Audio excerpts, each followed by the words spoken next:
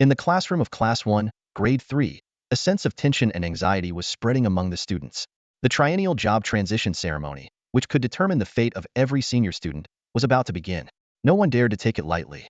In the third-to-last row by the window, Qin Fan gazed outside with a complex expression. As a transmigrator, he had been living in this world for 7 years. This was a magical parallel universe that had undergone a transformation 100 years ago when the realm of God's game merged with reality. The Earth's landmass expanded a millionfold, with secret realms and dungeons appearing one after another, and monsters rampaging across the globe. To combat the magical disaster, everyone who turned 18 and reached level 10 was required to participate in the job transition ceremony. The job transition system was divided into 3 main categories: combat professions, enhancement professions, and life professions. Among these, combat professions sat at the pinnacle of the pyramid, coveted by all who underwent the transition. Even the most ordinary life profession allowed its holder to rise above the life of an average person, gaining a superior status.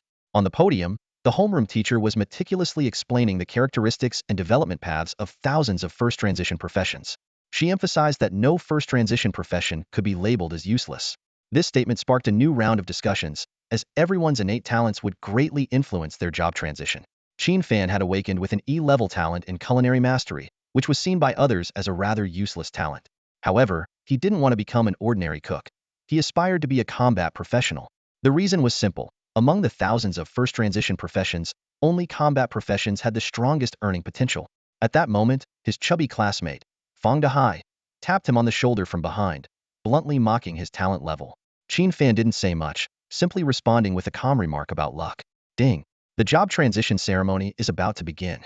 System activation in progress. System binding successful. Newbie gift pack issued. Would you like to claim it? Ding. The newbie gift pack contains an SS level talent, Beast Affinity. A system prompt suddenly echoed in Qin Fan's mind. In the schoolyard of Yizhong, a grand ceremony of career transformation was underway. On a high platform, a mage dressed in a light blue robe held a staff, channeling magic into a massive magic circle.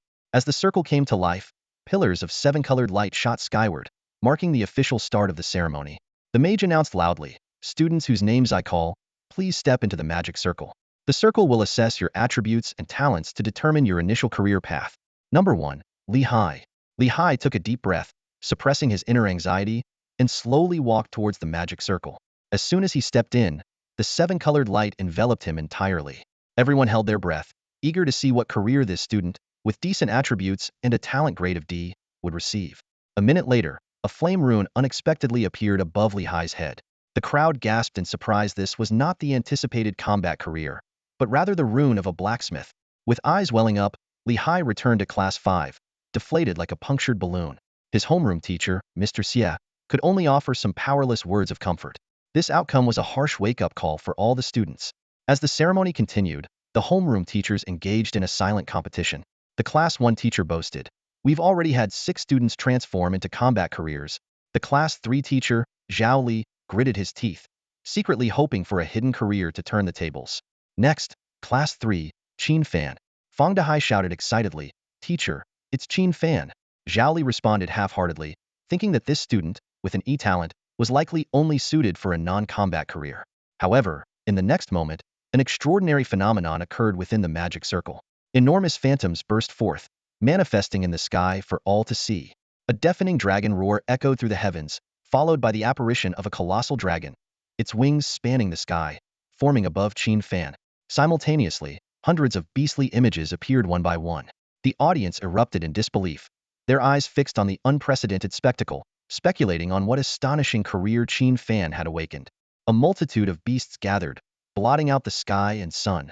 "My goodness, this is a divine miracle. It's truly a miracle."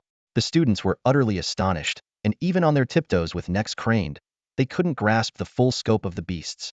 Above the myriad of beasts loomed the spectral image of a colossal dragon, emanating an overwhelmingly terrifying aura.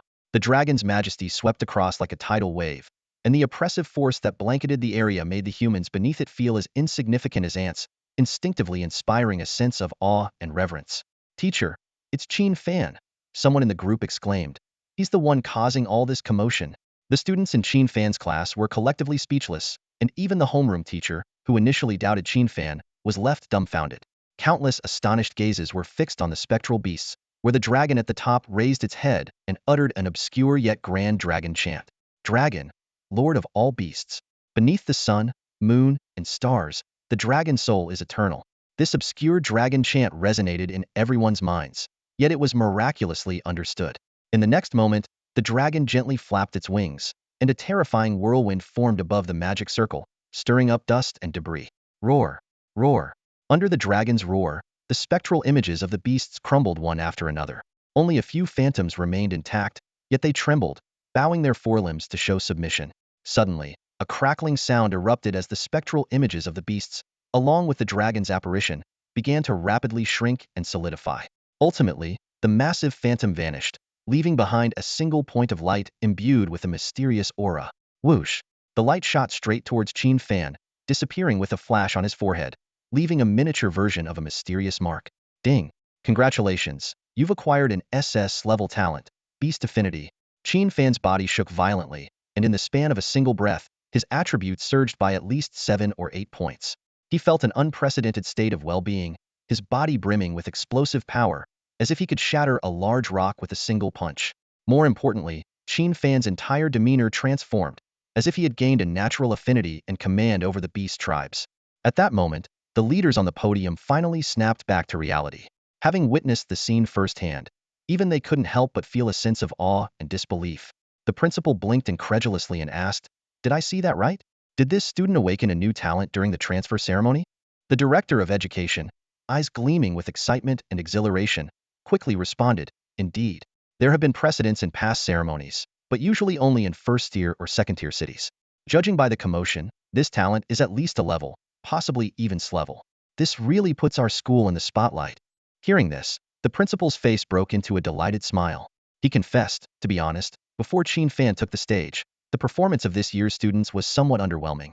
But now, with the dragon phenomenon accompanied by the shadows of myriad beasts, this student's new career might be related to dragons. Is it a dragon mage or a dragon blood warrior? He clenched his fists in excitement. Fantastic! We've finally got a promising talent. No sooner had the principal finished speaking than the director added, "Both dragon mage and dragon blood warrior are hidden professions. Could it be that our school, in a remote, 8th-tier city, is about to produce a student with a first transfer hidden profession? Even if it's not related to dragons, a beast master is still a top-tier combat profession." At that moment, everyone present held their breath, palms sweaty, eyes fixed intently on Qin Fan, who was still in the midst of his transfer. The principal was secretly calculating. This is a 1 in a billion chance. If this student truly has a hidden profession, his future achievements will be limitless. As long as he doesn't fall prematurely, becoming a significant figure is just a matter of time. He had already decided in his heart that if Qin Fan's hidden profession was confirmed, the school would spare no effort to cultivate him. This was no longer just about Qin Fan personally. It concerned the future development of the entire school. The school's reputation, the quality of incoming students next year, and even government funding would all be impacted. One person's success could elevate the entire school, benefiting everyone because of Qin Fan. However, Qin Fan himself was oblivious to all of this. The transfer ceremony finally reached its conclusion. Above the magic circle, beams of multicolored light interwove, casting rays onto Qin Fan. A minute later, a rune imbued with mysterious energy appeared within his reach. This rune, this aura, there's no mistake, it's a hidden profession. This student, he really did it. Several school leaders stood up almost simultaneously, eyes glued to the rune, their breath heavy with indescribable excitement. Qin Fan reached out with his right hand and gently touched the rune. It instantly transformed into countless points of light, merging into his body. The transfer was a success. Almost at the same moment, there was a loud bang, and a figure shot out from the direction of the podium like a cannonball. It was the principal, who shattered a table underfoot and appeared before Qin Fan in the blink of an eye. His square face was flushed with excitement, eyes wide like saucers. "Qin Fan, what's your first transfer profession? Dragon blood warrior? Or dragon mage?" The principal gripped Qin Fan's shoulders tightly, almost crushing the young man's bones. Facing the principal's fervent gaze, Qin Fan bowed respectfully and answered truthfully, "My first transfer hidden profession is Dragon Tamer." Everyone was stunned. Dragon Tamer? What kind of profession is that? Does it involve taming dragons? They exchanged puzzled looks, and even the well-informed principal was at a loss. Although they had never heard of this profession, it sounded impressive just from the name. Fortunately, Qin Fan had received an introduction to his profession after the transfer. As everyone had speculated, Dragon Tamer was indeed an advanced version of Beastmaster. The difference was that the former formed contracts with sacred dragons, or those with dragon lineage, while the latter formed contracts with magical beasts. The principal's expression shifted rapidly, his eyes fixed on Qin Fan as he anxiously asked, "Are you sure? You can only contract sacred dragons or those with dragon lineage, and no other magical beasts?" Qin Fan nodded, affirming, "Yes. And the dragons a Dragon Tamer contracts must have pure bloodlines. Even the lowest tier of earth dragons with diluted dragon lineage would be naturally rejected by the contract." Upon hearing this, the principal's expression froze. It was a look of indescribable disappointment, as if doused with cold water after a moment of joy. Not just him, but all the thousands present wore the same expression. As they learned the true nature of the Dragon Tamer profession from Qin Fan, everyone fell into silence. The name Dragon Tamer sounds so impressive, someone couldn't help but exclaim, causing a burst of laughter. The principal's expression, however, turned grim. As an experienced warrior, he understood the rarity and power of dragons. Even the weakest of the dragon kin were comparable to third or fourth tier warriors. Yet, the young man who had just transitioned was only a first tier novice. The idea of him taming a dragon was nothing short of a fantasy. To make matters worse, Qin Fan himself had mentioned that the Dragon Tamer's contract automatically rejected dragons with impure bloodlines. Didn't this mean that his transition was utterly pointless? The principal's face twitched slightly as he struggled to hide his disappointment. He patted Qin Fan on the shoulder, managing to offer a somewhat forced consolation. "It's all right. At least it's a hidden class, and an unprecedented one at that. Even if it doesn't have boundless potential, it certainly has research value." Research value? The crowd couldn't hold back any longer and erupted into laughter. Someone even mocked, "Principal, are you planning to dissect him for research?" The shift from high expectations to worthlessness happened so quickly and unexpectedly. The crowd's hope turned into disappointment, but Qin Fan, the person in question, remained calm and unbothered. Some began to speculate that perhaps he had been hit so hard he lost his mind. Someone tried to offer a suggestion for Qin Fan. Why not try a wyvern or a land dragon? Wyverns are out of the question. Another person shook their head, unless it's a land dragon with the thinnest dragon bloodline, and even then, it would have to be the lowest of its kind. But what would be the point? The lowest land dragons aren't recognized by dragon bloodlines, and have even lost their intrinsic magical abilities. The discussions continued, with some expressing sympathy, others mocking, and some even joking. "I once had a mangy dog that supposedly had a trace of dragon blood. Want to give it a try?" The principal gave Qin Fan a final, meaningful look and advised, "The college entrance exam is in a month. When you enter the secret realm, try to keep a low profile. If you're lucky, you might encounter some low-level beasts. Collecting some materials and experience could help you get by." Just then, a system notification sounded in Qin Fan's mind. "Ding! Congratulations, host. You have triggered a challenge mission. The mission requires top the city-level exams in a month, aiming to be the top scorer above city level. Excellent score city top score perfect score province top score. Mission rewards." Another notification followed. "Ding! The system has issued a daily mission. Please complete it promptly." Qin Fan paid no attention to the mocking voices of his classmates around him. He quietly returned to the classroom and sat down, focusing entirely on the system that had suddenly appeared. As an avid reader of online novels and a time traveler, he knew that his very own golden opportunity had finally arrived. A voice echoed in his mind. Upon completing achievement tasks, the system will grant the host generous rewards. Failure will result in severe penalties. To facilitate the appropriate career rewards, please bind a profession as soon as possible. Would the host like to bind the Dragon Tamer profession? Without hesitation, Qin Fan chose yes. Although Dragon Tamer was a long-lost profession with scarce information and hard-to-find skill books, and despite not having a dragon yet, it was undeniably a combat profession. Sensing his concern, the system promptly chimed in, "Profession binding successful. Congratulations on activating the Ultimate Beast Mastery System. A beginner's career package is now awarded. 1 dragon egg. Please check your exclusive system inventory." Thrilled, Qin Fan mentally commanded the system inventory to open. A blue information panel appeared before him. He instinctively glanced around to ensure no one else could see it, then focused on the crimson dragon egg adorned with golden patterns in the inventory. Using the Eye of Appraisal skill, the egg's details were revealed. Dragon Egg SSS can be tamed using dragon taming technique. Success grants a blazing holy dragon hatchling as a dragon pet. Note: the hatchling loves divine fire jade essence, which greatly increases taming success. Qin Fan frowned slightly. He had no access to this great treasure, divine fire jade essence. However, he decided to attempt taming it with the dragon taming technique directly. Gathering his things, Qin Fan left the classroom with a smile, leaving his puzzled classmates behind. Returning to Anning City's orphanage, what he called home, he was immediately surrounded by a group of adorable children. They clung to his pants, quickly turning him into a tree full of monkeys. The orphanage's caretaker, a kind-hearted middle-aged woman, came out, smiling as she asked, "Qin Fan, you're back. What profession did you choose? Is it a chef?" Qin Fan replied with a grin, "Not a chef. It's a secret. I'll tell you in a few days." After dinner, Qin Fan retreated to his modest room to check his personal information panel. Name: Qin Fan. Age: 18. Level: 10. Profession: Dragon Tamer. Talent: Beast Affinity SSS. Attributes: Strength 15. Intelligence 15. Constitution 15. Agility 15. Professional skill: Dragon Taming Technique S. With the SS level Beast Affinity talent, Qin Fan's attributes were 5 points higher than the average person. This talent not only enhanced his stats, but also made it easier to gain favor with beasts and significantly boosted all beast mastery skills. Eagerly, Qin Fan retrieved the SS-level dragon egg from the system space, ready to attempt taming it with the dragon taming technique. The dragon egg was as large as a human head, with a fiery red shell adorned with intricate golden patterns that emitted mysterious waves. As Qin Fan held the dragon egg in his hands, he immediately felt an intense heat, causing the room's temperature to rise and become uncomfortably warm. Even more astonishing was that Qin Fan could sense the breathing rhythm of the dragon egg.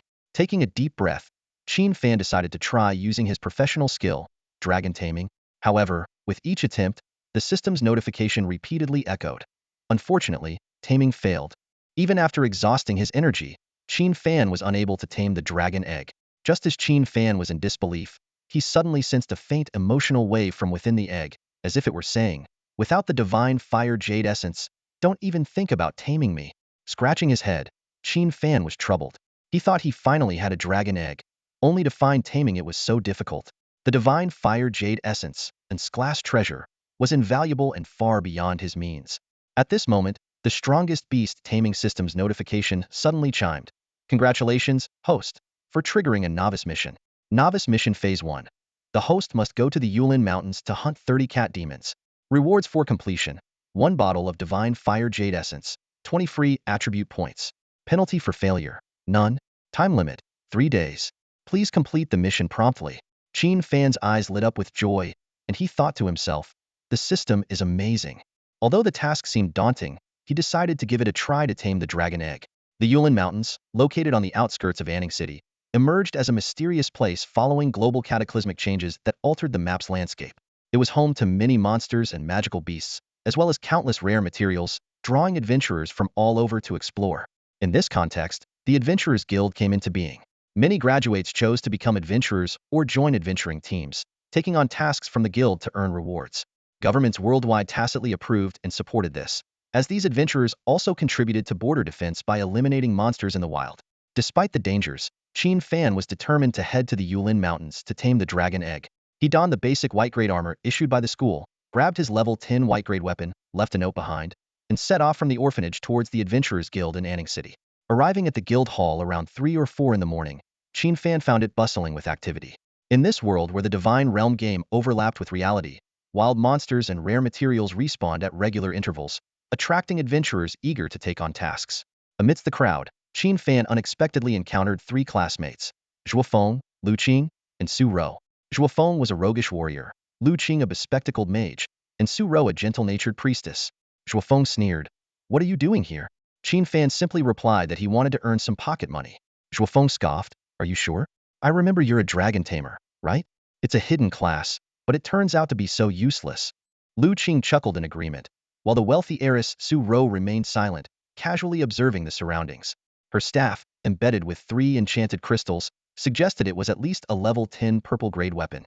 Turning to Su Rou, Zhuofeng fawned, "Miss Su, whatever task you choose, will certainly help you complete it and stay by your side." Ignoring them, Qin Fan focused on accepting several demon-related tasks before boarding the light rail bus to the Yulin Mountains. Su Rou and her companions followed, accompanied by 3 robust men at level 14. As the light rail arrived at the entrance of the Yulin Mountains, the first hints of dawn were just beginning to seep into the valley at 5 in the morning. The air was filled with the calls of unknown birds, mingling with the chirping of insects and the croaking of frogs, creating a symphony of the early morning. Qin Fan jumped off the light rail bus, ignoring Su Rou, Zhuofeng, and Lu Qing behind him, and headed straight towards the outskirts of the Yulin Mountains. "Don't worry. With us uncles around, this mission will be a piece of cake." The 3 burly men following Su Rou thumped their chests and laughed boisterously. This made Su Rou frown in frustration. She hadn't wanted these rough-looking men to join their group, But Feng and Lu Qing had given in to their intimidation. With no other choice, she reluctantly set off. Qin Fan sighed inwardly, wanting to warn Su Ro to stay away from those thuggish adventurers. Such rogue adventurers often harbored malicious intentions and could be ruthless. For the sake of profit, they might betray friends, stab them in the back, or even resort to robbery and murder. Moreover, Su Ro was not only a beautiful young woman but also came from a wealthy family. In these desolate, monster-infested mountains, those desperate individuals might target her. However, Qin Fan was no saint and decided not to meddle. The fate of those classmates was none of his concern. After collecting his thoughts, Qin Fan unfolded a map and headed towards a more secluded area. Along the way, he spotted several low-level magical beasts that could be turned into delicious meals, such as horned antelopes, armored boars, and unicorn rabbits. These creatures were known for their tender and flavorful meat. But today, his goal wasn't hunting. It was to complete a beginner's mission given by the system. Soon, Qin Fan arrived at a small valley. He nimbly climbed a tall tree and surveyed the valley below. His eyes fell upon his target for this mission, the cat demons. Qin Fan quickly activated his appraisal eye skill to scan the group of creatures. Monster, cat demon. Level, 11. Type, beast monster. Skills, bite, frenzy. Quality, black iron. Note, common in the Yulin Mountains, these creatures like to attack enemies with their sharp claws and teeth. Roughly estimating, there were about 30 to 40 cat demons in the valley. Qin Fan knew that charging into them heat would be a death sentence. The difficulty of this mission was clearly beyond the capability of an average student, and even the school's teachers would find handling such a number of cat demons challenging. However, Qin Fan had a plan. His hidden class was Dragon Master, and more importantly, he possessed an SS-level talent beast affinity. Although Dragon Master skills couldn't tame these cat demons, the powerful talent of beast affinity should suffice to deal with them. Despite this, Qin Fan decided to proceed cautiously to avoid any unforeseen mishaps. Let's try with a single cat demon first, Qin Fan thought to himself, then cast a universal skill on himself, Cat's Grace. Cat's Grace F. For 3 minutes, it allows the user to move, jump, and climb without making any noise. In this world, skills are divided into 3 categories: talent skills, class skills, and universal skills.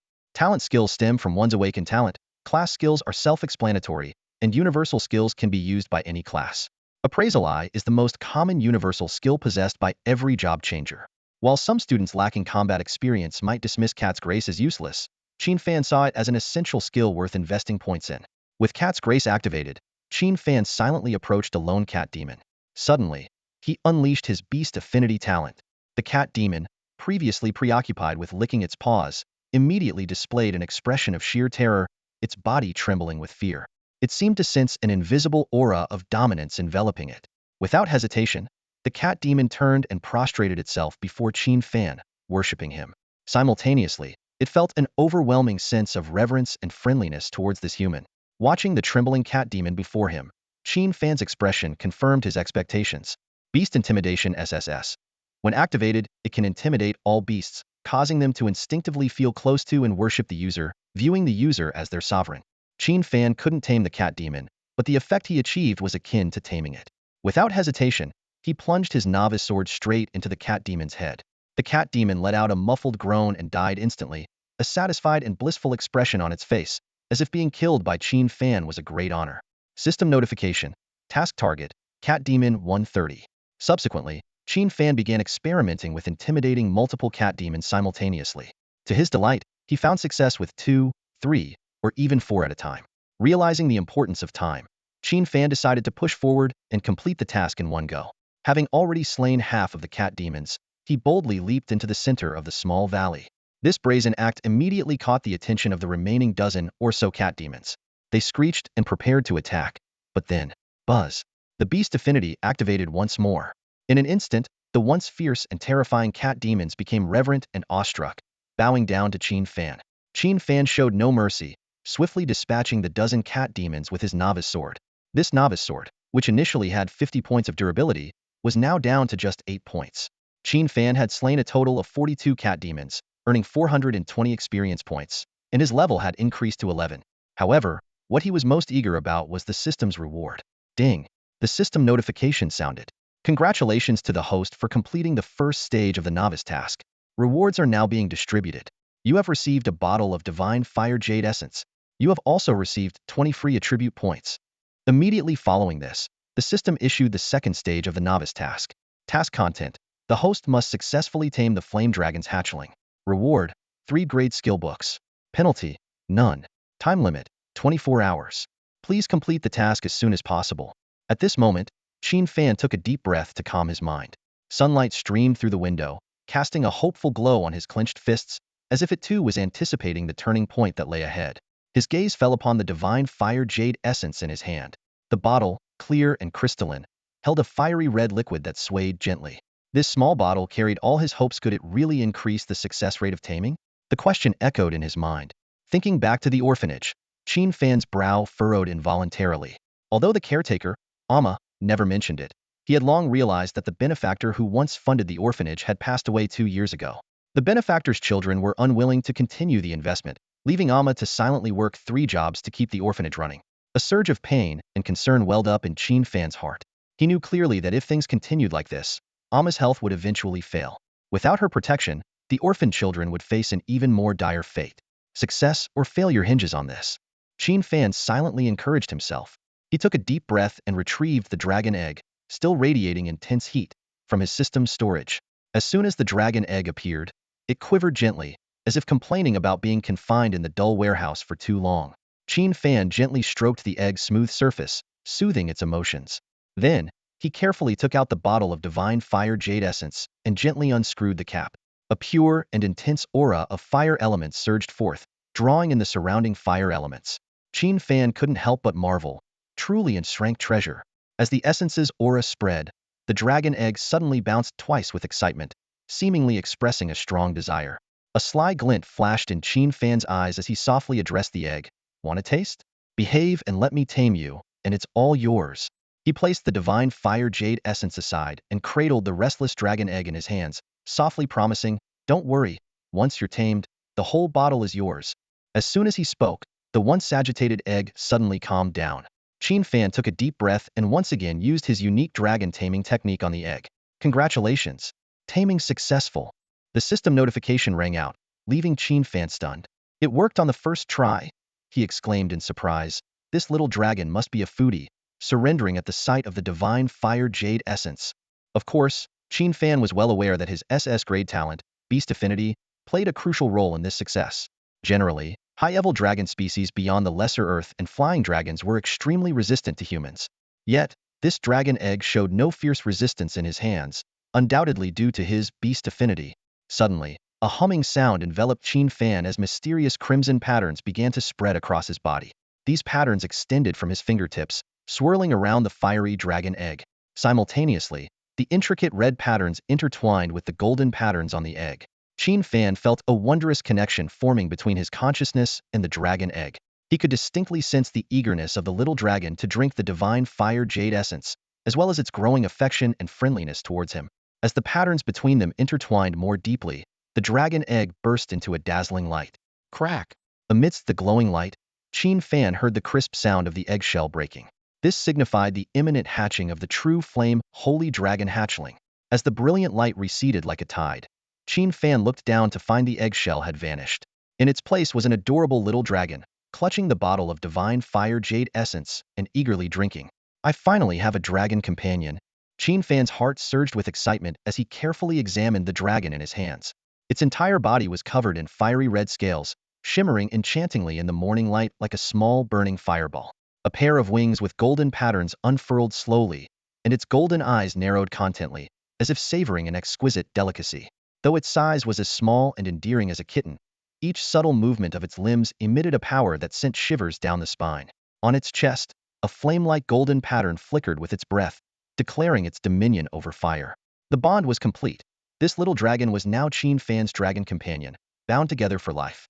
With a thought, the dragon's detailed information appeared before him.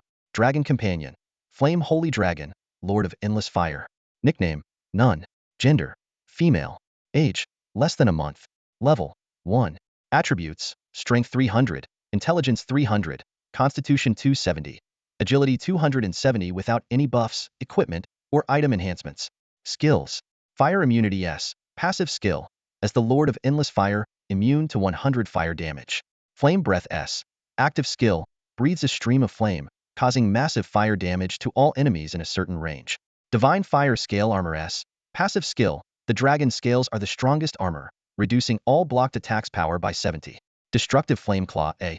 Active skill, ignites claws with flames, delivering a powerful strike in a fan-shaped area ahead, causing damage to all enemies. Incredible. Absolutely incredible. Qin Fan was astounded by these stats. The extraordinary attributes alone were astonishing, not to mention that 3 of its skills were rank and 1 was a rank. In this resource-scarce world, even crank skill books were extremely valuable. A single crank skill book could fetch at least 10 million dragon coins on the market, often with no availability. Yet, this newly hatched dragon came with 4 powerful skills. No wonder dragons were exalted beings, and no wonder no beast tamer had ever succeeded in taming a high-level dragon. Humans could hardly match the innate potential of dragons.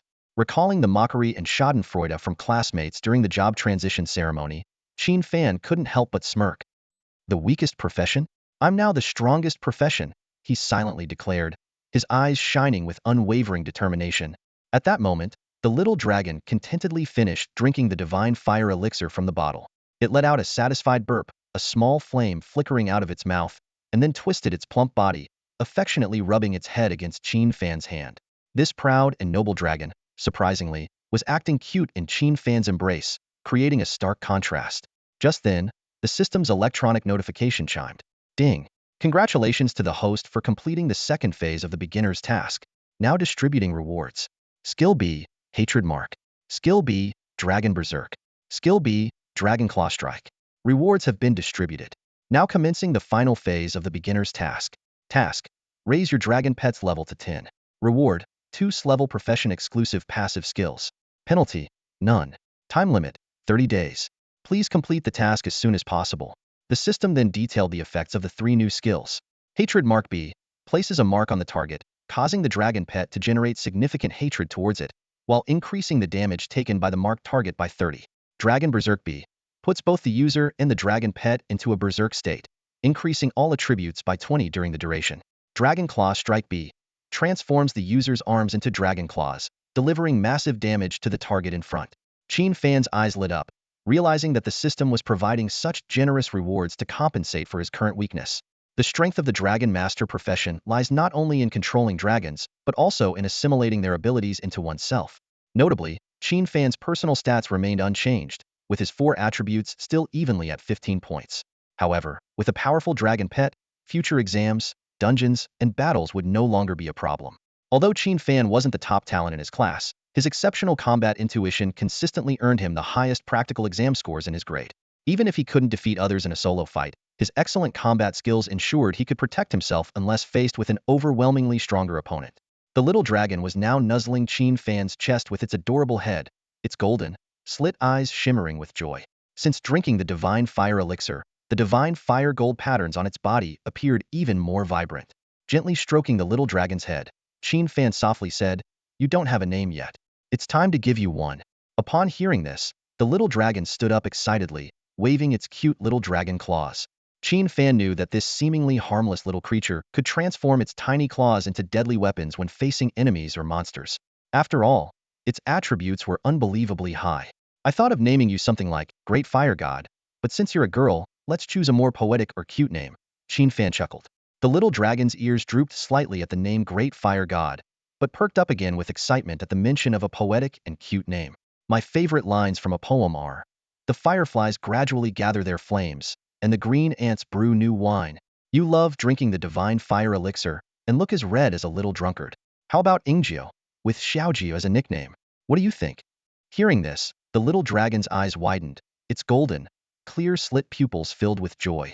It continuously nuzzled Qin Fan's chest, clearly delighted with the poetic name. Then it settled, Qin Fan said, just as the little dragon's information panel updated. Name: Ingjio. Nickname: Xiaojio.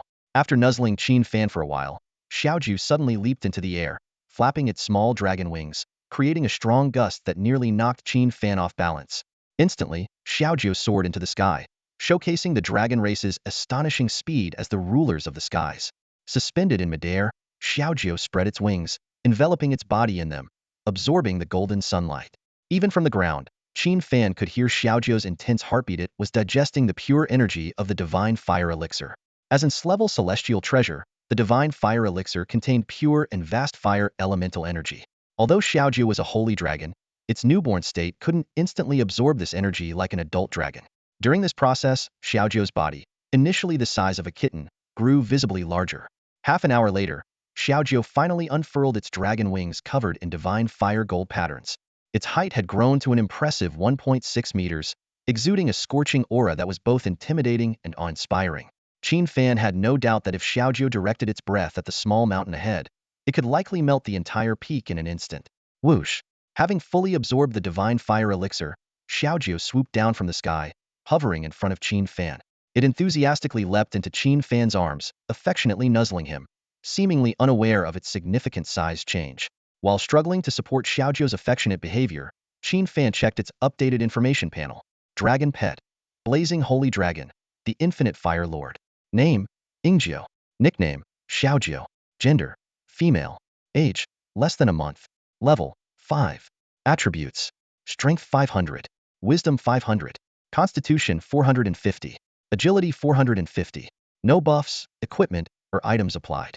After absorbing the full energy of the Scray Divine Fire Jade Marrow, Qin Fan was surprised to see that his level only increased by 4. For humans, consuming and digesting such a high-grade treasure would typically result in a level boost of 10 or more, even from a level 1 state. This highlighted the fact that dragons require significantly more experience to level up compared to humans. However, this vast experience requirement also came with substantial rewards. Xiaojuo's attributes saw a staggering increase. Strength and wisdom skyrocketed from 300 to 500, while agility and constitution jumped from 270 to 450. Qin Fan couldn't help but marvel at the dragon's astonishing growth, truly befitting of its kind. As Qin Fan was engrossed in Xiaojuo's remarkable development, suddenly, the creature, which had been nuzzling against him affectionately, lifted its head alertly, its golden dragon eyes fixed on a corner of the small valley. Following Xiaojuo's gaze, Qin Fan spotted a group of minotaurs wielding stones. The system quickly provided information on these creatures. Monster: Minotaur. Level: 12. Type: Beast Monster. Skills: Throwing, Bull Rush. Quality: Black Iron. Note: common small monsters in the Ghost Forest Mountains, they have a taste for cat demons and are natural enemies. Qin Fan quickly realized that this group of minotaurs had come to the valley intending to hunt cat demons. However, they were evidently unprepared to face a mighty flame holy dragon instead. Under the powerful dragon aura released by Xiaojuo, the once fierce minotaurs were instantly terrified, trembling with fear and inadvertently dropping their stones. Clearly, these small monsters had completely lost the will to fight against a creature at the apex of the beast hierarchy. Despite being annoyed at the minotaurs for interrupting its time with its master, Xiaojuo obediently turned to Qin Fan, seeking permission with its eyes. "Master, can I kill them?" Qin Fan nodded slightly, granting permission. With his master's approval, Xiaojuo became visibly excited. With a gentle flap of its wings, it appeared like a phantom in front of the already petrified minotaurs. Without hesitation, Xiaojuo opened its dragon mouth, releasing a torrent of flames that engulfed the minotaurs like a waterfall. The fire roared, and the minotaurs were incinerated before they could even scream, leaving not a trace of ash. The scene left Qin Fan utterly stunned. Reflecting on his own struggles with cat demons, Qin Fan couldn't help but admire the dragon's strength. Even with his SS grade talent, Beast Affinity, he had a hard time dealing with a single cat demon, let alone a group of level 12 minotaurs.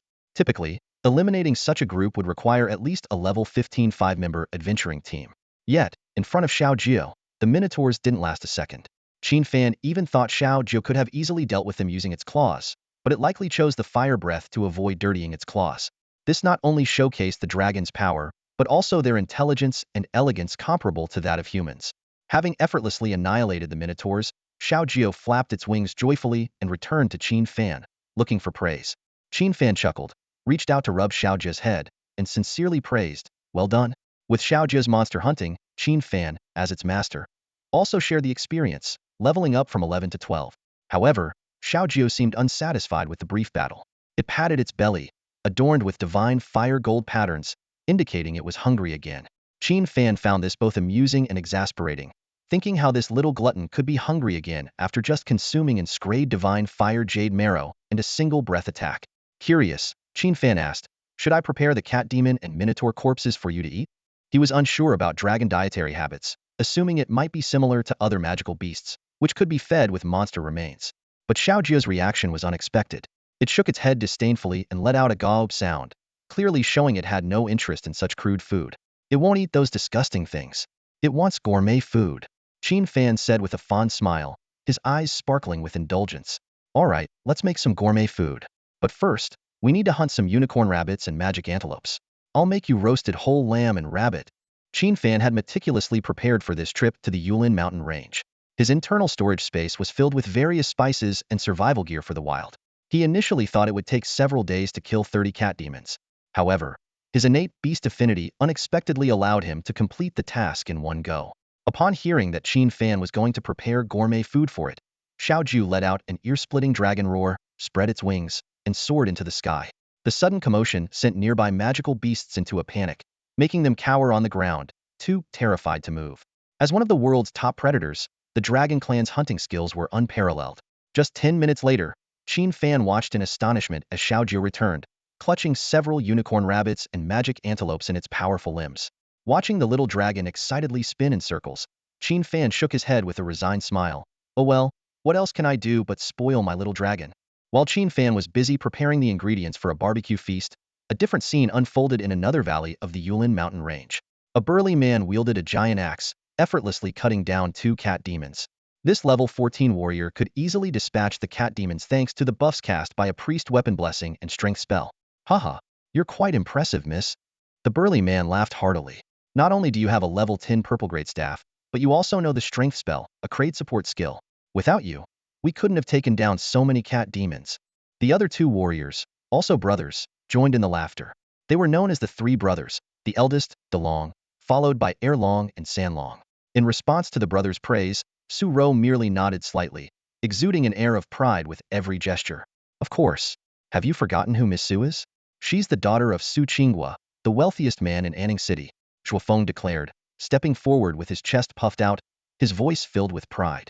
It was as if Su Rao's prestigious status also enhanced his own standing.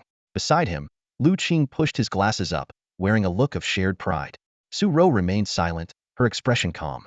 Her slender fingers gently brushed against a rare level 10 purple staff at her waist, as if such boasting had nothing to do with her. Hearing this, the 3 burly men plastered flattery on their faces, nodding repeatedly and uttering phrases like, indeed, and it's our honor. Yet, beneath their lowered gazes, a flicker of greed and ruthlessness was barely noticeable. Let's move on, Su Ro commanded coolly. The 3 men responded eagerly, their smiles widening. They were more than willing to venture deeper, knowing that fewer adventurers meant their secretive plans could finally unfold. Time flew by, and before long, it was the next day. Qin Fan had already moved beyond the outskirts of the Ghost Forest Mountains into a remote area. Here, the terrain was rugged and mountainous, with creatures residing there mostly reaching levels 15 and 16. Last night, Qin Fan had prepared a lavish feast for the young dragon Xiaojiu, unexpectedly finding that his discarded E-level life skill, culinary mastery, had come in handy. Suddenly, a dragon's roar shattered the silence of the valley, followed by an ear-splitting explosion of flames. As the dust settled, 5 unicorn rhinos level 16 black-scaled demon rhinos lay charred and lifeless. Qin Fan quickly stepped forward to collect the hearts, horns, and black scales of the rhinos. At that moment, he felt a familiar surge of energy, his level advancing to 13. 5 days later, Qin Fan stood atop a mountain peak, covered in blood. He had just single-handedly hunted an 18th level magical beast, the blue star leopard. His clothes were tattered, and his beginner armor was in ruins. However, his level had skyrocketed to 15, and Xiaoju had also advanced from level 5 to 7. Just as Qin Fan was about to continue his exploration, the long-awaited system notification rang out. Ding! Congratulations to the host for triggering a random mission. Hero saves the damsel. Mission content. Successfully rescue Miss Su from the Su family.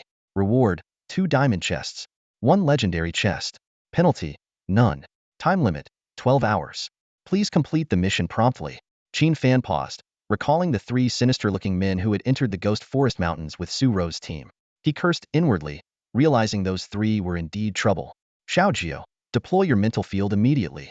Detect any movement around us. Qin Fan ordered, preparing to embark on this thrilling rescue mission. In a secluded valley near the edge of the inner perimeter of the Yulin mountain range, 6 figures stood amidst a chaotic scene of monster corpses and bloodstains.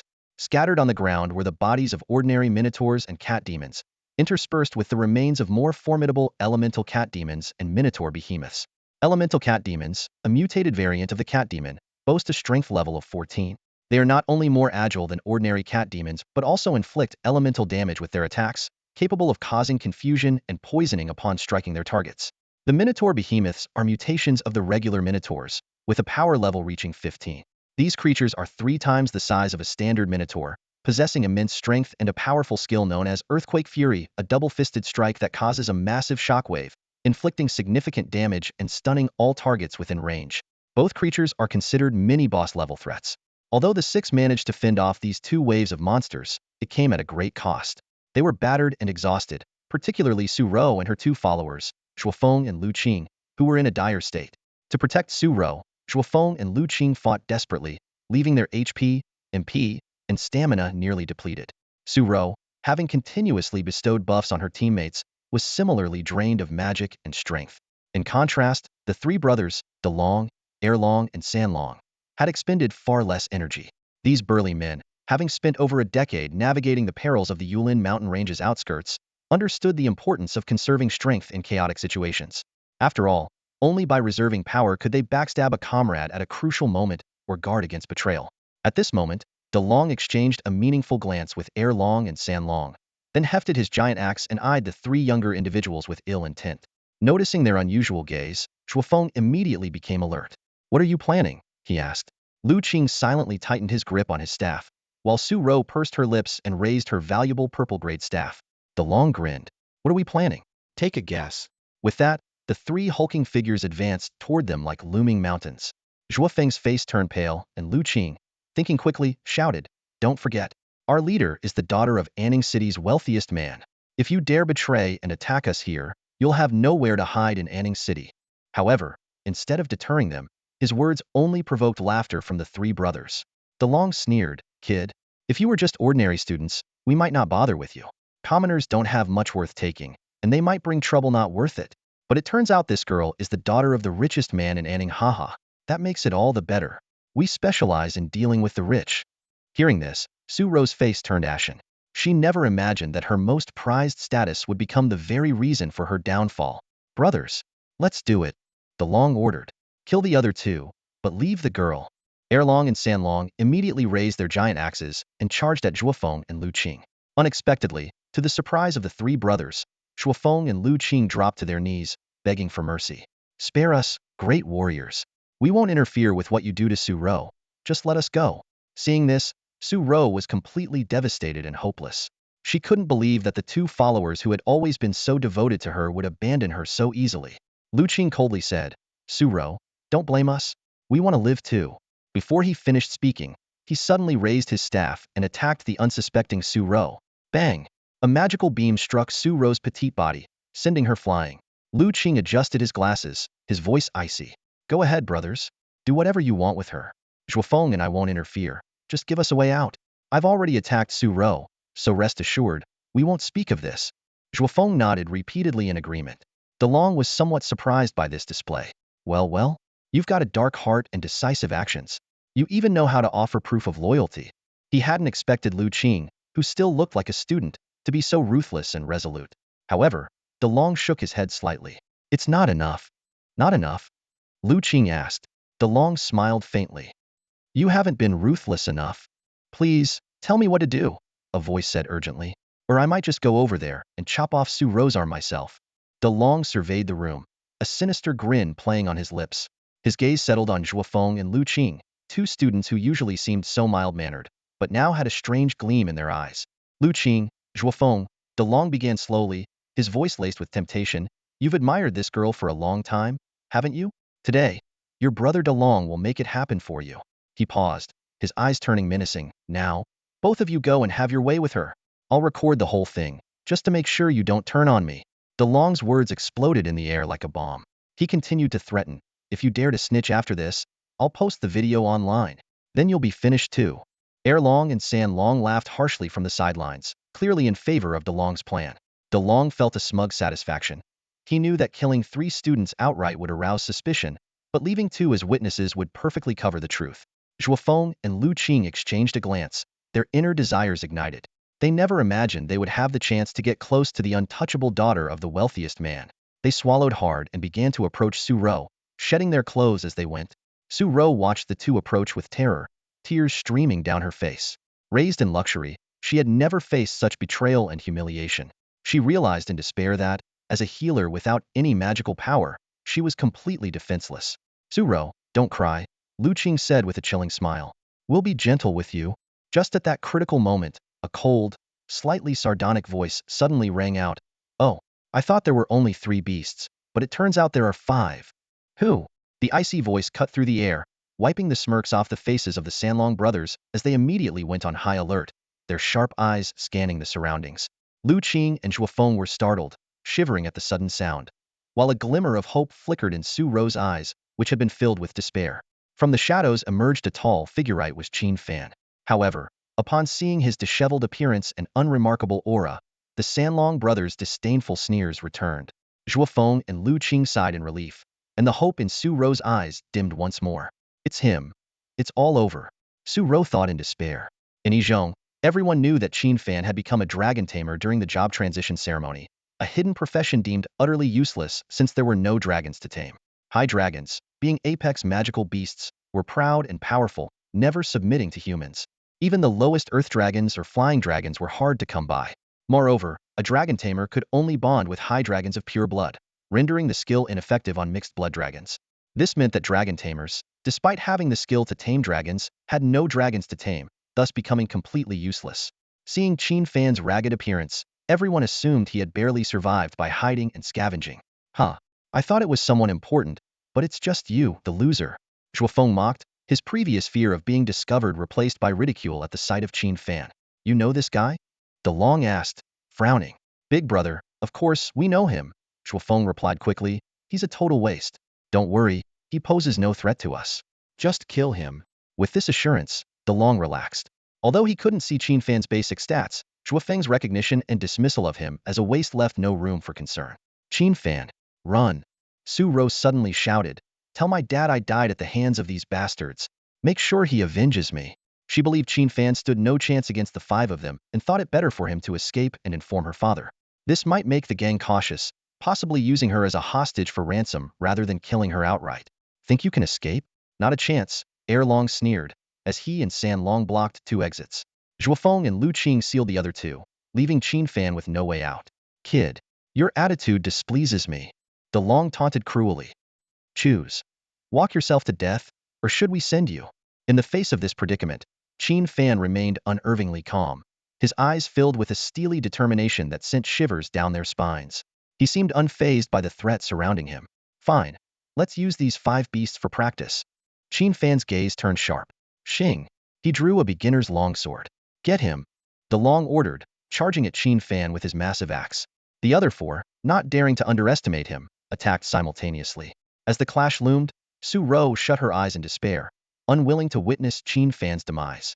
She felt a strange admiration for him, puzzled as to why he would risk himself to save her. Ah! Suddenly, a rough scream pierced the air. Su Ro opened her eyes, stunned by the scene before her.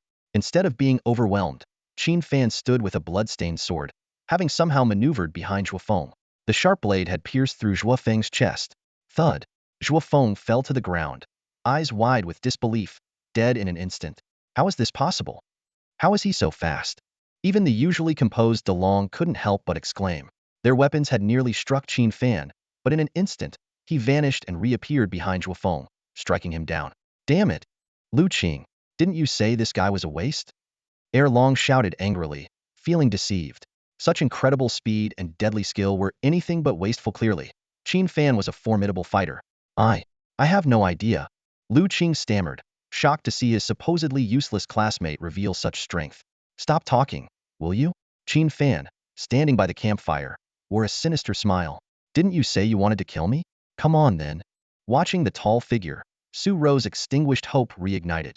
Her eyes sparkled with admiration as she fixed her gaze on Qin Fan's back, thinking, he's so strong. My hero. Brothers, full assault. Use Plan B. De Long, realizing there was no turning back, ordered a Funon attack. As De Long's words faded, the strategy of the 3 dragon brothers shifted instantly. Their massive axes vanished, replaced by heavy shields. Charge! With a commanding shout, the trio formed a triangular formation, encircling Qin Fan. They employed a slow, methodical charge, their steps heavy and deliberate, shields raised as they advanced on Qin Fan.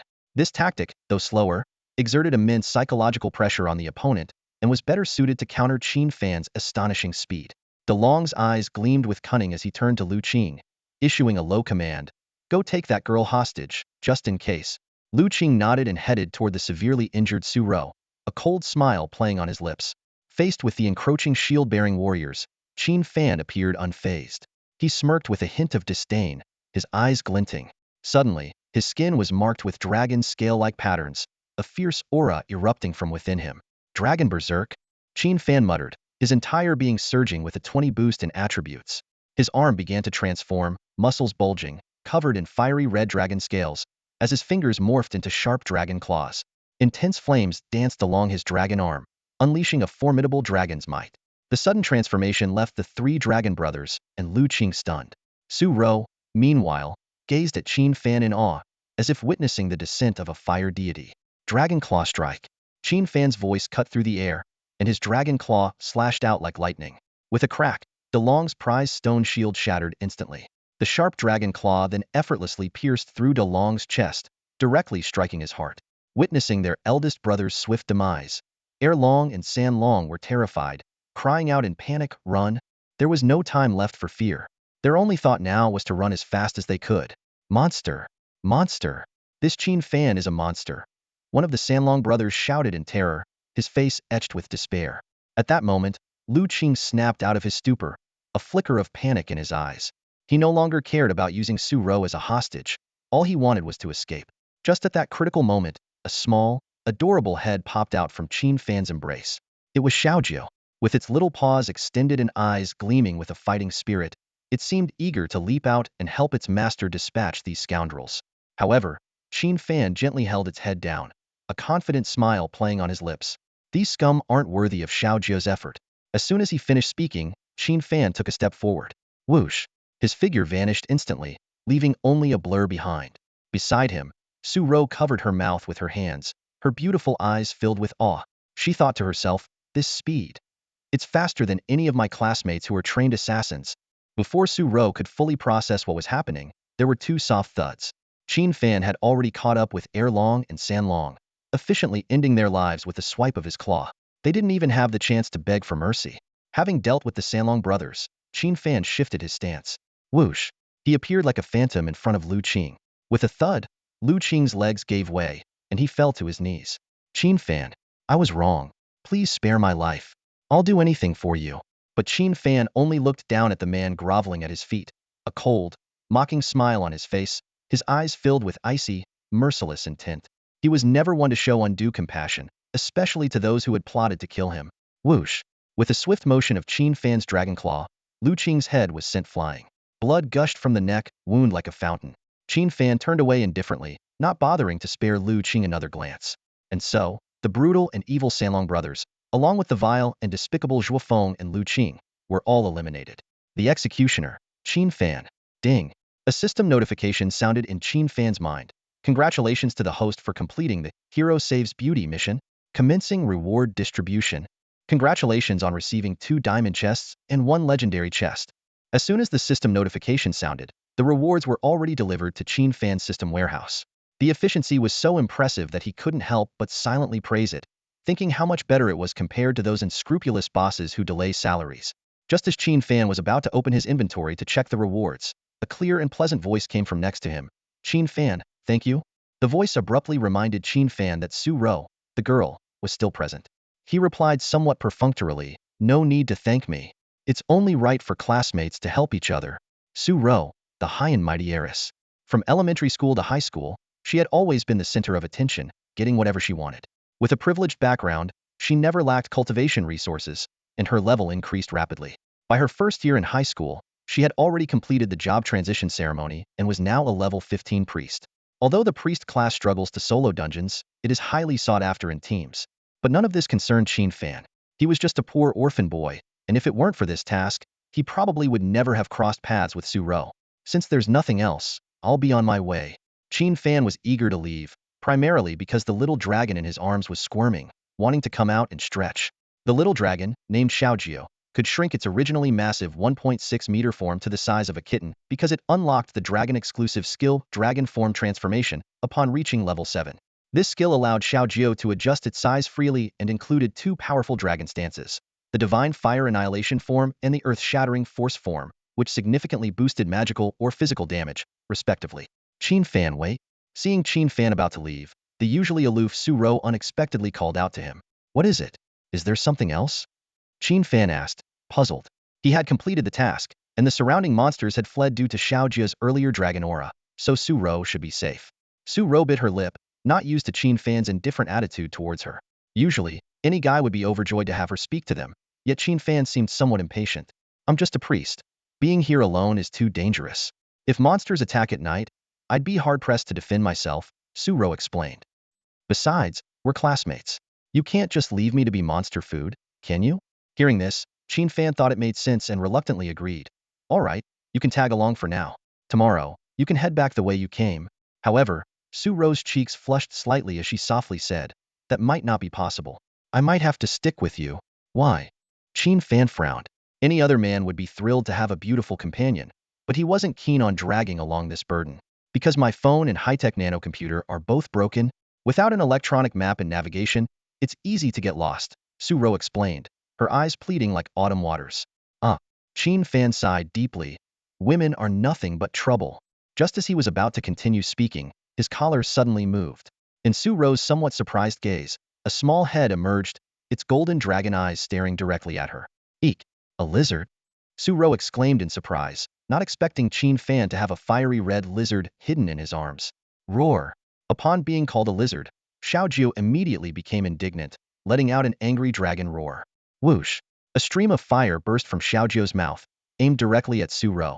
It seemed to be warning her. Don't talk nonsense, I'm a noble blazing sacred dragon, not some lizard. Xiaojiu's puffed-up look was endearing, and Su Rou couldn't help but smile warmly at the scene. Xiaojiu, don't be mad. Qin Fan quickly consoled. I'll make you something delicious. Su Rou didn't mean it, don't take it to heart. He gently stroked Xiaojiu's scales, careful not to startle Su Rou by any sudden moves from the little dragon. After all, this was a genuine blazing sacred dragon hatchling, a top-tier creature from legend. Su Rou felt a twinge of annoyance when she heard Qin Fan say she was all hair and no brains, just to appease the little one. But on second thought, she let it go. There was no need to compete with the youngster. Besides, was this little lizard actually Qin Fan's pet? Could it really have dragon blood? Thinking of Qin Fan's profession as a legendary dragon tamer, Su Rou's eyes widened. Is this a dragon? She suddenly asked. Qin Fan paused for a moment before slowly answering. Yes. This brief reply was like a hammer blow, shattering Su Rou's understanding. She stared incredulously at the little creature nestled in Qin Fan's arms, her mind echoing with disbelief. Could this little lizard really be a dragon? What kind of dragon is it? Su Rou probed further, her curiosity driving her to know more. Don't ask. Qin Fan replied calmly. It's impolite to pry further. Only then did Su Rou realize her faux pas and quickly apologized. She understood this touched on Qin Fan's professional secrets and that she shouldn't press too much. Despite this, she remained profoundly shocked. Not only had Qin Fan truly bonded with the dragon, but what astounded her more was his formidable personal combat prowess. Recalling how Qin Fan single-handedly defeated the three dragon brothers along with Shuofeng and Lu Qing in an instant, Su Rou suddenly realized she had grossly underestimated this peer. Her gaze returned to Qin Fan, her eyes reflecting amazement and newfound respect. Having completed the system's task, Qin Fan let out a sigh of relief. He found a spacious, flat mountaintop clearing and decided to set up camp there. As night fell, a bonfire was lit, with orange-red flames dispelling the surrounding darkness. Qin Fan skillfully hunted a few unicorn rabbits, cleaned them, and set them over the fire to roast. The aroma was tantalizing, whetting everyone's appetite. He thoughtfully tore the roasted rabbit meat into small pieces, feeding them piece by piece to the little dragon hatchling nestled in his arms. Little Gio wanted to revert to its normal size and devour the feast, but considering Su Rou's presence, it maintained its small and cute form, comfortably curled up in its owner's embrace, enjoying being fed. Notably, Little Gio's appetite shrank along with its size, and a few unicorn rabbits were enough to satisfy it far less than the several magic goats it could consume in its normal form. Su Rou watched in amazement, thinking that despite its small size, the little dragon hatchling could eat several unicorn rabbits quite impressive. What surprised her even more was Qin Fan's culinary skills. Even she, accustomed to the finest foods, had to admit the roasted rabbit was exceptionally delicious, leaving her mouth watering. After the meal, everyone prepared to rest. Qin Fan suddenly spoke seriously to Su Rou. I hope you can keep my contract with the dragon hatchling a secret. Su-ro nodded solemnly. Don't worry, I won't tell anyone, not even my father. She understood the significance of Qin Fan successfully contracting with a dragon hatchling. It was enough to make him the focus of national attention. Although the Dragon Kingdom had Dragon Tamers, no one had ever successfully contracted a true dragon. Qin Fan's accomplishment was unprecedented. Although she didn't know the specific bloodline level of the dragon hatchling, Su-ro understood that a dragon contracted by a Dragon Tamer must have a noble bloodline. It was just in its infancy, with its potential not yet fully realized. Reassured by Su-ro's promise, Qin Fan nodded gently. Then, they each returned to their tents to rest. In his small tent, Qin Fan closed his eyes and immersed himself. He silently recited, "System, open the warehouse." In an instant, a system warehouse panel visible only to Qin Fan appeared, with 3 glowing treasure chests lying quietly on itchwords for the recent random task. Qin Fan eagerly opened 2 of the diamond chests. Ding! All diamond chests have been successfully opened. The system prompt sounded, followed by a series of rewards. Congratulations! You have obtained the Xinjing Earth-Scale Sword. Congratulations! You have obtained the Swift Wind Set. Congratulations! You have obtained the top-tier Gene Enhancement Potion. Congratulations! You have obtained the Grade Skill Fire Dragon Bullet. Qin Fan carefully examined the attributes of each reward. Xinjing Earth-Scale Sword. Purple quality, suitable for level 15 Dragon Tamers and Dragon Blood Warriors. It provides significant attribute boosts and comes with multiple powerful effects, making it a formidable weapon. Swift Wind Set. Level 15 purple quality armor, including shoulder guards, belt, and greaves. Each piece offers substantial attribute boosts and enchantments that enhance attack speed, casting speed, and movement speed. The set effect significantly reduces damage taken. Top-tier Gene Enhancement Potion. Consuming it greatly enhances all 4-dimensional attributes and significantly improves genes. Fire Dragon Bullet. Upgrade skill that can condense a massive flaming dragon ball, causing area magic damage upon explosion. Qin Fan was overjoyed. These rewards were exactly what he needed. He eagerly donned the new armor, wielded the sharp sword covered in black scales, and drank the Gene Enhancement Potion in one go. If not for the time and place, he would have tested the Fire Dragon Bullet's power immediately. As the potion took effect, Qin Fan felt a warm sensation throughout his body, and his 4-dimensional attributes reached new heights. Strength 130, Intelligence 130, Constitution 120, Agility 120. These attributes far exceeded those of peers at the same level. If Su-ro saw this, she would surely be amazed again. Finally, Qin Fan turned his attention to the most precious legendary chest. He took a deep breath and clicked to open it. Ding! You have successfully opened the legendary chest. Congratulations! You have obtained the SS grade passive skill Bloodline Fusion. Bloodline Fusion.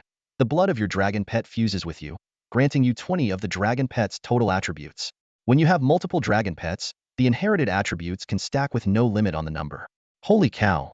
Qin Fan exclaimed in shock. This skill was incredible.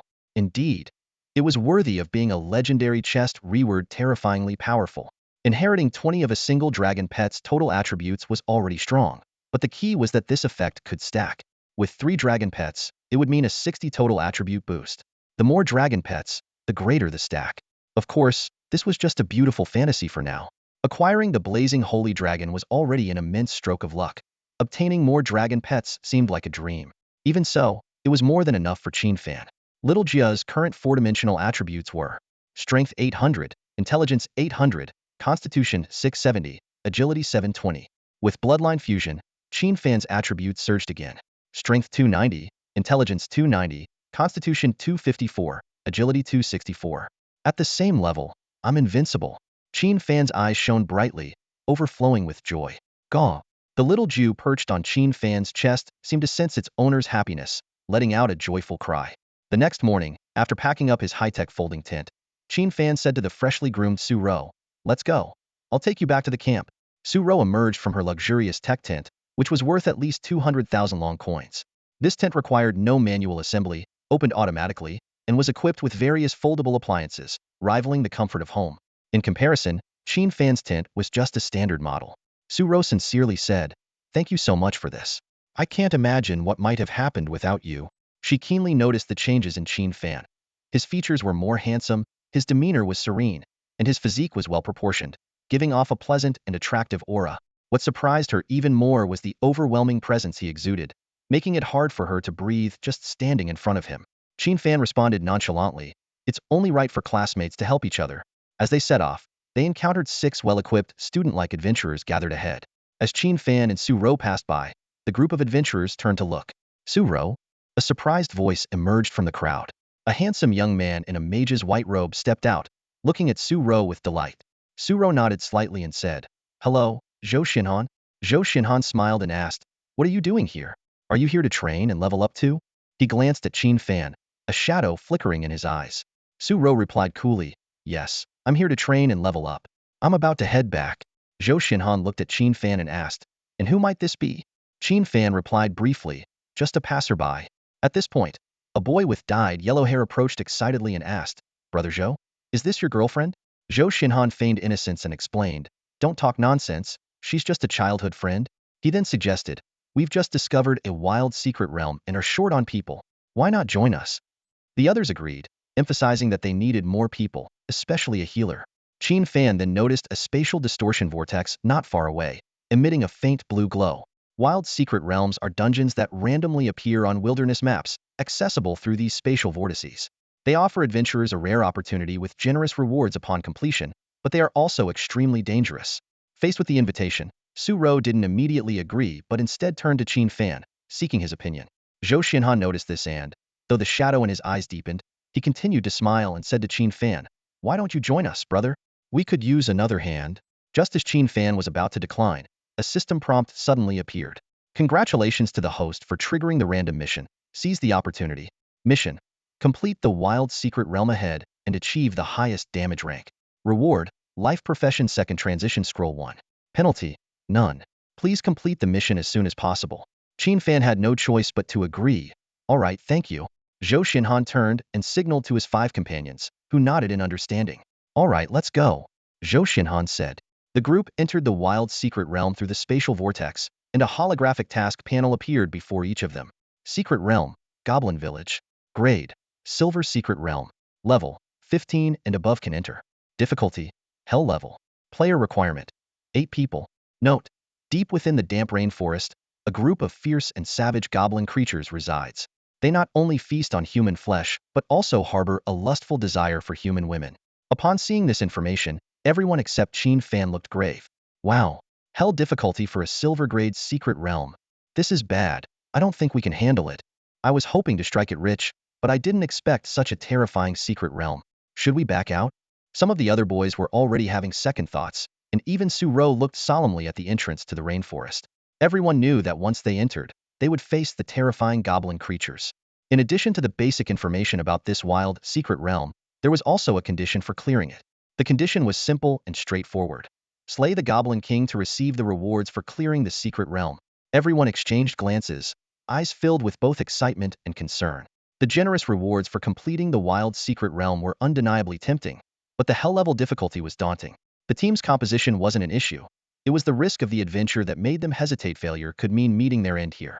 Zhou Xinhan surveyed the group and said in a deep voice, "Let's first report our classes. We'll see how our lineup looks before deciding whether to proceed." He deliberately used a calm tone to mask his inner anxiety, hoping to appear composed in front of Suro. However, when he glanced at Suro, he noticed she was quietly standing beside an unfamiliar young man, not even sparing him a glance. This sight filled Zhou Xinhan with rage, though he kept it hidden. "Let's go with what Zhou says," a boy spoke up first. "I'll start. I'm a warrior. I'm an assassin. I'm an archer. I'm a swordsman. I'm a mage." After the boys were done, Zhou Xinhan continued, "I'm a martial artist." "Xiao Rou is a priest," he said, using an affectionate term deliberately, then turned his gaze to Qin Fan. "What about you, brother? What's your class?" This group was from a different school and didn't know Qin Fan. Qin Fan calmly replied, "I'm a Dragon Tamer." At these words, all the boys, including Zhou Xinhan, widened their eyes, showing a mix of surprise and amusement. "A Dragon Tamer? Are you the one everyone's been talking about?" Zhou Xinhan asked incredulously. Qin Fan remained unfazed. "Yes, I am a Dragon Tamer. Is there a problem?" Immediately, the surrounding boys began to curse and complain. "What's the problem? Don't you see it yourself? A Dragon Tamer is a useless class. Damn, now we've got a deadweight in our team." Suro was about to speak up for Qin Fan, but remembering Qin Fan's desire to keep the existence of his dragon a secret, she held her tongue. Zhou Xinhan approached Qin Fan and said coldly, "Brother, I think you should know your place." "What do you mean?" Qin Fan frowned. "I mean you'd better drop out. With a useless class like yours, you can't expect to share in the rewards, can you?" Zhou Xinhan said bluntly. Qin Fan calmly replied, "Fine, I'll leave." He wasn't bothered by their attitude, as it was understandable that they wouldn't want him to share the rewards of a secret realm they had discovered. Besides, he wasn't particularly interested in those rewards anyway. Just as Qin Fan was about to leave, Su Rou suddenly grabbed his hand. Zhou Xuankan's expression darkened further. Xiao Rou, what are you doing? Zhou Shinken asked, suppressing his anger. Su Rou said earnestly, he's strong. If he leaves, I doubt we'll be able to clear this secret realm. Everyone exchanged bewildered glances, looking at Su Rou in disbelief. He's strong? A dragon tamer is strong? Are you out of your mind? How can a dragon tamer without a dragon be strong? Someone couldn't help but mock. Zhou Shinken chuckled in disbelief. Xiao Rou, are you joking? A dragon tamer without a dragon. How strong can he be? Su Rou was resolute. I don't care. If he leaves, then I'm leaving too. I have no intention of staying here to die with you all. Zhou Shinken had no choice but to compromise. Fine. Let him stay. But the rewards will be distributed based on individual damage dealt, except for support classes like priests. Agreed? Agreed. Su Rou nodded. Just as Qin Fan was about to leave with a sarcastic smile, a system notification suddenly sounded. Ding! Congratulations, host, on triggering a random task. Task content: clear the Goblin Village Secret Realm. Reward: 50,000 experience points shared with Dragon Pet. Penalty: none. Please complete the task as soon as possible. Qin Fan was taken aback. The reward was too generous, and it perfectly aligned with his current goal to level up Xiaoju to level 10 and complete the final task. He was determined to earn those 50,000 experience points. Having initially intended to leave, Qin Fan changed his mind. Seeing this, Zhou Shinken announced, since there are no objections, let's begin the Secret Realm Challenge. The group quickly equipped their armor and weapons, adjusted their status, and headed towards the jungle entrance. As they stepped into the entrance, they experienced a slight dizziness. In the blink of an eye, they found themselves in an entirely new space. For Qin Fan, this was his first time entering a wild Secret Realm instance. He had heard that future vocational exams would also use a similar format, requiring students to clear Secret Realm instances, with their scores determined by the time taken to clear them. Having the chance to experience it in advance was certainly beneficial. Qin Fan began to carefully observe the surroundings. The hot and humid air was filled with the smell of soil and decaying leaves, mixed with the stench left by various insects, assaulting everyone's senses. This was a typical tropical rainforest environment. Although the secret realm space was vast, climbing a tall tree would reveal the boundaries of the spacea barrier resembling a purple light curtain. This barrier could be touched but not broken. It was the spatial boundary of the secret realm instance. In other words, the adventurer team that had stepped into this place had no way out. They either cleared the instance or perished here. Despite this, everyone was confident, believing that with proper coordination, they could clear it with ease. Following the path deeper into the jungle, they finally saw a mountain fortress in a valley not far away. The fortress was inhabited by goblins of various skin colors. The largest observed goblins were 3 meters tall, clad in iron armor, with grotesque faces. The smallest were less than a meter tall but very agile, clearly the goblin offspring. The most chilling sight was the desiccated heads hanging from the towers. These severed heads silently narrated the brutal history of the goblin village and hinted at the daunting difficulty of this mysterious dungeon. Zhou Shinken surveyed the area, his gaze resolute as he issued the command to attack. Let's go. Fight our way through, he ordered, swiftly organizing the formation. Fatty, you're the warrior. Take the lead. Blue hair, you're on support duty. Protect the damage dealers. Everyone else, focus on dealing damage, manage your mana, and replenish as needed. Xiaorou, stay behind me. I'll protect you. Finally, Zhou Xuankan's eyes settled on the Dragon Tamer. You stay at the back and use ranged items to disrupt the monsters. The team members nodded in agreement, except for Su Rou, who gently shook her head. No need. I'll stay in the back with Qin Fan and buff you all. Zhou Shinken nodded in agreement, though he secretly contemplated how to sideline the Dragon Tamer permanently. As the goblin sentries raised the alarm, the battle commenced. One goblin attempted to turn back and alert others, but was stopped by a swift arrow to the chest. At Zhou Xuankan's command, the team advanced. The enraged goblin sentries grabbed their weapons and charged. Su Rou immediately swung her staff, casting 4 powerful buffs on her teammates, showcasing her exceptional skills as a priest. Under her support, over 30 goblin sentries were quickly dispatched. The team pressed on, soon bursting through a large gate, drawing the attention of over 100 goblin soldiers of varying colors. They swiftly assessed these level 15 silver monsters, and Zhou Shinken calmly devised a strategy. The battle lasted over 10 minutes, and the team was noticeably fatigued, especially Fatty, who was drenched in sweat. Brother Zhou, let's take a break. I can't keep going, Fatty said with a wry smile. Zhou Shinken smiled and turned his gaze to Qin Fan, who had yet to take action. Qin Fan, you can't just coast along and gain experience. Fatty's tired, so you'll take the front line. Fatty, stay behind Qin Fan. If he can't handle it, swap back in. This decision left everyone exchanging puzzled looks. A fragile Dragon Tamer taking the front line? What kind of plan was this?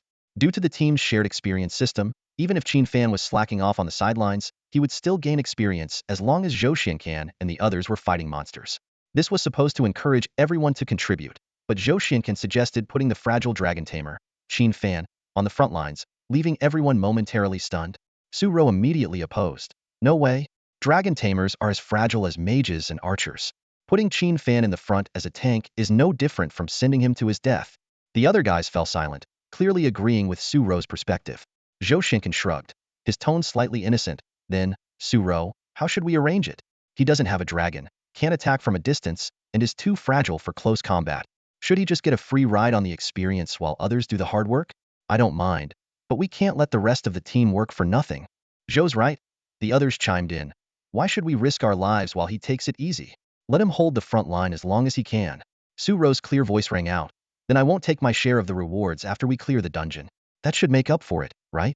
Her words changed the expressions of everyone, especially Zhou Xiancan, whose smile vanished instantly. He couldn't believe Su Rou would sacrifice such a significant benefit for Qin Fan. The rewards from clearing a rare dungeon were incredibly valuable, yet this wealthy young lady was willing to forego them for a commoner.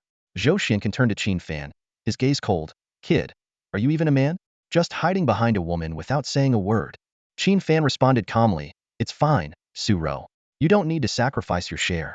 I'll take the front line if that's what's needed. Just as he finished speaking, a crisp sword hum echoed.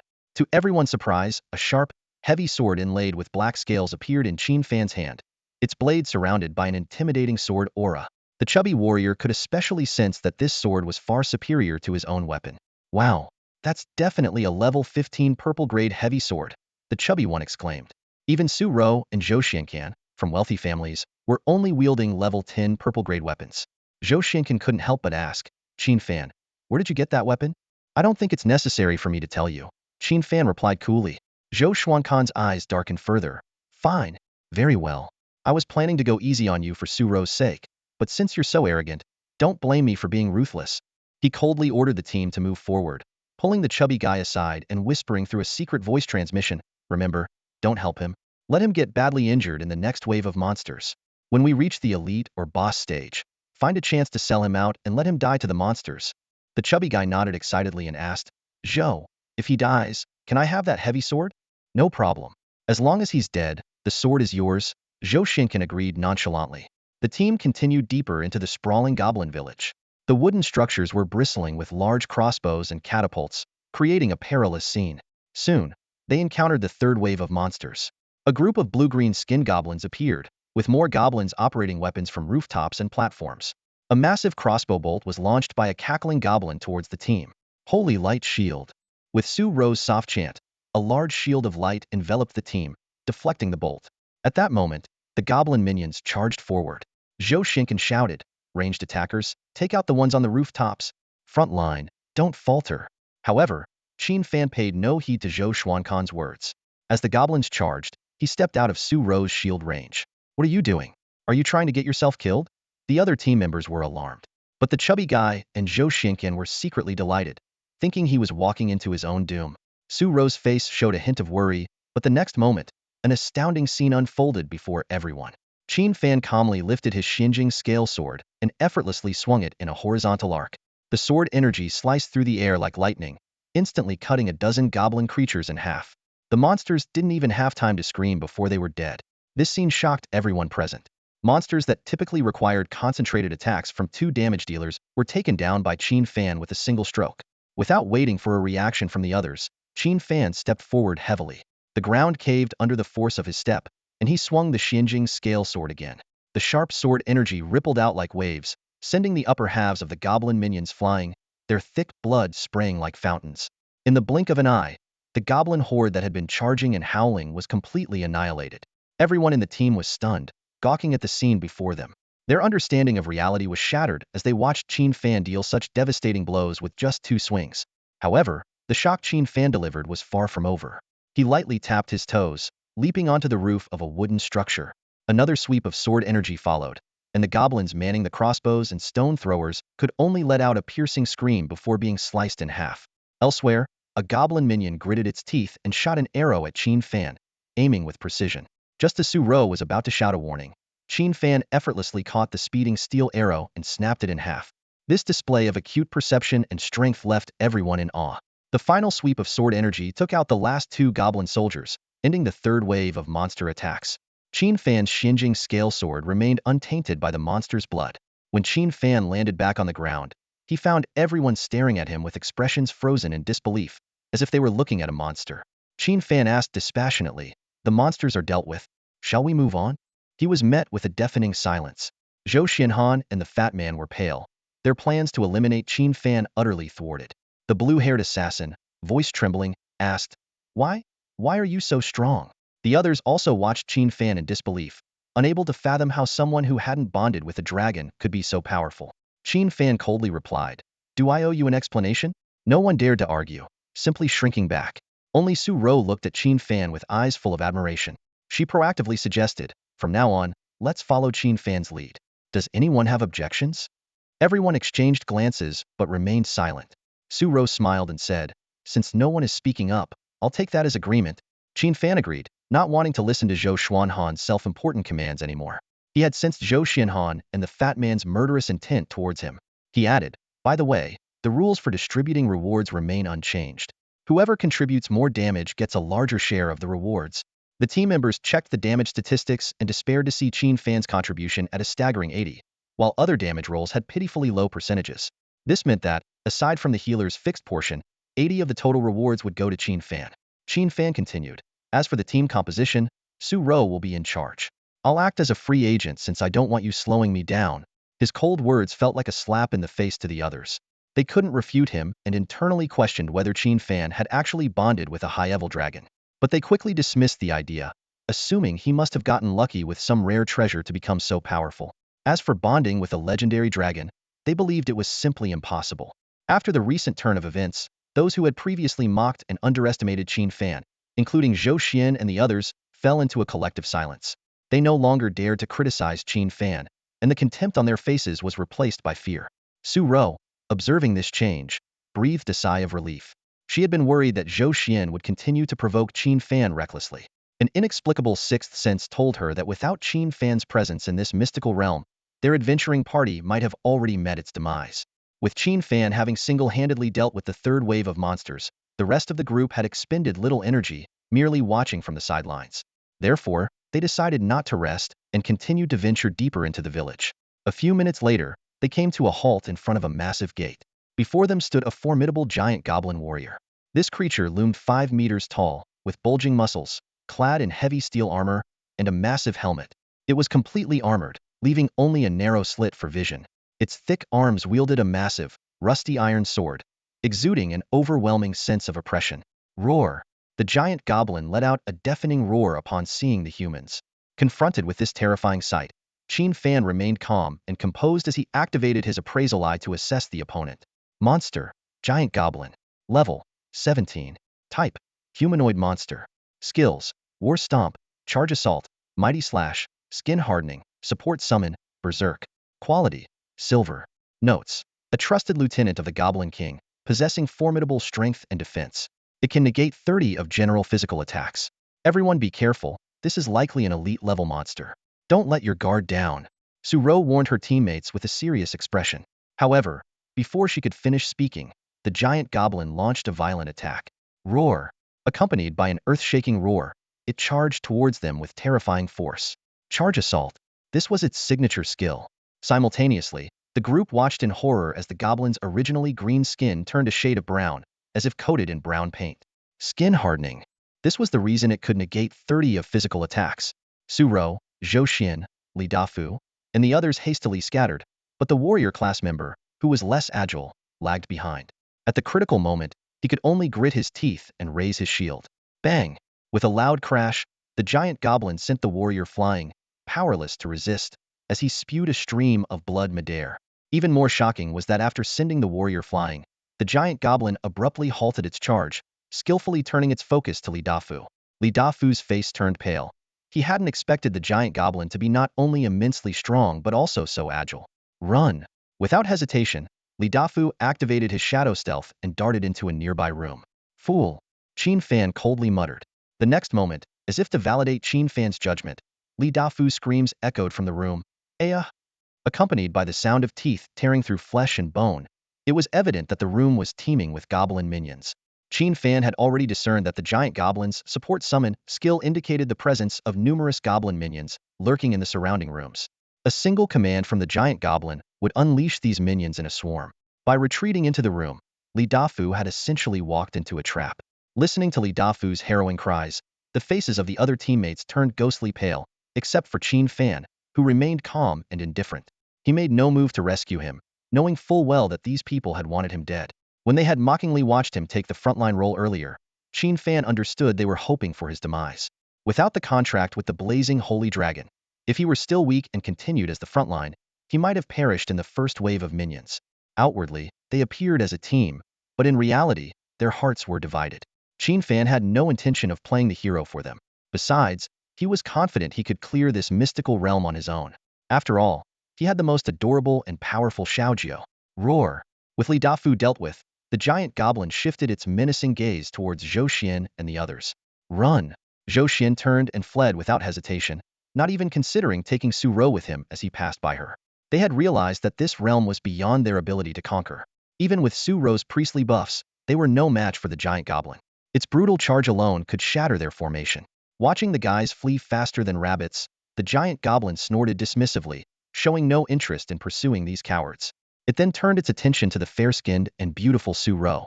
With just a moment's glance, Su Ro saw the giant goblin fall into an excited state, its filthy, sticky drool dribbling from its mouth. It looked like a lecherous man eyeing a beauty. Eek! Terrified, Su Ro quickly ran to Qin Fan's side. When it came to Su Ro, Qin Fan felt obliged to intervene. Step back. I'll handle this monster, Qin Fan said calmly. His tone was neither arrogant nor overly confident, yet this calmness gave Su Ro a profound sense of security. All right, I can buff you. Su Ro nodded, then waved her staff to bestow all the enhancement spells she could on Qin Fan. Buzz! In that moment, Qin Fan's combat power surged nearly tenfold. No wonder people insist on having a priest as support in dungeons. This kind of buffing is indeed powerful. Feeling the power surging within him, Qin Fan clenched his fists and smiled coldly. At that moment, the massive goblin roared as it charged towards Qin Fan. It unleashed its combination skill of charging assault and skin hardening, barreling forward like an unstoppable bulldozer with terrifying destructive power. In just 2 seconds, the distance of several dozen meters closed to less than 2. Qin Fan could even smell the foul stench emanating from the giant goblin. Despite the seemingly invincible foe, Qin Fan remained fearless. He shouted, "Kneel before me," and twisted his wrist, sending the sharp Xianjing earth-scale sword slashing out. The sword's energy struck the giant goblin's shoulder, clashing against its tough brown skin. Despite its 30 physical damage reduction, the formidable sword still managed to leave a shallow wound on its skin. The giant goblin let out a pained scream. Its fierce charge abruptly halted. Even more unbelievable was that the force of Qin Fan's strike forced it to one knee. The humiliation was immense for the giant goblin, as only the goblin king in this village had ever made it kneel before. In a fit of rage, the goblin's muscles swelled again, unleashing a fearsome orate had finally activated its berserk buff. However, as the giant goblin's power surged, Qin Fan smirked coldly. "You think you're so tough just because of your armor and skin hardening's physical immunity. But have you considered what happens when I blast a fire dragon bullet at your helmet from this close range?" No sooner had he spoken than Qin Fan released the Xinjing Earthscale sword. At the same time, the Blevel skill fire dragon bullet, which he had been chanting, burst from his hand, aiming straight for the gap in the giant goblin's helmet. With a thunderous explosion, a fiery dragon roared into the helmet, incinerating the giant goblin's head completely. It didn't even have time to resist or scream before its massive body toppled over. Thus, the elite giant goblin was successfully vanquished. However, no materials, items, or equipment were dropped. In secret realm dungeons, rewards are usually given only after clearing the entire area. Su Ro, who had watched the entire battle, was in disbelief. This young man had effortlessly defeated the giant goblin that even Zhou Xiancan and his team had to flee from. What surprised her even more was Qin Fan's mastery of fire magic. The flame that instantly incinerated the goblin was clearly magical damage, with power at least at a level. Although the giant goblin had high physical defense, its magical resistance was low. Qin Fan's fire dragon bullet had exploded its head, melting flesh and bone. This was a skill exclusive to Dragon Tamers, far more potent than a regular mage's fireball. Qin Fan, do you want to keep going? Su Ro asked cautiously as she approached him. Perhaps only by staying near this young man could she feel secure.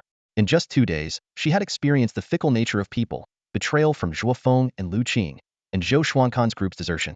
Without Qin Fan, she would have perished twice already. It made her reflect deeply.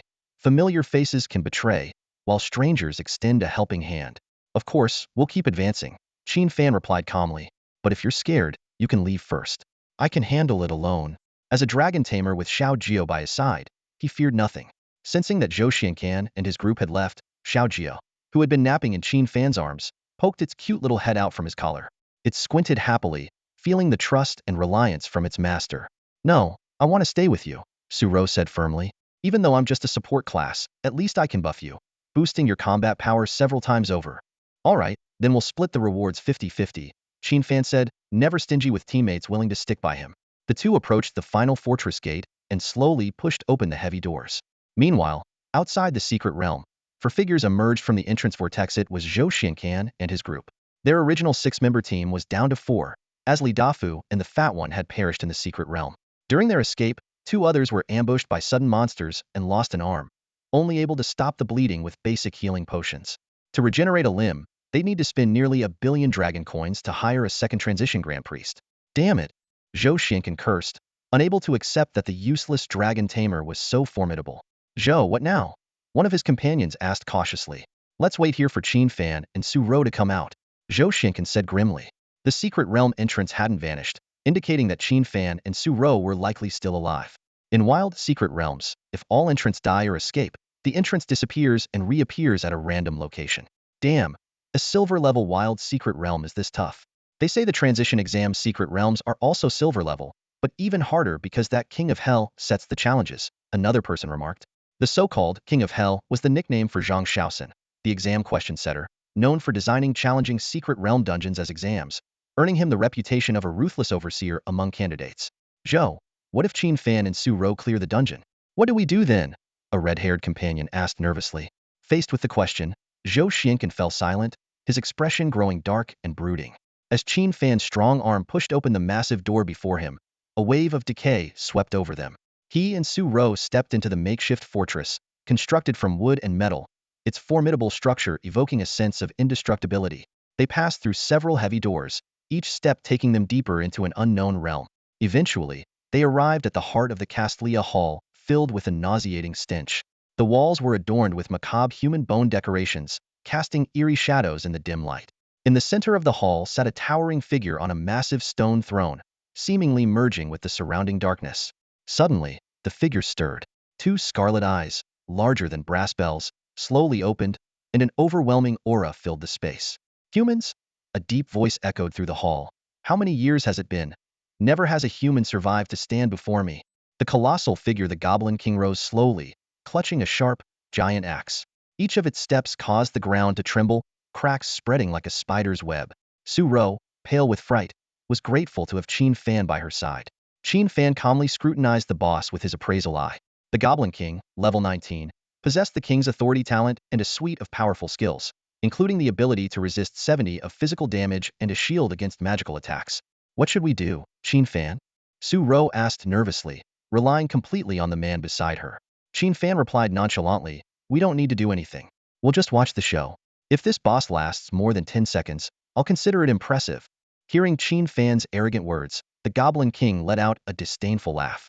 Haha, to meet me without cowering, and to be so insolent, you're the first human. In this tense moment, Qin Fan suddenly called out, Xiao Jia. A small, adorable figure emerged from his collar, heralding the beginning of an epic battle. The Goblin King barely had time to see what had flown out before a terrifying roar filled with draconic fury exploded in the castle hall. Roar! The sound waves shook the walls, causing them to tremble. The Goblin King's eyes widened with horror written all over his face.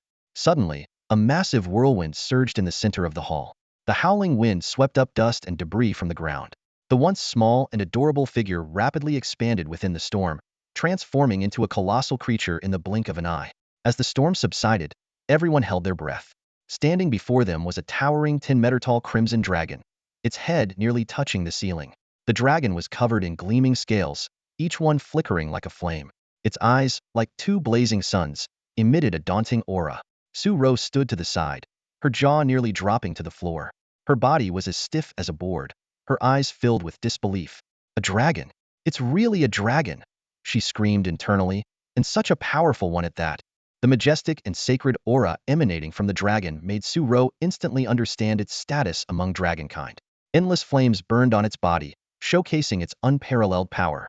Her fear of the boss monster vanished in an instant, replaced by awe at the scene before her. It felt as if her worldview had been shattered, leaving her mind blank. It wasn't just Su-ro. Even the Goblin King, who had been advancing with a sinister grin, was stunned by the sight. Its grotesque face twitched, eyes glimmering with profound fear.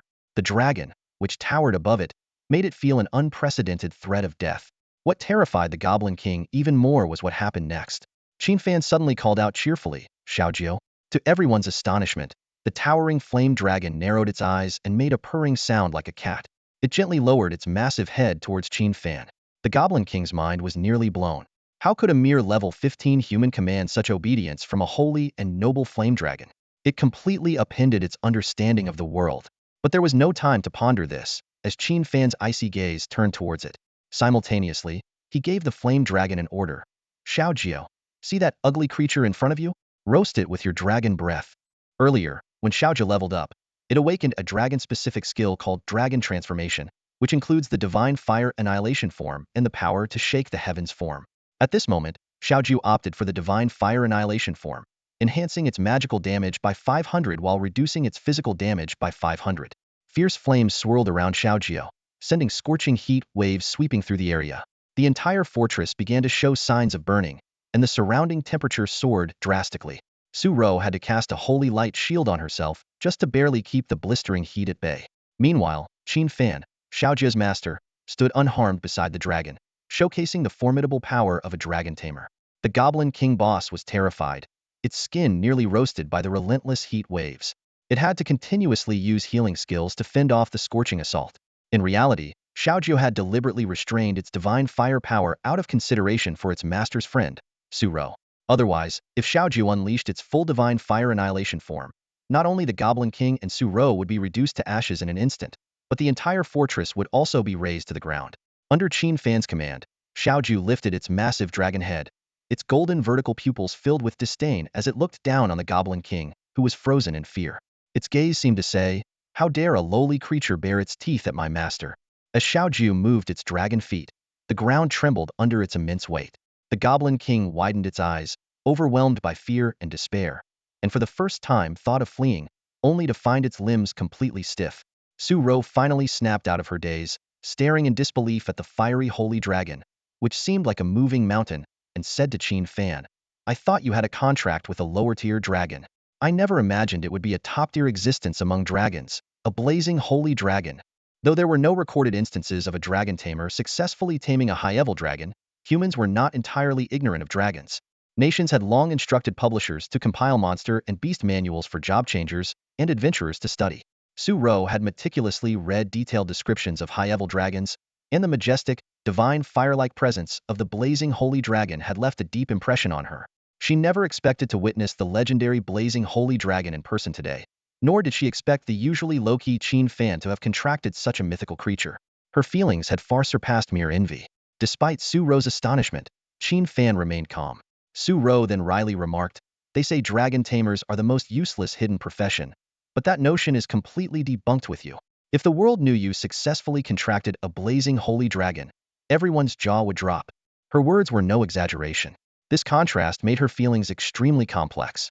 Since childhood, she had been hailed as a genius, almost the strongest priest among high school students in Anning City. But compared to Qin Fan, she not only fell short in combat strength, but he also had the strongest dragon companion, making the gap undeniable. At this moment, Qin Fan paid little attention to Su-ro's sentiments, as Xiaojio had already approached the Goblin King. A level 7 blazing holy dragon versus a level 19 Goblin King boss. Despite the Goblin King being 12 levels higher than Xiaojio, it suddenly fell to its knees with a thud, trembling and pleading, "Spare me, please. I know I was wrong." Before it could finish, a torrent of dragon breath, engulfed in overwhelming flames, erupted from Xiaojio's mouth. Under Su Ro's stunned gaze, the Goblin King could only let out a scream before being consumed by the fiery wave.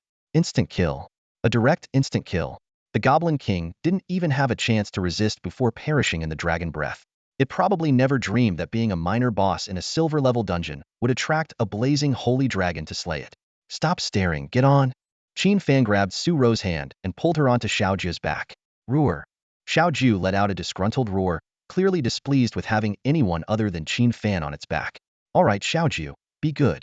Consider this a favor for me. After this is over, I'll cook anything you want until you're satisfied. Qin Fan quickly appeased his little dragon. As a noble and highly elite dragon, Xiaoju regarded humans other than Qin Fan as mere trash. But Qin Fan had no choice. Xiaoju's stats were already terrifying, and with the 500 magic fire bonus from the divine fire annihilation form, its dragon breath not only turned the Goblin King to ashes in an instant, but also engulfed the entire fortress in flames. If he didn't take Su Ro with him, she would undoubtedly perish in the inferno alongside the Goblin King. Roar. Hearing its master's promise of treats, the little gourmand finally relented. With a mighty flap of its vast wings, boom, a fearsome tornado whipped up from the ground, intensifying the surrounding inferno. In a flash, Xiaoju soared into the sky with Qin Fan and Su Ro. Gazing down from high above at the vast rainforest world, Su Ro's heart raced, and she clung tightly to Qin Fan, fearing she might fall. Her gem-like eyes sparkled with excitement, and the comforting scent of Qin Fan filled her senses. The exhilarating feeling of soaring through the sky left Su Ro in an extremely blissful and serene state. Boom! With a thunderous roar, Xiaoju soared out of the blazing inferno, carrying Su Ro on its back. It quickly found a clearing to land, and impatiently urged Su Ro to dismount. If it weren't for Qin Fan bribing it with delicious food, it wouldn't have agreed to carry a human. Qin Fan quickly helped Su Ro down from the dragon's back. At that moment, a beam of light descended from the sky, enveloping them both. This was the reward for completing the level. In the distance, the goblin village burned fiercely under Xiaoju's dragon breath. The sacred fire of the blazing dragon not only had immense destructive power, but also inflicted mental burns on its targets. As a level 7 dragon pet, a single breath could clear a level 15 hell difficulty silver-tier dungeon, showcasing the unbeatable strength of a Dragon Tamer. Su Ro gazed at the distant sea of flames, her face full of awe. As the daughter of the richest man in Anning City, she had witnessed many level 45 second-turn mages in action, but they paled in comparison to the young blazing dragon before her. Qin Fan didn't dwell on it, as the dungeon rewards had arrived. The task info panel appeared before them, showing that they had cleared the Goblin Village dungeon with an SSS rating in 7 minutes and 21 seconds. Each of them received 5,000 experience points, the title Goblin Slayer, 30 free attribute points, and 30 skill points. A silver chest, shimmering with light, landed in front of Qin Fan. Without hesitation, he opened it to reveal several items. A Clevel skill book, Holy Light Protection, a silver 3-star ring, Empowerment Ring, a Life Profession second-turn scroll, a Clevel material, Goblin King's Heart, a silver 5-star weapon, Goblin King's Greatsword, and a Goblin King's enchantment card.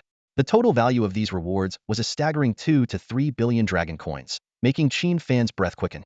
Even the wealthy Su Ro was moved, realizing the immense value of wild dungeons. Only Xiaoju, now reverted to its small lizard form, seemed unimpressed, more concerned about the gourmet meal awaiting it at home. Su Ro offered to forego all the rewards, but Qin Fan decided to give her the priest's skill book and the empowerment ring, keeping the rest for himself. Surprised, Su Ro heard Qin Fan calmly say, "Take them, but you will need to pay a price." Cautiously, Su Ro asked, "What price?" Her cheeks flushed, as if she had a certain thought. However, Qin Fan simply replied, "I just need you to do 2 things for me." Qin Fan calmly laid out 2 conditions. First, keep my contract with the dragon pet a secret, even from those closest to you, until my college entrance exams are over. Second, transfer 30 million to my bank account quietly. As the eldest daughter of the Su family, this shouldn't be difficult for you. He made these demands because the skill book and ring were items he could easily sell, but that would attract unwanted attention. Giving them to Su Ro not only came across as a friendly gesture, but also allowed him to leverage the Su family's influence in Anning City. Moreover, during their time together, Qin Fan had observed that Su Ro was of good character, neither arrogant nor domineering, and could make a good friend. Su Ro nodded earnestly. "All right, I can handle both conditions without any problem, I promise." Seeing her agreement, Qin Fan unhesitatingly tossed her the skill book and ring, then quickly stored the remaining items in his personal space. At that moment, a system notification sounded. "Congratulations to the host for completing all random tasks. Now distributing task rewards. Congratulations, you have received a secondary profession advancement scroll 1.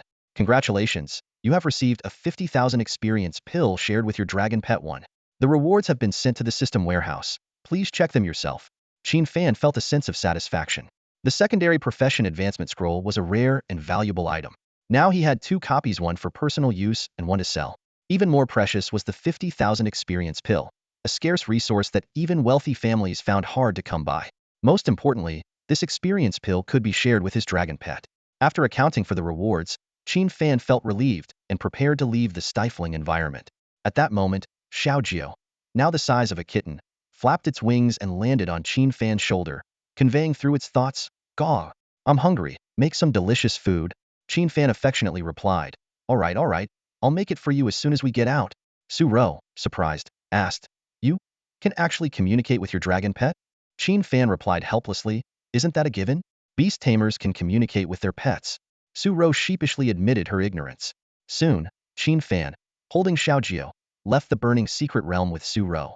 Once the brief disorientation from the spatial transfer subsided, they found themselves back at the entrance to the secret realm in the real world. However, to Qin Fan's annoyance, Zhou Xiankai and his group were still waiting at the entrance. Zhou Xiankai feigned concern upon seeing them safe. "Xiao Ro, are you all right?" The other 3 boys also gathered around. Su Ro replied coldly, "I'm fine, thanks for asking." She had never thought highly of Zhou Xiankai, and now she knew he was a coward who abandoned friends in danger. Faced with Su Ro's coldness, Zhou Xiankai awkwardly smiled. "It's good you're okay. I thought you two wouldn't make it out." Su Ro scoffed, retorting, "Huh? Who said we escaped? Why can't Qin Fan and I have completed the challenge before coming out?" Everyone was shocked. They actually completed the challenge? That giant goblin was not something students of their level could handle. Qin Fan calmly said, "No need to waste words with them, let's go." As they were about to leave, a red-haired swordsman suddenly shouted, "Hold on."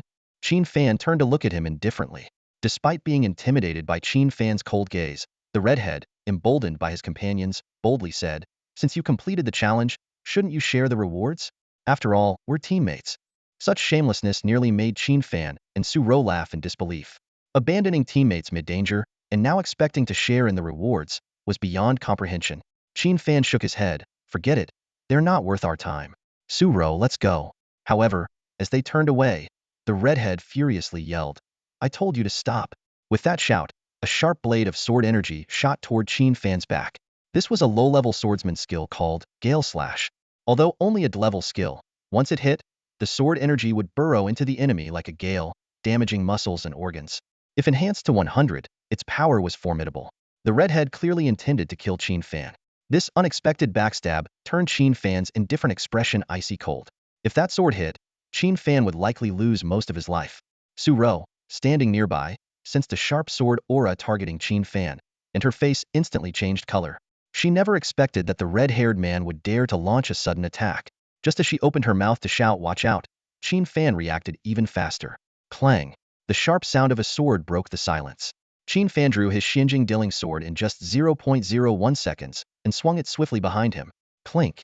The blade collided with the sword aura, sending dazzling sparks flying. Qin Fan let out a cold snort, twisted his wrist, and effortlessly neutralized the fierce wind sword aura. Everyone around was visibly shocked. The red-haired man was a level 17, 2 levels higher than Su Ro. As a guard of the Zhou family, he was young but almost 30, with plenty of battle experience. He had chosen the moment when his opponent was least alert to unleash his powerful D-level skill, Gale Slash. However, Qin Fan not only reacted in time but also easily dispelled the sword aura, overpowering the skill with sheer force. The red-haired man's face turned pale. Qin Fan's eyes were filled with murderous intent, and his cold words cut like a blade. "What is the meaning of this? Are you trying to stab me in the back?" Zhou Xian and his group were taken aback, feeling the terrifying killing intent emanating from Qin Fan, making it hard for them to breathe. The red-haired man stiffly defended himself. "I wasn't trying to stab you. I was just fighting for my own interests. You guys clear the level and get rewards, and we are in the same team but get nothing. That's not fair, is it?" Qin Fan sneered. "Didn't you cowards escape the secret realm yourselves? Did you contribute anything to the elite monster and boss fights? You just want to reap the benefits?" Without waiting for a response, Qin Fan coldly declared, "Enough. No more words. I, Qin Fan, have principles. Since you, this red-haired scum, stabbed me, it's only fair that I return the favor." Before the words were fully spoken, Qin Fan's figure vanished from sight. Zhou Xian and his group watched in horror. The red-haired man, relying on his swordsman's instinct, sensed danger and hurriedly turned to swing his sword. However, his sword aura only cut through air. Niexiong, to your left, Zhou Xian urgently warned. Just as the red-haired man named Niexiong turned, a sharp white light flashed. Swoosh! A blood-soaked arm was flung high, accompanied by a gush of blood. Niexiong's piercing scream echoed around.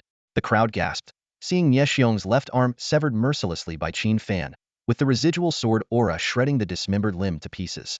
The scene fell into a dead silence, with only Niexiong's anguished cries breaking the quiet. Su Rou was stunned, amazed by Qin Fan's decisive ruthlessness. Zhou Xian was shocked that Qin Fan had incapacitated his family's capable guard with just one strike. Qin Fan remained expressionless, as if such matters had no impact on him. He coldly asked, "Tell me, was the attack your idea or Zhou Xian's?" Tears streaming down his face, Niexiong stammered, unable to answer. "Not speaking, huh? Then you can just die honestly." Qin Fan raised the Xinjing Dilling sword, ready to strike Niexiong's neck. I'll talk. I'll talk." At the critical moment, Niexiong finally broke down and begged for mercy. The sword's tip stopped just a centimeter from his neck. Red hair stared in horror at the scene before him, cold sweat trickling down his forehead. He knew all too well that if he didn't speak up, this young man would really take his life. What baffled him even more was that this seemingly ordinary kid was incredibly powerful. He couldn't help but wonder, aren't dragon tamers useless without a dragon? How could this guy, with no dragon in sight, possess such strength? Qin Fan fixed red hair with an icy gaze, his voice as chilling as ice. "I'll give you only 2 seconds. If you don't talk, this sword will pierce your throat, and you'll take your secret to the underworld." 2. Qin Fan's voice had barely fallen when red hair broke down. "It was Zhou Xianhan who ordered me." "It was him." Red hair pointed frantically to the side. "Don't kill me. Kill him if you want." Before the words were fully out, Zhou Xianhan jumped up in terror, shouting, "You're lying." He never imagined that one day he would be so afraid of a commoner. Qin Fan slowly turned, the cold light of his Xian crystal scale sword glinting. He advanced towards Zhou Xianhan step by step, his expression indifferent, like a merciless god of death. At that moment, Su Rou spoke softly. "Qin Fan, you can't kill this man." Qin Fan paused, turning to look at her. "Why?" Su Rou explained. "He's the legitimate son of the Zhou family in Anning City, and he has a brother attending a prestigious combat academy." Qin Fan instantly grasped the implication of Su Rou's words. She wasn't pleading for Zhou Xuanhan's life. She was reminding him of the Zhou family's complex background, especially with Zhou Xuanhan's brother likely to become a major figure in the future. Seeing Qin Fan halt, Zhou Xianhan breathed a sigh of relief, secretly thinking, "He must be intimidated by my family's background and my brother." Just as he was about to make a scornful remark, his eyes suddenly widened in horror. In a flash of cold light, Zhou Xuanhan's head soared high, blood gushing out. His headless body collapsed heavily onto the grass under the stunned gazes of everyone present. The scene erupted into chaos, everyone too shocked to speak. They couldn't believe what they had just witnessed. Qin Fan had actually killed Zhou Xianhan. The scene before them left everyone utterly shocked. Qin Fan had actually killed Zhou Xianhan on the spot, blood splattering everywhere. The sound of the body hitting the ground especially jarring in the silence.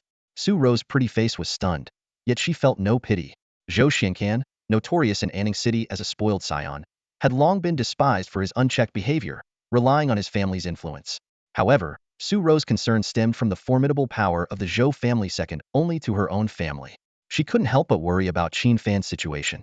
The two boys, Zhou Xuankan's lackeys, stared at Qin Fan in horror, their voices trembling. "Qin Fan, do you realize what you've done? You're finished. Once the Zhou family finds out, you and that rundown orphanage of yours are doomed." In the face of the threat, Qin Fan remained unexpectedly calm. He softly replied, "In that case, I might as well kill the 3 of you too. So the Zhou family won't find out, right?" Before he finished speaking, his sword flashed again. In an instant, 3 heads flew high, blood gushing like a fountain. With just 2 strikes, 4 people lay dead, including the Zhou family's second young master. Su Rou stood frozen, stunned by the sudden and fierce killing intent emanating from Qin Fan. This classmate, usually as inconspicuous as air, had suddenly revealed such a terrifying side. "Su Rou, can I trust you?" Qin Fan's cold voice reached her, causing her to shiver. Strangely, facing such a ruthless Qin Fan, she felt not fear but a hint of admiration.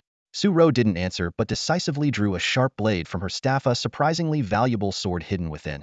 She approached Zhou Xuankan's corpse and without hesitation, sliced the headless body into several pieces. "From now on, I'm your accomplice too," she said with a smile. Qin Fan's murderous aura gradually dissipated, and he extended his hand, Pleasure working with you. Suro softly replied. Actually, I should thank you. You taught me 2 essential lessons. She explained that Qin Fan had taught her not to trust acquaintances blindly, to always have an escape plan, and the necessity of being decisive and ruthless. What about these bodies? Suro asked. Qin Fan simply called out softly, Xiaojiu. Chirp. A clear, crisp sound pierced the air as the adorable Xiaojiu emerged from Qin Fan's embrace, flapping its wings as it soared toward the 3 corpses. It opened its tiny mouth, unleashing a fiery blaze that instantly reduced the bodies to ashes, as if they had never existed. Once the flames subsided, Xiaojiu flew back to Qin Fan's side, letting out a long ah while affectionately nuzzling his cheek. Qin Fan immediately understood its message. Hungry, are you? All right, let's go hunt some magical antelopes and unicorn rabbits so you can feast to your heart's content. With a smile, Qin Fan gently stroked Xiaojiu's head, contemplating his next move. Initially, he had planned to be away for about 10 days, to tame the dragon egg and then return home. However, the system kept issuing new tasks, forcing him to stay for over half a month. Fortunately, before leaving, Qin Fan had left a note for the orphanage's caretaker and the children, claiming he was going to a wealthy classmate's home for intensive training in preparation for the upcoming career selection exams. The caretaker likely wouldn't worry too much, since the importance of this exam is well known in their society. This exam is crucial for those seeking career advancement. It's heralded as one of the most significant exams in Longhua. Prominent figures will be present to oversee the process, and top talents from each province are eager to compete, making it as competitive as crossing a single log bridge with 1,000 troops.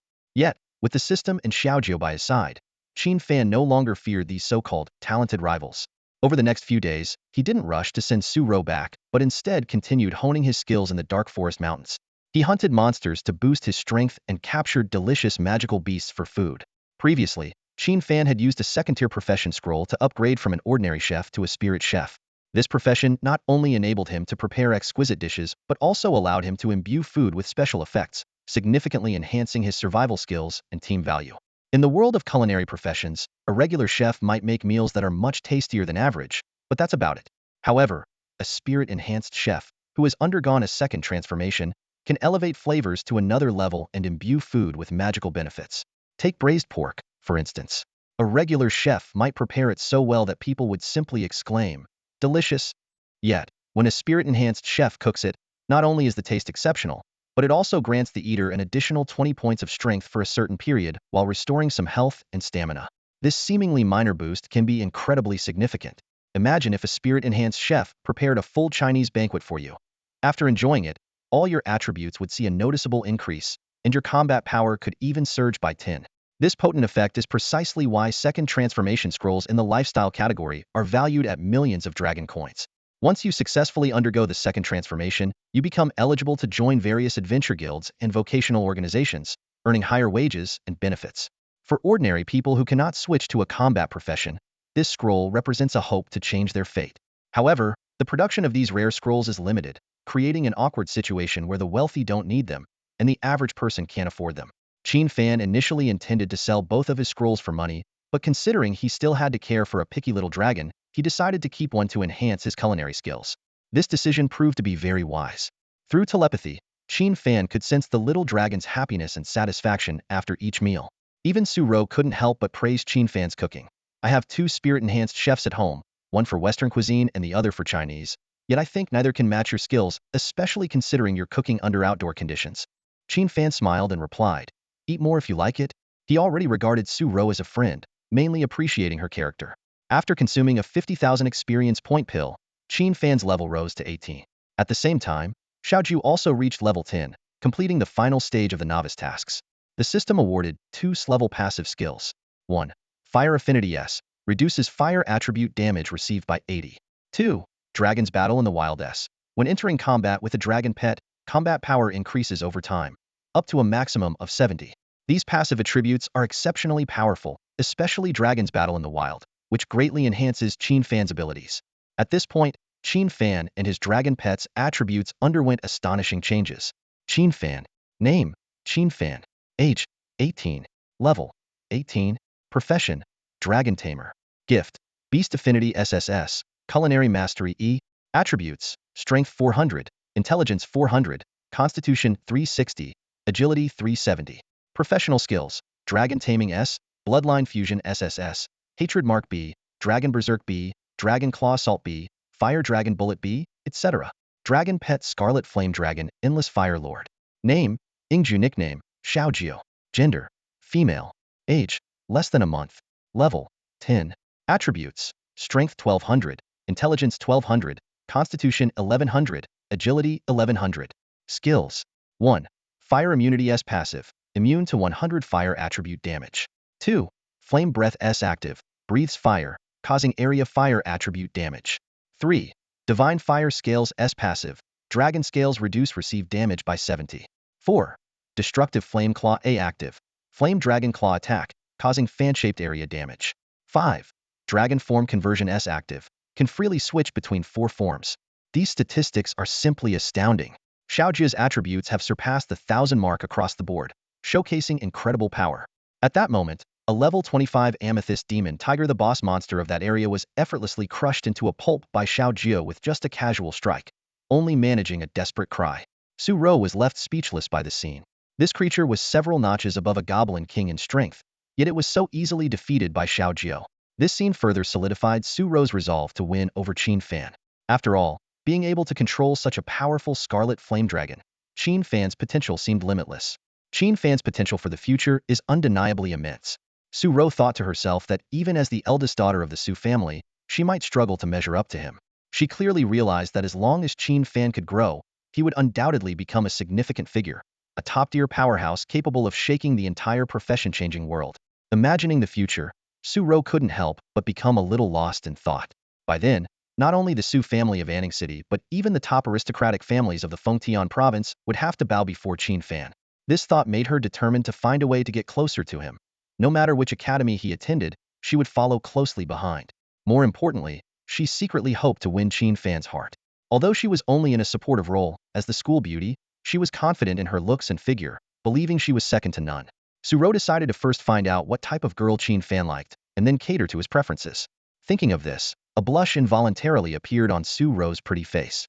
Her affection for Qin Fan was evident, not just because he had saved her life, but also because his aloof and handsome demeanor deeply touched her heart.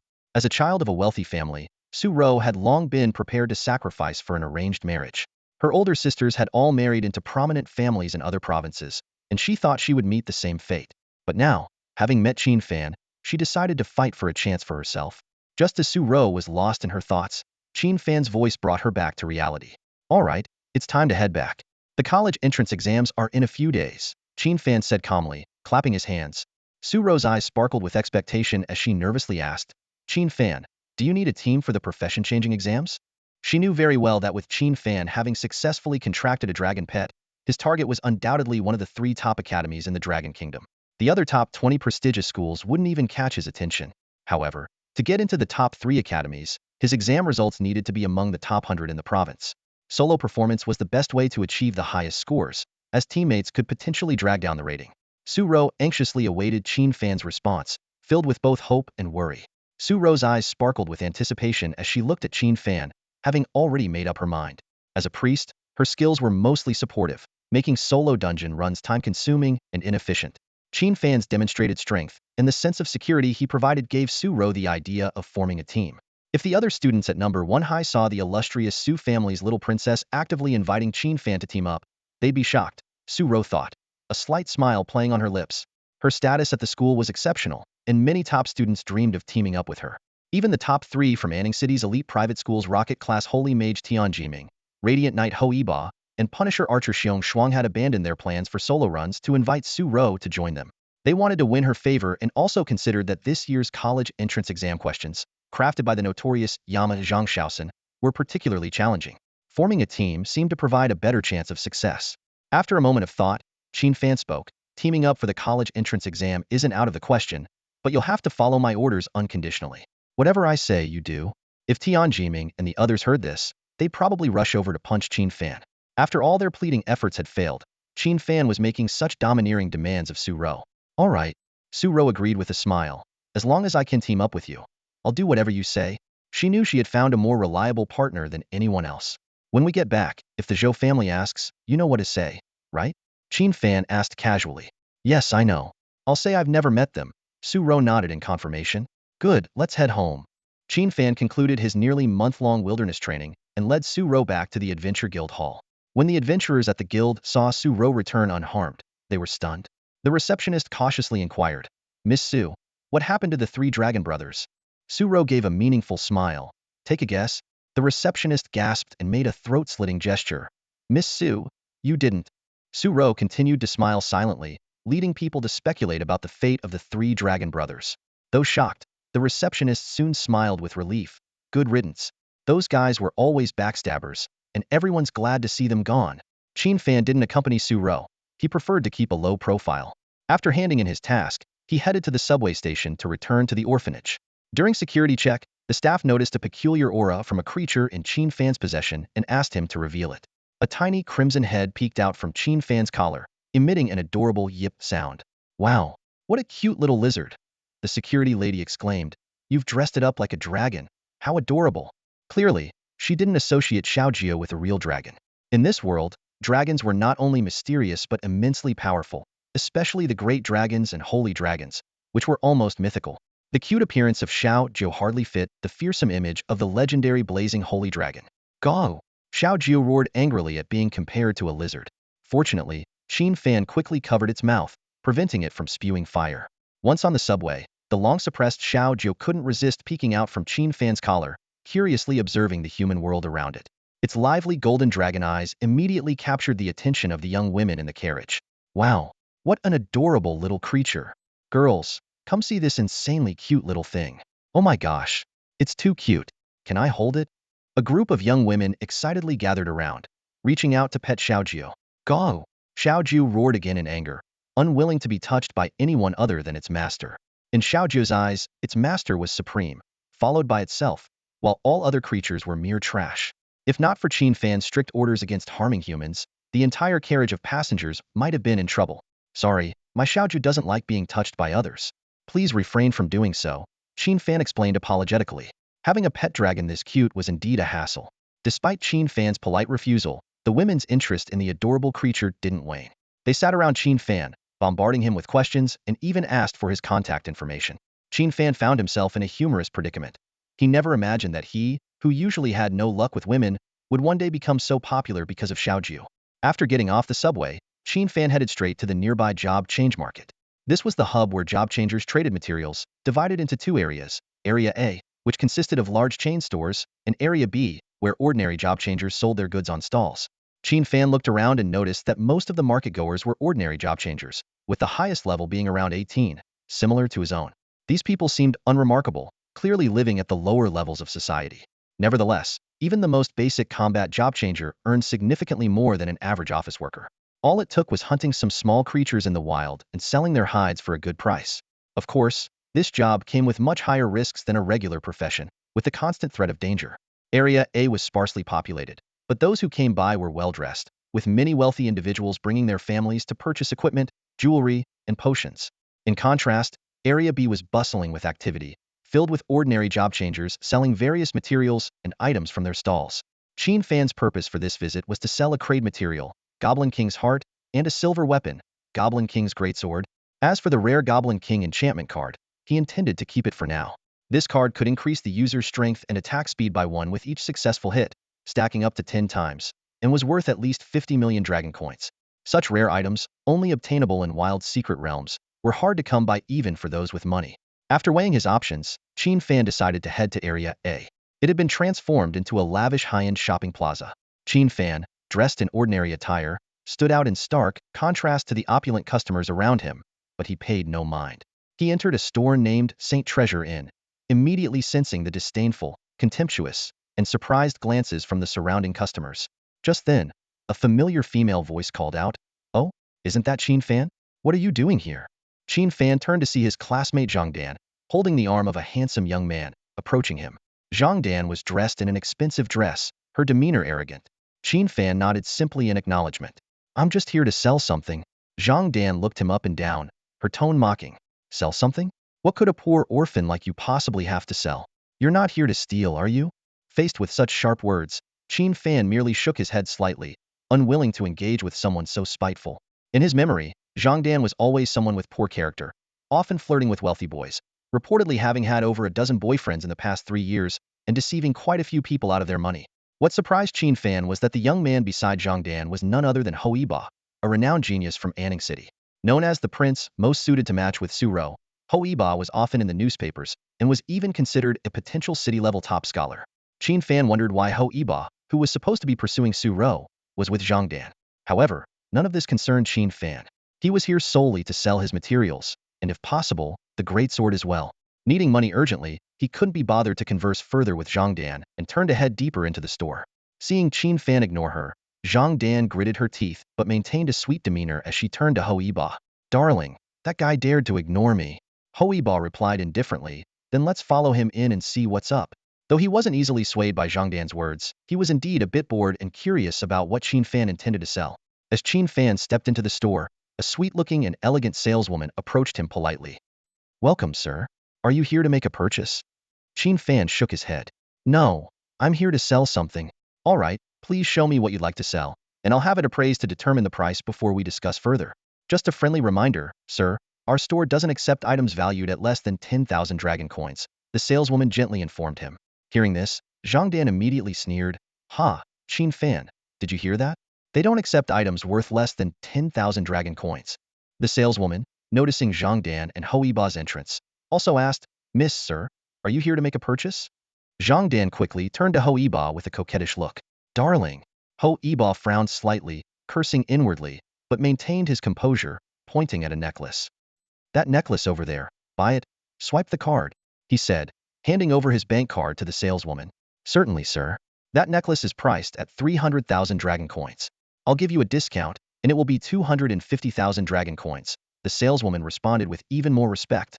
Upon hearing the price, Ho Yiba's mouth twitched slightly. This bronze necklace, though it looked nice, had limited attributes and was so expensive. Despite his affluent family background, his monthly allowance was only 500,000 dragon coins. Spending half of it in one go. All because of this foolish Zhang Dan, Ho Yiba thought to himself with regret. In this resource-scarce world, even a bronze-level necklace can be worth hundreds of thousands. Although Longwa implements a 10-year compulsory education system, the schools can only afford to provide basic iron-level starter equipment for free. Ho Yiba stood inside the luxurious jewelry store, conflicted. He didn't really want to buy such an expensive necklace for Zhang Dan, but his pride as a man made it hard to refuse. Zhang Dan seemed to know this well. With just a few words, Ho Yiba found himself reaching for his wallet. Qin Fan, do you see this? Zhang Dan said with a smile that was laced with mockery. Every necklace here is worth hundreds of thousands. It's better if you don't embarrass yourself with the junk materials you pick up in the wild. Zhang Dan's animosity towards Qin Fan had a long history. As a former orphanage child, her vanity was excessive, and she wasn't liked by the other kids. Qin Fan once tried to help her change her ways, but Zhang Dan was stubborn. After she was adopted, she continued to resent Qin Fan, mistakenly believing that he, as the leader among the orphanage children, had led the others to ostracize her. In reality, the kids just didn't like her. Since Qin Fan's reincarnation, Zhang Dan had been targeting him, but he couldn't be bothered to respond. Today, emboldened by her association with Ho Yiba, a wealthy young man, Zhang Dan took another jab. However, in Qin Fan's eyes, she was nothing more than a minor nuisance. At that moment, a sales assistant approached with an exquisite box, handing it to Zhang Dan. Miss, here's the necklace you requested. Then she turned to Qin Fan, speaking softly, Sir, if you have materials to sell, please present them, and I'll appraise them immediately. Qin Fan nodded and asked, I assume payment is immediate? Zhang Dan immediately sneered. Ha, you look like you've never seen the world. How much could your little scraps be worth? Do you think a store this size can't afford it? The sales assistant smiled and reassured him. You can rest assured, sir, we settle transactions on the spot. Ignoring Zhang Dan's provocation, Qin Fan nodded. All right then, here's what I want to sell. As he finished speaking, a ripple in space occurred. Ho Yiba and the others were shocked to see a still-beating heart appear in Qin Fan's hand. The heart's overwhelming vitality left the sales assistant and Ho Yiba dumbfounded. Zhang Dan grimaced in disgust. Ugh, that's so gross. You're selling something like that? Qin Fan calmly replied. Please have it appraised and let me know its value. He continued to ignore Zhang Dan, which only fueled her anger. Just as Zhang Dan was about to interfere with the heart, Ho Yiba pulled her back. She turned to see his stern expression and was startled. Shut up. Stop being annoying. Ho Yiba growled. Zhang Dan's previously arrogant demeanor quickly faded. The sales assistant hurried off with the heart for appraisal. She soon returned, her face adorned with the most respectful and sweet smile. Esteemed customer, please come with me. I'll serve you tea. Is there any special service you require? The sales assistant was brimming with enthusiasm. Noticing the change in the sales assistant's attitude, Zhang Dan incredulously asked, "Miss, how much is the material he brought worth?" "The heart of a goblin king, worth at least 30 million," the sales assistant replied with a smile. Zhang Dan and Ho Yiba were both stunned. Even Ho Yiba, with his wealthy background, couldn't help but react to the figure. After all, his monthly allowance was only 500,000 long coins. The sales assistant no longer paid attention to the pair, her eyes constantly sending flirtatious glances at Qin Fan. She hadn't expected this seemingly ordinary yet handsome young man to produce such a valuable material. Zhang Dan's face was a mix of emotions. She wanted to say something, but Ho Yiba had already turned to leave. "Why stay here and continue embarrassing ourselves?" Zhang Dan hurried after him, but kept glancing back at Qin Fan, feeling a surge of deep regret. Yet Qin Fan never spared her a glance. To him, Zhang Dan was nothing more than an ant, not worth his concern. "Stop batting your eyes at me, just settle the cash, and I'll be on my way," Qin Fan coldly told the sales assistant who was nearly clinging to him. Her face flushed with embarrassment, she quickly went to process the transaction. Watching her flustered retreat, Qin Fan reflected. No matter the life, for most ordinary people, money remains the ultimate pursuit. Half an hour later, under the bowing farewells of the store owner and the sales assistant, Qin Fan leisurely walked out with a bank card holding 30 million long coins, heading home. Back at the orphanage, Amma's worried expression instantly transformed into a gentle smile when she saw Qin Fan return safely. A loud shout of "Qin Fangage is back" suddenly echoed from the courtyard, followed by a whirlwind of a dozen boys and girls rushing out to greet him, all clamoring around Qin Fan. After playing with the children for a while, Qin Fan followed Ama into the living room. She softly asked if he was hungry, and upon receiving an affirmative answer, she turned and headed to the kitchen. Before long, the enticing aroma of egg noodles wafted through the air, warming Qin Fan's heart. He knew well that Ama never pried too much, instead choosing to show her care with a gentle smile and a steaming bowl of noodles, allowing each child their own space for secrets. Just as Qin Fan was about to dig in, a faint chirp emerged from his collar. A small, adorable head poked out, its golden dragon eyes curiously inspecting the egg noodles on the table. Ama's usually half-closed eyes widened in surprise at the sight. "Xiao Fan, this is?" Ama asked in astonishment, staring at the little creature, who in turn gazed back at her with its large, round eyes. Qin Fan chuckled softly, letting the creature in his arms fully emerge. When Ama saw the cat-sized creature reveal its true dragon form, her expression was even more astonished. Though she was just an ordinary person, tales of dragons were well known. Witnessing Qin Fan bring back a little dragon, the shock she felt was understandable. "Ama, don't worry. Its name is Ingjuing for firefly, Jiu for fine wine. We usually just call it Xiaojiu. As you can see, it's a legendary blaze dragon, a top-tier existence among dragons. I recently succeeded in changing my profession to Dragon Master, a hidden class," Qin Fan explained to Ama without holding back. After all, in the upcoming profession exams in 2 days, Xiaojiu would undoubtedly make an appearance, and everyone would eventually know he had a sacred dragon. While Qin Fan was explaining, Xiaojiu had already jumped onto the table. Understanding that the kind woman was its master's closest person, it showed no hostility, instead sniffing at the egg noodles. Its large golden eyes gleamed with joy as it opened its mouth and devoured the noodles meant for Qin Fan. The hot soup didn't bother Xiaojiu. Instead, it contentedly narrowed its eyes. Afterward, Xiaojiu darted around the room like a playful child, curiously examining everything. It even picked up the orphanage children's toys and started playing with them. Seeing such an adorable dragon cub, Ama's fear of dragons vanished instantly. Though still incredulous about Qin Fan bringing back a dragon cub, she had no choice but to accept the reality before her. "By the way, Ama," Qin Fan said with a smile, "I went to the Yulin Mountains with my classmates during training and was lucky enough to find a great herb. I sold it for over 100,000 dragon coins. I'll transfer the money to you later." Qin Fan didn't mention the millions still in his account. It wasn't out of stinginess but concern that such a large sum might overwhelm him. Rather than leaving her guessing, he decided to keep it under wraps for now. The 100,000 dragon coins were more than enough to support the orphanage, and he could always provide more if needed. As expected, although the sum was significant for Ama, it was within her range of acceptance. Still, she cautioned Qin Fan repeatedly to be careful and to inform her beforehand if he planned to visit places like the Yulin Mountains again. In any case, Ama's smiles became more frequent. Seeing the joy on his loved one's face, the burdened feelings Qin Fan had been carrying finally began to ease. 7 years had passed since he was reincarnated into this world, completely merged with the game. Before this, he had no special abilities, and his innate talent was merely E-level culinary expertise. He had often worried about the future. Even when his system finally awoke, Qin Fan remained vigilant. He knew that the tasks assigned by the system would gradually become more challenging, and failing to complete them could have dire consequences. Yet now, he was finally finding his way. The career transition exam? Here I come. In the stillness of the night, Qin Fan lay on his narrow bed, clenching his fists with a determined look on his face. However, just as he was filled with fervor, a shadow suddenly leapt out from the darkness. Splat! Caught off guard, Qin Fan spat out a mouthful of water. He focused his eyes and realized it was the mischievous Xiao Jiu, who had jumped up and landed heavily on his stomach. Although Xiao Jiu was now only the size of a cat, its strength was undiminished. Fortunately, Qin Fan possessed an SS-level passive skill, Bloodline Fusion, which endowed him with formidable four-dimensional attributes, greatly enhancing his physique. Had it been an ordinary person, they might have been knocked out by such a blow. Xiao Jiu stood on Qin Fan's belly, purring like a cat. Its golden dragon eyes shimmered with affection and joy as it gazed intently at Qin Fan's face. A thought struck Qin Fan. He realized that he and this little creature shared a similar fate. They were both orphans, without parents. This dragon egg had been a gift from the system as part of his starter package. Whether it was created by the system or stolen from the sacred land of the dragons no longer mattered. What mattered was that Qin Fan had become Xiao Jiu's only family. For the next 2 days, Qin Fan allowed himself a rare break. He fought tirelessly in the ghostly forest mountains, both to relax and to adjust his state of mind. With the career transition exam on the horizon, maintaining peak condition was crucial. When the third morning arrived, the usually peaceful and serene small city suddenly buzzed with excitement.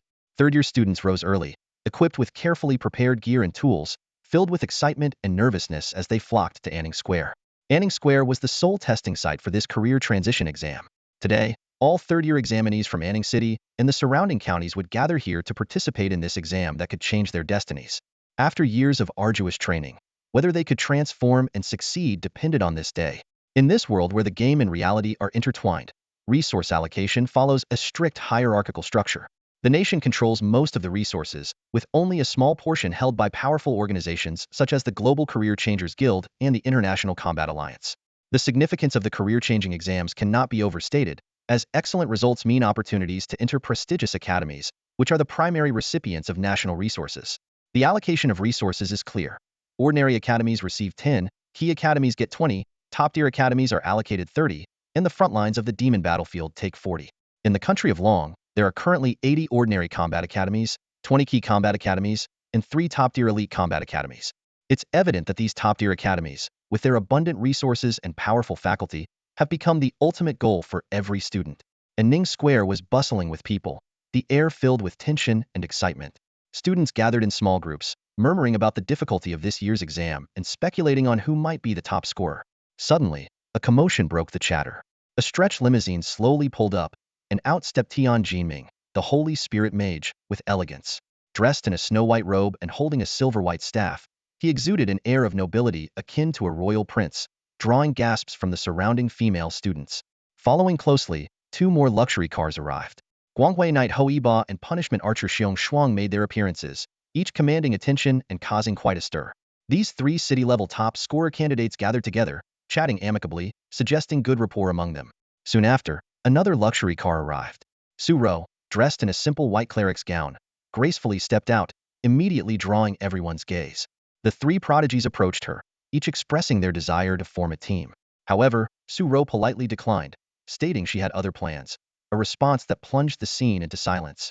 Amidst the crowd's surprise, Su Ro's gaze drifted beyond the throng, settling on a solitary figure in the corner. With a gentle smile, she briskly walked in that direction, softly saying, "Qin Fan, I'm here." This scene left everyone present stunned, including the 3 prodigies. They couldn't fathom why the princess of the Su family would choose an unknown individual as her teammate over any of them. All eyes followed Su Ro, curious about the identity of the person she had chosen. Silence. A deathly silence. Everyone stood dumbfounded, staring at the scene before them as if their entire worldview had been shattered.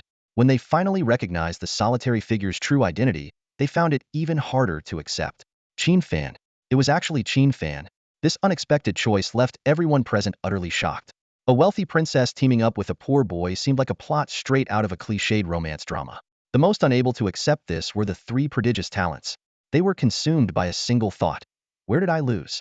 In terms of looks and charisma, they didn't think they were inferior to Qin Fan. In terms of talent and family background, they far surpassed him. Yet, Su Ro had forsaken them and chosen Qin Fan, an utterly useless hidden class Dragon Tamer.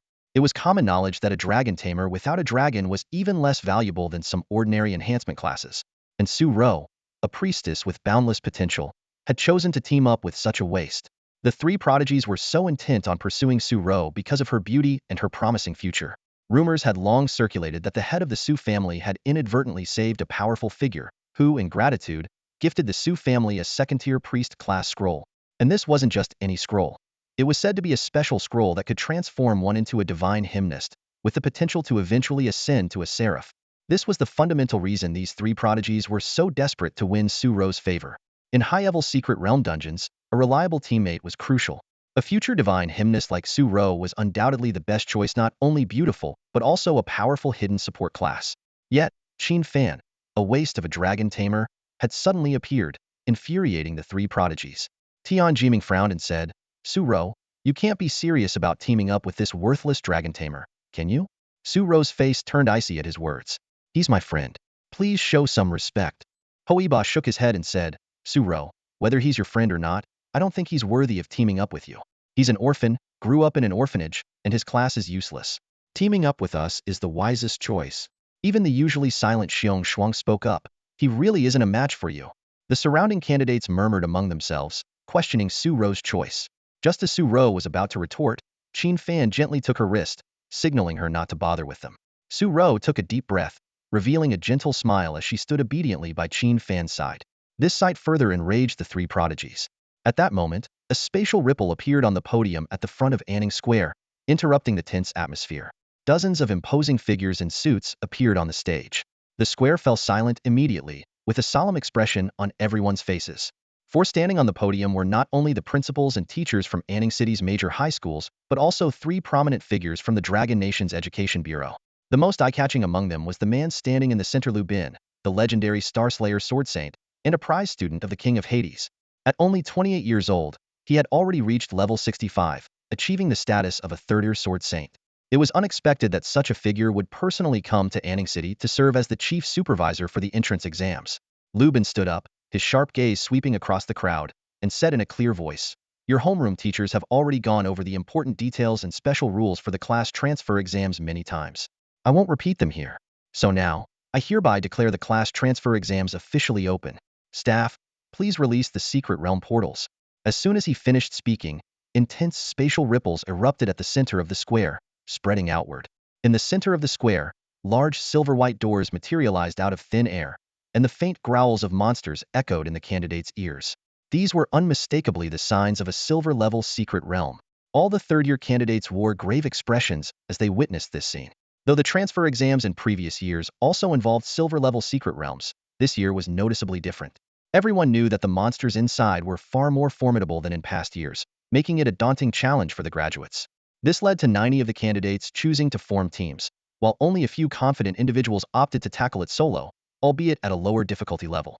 Lu Bin, a disciple of the infamous King of Hell, broke from the tradition of long-winded speeches often favored by other leaders. He announced succinctly, harness the wind to soar to the skies. Whether you can seize this chance to rise depends on your strength. Now, the Long Kingdom transfer exams officially begin. As soon as he finished speaking, all the candidates sprang into action. The moment their fingers touched the silver-white doors, a flood of dungeon information surged into their minds. Secret Realm, Tomb Maze. Level requirement, 1320. Difficulty options, easy, normal, hard, hell. Player limit, 15. Background. It is said to be the burial site of a long-dead emperor. Countless grave robbers entered seeking fortune, but none returned alive. The exam rules then appeared. 1. Each candidate is allowed only 2 mana potions and 2 health potions. Exceeding this will lower the overall score. 2. No restrictions on weapon or equipment grade. 3. Team mode scores are 20 lower than solo mode. Oh man, it's the Tomb Maze. I'm doomed.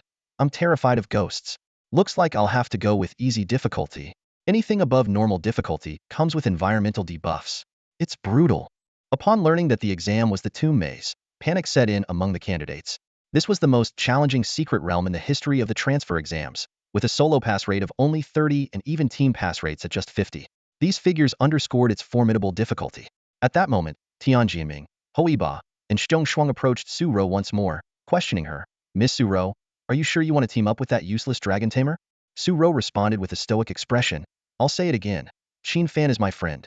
He is not useless. He's stronger than any of you. Her words caused not only the three but also the surrounding candidates to chuckle. Someone mocked, haha, a useless dragon tamer stronger than any of us? The eldest Miss Sue is pretty but lacks brains. Just wait, teaming up with that dragon tamer, Sue Ro might not realize that people can actually die in the exam's secret realm. Hearing the chatter around her, Sue Ro's face flushed with anger, her body trembling slightly. Yet Qin Fan remained calm, indifferent to the insults and mockery, considering the mere background noise. He was confident that he would soon use his skills and results to silence them. Let's go, Qin Fan said, taking Sue Ro's delicate hand and leading her towards the silver door. Her face turned red at his sudden gesture, but she didn't resist, allowing the boy her age to lead her. This scene only fueled the anger of Tianjinming, Ho Yiba, and the others further. Damn it, she's such a foolish woman. Ho Yiba cursed. Teaming up with a loser, when the results come out, they'll probably be at the bottom. Xiong Shuang sneered. All right, everyone, let's get into the dungeon quickly, Tianjinming said calmly. With that, many candidates took a deep breath, steadied their nerves, and rushed through the silver-white doors. In no time, the once crowded P-square was empty. Screens responsible for broadcasting the candidates' dungeon progress started displaying notifications. Ding! A team has entered the secret realm. A team has entered the secret realm. A team has entered the secret realm. The annual transfer exams did not allow for online streaming or external viewing. Only school leaders, teachers, and officials from the Long Kingdom Education Bureau had the privilege to watch the live feeds of each candidate's progress. Currently, enforcers were stationed around P-square. In this world where games and reality intertwined, transferees were a formidable force that every nation valued. These graduating high school students were the future backbone of the Long Kingdom and a vital line of defense against evil forces. To protect these significant individuals, the Long Kingdom strictly controlled the disclosure of student information. During the transfer exams, crucial details like talents, secret skills, and combat styles would appear on the live broadcast screens. If leaked, this information could be exploited by foreign powers, making the students vulnerable even if they grew stronger in the future. Therefore, the Long Kingdom had stringent confidentiality measures for every transferee's information. Teachers would even instruct students to set their information panels to private. This was also why P-square was completely isolated. What? How did the young lady from the Su family end up teaming up with Qin Fan? This news hit the teachers like a bomb. They all turned their eyes to the large screen, which clearly displayed the team information. Qin Fan and Su Ro. The principals were visibly shocked. Qin Fan, the student who transferred from First High to become a Dragon Tamer, didn't just skip the college entrance exam. He teamed up with Su Ro? This was outrageous.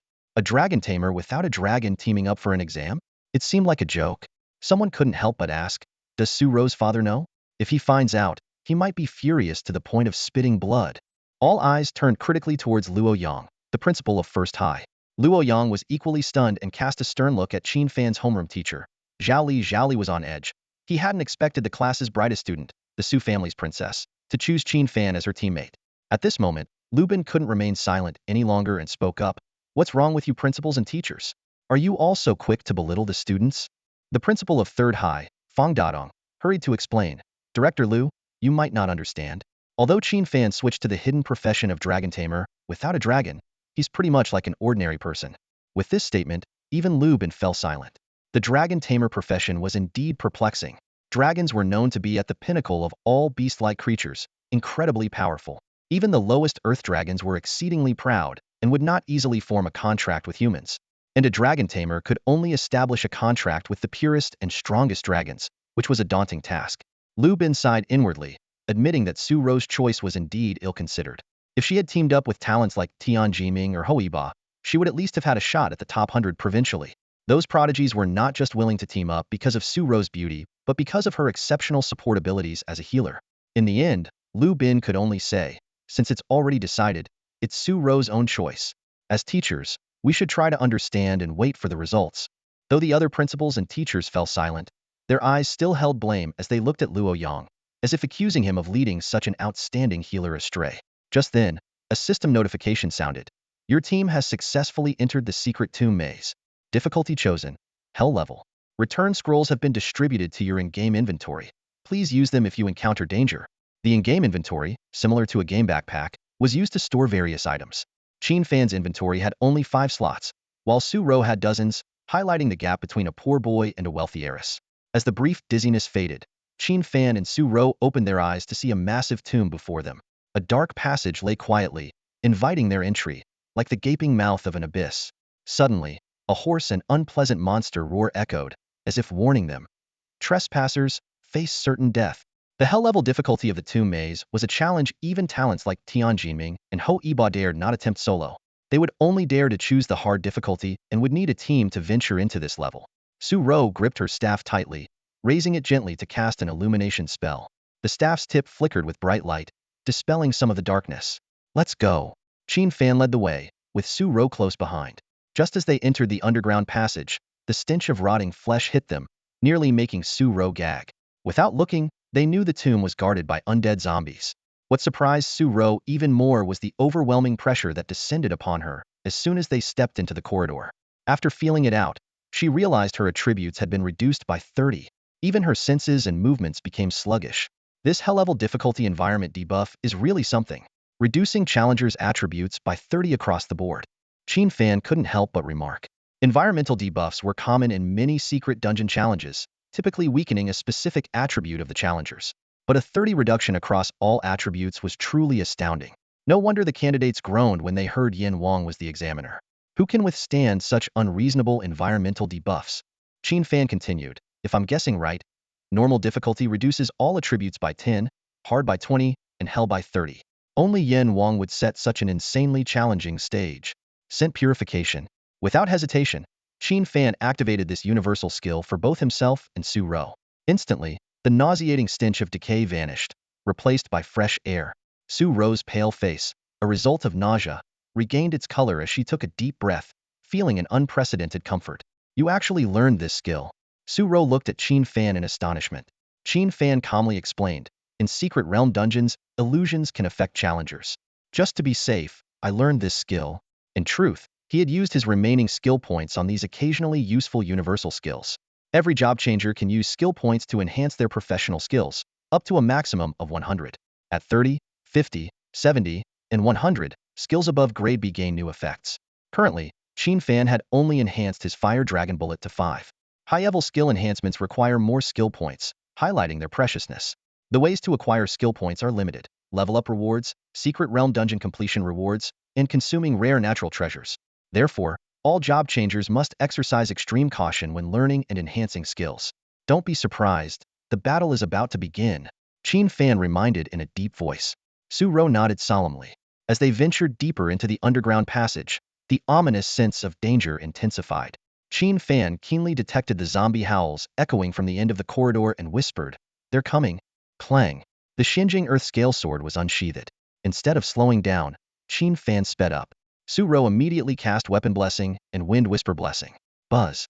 The sword in Qin Fan's hand glowed brightly, increasing its attack power by 10 and speed by 30. Remember to conserve mana.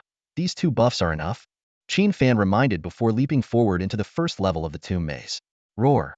Nearly 100 zombie creatures let out frenzied howls at the human in the air. Qin Fan landed lightly, and the Eye of Appraisal instantly displayed detailed information on all the zombies. Monster, Burial Zombie. Level 17. Type, Humanoid Monster. Skills, Poisonous Bite, Self-Destruct Poison Mist. Quality, Silver. Note: once commoners, they were buried alive as companions after the Empire's Emperor died. Filled with resentment, they roamed the tomb maze as zombies. Qin Fan thought to himself, for a warm-up stage, having nearly 100 level 17 burial zombies was far more challenging than the previous Goblin Secret Realm.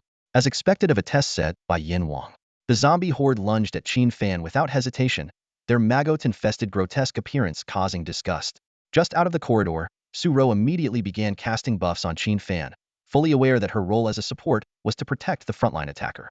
However, the next scene left Su Ro utterly shocked. Qin Fan suddenly swung the Xinjing Earthscale Sword, unleashing a terrifyingly powerful white sword aura. The dozen or so burial zombies at the front screamed, and were instantly cleaved in half. One strike to annihilate over a dozen level 17 zombies.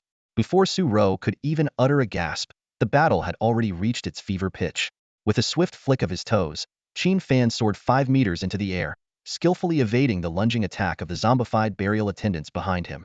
On the ground, the decaying creatures roared upwards, stretching their rotten limbs in a futile attempt to snatch their airborne prey. In this critical moment, Qin Fan let out a low shout, and the Xinjing Earthscale Sword in his hand sliced through the air, flying towards Su Ro's direction. The blade traced a glinting arc in the sky before embedding itself into the ground beside Su Ro with a crisp ding. Instead of plummeting to the ground and becoming a meal for the zombies, Qin Fan appeared to be drawn by an invisible force towards Su Ro. It dawned on Su Ro that Qin Fan had cleverly tied a thread as fine as a spider's silk to the sword's hilt, allowing him to execute this daring aerial maneuver. As soon as Qin Fan landed safely, a chilling sound erupted from behind him. Boom! The bellies of a dozen slain, zombified attendants began to swell before exploding. A virulent green mist spread rapidly, creating a deadly zone with a 5-meter diameter.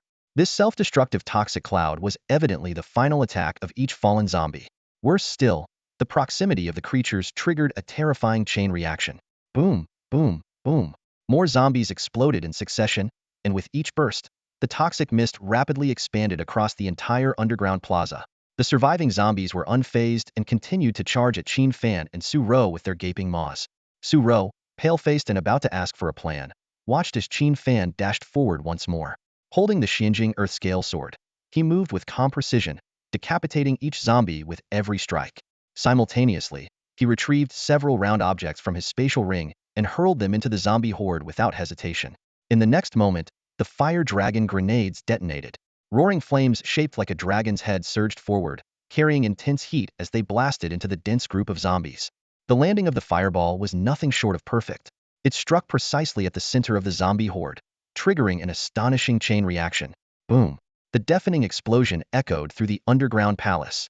The round, black objects were instantly ignited by the intense heat of the firebomb. The roaring flames, fueled by the explosion's force, became even more fierce, swiftly consuming the remaining burial zombies. Bang! Bang! Bang! As the zombies were incinerated, they erupted into toxic clouds. The hissing poison fog surged toward Qin Fan and Su Ro like a tidal wave. Just as Su Ro was about to raise her staff to unleash a holy light purification, Qin Fan stopped her with a gesture. Under her puzzled gaze, he took out a white sphere from his spatial storage and unhesitatingly smashed it onto the ground. Bang! The sphere burst into a brilliant white light, releasing a powerful purifying force. To Su Ro's astonishment, the toxic fog that was about to engulf the entire small square was instantly dispelled and dissolved. With a rumbling noise, a gate appeared at the center of the underground palace's small square, gradually revealing the entrance to the underground passage of the second level. This meant they had successfully cleared the first level. Su Ro was completely stunned.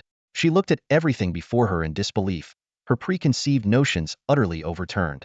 She had thought Qin Fan would need to summon Xiao Jiao in such a dire situation, yet he solved the problem with such ease. At that moment, she realized that not only was the dragon powerful, but Qin Fan, as its master, also possessed remarkable combat skills and techniques. What are you standing around for? Let's go, Qin Fan urged, leading the way to the second level. Only then did Su Ro snap out of her daze and quickly follow him. Outside, in the stands, there was a stunned silence. Everyone, teachers, the principal, education bureau leaders, and even the Star Slayer Sword St. Lu Bin were dumbfounded, their eyes filled with disbelief. What just happened? A teacher muttered in shock. Qin Fan cleared the first level in less than 30 seconds. Am I dreaming? Lu Bin slowly turned to the assembled teachers and principal, asking in a deep voice, is this what you call a useless profession, a dragon tamer? Everyone was speechless, especially Qin Fan's homeroom teacher, Zhao Li, and Luo Yang, the principal of First High School. They were so shocked they couldn't speak. They recalled their initial disappointment when Qin Fan chose his profession, only to now witness this destined-to-fail student deliver a near-perfect performance. Outstanding. Absolutely outstanding. Lu Jinliang, the director of Anning City's Education Bureau, couldn't help but praise. This kid's combat skills are top-notch. It's hard to believe a third-year student possesses such refined battle techniques and a calm demeanor. Another Education Bureau leader chimed in. His physical control is flawless. From his aerial entry to swordplay, to the clever use of items, every move was meticulously calculated. This is not something a useless profession could achieve. These words left the teachers and principal visibly ashamed. They had to admit that Qin Fan had flawlessly resolved the zombie horde and poison fog issues using the simplest grade items, explosion grenades and purification bombs. More astonishingly, he had mastered fire magic, skillfully enhancing the power of the explosion grenades. Moreover, Lu Bin added, he conserved a significant amount of mana for the team's healer. Remember, this is just the first level. Excessive mana consumption is not wise. Reflecting on the performances of other candidates, some inexperienced teams panicked and had their healers use purification skills when faced with poison fog. In contrast, Qin Fan's performance was undeniably superior. At that moment, Everyone realized how absurd their previous prejudices against the Dragon Tamer profession had been. Qin Fan's actions had decisively proven his strength and worth, shattering their misconceptions. As the director of the Anning City Education Bureau, Lu Jinliang couldn't help but express his regret. What a pity. If he had chosen another combat profession, it would have been great. But he chose to become a Dragon Tamer. The principals and teachers around him also showed expressions of regret upon hearing this. They knew well that with Qin Fan's exceptional combat skills and keen instincts, he would have been limitless in his future achievements had he chosen another combat profession. His cautious and detailed approach to battle clearly indicated his natural aptitude for combat. However, Qin Fan opted for the profession of Dragon Tamer, which worried the educators present. Although it sounds impressive, it is almost impossible to successfully form a contract with a real dragon. The legendary top-tier dragons reside in forbidden zones inaccessible to humans.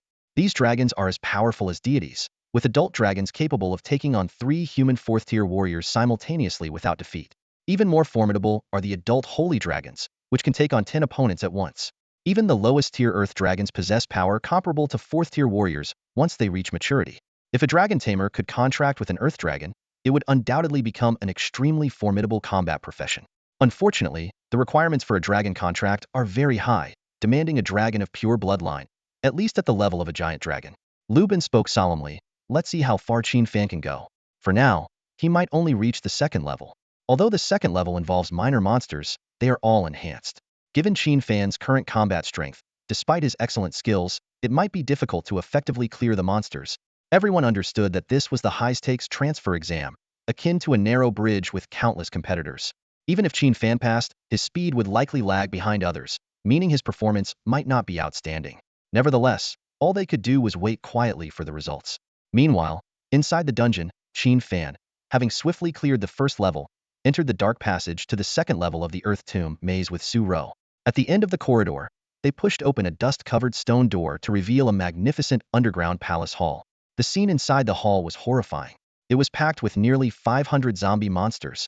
Even more shocking was that aside from 100 ordinary burial zombies, the remaining 400 were all mutated types. Qin Fan quickly analyzed the information on these monsters. Steel zombies, level 18, humanoid monsters. Skills include hardened skin, steel claw tier, and mental roar. They have absorbed the tomb's energy over the years. Their skin is hard as steel, with defense far exceeding ordinary zombies. Cursed zombies, level 18, humanoid monsters. They possess curse claw and bloodthirsty aura skills. Their attacks contain curse power and can amplify their companions' abilities. Night zombies, level 18, humanoid monsters. Skills include charge, trample, and death embrace. These zombies were knights guarding the empire in life, retaining some combat skills and intelligence. Faced with such a daunting situation, Qin Fan couldn't help but acknowledge that this was indeed a test crafted by Yin Wang himself. The 1st level was just an appetizer. The 2nd level was the real test of a candidate's skill. Su Ro's face turned pale at the sight of the dense zombie horde. This was far more challenging than the goblin village and incomparable to the school's secret realm training. Of course, this was also because Qin Fan had chosen the hell-level difficulty. Qin Fan quickly devised a strategy. With the 20 attribute boost inherited from Xiao Jiu, he was confident he could handle the 500 monsters, but it would take a significant amount of time. In the transfer exam, even a second's delay could lead to a considerable drop in ranking. After careful consideration, Qin Fan made a decision. He slowly closed his eyes, clasped his hands together, and shouted, "Xiao Jiu, reveal yourself." As soon as he spoke, a massive array imbued with terrifying magical energy appeared before Qin Fan. A deafening, powerful dragon roar emanated from the magical array. Then, a massive crimson dragon claw emerged, crashing heavily onto the ancient hall's floor, causing it to crack and shatter. Following this, a large dragon head with horns emerged from the array, its majestic golden eyes surveying the surroundings. Finally, a colossal crimson dragon, over 10 meters tall, fully appeared in the hall. It raised its head and smashed through the ceiling, casting a cold, commanding gaze over the 500 zombies. The hall's pervasive stench of decay prompted Xiao Jiu to let out a low growl of disdain. Without waiting for Qin Fan's command, Xiao Jiu opened its mouth, unleashing a searing dragon's breath that poured out like a tidal wave. As the overwhelming flames poured down, the entire hall was instantly engulfed in a sea of fire. The 500 zombies, which had just awakened, were reduced to nothingness before they could even attack the intruders, vanishing with a single scream. The bright light of the fire reflected on Su Ro's delicate face as she stared in shock, her heart filled with awe. Although Su Ro was already aware of the dragon's immense power, Witnessing the terrifying horde of zombies being obliterated in an instant still made her tremble. Is this the strength of a top-tier dragon? It's terrifying, she thought. They truly stand at the pinnacle of all living creatures. Meanwhile, the audience outside the dungeon was left speechless by the scene unfolding before them. When the familiar beast summoning circle appeared beneath Qin Fan's feet, the expressions of the leaders, principals, and teachers froze, and they momentarily forgot to breathe. Their shock stemmed from the fact that this summoning circle was typically exclusive to beast tamers. Yet Qin Fan, a dragon tamer, was able to use it. A question arose in everyone's mind. Besides dragons, what other creatures can a dragon tamer summon? In the next moment, a spine-chilling dragon's roar resounded throughout the venue. Following this, an astonishingly majestic dragon appeared before everyone. Its entire body was covered in fiery red, impenetrable scales, beneath which lay explosive muscles brimming with power. The scorching aura of divine fire surrounded it, resembling a god of fire. Its golden dragon eyes were filled with disdain for all things on earth. Everyone on the podium widened their eyes, their expressions overflowing with shock. Lu Bin struggled to utter a single syllable, his voice trembling with excitement. The others were so overwhelmed they couldn't speak at all. This was a real dragon, and judging by its awe-inspiring presence, it was undoubtedly a top-tier dragon of at least the giant dragon level. Qin Fan had successfully formed a contract with a dragon, becoming the only dragon tamer in history to possess such a creature. Qin Fan's homeroom teacher, Zhao Li, leaped from his seat, cheering with his fists in the air. Principal Luo Yang also stood up, his face flushed as he stared intently at the screen displaying the magnificent fiery dragon. A pang of regret suddenly stirred within him as he recalled, jokingly suggesting that Qin Fan's potential as a dragon tamer might be worth researching. Now, this student he had once teased had indeed contracted a top-tier dragon, proving him utterly wrong. Despite this, Luo Yang felt that this slap in the face was well-deserved. The principals and teachers from other schools also stared at the screen, their lips tightly pressed together, as if a bomb was about to explode within them, yet they were forced to suppress it. When they witnessed the fiery dragon annihilate all the monsters in the second level with a single breath, gasps echoed throughout the room. This dragon is incredibly powerful. Inside the dungeon, Qin Fan couldn't help but let out a wry smile as he gazed at the sea of flames before him. By now, the colossal dragon, which stood over 10 meters tall, had shrunk in size and was fluttering its adorable wings as it landed on Qin Fan's shoulder, affectionately nuzzling his cheek, showing its fondness for him. Beside him, Su Ro watched with a mix of envy and admiration. She realized that Qin Fan's participation in the vocational exam was unnecessary. If he were to simply present his dragon companion to the Education Bureau officials, he would undoubtedly receive a special invitation. Even the 3 top academies would compete to recruit Qin Fan, allowing him to choose whichever he preferred. Be good. After your exam, I'll make you something delicious at home, Qin Fan said with a warm smile, gently ruffling Xiaoju's hair, his eyes filled with affection. Didn't you say you wanted roast suckling pig? I'll get you dozens of them, and we'll have a grand feast. Hearing this, Xiaoju let out a soft, playful hum that was completely different from the usual low growl. Qin Fan chuckled to himself, thinking how this little dragoness turned into a sweet creature around him. Quite the cunning dragon indeed. Let's go, we can't waste time. Qin Fan turned to Su Ro, his tone becoming serious. After all, the talents from the provincial capital aren't pushovers. With that, he quickly headed towards the passage leading to the 3rd stage. Su Ro nodded and followed, aware that even without her so-called priest role, Qin Fan could easily conquer this hellish labyrinth on his own. She made a mental note of this favor, grateful for Qin Fan's help. Meanwhile, other battles were unfolding intensely in different areas. Ho Iba, clad in gleaming golden armor, was fighting fiercely in the 1st stage. Shield in one hand to fend off zombie attacks, an axe in the other to strike them down. In just 2 minutes, he effortlessly cleared the 1st stage. The top spot in Anning City is mine, Hoibas, he thought arrogantly, heading towards the 2nd stage, imagining the principals and teachers outside applauding his flawless performance. Similarly, Tian Jinming and Xiong Shuang, who were also tackling the challenging labyrinth alone, were showcasing their skills and feeling proud.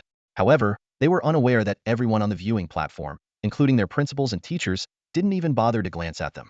Surprisingly, Lu Bin had even ordered the broadcast director not to switch away from Qin Fan's footage, ensuring everyone could focus on watching Qin Fan and his formidable dragon companion's upcoming impressive performance. As Qin Fan led Xiaojiu and Su Ro to the 3rd level, Ho Iba, Tian Jinming, and their group had just completed the 1st level, opting for the difficult mode. In contrast, Qin Fan chose the hell mode of difficulty. Even though Qin Fan had a team, Su Ro's presence was almost negligible. Qin Fan and his dragon companion could easily and swiftly clear the level alone.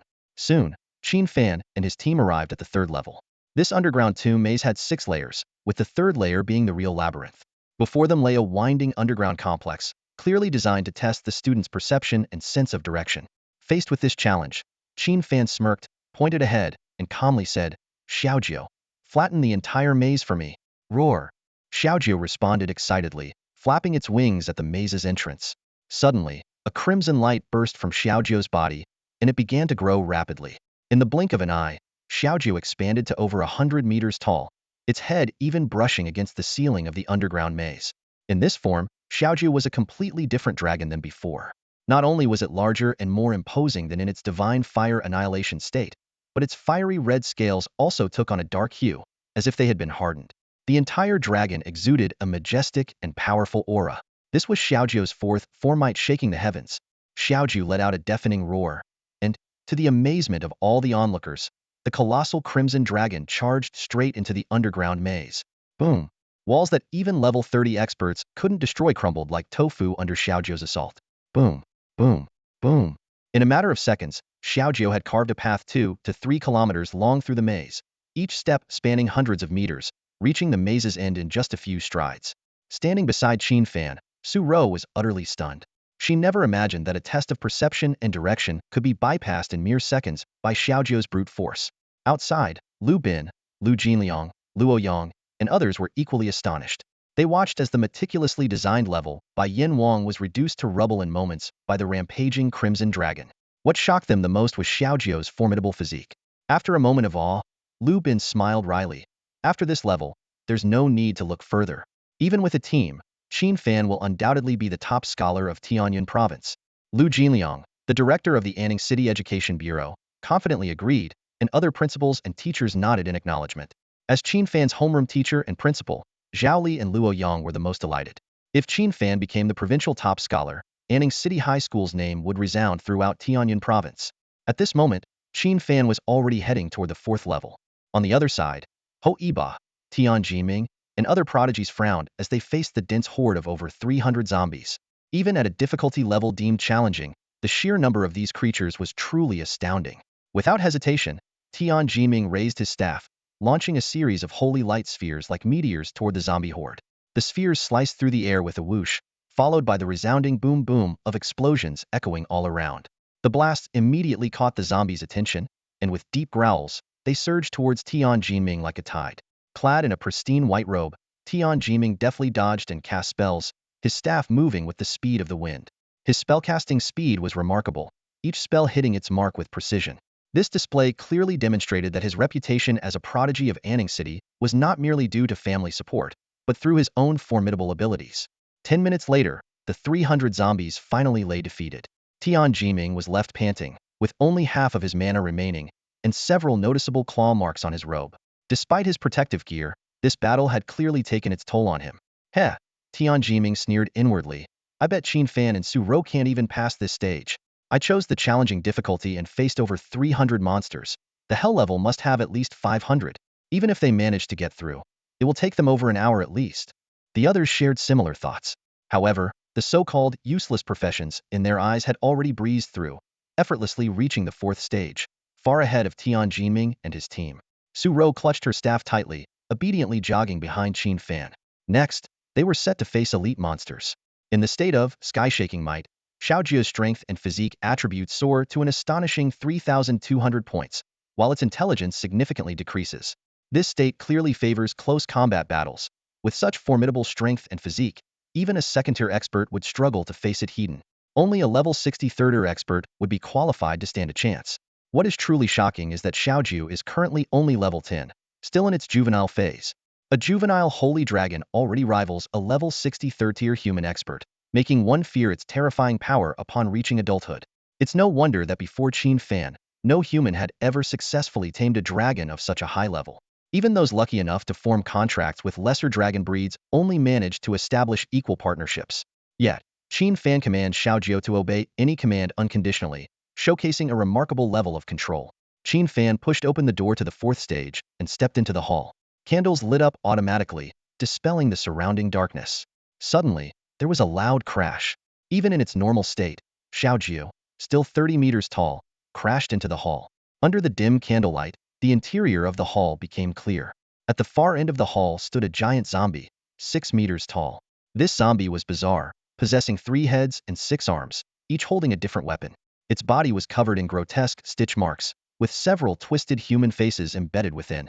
Qin Fan immediately used his eye of identification, revealing the zombie's details. Monster, giant stitch zombie. Level, 21. Type, humanoid monster. Skills, grade, gold. Notes, a man-made experimental product, stitched together from the bodies of over 100 elite zombie monsters. It possesses formidable strength, adept at both melee and ranged combat. The elite monster of a silver-level dungeon having a gold grade with hidden skills was a difficulty that surprised even Qin Fan. He couldn't help but admire the high level of challenge set by that mysterious figure known as Yin Wang. Some might question if Qin Fan's success was solely due to Xiaojie, suggesting he might not fare as well in solo combat. To this, Qin Fan would simply retort, "You're a fool. I'm a Dragon Tamer." A Dragon Tamer without a dragon companion is as absurd as a mage unable to use magic or a warrior without a sword. This is my professional advantage. If you're not convinced, try your luck and become a Dragon Tamer yourself. The giant stitched zombie let out a deafening roar, charging directly at Qin Fan, ignoring Xiaojie's presence. It had lost its self-awareness, driven only to devour and slay any human intruder, never retreating regardless of the opponent's strength. However, in front of Xiaojie, this ferocious zombie was merely a trivial obstacle. On Qin Fan's command, Xiaojie immediately unleashed Destructive Flame Claw. Fiery flames engulfed Xiaojie's front claws, illuminating the entire hall. As the giant stitched zombie charged forward, Xiaojie disdainfully swung its dragon claw. With a squelch, the zombie's body was reduced to mere pulp under the dragon's claw, and the accompanying fire attribute attack incinerated it completely. One strike of the destructive flame claw instantly annihilated this level 21 gold elite monster. Even though Qin Fan was well aware of Xiaojie's terrifying power, witnessing this scene still left him in awe. Had he faced this elite monster alone, it would have taken him at least 5 minutes to defeat it. Yet, with a mere flick of its claw, Xiaojie obliterated it in an instant. Holy crap! It's gone just like that? Qin Fan couldn't help but exclaim, feeling both astounded and proud to have such a powerful companion by his side. The people on the stage stared intently at the screen, and as the image appeared, their jaws nearly dropped in shock. Displayed prominently on the screen was a level 21 golden elite monster. Such a creature, if found in a wilderness map, would certainly serve as the boss of the inner region of the dense forest mountains. As the scene unfolded, Lu Bin, known as the star-slaying sword saint, keenly observed the 3 forms that Xiaojie exhibited during the battle. In its normal state, Xiaojie maintained a height of 30 meters, giving off a sense of balanced attributes. When rampaging, its size swelled to 100 meters, nearly touching the ceiling of the Earth Tomb maze, and the power it emanated was enough to make Lu Bin, a formidable third transition warrior, feel his heart race. Finally, Xiaojie could shrink to the size of a cat, nimbly perching on Qin Fan's shoulder. Lu Bin continued his analysis. This giant stitch zombie likely has a strength attribute surpassing 300, while Qin Fan, even with inherited attributes from bloodline fusion, only reaches about 400. Normally, dealing with such a tough-skinned elite monster would require at least 5 to 6 minutes of intense combat. However, to everyone's astonishment, under the watchful eyes of 3 leaders and numerous principals and teachers, Qin Fan's dragon pet effortlessly defeated this monster, which even a level 25 expert would struggle against, with just a single strike. This scene left everyone present gasping in amazement, marveling at the incredible power of the dragon race, which seemed to defy common sense. Lu Bin's words revealed his astonishment at the strength of this juvenile dragon pet, and his reaction sparked widespread discussion among the audience. Everyone realized that Qin Fan's dragon pet, seemingly young, possessed strength far beyond their expectations, capable of astonishing even an experienced third transition warrior. As the outside world marveled, Qin Fan had already led Xiaojie and Su Rou to the 5th level.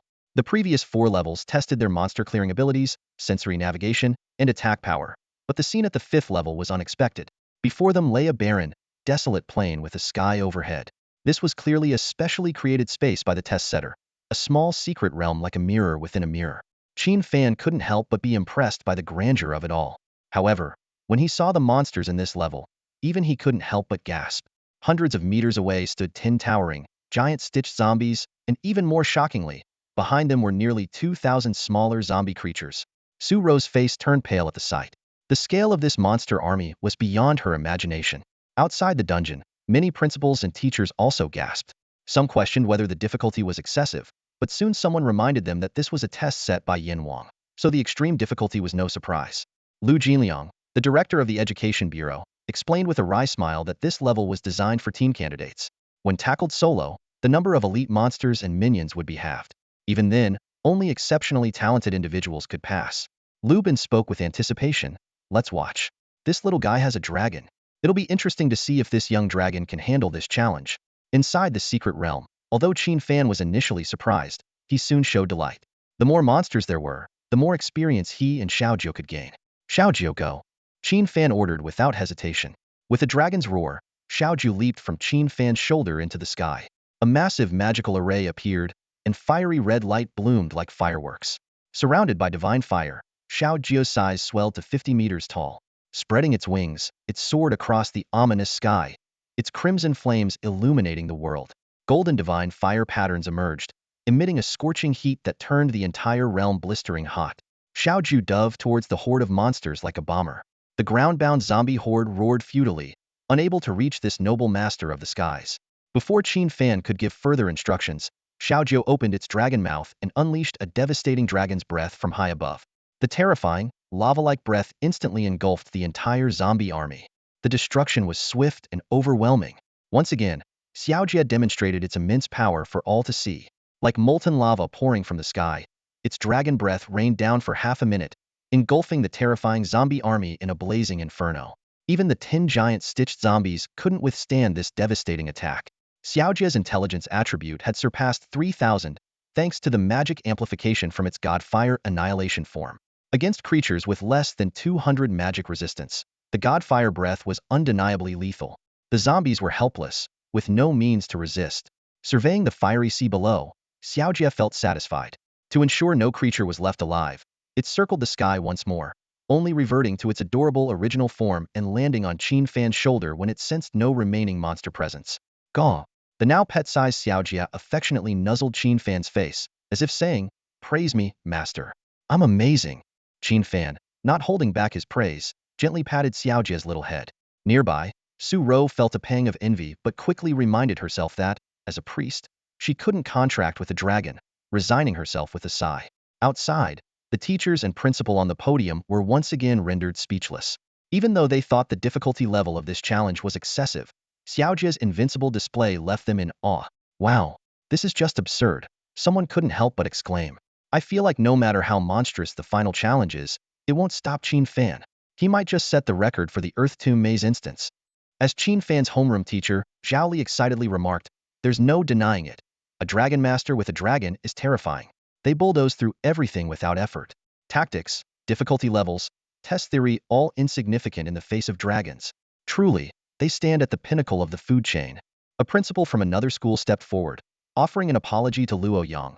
Congratulations to your school for producing such a prodigy. How laughable that we initially thought your dragon master was useless. I must apologize here and now. Other principals and teachers who had mocked the dragon master from Luo Yang's school quickly followed suit, knowing full well the dragon master's inevitable rise and the potential consequences of not apologizing now. Luo Yang responded with a stiff smile, just a misunderstanding, glad it's resolved. In truth, he had also been disappointed in Qin Fan and hadn't even provided the support a hidden profession deserved. Luo Yang resolved to personally apologize once the college entrance exams were over. While these events unfolded outside, Qin Fan finally reached the last challenge of the Earth Tomb Maze. Deep within the maze stood a magnificent, resplendent palace. As Qin Fan, accompanied by Xiaojia and Su Rou, entered the palace, a loud voice suddenly echoed, "Who dares trespass in my imperial tomb?" In the center of the palace stood a towering figure.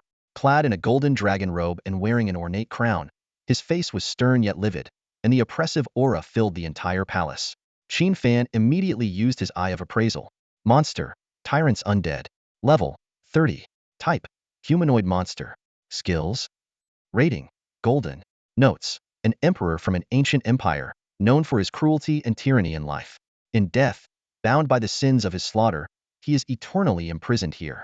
Wow! Qin Fan exclaimed.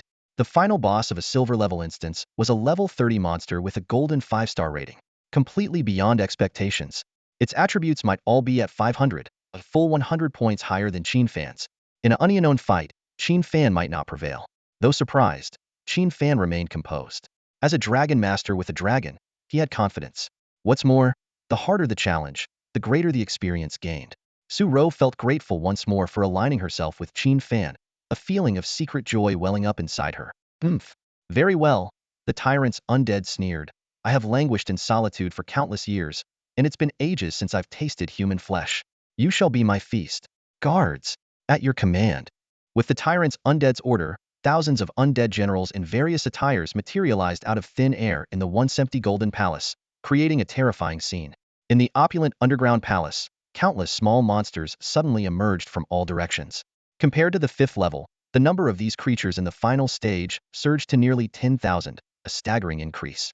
Even more peculiar were the dozens of ghostly apparitions standing at the forefront of these zombie-like creatures, all clad in the robes of ancient ministers. Qin Fan squinted his eyes, carefully observing the monsters. He quickly realized that these were likely the subjects buried alongside the tyrant's corpse. No wonder they call him the tyrant's corpse boss, he thought to himself. Such actions truly define the word tyranny. His attention swiftly shifted to the elite monsters leading the pack, whose abilities and levels rivaled that of the giant stitched zombies. He scrutinized their information. Ministerial race. Level 25 humanoid creatures, possessing skills like ministerial command, curse orb, and soul absorption. Rated gold.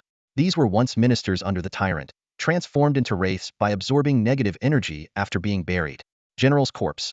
Also a level 25 humanoid creature, skilled in command charge, trample, self-destruct, mighty cleave, and sword mastery. Rated gold. They were the tyrant's trusted generals, turned into corpses by the same dark energy. Knight's corpse. Level 23 humanoid creature, known for lance whirlwind and charging. Rated gold. This unit is the elite force under the general's corpse, excelling in mounted assaults. Qin Fan marveled. This is truly a boss level. Just these high-level elite monsters are enough to plunge an ordinary team into despair, not to mention the nearly 10,000 zombie minions. He pondered. Unless those prodigies from the provincial capital team up, there's no way to clear such a difficult stage.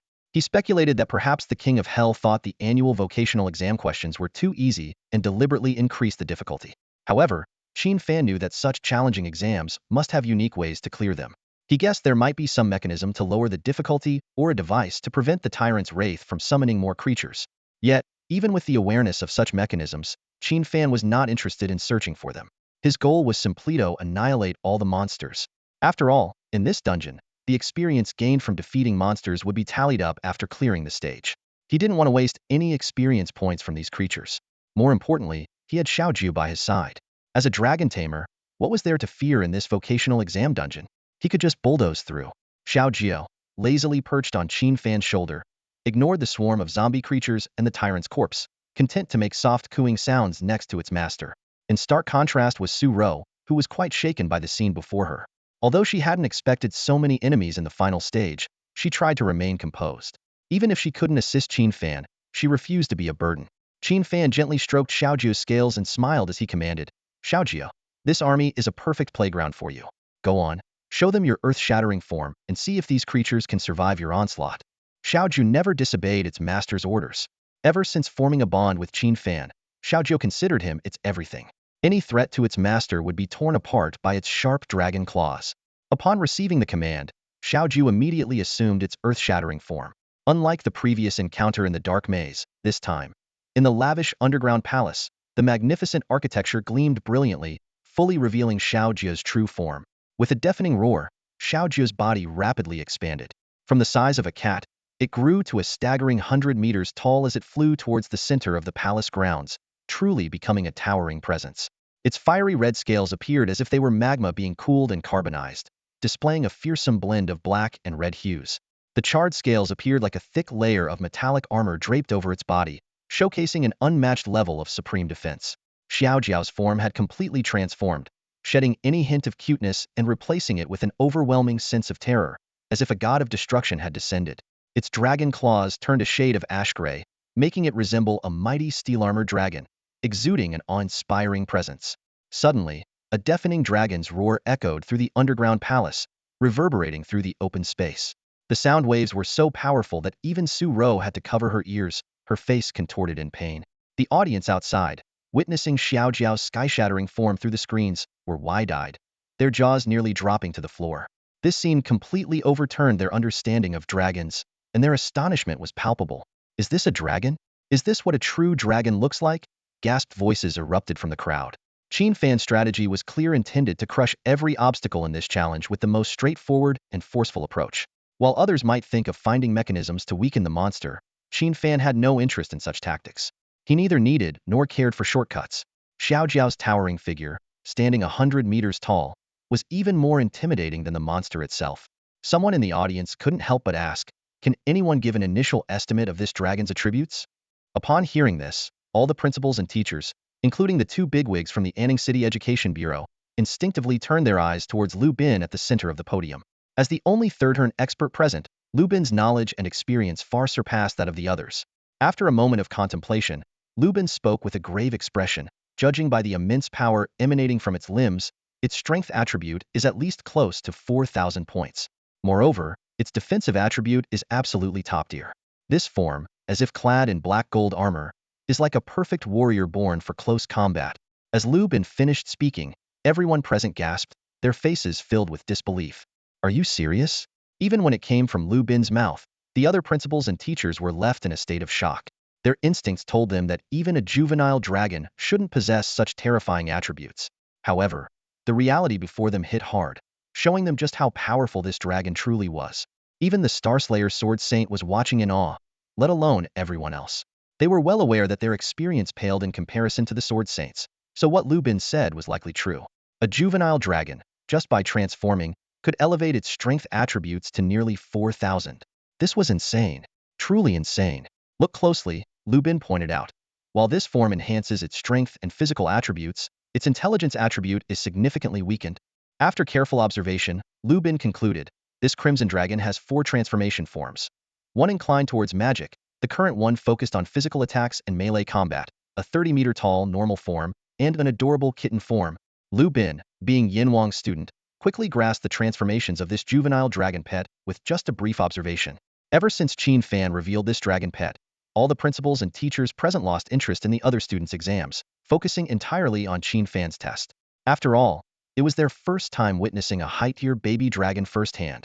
Look, Qin Fan is about to order this baby dragon to crush everything, a teacher suddenly exclaimed. Everyone was stunned to see Qin Fan, after receiving a buff from Su Rou, find a safe spot to hide. Then, he leaped onto Xiao Jia's head. Standing 100 meters in the air, he could even feel the ghostly winds from the crypt maze. Looking down, the once awe-inspiring army of undead now seemed like tiny ants. Is this what it feels like to be above it all? Qin Fan couldn't help but reflect as he stood on Xiao Jia's head. He finally experienced Xiao Jia's perspective on other creatures. From this viewpoint, everything seemed insignificant. This feeling was intoxicating. No wonder Xiao Jia always looked down on others with a haughty tilt of the head, treating other creatures with disdain. In this view where it feels like you're towering over everything, it's hard not to feel proud and arrogant. Damn human, what is that thing you're riding? Unlike previous levels, this tyrant undead retained some intelligence. When it saw Xiao Jia reveal its true form, a long-lost sense of fear resurfaced in its heart. No, impossible. The tyrant undead roared internally. I am a renowned emperor, a tyrant feared by all. How could I be intimidated by this human?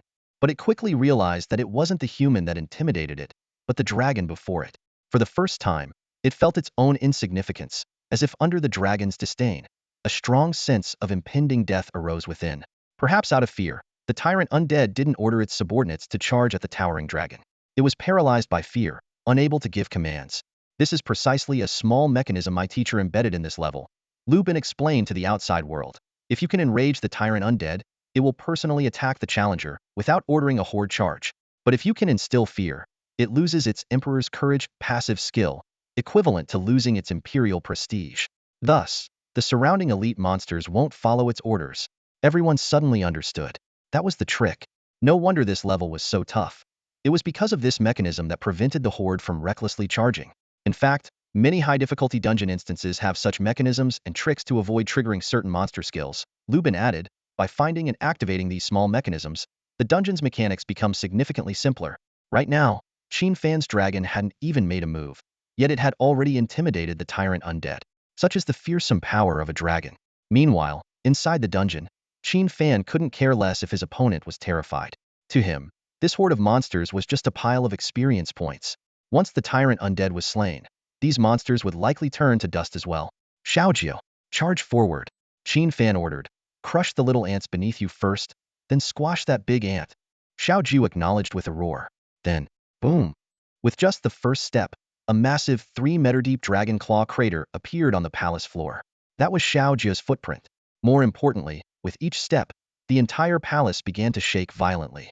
The zombies closest to Xiao Jiu didn't even have time to react before the powerful shockwave shattered them. At this moment, Xiao Jiu's strength attribute had reached 4,500, an incredibly terrifying number.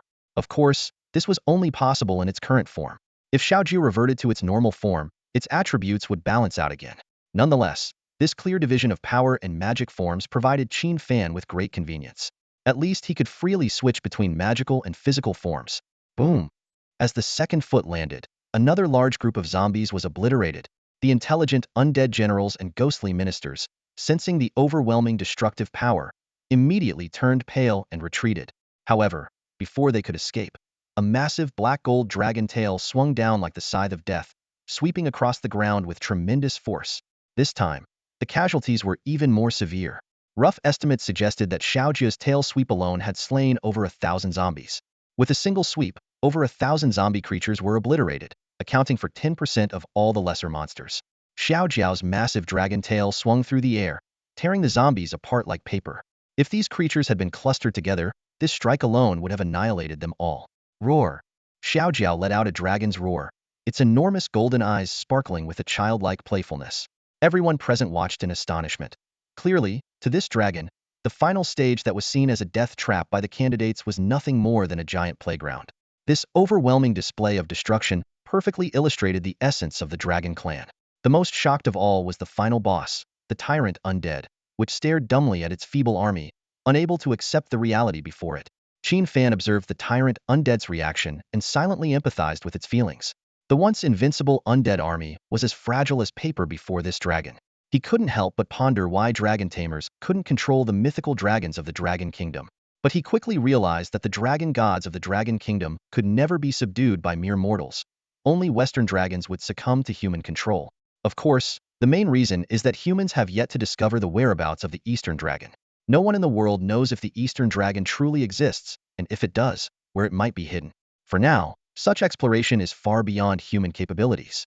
Nevertheless, Qin Fan was already quite satisfied. With Xiao Jiao by his side, his mundane life had taken a turn. He had thought he would live a simple life as a chef, but fate had given him a chance to turn things around. He resolved to seize this opportunity and change his destiny completely. Sensing the determination rising in its master's heart, Xiao Jiao let out another roar and charged toward the tyrant undead. The ground cracked under the dragon's mighty steps, buildings collapsed, and the undead army was reduced to dust in this destructive charge. Nothing could stand in Xiao Jiao's way. Seeing the inevitable outcome, the tyrant undead summoned its last ounce of fighting spirit and courageously rushed towards Xiao Jiao. However, the result was predictable: splat. With just one foot, the tyrant undead was crushed into pulp. At that moment, a faint golden glow enveloped the tyrant undead's body, radiating immense vitality. To Qin Fan's astonishment, this level 30 golden 5-star boss reassembled its body in just 2 seconds, standing once again before Xiao Jiao. Advanced Resurrection? This life-saving skill is exclusive to level 30 and above monsters. In the hell level difficulty of the graduation exam dungeon, having such a skill was not surprising. However, Xiao Jiao was clearly unfazed. It impatiently lifted its foot and stomped on the tyrant undead again. To the tyrant undead, Xiao Jiao's foot was a colossal object that blotted out the sky. This stomp not only crushed the tyrant undead completely, but also cracked the palace floor. Looking around, the palace built in the underground tomb was in shambles, with zombie remnants scattered everywhere. The elite monsters were all wiped out in Xiao Jiao's charge. As for the ghostly elite monsters, Xiao Jiao simply unleashed a breath of simple dragon fire, obliterating them entirely. Even though Xiao Jiao's magic damage was somewhat reduced in its sky-shaking state, it was more than sufficient to deal with these ghosts. Thus, in this final stage that struck fear into all candidates, every monster was utterly annihilated by Xiao Jiao. If not for Xiao Jiao's brief moment of playfulness, the battle could have ended even faster. Nonetheless, Qin Fan knew he was undoubtedly the fastest to clear the stage, second to none. No matter how well those attempting the solo challenge performed, they couldn't surpass his score in terms of time or performance. Qin Fan was securely in first place. Good job. Besides roast piglet, I'll prepare a few roast lambs for you. Cumin, spicy, savory, I'll satisfy all your tastes. Qin Fan chuckled as he patted Xiao Jiao's head. Roar. Xiao Jiao's eyes squinted in delight at the mention of food. It was a little foodie, It had agreed to a contract with Qin Fan for a bottle of divine fire essence. Of course, it was also because it felt a warm, comforting presence from Qin Fan.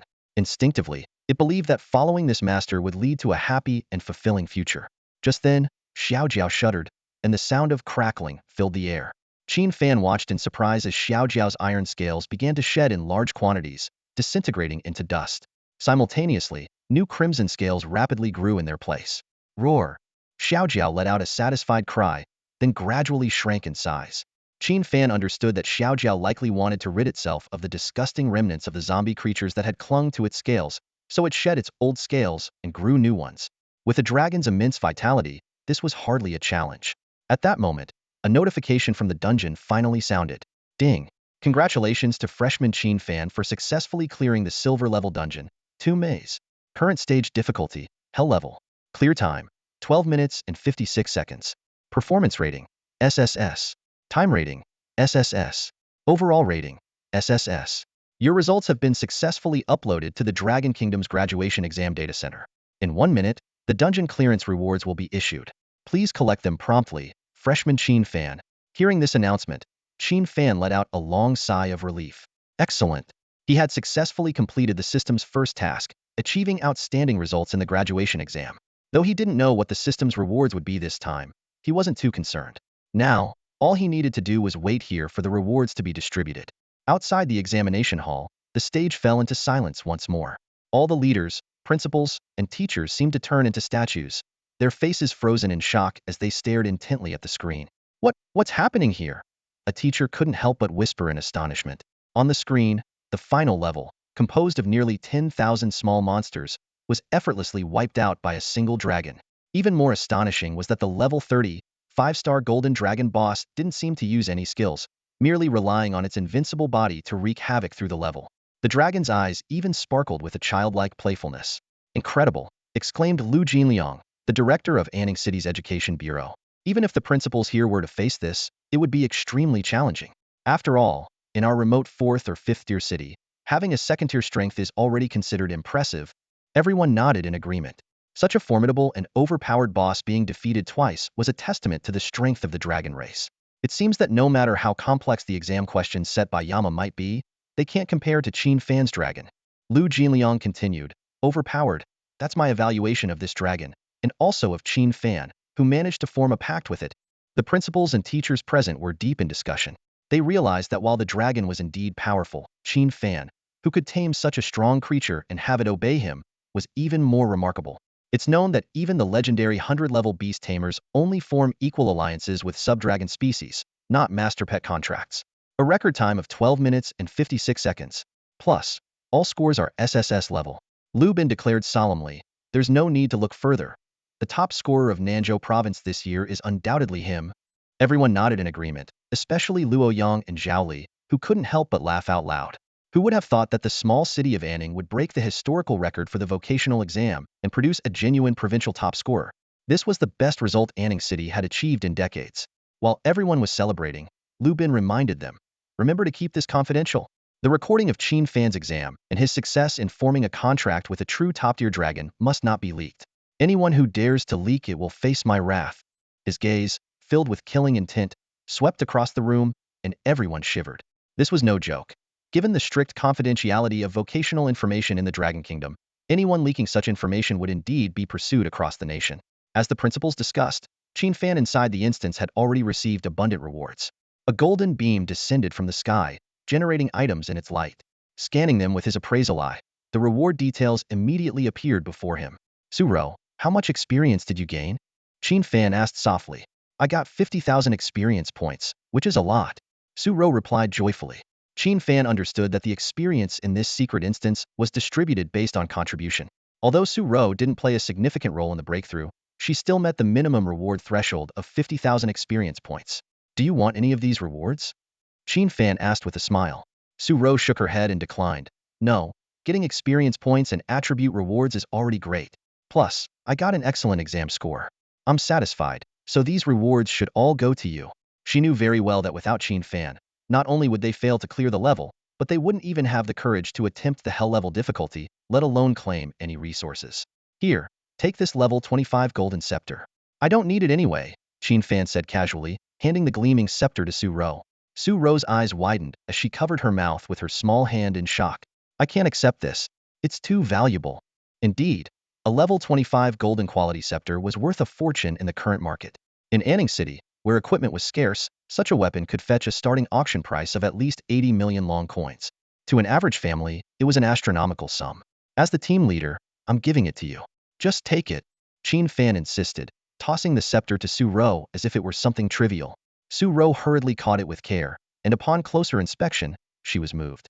The golden level equipment lived up to its reputation, with enchantment effects and intelligence attributes far surpassing her family's custom-made scepter. Thank you. Su Ro expressed her gratitude sincerely. Qin Fan waved it off and stuffed the remaining items into his internal storage space. All right, the exam's over. Time to head out, he grinned. Those big shots outside will be shocked. Su Ro joined in the laughter, her smile radiant and charming. Qin Fan thought to himself that having a beautiful companion in a dungeon really lifted the spirits. Just then, a small creature nestled in Qin Fan's arms, Xiao Jiu, poked its head out and let out a gao, as if seeking recognition. All right, I know you did most of the work. Tonight, we'll have roast piglet, roast lamb, and roast rabbit all lined up for you. Qin Fan chuckled, patting the little creature's head, as Xiao Jiu hummed contentedly. Outside, the magic teleportation array in the center of the plaza began to ripple. The crowd turned to see Qin Fan and Su Ro slowly materializing. Lu Bin, seated on the podium, was about to rise and speak with Qin Fan. However, Qin Fan had already sent Xiao Jiu back to his pet space. As a hidden class Dragon Tamer, his pet space was much larger than that of regular beast tamers, easily accommodating the massive size of dragon species. Just as Lu Bin was about to speak, the magic array fluctuated again. 5 battered figures suddenly appeared, with 2 of them collapsing unconscious immediately. Help! Someone, help! Cried a priestess whose mana was depleted. The standby medical team rushed forward to assist. Qin Fan and Su Ro quietly observed the team that had chosen the hard difficulty. 2 frontline warriors covered in blood with shattered armor. The remaining 3 were a melee damage dealer, a ranged mage, and a priestess, barely maintaining the classic dungeon lineup. Suddenly, a desperate scream echoed from the screen. A mage attempting a solo run on normal difficulty had his legs crushed by a giant, stitched zombie. He frantically reached for a town portal scroll but was torn apart by the creature before he could use it. Blood splattered like rain as the zombie, along with the faces stitched onto its body, eagerly opened its mouth to savor the fresh meat. Su Ro's face turned pale as she covered her mouth, unable to believe what she had witnessed. A vibrant life had vanished right before everyone's eyes. The already terrified priestess, witnessing this, was reduced to tears, likely scarred with an indelible trauma. The principal and teachers on the stage silently observed the scene before them, their faces etched with sorrow. As educators, they mourned the loss of their students, yet they were helpless against the harsh reality of the career transition exam. On the distant front lines, countless career transition warriors face monsters far more terrifying and powerful than the enemies in the exam's secret realm. These principals and teachers had witnessed numerous live broadcasts of the exams over the years and had become accustomed to such scenes. Qin Fan also watched in silence, fully aware that anyone hoping to endure on the path of a career transformer must undergo such a brutal test. It was akin to when he risked his life battling a cat demon to obtain the divine fire jade marrow to hatch a dragon egg, uncertain if his beast affinity talent would work. If it didn't, he would have faced a life-and-death battle. As everyone was engulfed in silence, the magical teleportation array flickered continuously, and groups of examinees and solo candidates emerged one after another. To the surprise of those around, even the prodigious Ho Eba stumbled out, looking disheveled. He had chosen the difficult level for the solo challenge. Oh my gosh, even Ho Eba couldn't pass. This year's exam is insanely difficult. Look, Qin Fan and Su Ro came out before us. They must have failed too and had to retreat. Upon hearing these comments, the previously dejected Ho Eba lifted his head and fixed his gaze on Qin Fan and Su Ro. He slowly stood up and approached them, staring directly at Su Ro. Su Ro, Ho Eba said in a low voice, I have to ask, do you regret it? I suggest you do what I did, retake the year, and team up with me for next year's dungeon. Sticking with this useless Dragon Tamer. You got eliminated, didn't you? He sneered as he spoke. Clearly, Ho Eba mistakenly thought Qin Fan and Su Ro had also failed and exited early. At this moment, many other candidates who hadn't passed the assessment turned their attention to them. Those who had successfully passed were still battling in the secret realm, likely needing at least another hour to emerge. The difficulty of this year's exam had indeed surpassed everyone's expectations, with most candidates halted at the 4th stage, let alone the final one. Now, with Ho Eba's disappointment in the exam, seeing Su Ro seemingly facing setbacks as well, he couldn't resist offering advice while throwing in a taunt. When Su Ro heard Ho Yiba's meaningless mocking words, the smile that had been on her face vanished instantly, replaced by an icy coldness. She stared at Ho Yiba with a look that was anything but friendly. Ho Yiba initially thought his words would hit Su Ro hard and make her regretful, but he didn't expect her attitude to turn so cold. This reaction only reinforced his belief that Su Ro's results must also be unsatisfactory, otherwise, she wouldn't be acting this way. Just as Ho Yiba was about to say something more, he suddenly noticed the principal and teachers on the podium coming down. Even the chief examiner, who exuded a powerful sword aura, was walking over with a broad smile. This scene left Ho Yiba stunned. He couldn't understand what was happening or why every principal and teacher had such a joyful expression. Could it be because of him? Ho Yiba began to doubt. He recalled that he had failed and exited midway through the 5th level, without even seeing the final boss. Yet now, the teachers and principals were smiling as they approached him. Could it be that the exam was so difficult that, despite not clearing it, his current performance was enough to contend for the top spot in Anning City? As this influential group drew closer, Ho Yiba unconsciously straightened his back. The surrounding candidates watched in a daze, equally puzzled by what was unfolding. At that moment, with a buzz, 3 more figures were simultaneously teleported out. Upon closer inspection, they turned out to be Tian Jinming, Xiong Shuang, and a proud-looking girl. From her attire and equipment, she appeared to be a member of a prominent family in Anning City. Seeing this, Ho Yiba's expression immediately turned sour. He hadn't expected Tian Jinming and Xiong Shuang to team up, which was completely different from the prior agreement to tackle the difficult level exam dungeon solo. Noticing Ho Yiba's expression, Tian Jinming calmly explained, "Sorry, before going in, I assessed the exam master's usual style. Even at the difficult level, we might not have been able to clear it alone. I didn't want to attempt the normal difficulty dungeon, so I teamed up with Xiong Shuang and Zhang Yu. It turned out to be the right decision. We successfully cleared the difficult level dungeon. If we had attempted it solo, we would have failed long ago." Tian Jinming's words carried a clear air of boastfulness, spoken loudly enough to flaunt in front of the other candidates who hadn't done well in the exam. Sure enough, the surrounding candidates immediately cast envious and jealous glances at Tian Jinming, Xiong Shuang, and Zhang Yu, showering them with praise. Some said Tian Jinming was not only capable but also smart, unlike the foolish Ho Yiba. Others predicted Tian Jinming would undoubtedly become the top scorer in Anning City, and that even the 3 top academies might recruit him, a rare occurrence over the years. Hearing these discussions, Ho Yiba became even more furious. He turned to Qin Fan and Su Ro, angrily saying, "It's all your fault, you useless person. If you hadn't taken Su Ro away, my team result would definitely not be worse than theirs." This brainless comment made Qin Fan frown. He had previously ignored them because he didn't take these so-called city-level prodigies seriously. But if they kept pestering him like flies, Qin Fan wouldn't hold back. After all, during the Wild Dungeon, he had mercilessly killed Zhuofeng, Lu Qing, and Zhou Xian. If it weren't for the public setting now, Ho Yiba would have been killed countless times by him. Just then, the principal and teachers finally reached them. Seeing these influential figures, Ho Yiba's arrogant attitude slightly toned down, but inwardly he was very bitter. He thought they must be here to congratulate Tian Jinming, Xiong Shuang, and Zhang Yu on their excellent performance in the career transition exam. Tian Jinming and the others clearly thought the same, immediately stepping forward with smiles to greet them politely. "Greetings, examiners, principals, and teachers." The influential figures nodded slightly. The principal of number 3 high school walked up to Tian Jinming with a cheerful smile and asked, "Xiao Tian, you seem to have done quite well. By the way, can you tell us your completion score?" Tian Jinming was momentarily taken aback, thinking, didn't the principal watch the live broadcast? Or is he asking deliberately in front of everyone so I can announce my score and show off? Yes, that must be it. So, he replied with a seemingly humble tone, "Principal, the exam was incredibly difficult. Even with all our efforts, our final completion time was 22 minutes and 45 seconds, and our overall rating was only an A. I'm afraid I brought shame to number 3 high school." As soon as Tian Jinming finished speaking, the surrounding candidates erupted in awe and admiration. Someone exclaimed, "Wow, that's amazing. An A rating. I only got AB rating on the easy level." Others asserted, "It seems our city's top scorer will definitely be one of them." Listening to these compliments, the expressions on Tian Jinming and Xiong Shuang's faces grew even more smug. Ho Yiba, on the other hand, was gritting his teeth, nearly grinding them to pieces. Only Qin Fan, Su Ro, and the influential figures showed no sign of excitement or enthusiasm. Even the principal of the school, Tian Jinming, and Xiong Shuang attended merely nodded faintly, saying softly, not bad, indeed quite decent. Huh."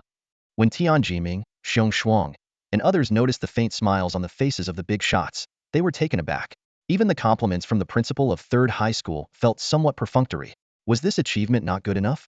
They had cleared the difficult level of the graduation exam dungeon as a team. That was considered top tier in Anning City, something no other candidate around could achieve, right? As they were puzzling over this, the chief examiner, Lu Bin, surrounded by an aura of terrifying swordsmanship, bypassed them and approached Qin Fan and Su Ro. To their astonishment, other principals and teachers followed suit, encircling Qin Fan and Su Ro.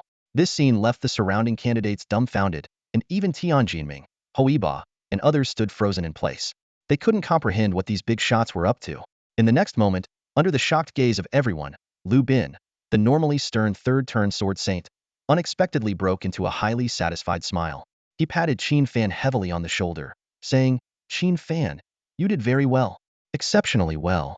Such a gesture was clearly the kind of appreciation an elder would show to a younger person they admire. But wasn't Qin Fan supposed to have failed the challenge? What had he done to deserve such praise? Tianjinming and the others were thrown into a state of confused disbelief. The praise that should have been theirs was instead directed at Qin Fan. How was that fair? Lu Bin concluded with a meaningful reminder. All right, you two can go home and rest well. Just wait patiently for the results to be announced in 7 days. Also, keep it confidential. Qin Fan and Su Ro nodded in thanks and then left the examination hall under the bewildered and confused gazes of those around them. After Qin Fan left, Li Bin turned to Lu Jinliang and said meaningfully, "Director Lu, we shouldn't be stingy with this year's top scorer." Lu Jinliang immediately responded generously, "Rest assured on that point. The moment I saw the results, I had already prepared the rewards for the top scorer. The city's education bureau will award 2 A-grade universal skill books, 30 million dragon coins, a top-tier villa in Century Manor, and a set of level 20 purple grade armor to this year's city top scorer." At these words, everyone present was visibly shocked. The candidates exclaimed, "Oh my gosh! The city top scorer this year gets such incredible rewards? Especially those 2 A-grade universal skill books, which are priceless treasures." Lu Jinliang continued, "Of course, our local pharmaceutical companies, forging companies, real estate companies, car companies, and others will also offer generous rewards. Now, Examiner Lu, you should be satisfied, right?" These words once again left the candidates utterly astonished. It seemed the entire city's resources were being utilized to reward this year's city top scorer. Previous top scorers never received such treatment. Was it because this year's exam was particularly difficult, prompting such generous rewards for those who excelled? But this was overly generous. After all, this was a small 4th or 5th-tier city. Yet the rewards surpassed even those of major cities. It's said that even in 1st-tier cities, the reward for a city top scorer is only 1 A-grade universal skill book. Yet Anning City gritted its teeth and offered 2. Tianjinming and Xiong were completely stunned, but soon they became excited. They speculated that the reason Examiner Lu went over to pat Qin Fan on the shoulder must be because of Su Ro. It was well known that although the Su family in Anning City was just a small family in the Dragon Kingdom, Su Ro's father had once saved the life of a 4th-turn expert. Because of this, Su Ro had received a gift from that expert, a 2nd-turn scroll for a song of praise singer. They believed that Examiner Lu's gesture was mainly to comfort Su Ro, thereby indirectly giving face to that 4th-turn expert. The city top scorer would still be one of them. Reflecting on his performance in the dungeon, Tianjinming realized his output percentage was 5 higher than Xiongxuang's. This made him feel confident that he could claim the title of city top scorer. Thinking of this, he couldn't help but grin, thinking to himself, "Awesome. Life couldn't be better. Once I become the city top scorer, I must propose to the Su family and marry Su Ro, and in the process, connect with that 4th-turn experts network. Then I'll have both connections and resources. Sweet." Xiongxuang, seeing Tianjinming smile, felt a wave of anxiety. He knew his output percentage wasn't as high as Tianjinming's. The more he thought about it, the more uneasy he became. So he approached his school principal and quietly asked, "Principal, do you think Tianjinming will be the city top scorer?" The principal of 3rd High School shook his head with a laugh. "You silly kid. What a ridiculous question. How could Tianjinming possibly be the city top scorer?" Hearing this, Xiongxuang's eyes lit up with joy. He thought, if it's not Tianjinming, then it must be me. However, the principal seemed to read his mind and added with a sigh, "Don't get your hopes up. You're not the city top scorer either." Xiongxuang was completely dumbfounded. He walked back to Tianjinming in a daze. Tianjinming, still full of confidence, smiled as he looked at the other candidates around him. Seeing him so smug, Xiongxuang couldn't stand it any longer. He pulled Tianjinming aside and said, "All right, come here. I need to tell you something." Tianjinming chuckled. "What's up? Are you jealous that I'm about to become the city top scorer and want me to share some of the rewards with you?" "No way." Xiongxuang couldn't help but curse. "Damn it." Tianjinming laughed. "See, you're getting all worked up." Xiongxuang glared at him and said angrily, "Worked up my ass. Neither of us is the city top scorer. Do you know how ridiculous you look with that smug face? Tian Jinming was taken aback, asking incredulously, What? It's not us? After leaving the exam hall, Qin Fan said goodbye to Su Ro. She initially wanted to invite him for dinner, but the fierce look from the small dragon peeking out from his collar quickly changed her mind. She knew all too well how formidable this little creature could be and dared not provoke it, despite her growing fondness for Qin Fan. Instead of heading straight home, Qin Fan made his way to the largest meat market in Anning City. Amidst the astonished gazes of the vendors, he purchased 20 magical antelopes, 20 Xinjiang black-haired pigs, and 20 unicorn demon rabbits. Although these weren't wild, their meat was tender and delicious, surpassing that of wild game. This was thanks to the rapid development of magical technology in recent years and the merging of reality with gaming, which had significantly advanced animal husbandry. After handling the meat, Qin Fan stored it in his storage ring and also picked up a professional barbecue grill. Back at the orphanage, he started grilling the meat to the cheers of the children. Xiao Jiao, the little dragon, emerged from Qin Fan's embrace, instantly capturing the children's attention with its adorable sounds. Brother Qin Fan, what is this? It's so cute. Brother Qin Fan, can I play with it? Wow, it's so cute. Can I pet it? The children flocked around Xiao Jiao. To Qin Fan's surprise, the little dragon didn't mind at all. It proudly enjoyed the children's affectionate touches. Perhaps it sensed the children's pure goodwill. Nearby, the caretaker, known as Amma, watched with a smile. She didn't ask about Qin Fan's exam results. She never had high expectations for the children, preferring to give them ample freedom as long as they stayed out of trouble. Once everyone was full and satisfied, Xiao Jiao contentedly snuggled back into Qin Fan's embrace, purring softly. Qin Fan took it to his room and began to review the rewards he had received from today's exams. First were the experience points, attribute points, and skill points. The 150,000 experience points propelled Qin Fan from level 18 to level 22, while Xiao Jiao advanced from level 10 to 12. This was accompanied by a significant boost in their four-dimensional attributes. Next was the Tomb Raider King title, which granted an additional 15 points in strength, 15 points in wisdom, and a 15 increase in movement speed. While not extraordinary, the cumulative effect of title attributes was a noteworthy enhancement. The Yinfeng set was a level 20 purple grade armor set, consisting of shoulder guards, a belt, and leg guards. Each piece provided 5 strength, 30 stamina, and a 15 increase in attack speed, casting speed, or movement speed. The set effect offered a 10 reduction in all damage when hit. Though not as impressive as the system-rewarded Swift Wind set, it was still a decent acquisition. Qin Fan contemplated selling this set for dragon coins to support the orphanage. He also began preparing for his upcoming study tour, hoping to manage all the orphanage affairs and lighten Amma's load before he left. Lastly, there was the Tyrant Corpse's enchantment orb, which could add the Dominion effect to a weapon, increasing the user's strength by 15. Such percentage-based enchantments were quite valuable. The braid material, the Tyrant Corpse's heart, could be used to refine a rare poison pill. Overall, the greatest gain from this Secret Realm adventure was the extraordinary amount of experience points. Both Qin Fan and Xiao Jiao saw tremendous improvements in their attributes. Qin Fan carefully reviewed his updated attribute panel. Name, Qin Fan. Age, 18. Level, 22. Profession, Dragon Master. Talent, Beast Affinity SSS, Culinary Expertise E. Strength, 700 Wisdom, 700 Stamina, 600 Agility, 600. Professional Skills, Dragon Mastery S, Bloodline Fusion SSS, Grudge Mark B, Dragon Frenzy B, Dragon Claw Strike B, Fire Dragon Bullet B, Dragon Pet, Blazing Sacred Dragon Endless Fire. Name, Ingju. Nickname, Xiao Jiao. Gender, female. Age, less than a month. Level, 12. Attributes, Strength 2200 Wisdom, 2200 Stamina, 2100 Agility, 2100. Xiao Jia's growth was the most remarkable, with a total increase of 4,000 points in her attributes. Qin Fan couldn't help but marvel. This is incredible. When Xiao Jia reaches level 30 and enters her growth phase, her power will be even more terrifying. And the system task rewards haven't been distributed yet. They'll be awarded after the official exam results are released. I'm truly on my way to becoming unstoppable. Resting on Qin Fan's chest, Xiao Jiao seemed to sense her master's amazement and let out a delighted little laugh. 7 days passed in the blink of an eye. On this particular morning, the air in Anning City was filled with tension and anticipation. Parents, with anxious expressions, sat with their children in front of computers, eyes glued to the screen. As the clock struck 9, the official website of the Anning City Education Bureau was about to release the college entrance exam results. This day was eagerly awaited not only by Anning City but also by students and parents across the country. For ordinary families, whether their child could secure a place in a prestigious university represented a turning point for their future.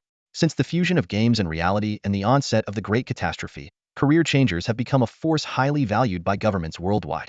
Industries related to these career changers such as high school teachers specializing in career changes, adventure guild training mentors, and practical combat instructors have all become lucrative and popular professions.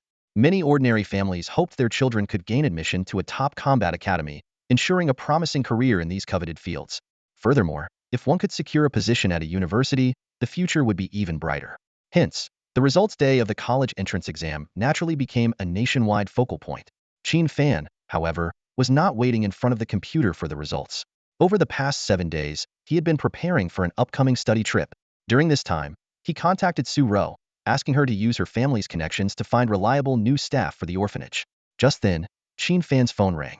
On the other end, Su Ro's excited voice exclaimed, "Qin Fan, the results are out. You're the top scorer. You're the provincial champion of Nanzhou." Qin Fan responded calmly, "And what about you? How did you do?"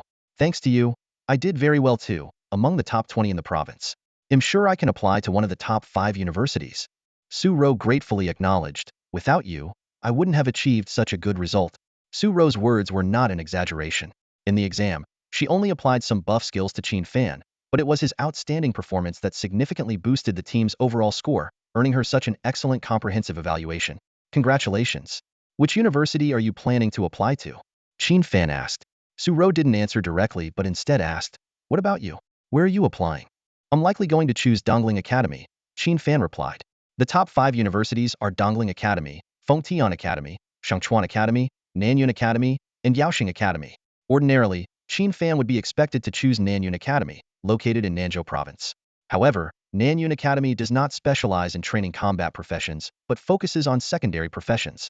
In this world, professions are categorized into lifestyle, enhancement, and combat types. Combat professions hold the highest status and are further divided into offensive and support roles. Lifestyle and enhancement professions are collectively known as secondary professions, such as chefs, enchanters, blacksmiths, and alchemists.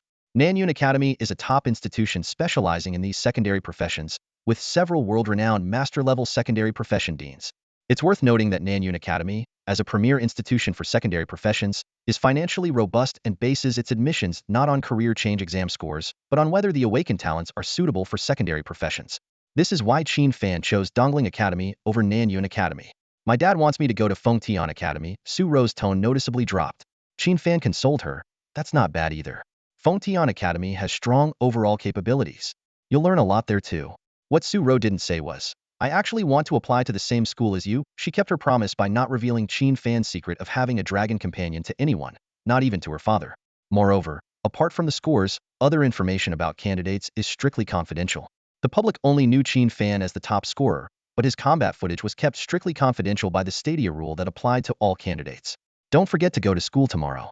Recruiters from the top universities will be there in person," Su Ro gently reminded him before hanging up, feeling a bit downhearted. Qin Fan didn't mind too much. It was normal for Su Ro to choose Fengtian Academy. After all, it's located in the capital of Longhua, bustling with talent and influence, which would greatly benefit the future development of the Su family. Maybe one day, Su Ro might even marry into a prominent family. These were not Qin Fan's concerns. He simply appreciated that Su Ro, despite being a wealthy heiress, lacked the typical arrogance and was polite, making her a pleasant friend. If she had chosen the same university, they could have teamed up in the future. But since they were going their separate ways, so be it. While Qin Fan was pondering what to have for dinner, the system's notification suddenly sounded. "Congratulations to the host for outstanding performance in the Career Change College Entrance Exam, securing the top spot in Nanzhou Province. Based on the host's overall performance, the system's challenge task has been overachieved. Now, the corresponding rewards will be issued to the host." Upon hearing this, Qin Fan's eyes lit up instantly, sweeping away all his previous thoughts. The long-awaited system rewards were finally here. Ding! A series of generous rewards suddenly appeared before Qin Fan, making his eyes widen in disbelief. Strength Dragon Language Magic Skill Book. Roar of the Flame Dragon, 200 skill points, 200 free attribute points. Strength Talent, Extraordinary Healing, level 20 Gold Tier Staff. Blazing Flame Staff, Strength Dragon Pet Skill. Divine Firefall, Title, Dragon's Majesty, Strength Heavenly Treasure, Celestial Fire Essence. As Qin Fan silently repeated these rewards to himself, a wave of ecstasy surged through his heart. He couldn't help but pinch his cheek to ensure he wasn't dreaming. "All strength rewards," Qin Fan exclaimed, recalling the apprehension he felt when he first took on this challenging task. Back then, he didn't even have a dragon, yet he aimed to become the top scholar in the city. To his surprise, not only did he complete the task, but he also emerged as the top scholar in the province. Taking a deep breath, Qin Fan began to carefully examine each reward. First were the 3 strength skill talents. Roar of the Flame Dragon is a powerful AoE skill that inflicts massive burning damage on enemies. Extraordinary Healing is a life-saving skill, allowing any injury to heal rapidly as long as it's not instant death. Divine Firefall is Xiaoju's exclusive skill, enabling it to launch wide-scale bombardments on ground targets from the sky. Next was the Blazing Flame Staff, a level 20 gold tier equipment. Qin Fan carefully read its attributes and effects, feeling secretly delighted. This staff, forged from the spine of a sky flame dragon, not only significantly boosts the power of fire spells, but also forms a protective shield of fire, making it the ultimate weapon for explosive flame mages. Finally, there was the Celestial Fire Essence, the Dragon's Majesty title, and other rewards. The Celestial Fire Essence is a heavenly treasure containing pure fire energy, deadly to ordinary people but greatly beneficial to Xiaoju. The Dragon's Majesty title directly enhances Qin Fan's attributes and skill damage. After tallying all the rewards, Qin Fan closed his eyes and, with a thought, transferred all the skill book information instantly into his and Xiaoju's minds. He then took out the Celestial Fire Essence, and Xiaoju immediately chirped excitedly. Qin Fan smiled and handed the bottle to it. "Here you go, little glutton." Xiaoju eagerly grabbed the bottle, expertly uncorked it, and tipped it back. The liquid, capable of burning through an ordinary person's throat, went down Xiaoju's throat like a regular drink, and it finished it in no time.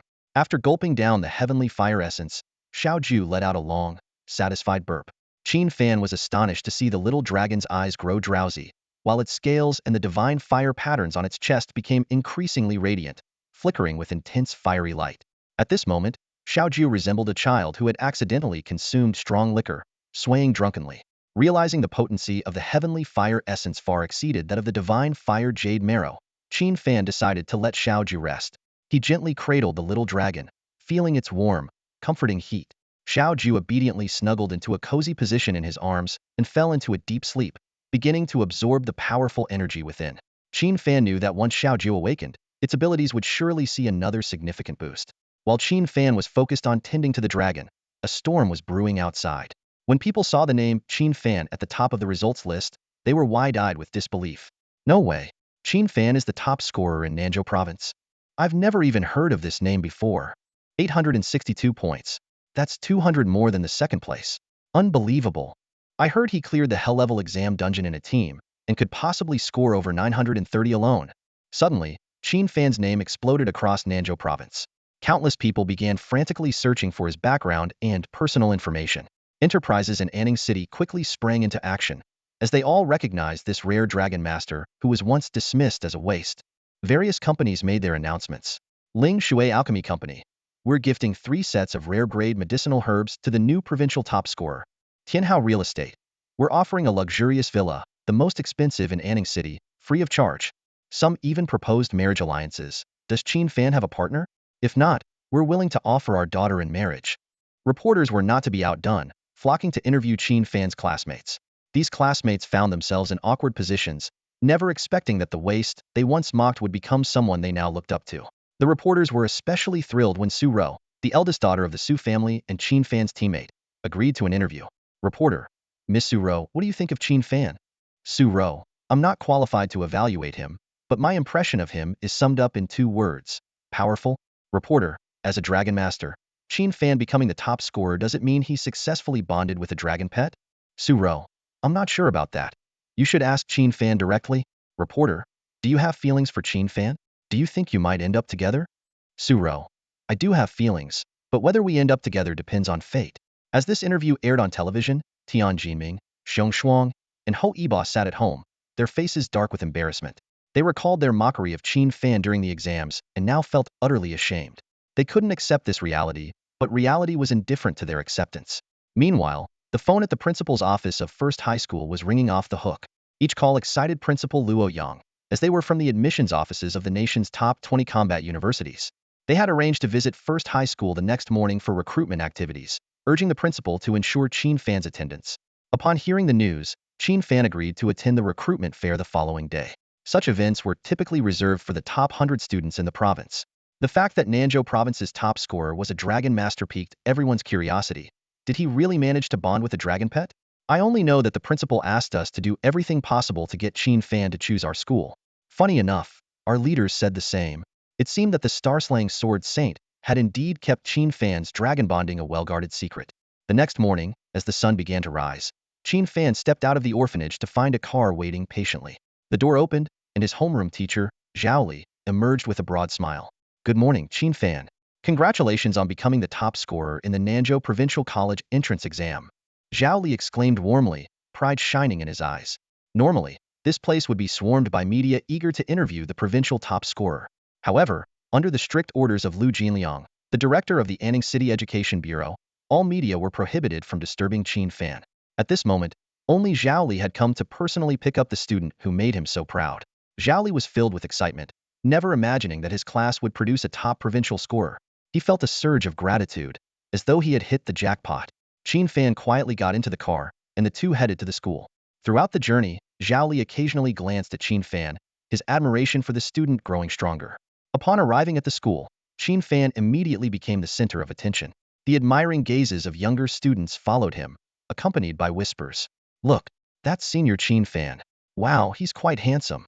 I can't believe a Dragon Tamer won the top scorer title in our Nanzhou province.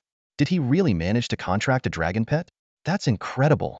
Amidst the flurry of discussions, Qin Fan remained calm and composed, showing neither arrogance nor disdain. Zhao Li, observing this from a distance, nodded approvingly, deeply impressed by Qin Fan's poise. Impressive, not arrogant or impetuous. Zhao Li thought. It's rare to see a young person remain so grounded in such circumstances.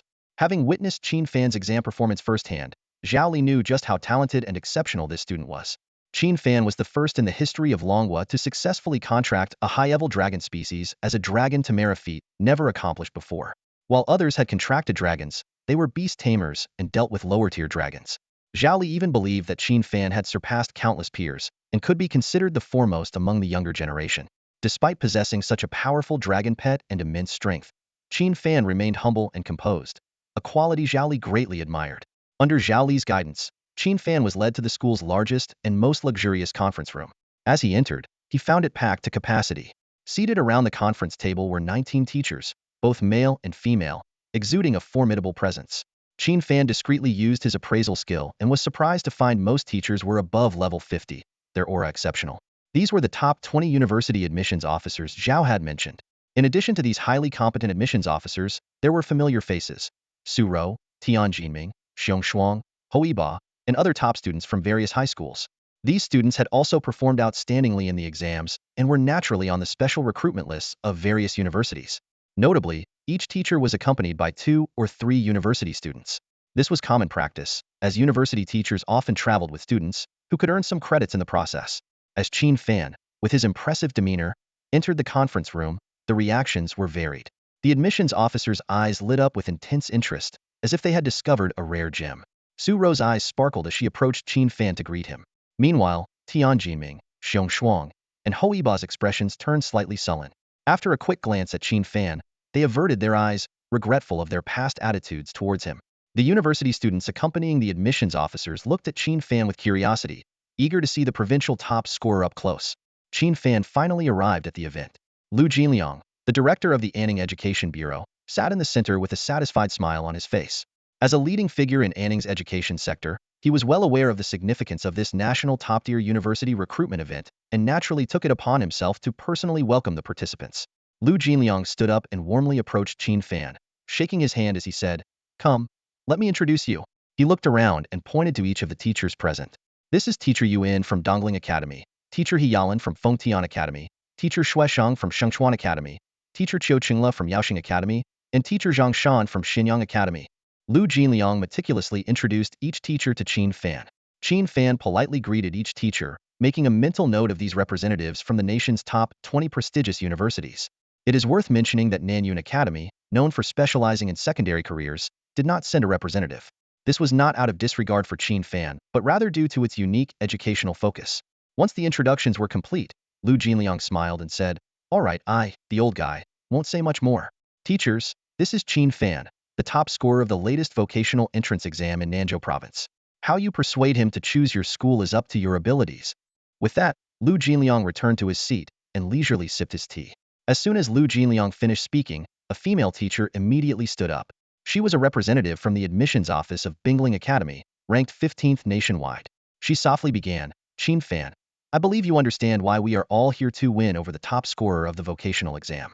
If you choose Bingling Academy, we offer an annual scholarship of 20 million long coins, an A-level general skill book, and a B-level experience resource as a reward. As soon as the female teacher finished speaking, a middle-aged teacher with a large belly interjected with a laugh, haha. Isn't Bingling Academy being a bit stingy? This is the top scorer in the Nanzhou Province College entrance exam, and a Dragon Master at that. Even though we haven't seen the exam video yet, the principal must have instructed us to recruit this top scorer.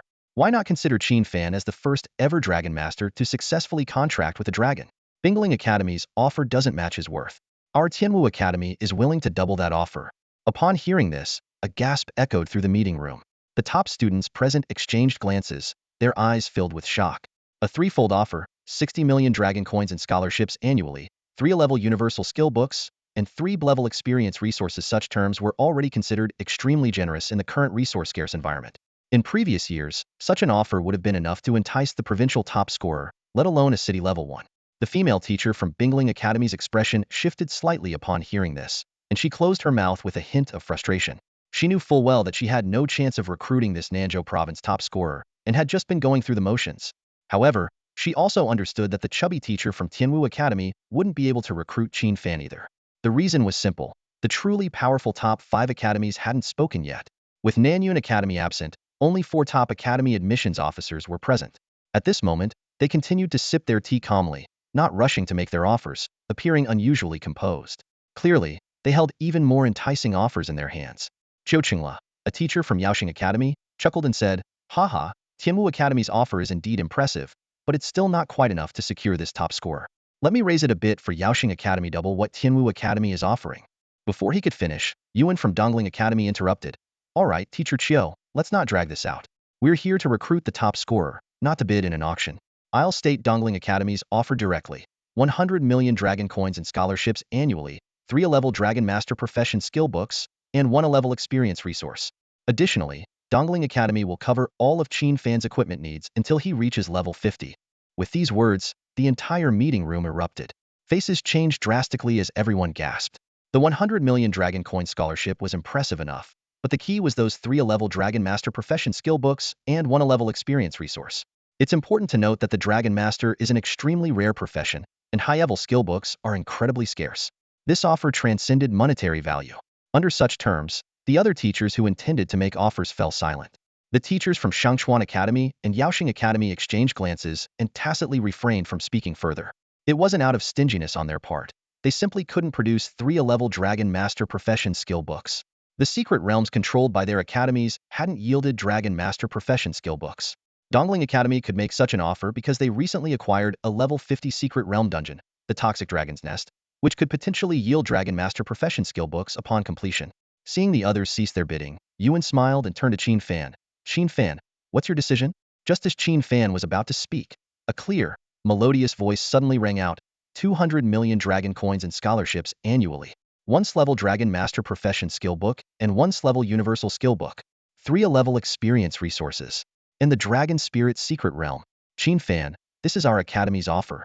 Everyone turned in surprise to see that it was the exquisitely beautiful teacher He Yalan speaking, representing Fengtian Academy. As her words echoed, the entire meeting room fell into a stunned silence. Everyone in the conference room was visibly moved. The terms offered by teacher He Yalan left everyone present utterly astonished. Lu Jinliang, the director of the Anning Education Bureau, twitched slightly, and the admissions officers from other schools were left speechless. The group of university students' faces changed dramatically as they began to whisper to each other. Hiss. This, my goodness. These terms are outrageous. Absolutely outrageous. Fengtian Academy is willing to pay such a high price just to recruit the top student in the province. Although Fengtian Academy is known for its abundant educational resources and generous offers, giving Qin Fan direct access to the Longling secret realm was truly astonishing. Upon hearing teacher He Yalan's proposal, Qin Fan felt an intense inner turmoil. Originally inclined towards choosing Dongling Academy, he was now completely swayed. The Longling secret realm. It's one of Fengtian Academy's major sources of wealth. As a transmigrant, Qin Fan was already familiar with the information about the top academies. The Longling secret realm of Fengtian Academy is rich in a treasure called dragon spirit grass, which is not only food for young dragonlings, but also a valuable alchemy ingredient. Many beast tamers who have contracted low-level dragons are willing to pay a hefty price for it. It was unexpected that Fengtian Academy would be so generous as to offer this lucrative resource directly to Qin Fan. Student Qin Fan, I would like to hear your answer. Yalan's eyes were fixed intently on Qin Fan, eagerly awaiting his response. Just as Qin Fan was tempted, a familiar system notification suddenly sounded. Ding! Detected that the host is facing a school selection dilemma, now triggering a benefit task. Task content. Please choose a school, and you will receive a corresponding reward. Choose Dongling Academy, and receive a top-tier spiritual weapon, the Spirit Dragon Armor. Choose Shengchuan Academy, and receive 3 strength Dragon Tamer skill books. Choose Yaoxing Academy, and receive an S-rank talent. Choose Fengtian Academy, and receive a random dragon egg. The unexpected task at hand left Qin Fan momentarily stunned. His once resolute decision to choose Dongling Academy was suddenly shaken. Taking a deep breath, Qin Fan slowly spoke. My choice is Fengtian Academy. With those words, the tense atmosphere in the conference room immediately eased. The teachers from other academies exchanged wry smiles, realizing they were unprepared and hadn't anticipated Fengtian Academy offering such generous term ceding an entire secret realm to the top student of Nanzhou province. This decision would undoubtedly cause a stir in academic circles. Yalan's face lit up with a radiant smile, barely containing her urge to cheer. As the niece and vice dean of Fengtian Academy's principal, she understood the value of Qin Fan, the first dragon tamer to successfully contract with a high-ranking dragon. She had watched the confidential video with the principal the previous day, and, shocked by what she saw, the principal had immediately dispatched her to recruit Qin Fan to Fengtian Academy at all costs. It was clear that the principals of other top academies had also seen the video and issued similar directives. However, the admissions officers underestimated the situation and lacked the necessary authority, allowing Yalan to seize the opportunity. Her offer was astounding. An S-level professional skill book, an S-level general skill book, and the invaluable Dragon Spirit secret realm. Yalan smiled and said, Welcome to Fengtian Academy, Qin Fan. I will personally come to pick you up in a week, so please be prepared. She felt a wave of relief wash over her. Nearby, Tianjiming, Xiangshuang, Hoiba, and others were enviously grinding their teeth but were powerless to change the outcome. Su Rou, on the other hand, looked at Qin Fan with admiration and awe in her eyes. As the other teachers were about to shift their focus to other students, Yalan turned to Su Rou. Su Rou, are you interested in joining Fengtian Academy? I can offer you 3 A-level priest skill books, along with 3 level experience resources. This proposal elicited gasps and complaints from the other teachers, but Su Rou accepted it with delight, sneaking a glance at the contemplative Qin Fan. At this moment, Qin Fan was checking the rewards in his system's Storagia random dragon egg. He couldn't determine what level of dragon this dark egg might hatch into and decided to set it aside for now. Just as Qin Fan was about to speak, suddenly Gao, a fiery red little head popped out from his collar, instantly drawing everyone's attention. Already captivating as the top exam scorer, Qin Fan now became the undeniable center of attention. The sudden appearance of a little fiery red head left everyone in the room wide-eyed. Silence fell over the conference room as all eyes fixated on the unmistakable sight of dragon. Holy crap! Is that a dragon? Someone exclaimed, breaking the silence. No way. He actually managed to contract a dragon. Another voice quivered in disbelief. Students stood up, craning their necks for a better look. Even the admissions officers leaned forward, eyes wide with astonishment. The little dragon, sensing the attention, gazed back with proud, round eyes, defiantly meeting the stares. Qin Fan initially intended to push the dragon's head back down, but on second thought, he realized that news of successfully contracting with the dragon race would eventually come out. There was no need to keep it secret any longer. More importantly, with the little dragon by his side, he felt confident in his safety unless facing a third-turn powerhouse. So, he let the dragonling stare back at the teachers. Rawr! The little dragon suddenly let out a warning cry, surprisingly adorable, which instead of frightening the audience, triggered a wave of good-natured laughter. I suddenly regret it, you inside, and the other teachers, watching the little dragon's bravado, shared a similar look of regret. No wonder Yalan offered such high terms. Someone realized, even going so far as to leverage a resource secret realm to win over this top student. It turns out this dragon master really contracted a dragonling.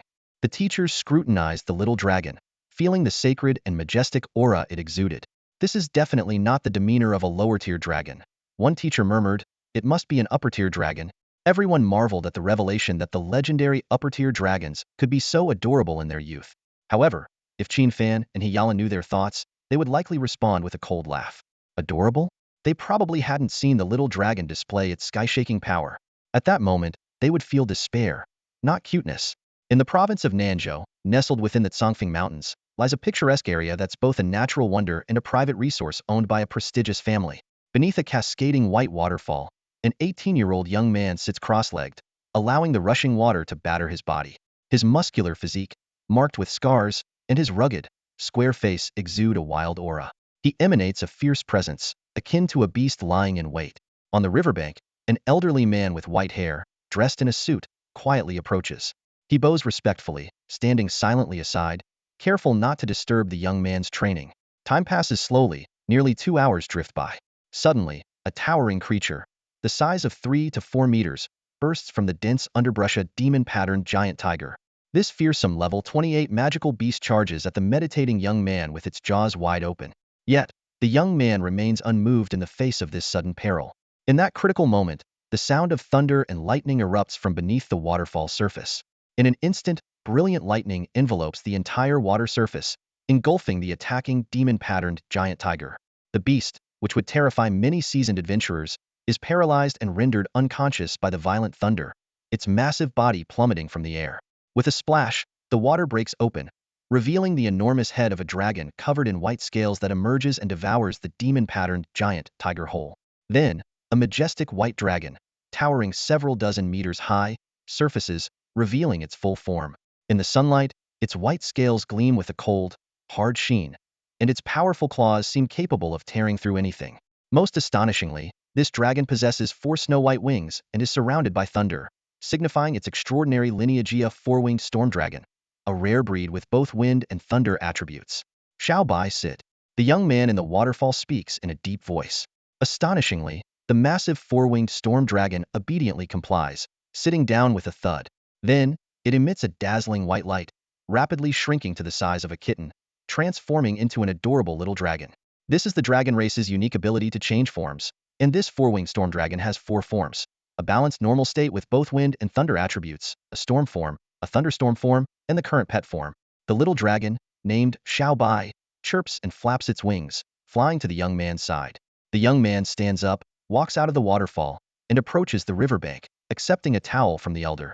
Young Master Bai, the elder says respectfully, in a few days, it will be time for you to head to the Feng Tian Academy.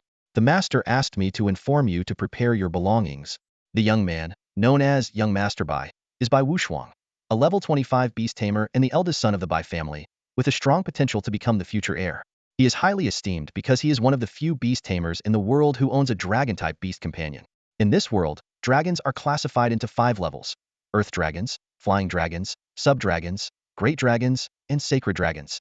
It's rumored that above sacred dragons lies the mythical divine dragon, though no one has ever witnessed one. Even globally, beast tamers who can contract with flying dragons are exceedingly rare, and those who succeed with sub-dragons number fewer than 5. As for great dragons and sacred dragons, no one has been able to master them. Thus, Bai Wushuang's future is limitless. Barring any unforeseen events, he is destined to become one of the strongest beast tamers. Alright, I understand. I'll get my things ready, Bai Wushuang replies calmly. After drying his hair and getting dressed, he casually asks, who is this year's top scholar in Nanzhou province? Is it Lin Xiuling? Lin Xiuling, a renowned prodigy in Nanzhou province, is a dark sorceress. During Bai Wushuang's first and second years of high school, she was his formidable rival. Afterward, Bai Wushuang acquired the rare 4-winged wind thunder dragon egg. To successfully hatch and bond with this dragon pet, he embarked on a perilous journey to the Congfeng Mountains, fully supported by his family. After enduring countless hardships, he finally unearthed a rare A-grade natural treasure known as wind thunder essence deep within the mountains. However, this valuable wind thunder essence came at a steep cost, for the Bai family. 7 level 50 class changers lost their lives during the mission. The tragedy occurred when a ferocious level 60 guardian beast suddenly appeared and launched a brutal attack as they entered the core area of the Congfeng Mountains. Although Bai Wushuang narrowly escaped with his life, he managed to return with the wind thunder essence, albeit in a battered state.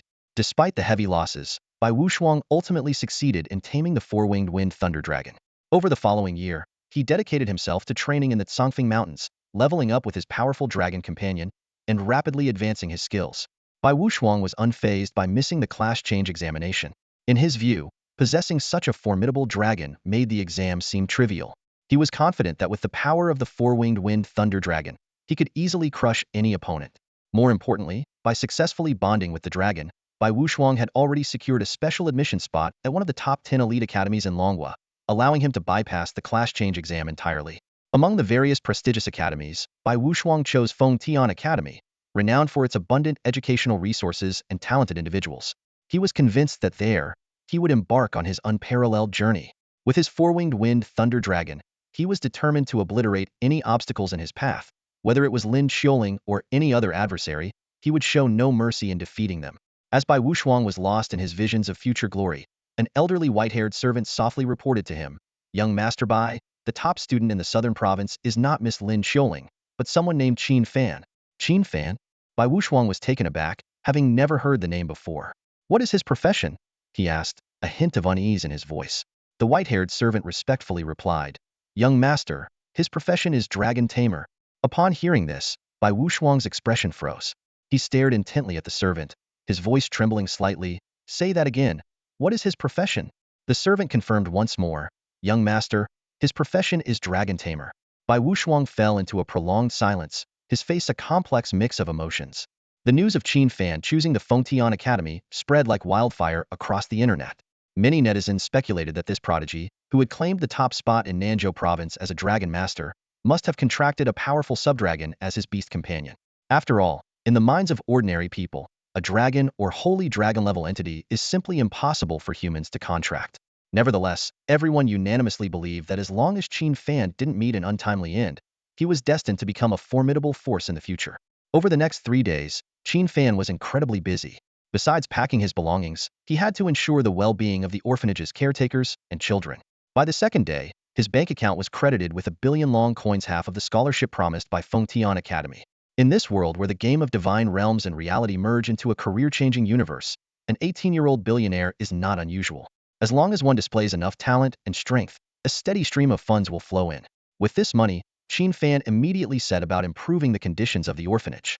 He not only moved the orphanage into a spacious compound, but also hired a team of level 20 career changers to provide preschool career guidance to the children, preparing them for future specialized education. By the following evening, Xiaojie finally awoke from its slumber. It had fully absorbed this grade divine medicine, heavenly fire essence, and Qin Fan could clearly sense the astonishing improvements in the young dragon. The system panel displayed, Dragon Pet, Blazing Holy Dragon, Master of Endless Fire. Name, Ingju. Nickname, Xiaojie. Gender, female. Age, less than a month old. Level, 15. Attributes, Strength 3000, Wisdom 3000, Constitution 3000, Agility 3000. Xiaojie's level had surged from level 12 to level 15, with its attributes reaching a perfectly balanced 3000 across the board. Due to the SS level skill bloodline fusion, Qin Fan inherited 20 of Xiaojie's attributes, bringing his own stats to an astonishing level. Strength, 850 Wisdom, 850 Constitution, 800 Agility, 800. Such figures are unheard of for a level 22 career changer worldwide, as Qin Fan is the only dragon master who successfully contracted a holy dragon-level dragon pet.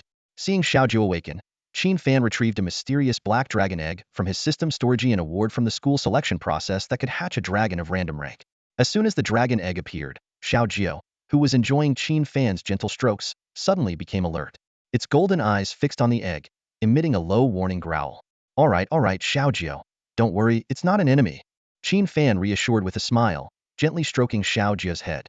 Xiaojie looked at Qin Fan with curiosity, then glanced at the egg, seemingly asking, "If it's not an enemy, then what is it?" It should be your future brother or sister," Qin Fan explained helplessly. "After all, I don't know what kind of dragon is inside either." Although Qin Fan had tried using his Dragon Master skills to tame the egg, every attempt ended in failure. Unlike the hints provided by the system when hatching Xiaojie, this mysterious dragon egg offered no information. Hearing it might be a future sibling, Xiaojie became excited. It fluttered its wings and joyfully flew to the egg's side, curiously inspecting this mysterious new member. Little Gio circled the mysterious black dragon egg, occasionally reaching out with its tiny paw to gently touch it. This behavior eased Qin Fan's worries, as he had been concerned that little Gio might reject the egg. Suddenly, little Gio wrapped its adorable dragon claws around the egg and let out a soft "gaw." Qin Fan, who shared a deep bond with little Gio, immediately understood its intention. It wanted to sleep with the mysterious dragon egg that night. Qin Fan found this both amusing and endearing, so he agreed to little Gio's request. Little Gio nestled the black egg beside Qin Fan's pillow, its purrs resembling those of a cat as it drifted into slumber. However, neither Qin Fan nor Little Ju noticed that the shell of the dragon egg had begun to quietly peel away. In the stillness of the night, Qin Fan felt an intense chill in his sleep. Groggily, he realized it was as if a layer of frost had settled on his chest, enveloping him in an icy cavern. A few seconds later, he fully awoke. As he opened his eyes, he felt two distinct weights pressing on his chest, one scorching hot, the other ice cold. This strange sensation snapped him into full awareness. Looking down, he was astonished to find, alongside the fiery red Little Geo, an ice-blue baby dragon clinging to his chest. Scattered around the bed were fragments of the eggshell, no longer black, but a frosty ice-blue hue. Qin Fan instantly understood. The mysterious dragon egg had hatched overnight. At that moment, both Little Geo and the ice-blue dragon hatchling awoke. Golden-red dragon eyes met clear ice-blue ones, and a sense of tension and curiosity seemed to fill the air. Yip! A melodious yet slightly anxious chirp escaped from the mouth of the icy blue little creature. This just-hatched dragon was clearly startled by Xiaojio. Meanwhile, Xiaojio continued to gaze with wide, golden eyes, her head tilted in curiosity as she examined the icy blue dragon, whose bloodline pressure was no less imposing than her own. The icy blue dragon indeed appeared more regal than Xiaojio. Its rotund body shimmered with a crystal blue hue, with delicate snowflake patterns adorning its wings. Two crystal-like horns crowned its small head, and its eyes were a pristine, sky blue reminiscent of a wintry sky. If one were to compare, Xiaojio resembled a lively, charming girl next door, whereas this icy blue creature was akin to a princess of the dragon realm, exuding an aura of noble elegance. After the initial panic, the icy blue dragon regained its noble composure. It lifted its head with a haughty expression, deliberately ignoring Xiaojio and instead fixing its gaze on Qin Fan, who looked utterly bewildered. To Qin Fan's astonishment, he could comprehend the little dragon's intent. "Servant, why are you standing there? Hurry over and handle this bothersome creature for me." Qin Fan was taken aback. It considered him a servant? More puzzling was the fact that he could understand its intentions. While Qin Fan was still in shock, Xiaojio, driven by curiosity, started inching closer, her little paws padding towards the icy blue dragon, cornering it. She sniffed at its scent with her nose. "Gaul?" Xiaojio tilted her head, looking at Qin Fan, as if to ask, "Is this my sister?" "Yip yip." The icy blue dragon immediately let out a protesting chirp, clearly unwilling to be considered Xiaojio's sister. It was then that Qin Fan noticed the difference in their voices. Xiaojio's calls were "gaw gaw," while the icy blue ones were "yip yip yip." But now was not the time to focus on their calls. Qin Fan suddenly realized, upon careful sensing, that he had somehow formed a bond with this icy blue dragon. When did this happen? He remembered that his attempts to tame this mysterious dragon egg with his dragon taming skill had always shown failure. At that moment, a cold, mechanical voice echoed in his mind. The system detects extreme confusion in the host, providing an explanation. The mysterious dragon egg, as a bonus reward, automatically bonds upon successful hatching, with no stringent bonding conditions. So that's it. Simultaneously, detailed information about the icy blue dragon flashed through Qin Fan's mind. Dragon pet, frost dragon, ruler of winter. Name nickname, not assigned. Gender, female. Age, less than a month old. Level, 1. Attributes, strength 300, intelligence 300, constitution 270, agility 270. No buffs, equipment, or item enhancements. Skills, ice immunity S, passive skill, as the ruler of winter, immune to 100 ice damage. Frost breath S, active skill, exhales a frosty breath, dealing significant ice damage to all enemies within a certain range. Embrace of snow A, active skill, grants nearby allies the protection of frost, increasing their health and dual resistance by 80, damage increased by 200. Winter's domain S, or a skill, when activated, decreases all attributes of enemy targets within a 1-kilometer radius by 70. Qin Fan was utterly stunned. This hatchling from the mysterious dragon egg was on par with Xiaojio as a supreme dragon. Their level 1 attributes were identical, and both had a skill set of 3 S-level and 1 A-level abilities. The difference was that this frost dragon's abilities leaned more towards support, especially with the skills Embrace of Snow and Winter's Domain, one boosting ally stats and the other weakening enemy stats, with both effects being remarkably potent. Yip! As Qin Fan marveled at the little creature's formidable abilities, a small, plaintive chirp echoed beside him, as if calling for help. Turning his head, he saw Xiaojio already assuming the role of big sister, extending her little tongue to lick the frost dragon she considered her sister. This behavior was evidently a trait carried over from feline habits of providing care and comfort, and it seemed dragons inherited this trait too. However, the frost dragon was clearly repulsed by her self-appointed sister. The creature fluttered its delicate wings, adorned with beautiful ice patterns, desperately trying to escape. The intricate frost designs on the frost dragon's wings shimmered under the sunlight, casting a crystalline glow. However, its struggle was futile against Zyogia's overpowering level 15 attributes. Zyogia's 2 dragon claws held it firmly in place, rendering the frost dragon immobile.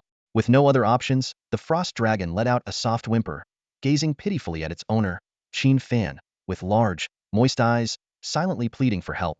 Seeing this, Qin Fan quickly intervened. "All right, Xiaojio, can't you see your sister is about to cry? Let her go." As he spoke, he gently pulled the overly enthusiastic Xiaojio away and tenderly cradled the frightened frost dragon in his arms. Despite being pulled away, Xiaojiu showed no signs of anger. Instead, it bounced around excitedly, its 4 small dragon claws tapping the ground, eyes filled with excitement, never taking its gaze off its sister. Under its owner's protection, the frost dragon immediately regained its proud demeanor. It lifted its little head high, deliberately ignoring its overly enthusiastic sister, as if the earlier embarrassment had never occurred. Qin Fan chuckled and patted the frost dragon's small head, saying, "Since you're my second dragon companion, it's about time I gave you a name." Ing. The frost dragon let out a crisp chirp as if to say, "Hurry up and give this lady a nice name." Its haughty response made Qin Fan smile wryly. Nonetheless, Qin Fan took the task seriously. He considered himself somewhat skilled in naming. Suddenly, he recalled a phrase from a game he played in his past life, inspired by a classical poem. "Who first saw the snow by the river, and when did the snow first reflect upon people?" The original line was about the moon instead of snow. Inspired, Qin Fan smiled and said, "Your princess-like haughty demeanor and frost attributes really suit that character. Little one, you'll be Qing Han, with the nickname Xiaohan." Ing. Upon hearing this, the frost dragon's clear ice blue eyes sparkled brightly, clearly pleased with the name. Seeing that its sister had also received a name from their owner, Xiaojiu erupted in joy, chirping excitedly, "Gao Gao." It leaped around happily, its 4 short legs stomping on the ground, seemingly celebrating for its sister. The entire scene was filled with warmth and joy. Qin Fan never expected to acquire a second dragon pet so easily. To his surprise, Xiaojiu was not at all displeased with the new addition. Instead, it welcomed the frost sacred dragon as a sister with open arms. For Xiaojiu, Qin Fan meant everything, and now having a sister dragon of equal lineage filled it with joy. Although Xiao Han was proud and often feigned disdain towards Xiaojiu's enthusiasm, its feeble resistance was no match for Xiaojiu's superior attributes and level. Watching the 2 young dragons playfully chase each other around the room, Qin Fan couldn't help but smile. The successful contract with Xiao Han not only meant having another dragon pet, but also granted Qin Fan a 20 attribute boost through the bloodline fusion skill. Just as Qin Fan pondered how to level up with Xiao Han, the phone rang. It was teacher Yalan, informing him that she had arrived downstairs to pick him up. Qin Fan hurriedly responded, asking her to wait a moment. The 2 little dragons obediently entered the dragon pet space. Xiao Han, being unable to master the dragon form transformation skill, was too large to snuggle into Qin Fan's arms like Xiaojia. Although Xiaojia could adjust its size at will, it chose to accompany its sister into the dragon pet space. Qin Fan granted them the freedom to come and go from the space. After packing his bags and putting on his storage ring, Qin Fan headed downstairs to the entrance. His foster mother kindly reminded him to be obedient, eat on time, and not stay up late.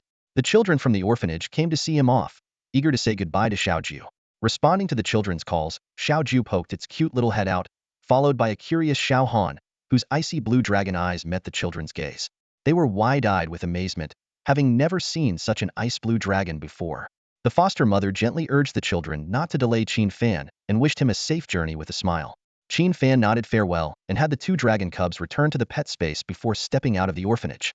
Outside, a luxury car awaited, with Yalan wearing sunglasses, looking every bit the fashion icon, signaling Qin Fan to get in. They drove to a grand space teleportation station. In this world where high technology and magic coexisted, space teleportation arrays had become commonplace and were the preferred choice for long-distance travel. Qin Fan marveled at the high-tech facilities around him. Intelligent AI robots, fully automated transparent elevators, and smart ticket machines, all vastly different from his previous world. Yalan smiled and invited Qin Fan to follow her onto an enormous space teleportation magic array, which was set to take them to the Feng Tian Academy in Feng Tian Province.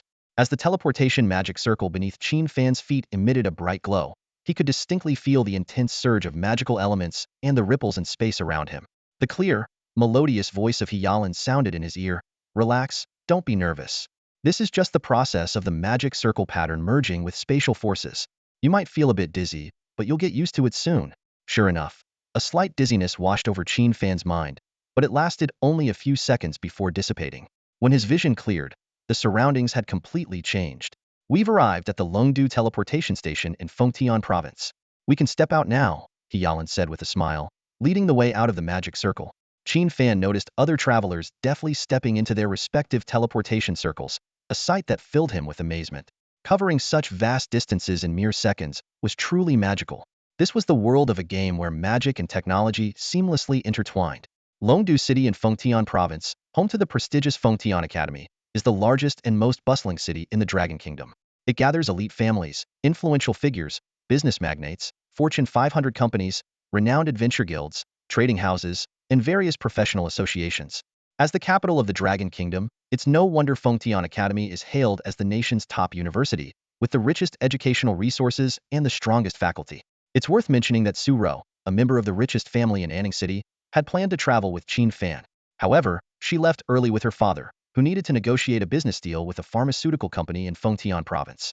Fengtian Academy is located in the northern part of Longdu City, near the northern suburbs. Despite being slightly off the main path, the surrounding streets and neighborhoods are bustling and lively, with expansive commercial streets and plazas. Numerous companies and commercial organizations have sprung up around the academy, all seeking to establish favorable relations with this prestigious institution. Welcome to Fengtian Academy, Qin Fan, Yalan said with a smile. Qin Fan was taken aback by the bustling scene before him, with countless students in school robes coming and going, exuding an extraordinary aura. He was surprised to find that even the sophomores here were at least level 40. In Anning City, the head of the Adventure Guild was only level 42. This place truly gathered the elite of the Dragon Kingdom. At the entrance, some sophomore students were guiding the newcomers. Qin Fan noticed that these seniors seemed to place great importance on appearances, showing extra enthusiasm towards handsome boys and pretty girls, while offering a simple guidebook to the average-looking students. As Qin Fan and Yalan walked through the academy gates, some sharp-eyed sophomores recognized her. "Hello, Dean He," they called out. It was then that Qin Fan realized Yalan was actually a dean at the academy, though he wasn't sure of which faculty. This revelation highlighted her formidable strength and impressive background. "Hello," Yalan responded with a smile. Soon, the student's attention shifted to Qin Fan. "Dean He, who is this student?" "He's a new student at Fengtian Academy, named Qin Fan," Yalan introduced directly. "His profession is Dragon Tamer, and he's also the top scorer in this year's vocational exam in Nanzhou province." Her words caused a moment of silence around them, followed by countless gazes fixed on Qin Fan, filled with curiosity, intrigue, skepticism, challenge, and arrogance. The students conversing with Yalan were visibly shocked. The top scorer in Nanzhou province? They hadn't expected that this good-looking young man was the much-discussed top scorer. Yes, much discussed indeed. 3 days ago, when the Dragon Kingdom's Education Bureau announced the results, everyone following the vocational exams nationwide had taken note of Qin Fan's name. Over the past 3 days, the special instructions from the Anning City Education Bureau and officials allowed Qin Fan to quietly manage and settle the affairs of the orphanage without any media interruptions. However, this surface calm couldn't hide the buzz online and within the national battle academies. The name Qin Fan, due to his unique profession as a Dragon Tamer, has caused a sensation across various platforms, drawing more attention than even the top scorers from other provinces. As a hidden profession within the Beast Tamer category, Dragon Tamers were once ranked in the top 3 for profession strength by the Global Combat Profession Association. This ranking sparked widespread debate and ridicule. The association explained that if a Dragon Tamer could contract a dragon of the Great Dragon level or higher, they would be unstoppable. Yet, this explanation only reinforced the belief that Dragon Tamer was a useless profession after all. Who could possibly form a contract with a proud dragon? Now, the so-called useless profession holder has emerged as the top scorer of Nanzhou province's college entrance exam, and this under the examiner known for setting notoriously difficult questions. This news dropped like a bombshell, igniting countless discussions online. No way. He's the Dragon Tamer? Could he really have contracted a dragon? Impossible. Probably just a lesser dragon. Maybe he had some special opportunity, like that invincible mage. Around the gates of the academy, conversations buzzed with speculation. Principal Yalan seemed unfazed by the attention, leading Qin Fan on a tour of the campus. The scale of Fengtian Academy left Qin Fan in awe. The distance between dining halls spanned several kilometers, requiring the use of small spatial teleportation arrays. Yalan showed Qin Fan key locations such as the Secret Realm Hall, Forging Hall, Enchantment Hall, Skills Library, Arena, and the Free Trading Market, explaining the function of each place in detail. Finally, they arrived at the dormitory area. Pointing to a cluster of high-end apartment buildings, Yalan introduced, "This is where most students live. She then led Qin Fan to a more luxurious area, saying, "This is the top-tier villa area, where only a few students reside. The top 50 students in each grade qualify to live here." They reached a luxurious building labeled Villa Number 1, atop a small hill. Qin Fan asked in surprise, "Teacher He, is this really where I'm staying?" He Yalan smiled and explained, "Yes. Our school ranks new students based on their entrance exam performance. After reviewing your exam battle video, the deans unanimously decided to rank you as the top freshman. However, there will be a new student placement exam in a month, and if your performance isn't up to par, you might have to move out." Just then, a familiar system notification sounded. Ding! The system's voice echoed in Qin Fan's mind, announcing a new challenge to secure first place in the upcoming freshman exam. The rewards for success included a legendary treasure chest and a diamond treasure chest, while failure would result in the random deduction of an A-level skill or higher. Hearing this, a spark of excitement flashed in Qin Fan's eyes. He thought to himself that this was a perfect opportunity to measure the strength of the top talents from across the nation. Before leaving, Teacher He Yalan solemnly reminded Qin Fan, "The opening ceremony is at 8 a.m. tomorrow. Make sure to attend it at the Holy Spirit Auditorium. Also remember, to wear the crown, you must bear its weight." You have been pre-ranked as the top freshman by all the deans. As one of the 5 elite academies, we admit the best talents from all over the country. They are used to being admired, and seeing someone ranked above them will surely provoke challenges. I hope you're mentally prepared. Qin Fan nodded earnestly, indicating his understanding. He was already prepared to face challenges, knowing that in a world where strength reigns supreme, challenges are inevitable. After watching He Yalan leave, Qin Fan took a deep breath and stepped into the luxurious Villa Number 1. As soon as he entered, he was amazed by what he saw. The place was not only lavishly decorated, but also exuded a strong sense of modern technology. The nano camera at the entrance instantly completed identity verification and automatically opened the door for him. A spherical intelligent robot flew to his side, politely inquiring about his needs. The entire villa was equipped with various functional mini-robots that could cater to Qin Fan's every living requirement. Whether it was bathing, dining, massage, watching movies, or training, there were corresponding high-tech amenities and services. Qin Fan couldn't help but marvel at the top-tier comfort of his accommodations, which further solidified his determination to maintain his top rank in the freshman exam. Once everyone else had left, 2 little dragon cubs emerged from the pet space. They curiously examined their surroundings, making adorable sounds. Xiao Jia's cries were like the playful chirps of a little girl, while Xiao Han's were more like the delicate calls of a charming young lady. Qin Fan generously told them, "This is our new home. Feel free to play around." His willingness to let them roam was backed by the presence of intelligent robots to clean up. More importantly, the house was specifically designed for pet creatures, complete with a variety of toys to keep the 2 dragon cubs entertained for hours. After all, this luxurious villa takes into account that some of the students might be beast tamers, so it's only right to provide ample space for their pets to play. Inside the pet play area, a spacious and bright room is filled with all sorts of toys, from fluffy cotton balls to lightweight balloons. Upon hearing that she could play freely, Xiao Jio became instantly excited, scrambling around the room with all her limbs. Her dragon scales shimmered joyfully under the sunlight, and the wagging of her tail seemed to express endless delight. In contrast, Xiao Han maintained a dignified and ladylike demeanor, her little head held high, eyes showing disdain for her sister's childish antics. However, this poise didn't last long. Xiao Ju leapt agilely, her little paws accurately grabbing a cotton ball and hurling it precisely in Xiao Han's direction. With a soft thump, the cotton ball gently hit Xiao Han's head. Though it didn't hurt, the unexpected attack still annoyed Xiao Han. She let out a displeased chirp, her eyes widening as she warned her sister to stop. Xiao Jiao, however, paid no heed to her sister's warning and instead burst into a fit of giggles, flicking her tail to send another balloon towards Xiao Han. Chirp! Finally unable to hold back, Xiao Han unfurled her icy patterned wings with a sudden grace, tracing a delicate arc in the air as her dragon tail precisely struck a cotton ball, sending it flying back at Xiao Jiu. Despite her agility, Xiao Jiu deliberately didn't dodge, allowing the cotton ball to hit her head. This act seemed to encourage her sister, marking the official start of their game. In an instant, the entire pet playroom transformed into a joyful battlefield. Cotton balls and balloons flew and bounced through the air at a dizzying speed, as if they had come to life. With a whoosh, a balloon zipped past Qin Fan's cheek, moving so fast he barely had time to react. Qin Fan was secretly relieved that these toy balls had been magically reinforced. Otherwise, with the little dragon's strength, they would have been smashed to pieces. He couldn't help but marvel at how intense dragon play could be. If one of those rapidly flying toys hit an ordinary person, it would probably sting quite a bit. However, for the thick-skinned little dragons, these impacts seemed to be painless. They continued to romp around blissfully, thoroughly enjoying themselves. The room was filled with the cheerful sounds of dragon chirps and the clatter of toys, like an endless festival of joy. At 7 o'clock the next morning, Qin Fan opened his eyes right on time. As he was about to get up, he felt a weight on his chest. Looking down, he saw two round little dragon hatchlings comfortably asleep on him. Qin Fan carefully got out of bed and quietly made his way to the bathroom. To his surprise, the two little creatures woke up too and seemed to have an innate sense of cleanliness. They looked at Qin Fan with expectant eyes, as if asking for his help. Understanding their unspoken request, Qin Fan filled the large bathtub with warm water and added some fragrant bath oil.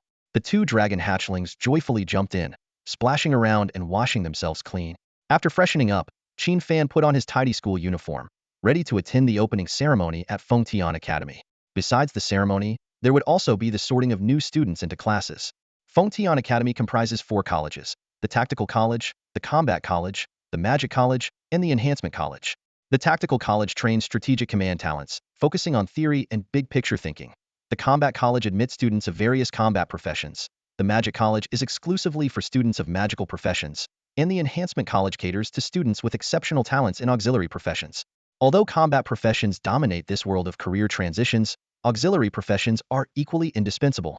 The potions, tools, and equipment needed by combat professions are all produced by auxiliary professions. These professions are ranked from D, C, B, A, S, Master, Grandmaster, to God level. Those at B level and above can enjoy a comfortable life, while God level talents are considered national strategic assets. Qin Fan strolled through the campus, observing the new students around him. Some were cautious, likely those who just barely made the admission cut. Others were composed, clearly special recruits, at least among the top 100 in the province. Entering the Holy Spirit Auditorium, Qin Fan saw it was already filled with over 1,000 people. Just as he was about to find a random seat, a familiar voice called out, "Qin Fan, over here." Looking up, he saw Suro waving at him. She was sitting with 2 other girls and a boy, all of whom were curiously eyeing Qin Fan. At that moment, the entire auditorium's attention turned to Qin Fan, and whispers filled the air. "Is that the Dragon Tamer who topped Nanzhou province? He looks ordinary, just a bit handsome. Don't underestimate him. To top the list as a Dragon Tamer, he must have something special.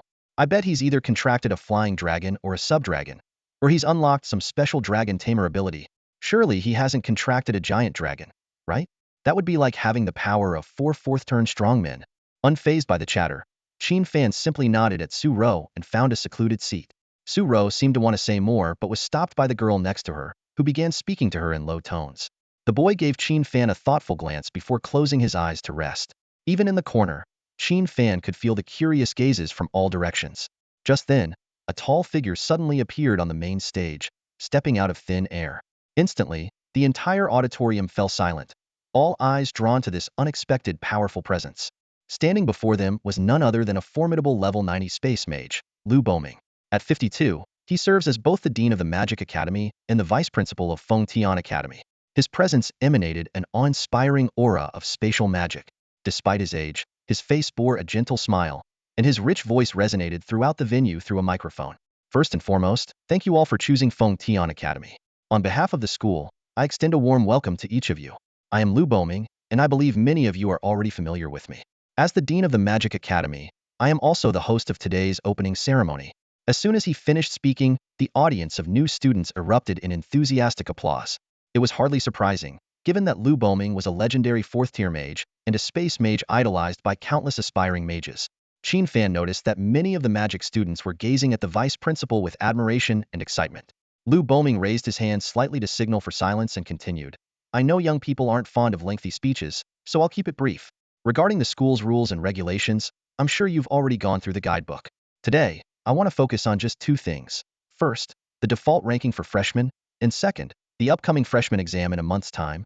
Just as Lu Boming finished speaking, there was a sudden knock at the door.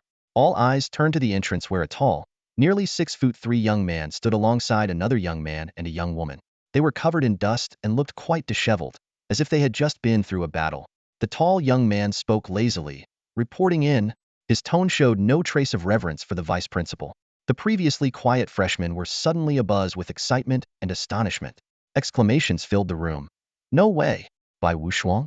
And the sword fanatic Feng Tairan, along with the magical prodigy Sun Yinyan. How did they show up together? And why do they look like they've been through a war?" Feng Tairan, a sword enthusiast and the top scholar from Dongling province, entered the grand hall alongside Sun Yinyan. a magical prodigy and the top scholar from Xinya province. Their arrival drew the attention of everyone present. Fang Tairan, a spirit swordmaster from the most prestigious family in Dongling province, stood with his sword in hand, exuding an air of aloofness and sharp focus.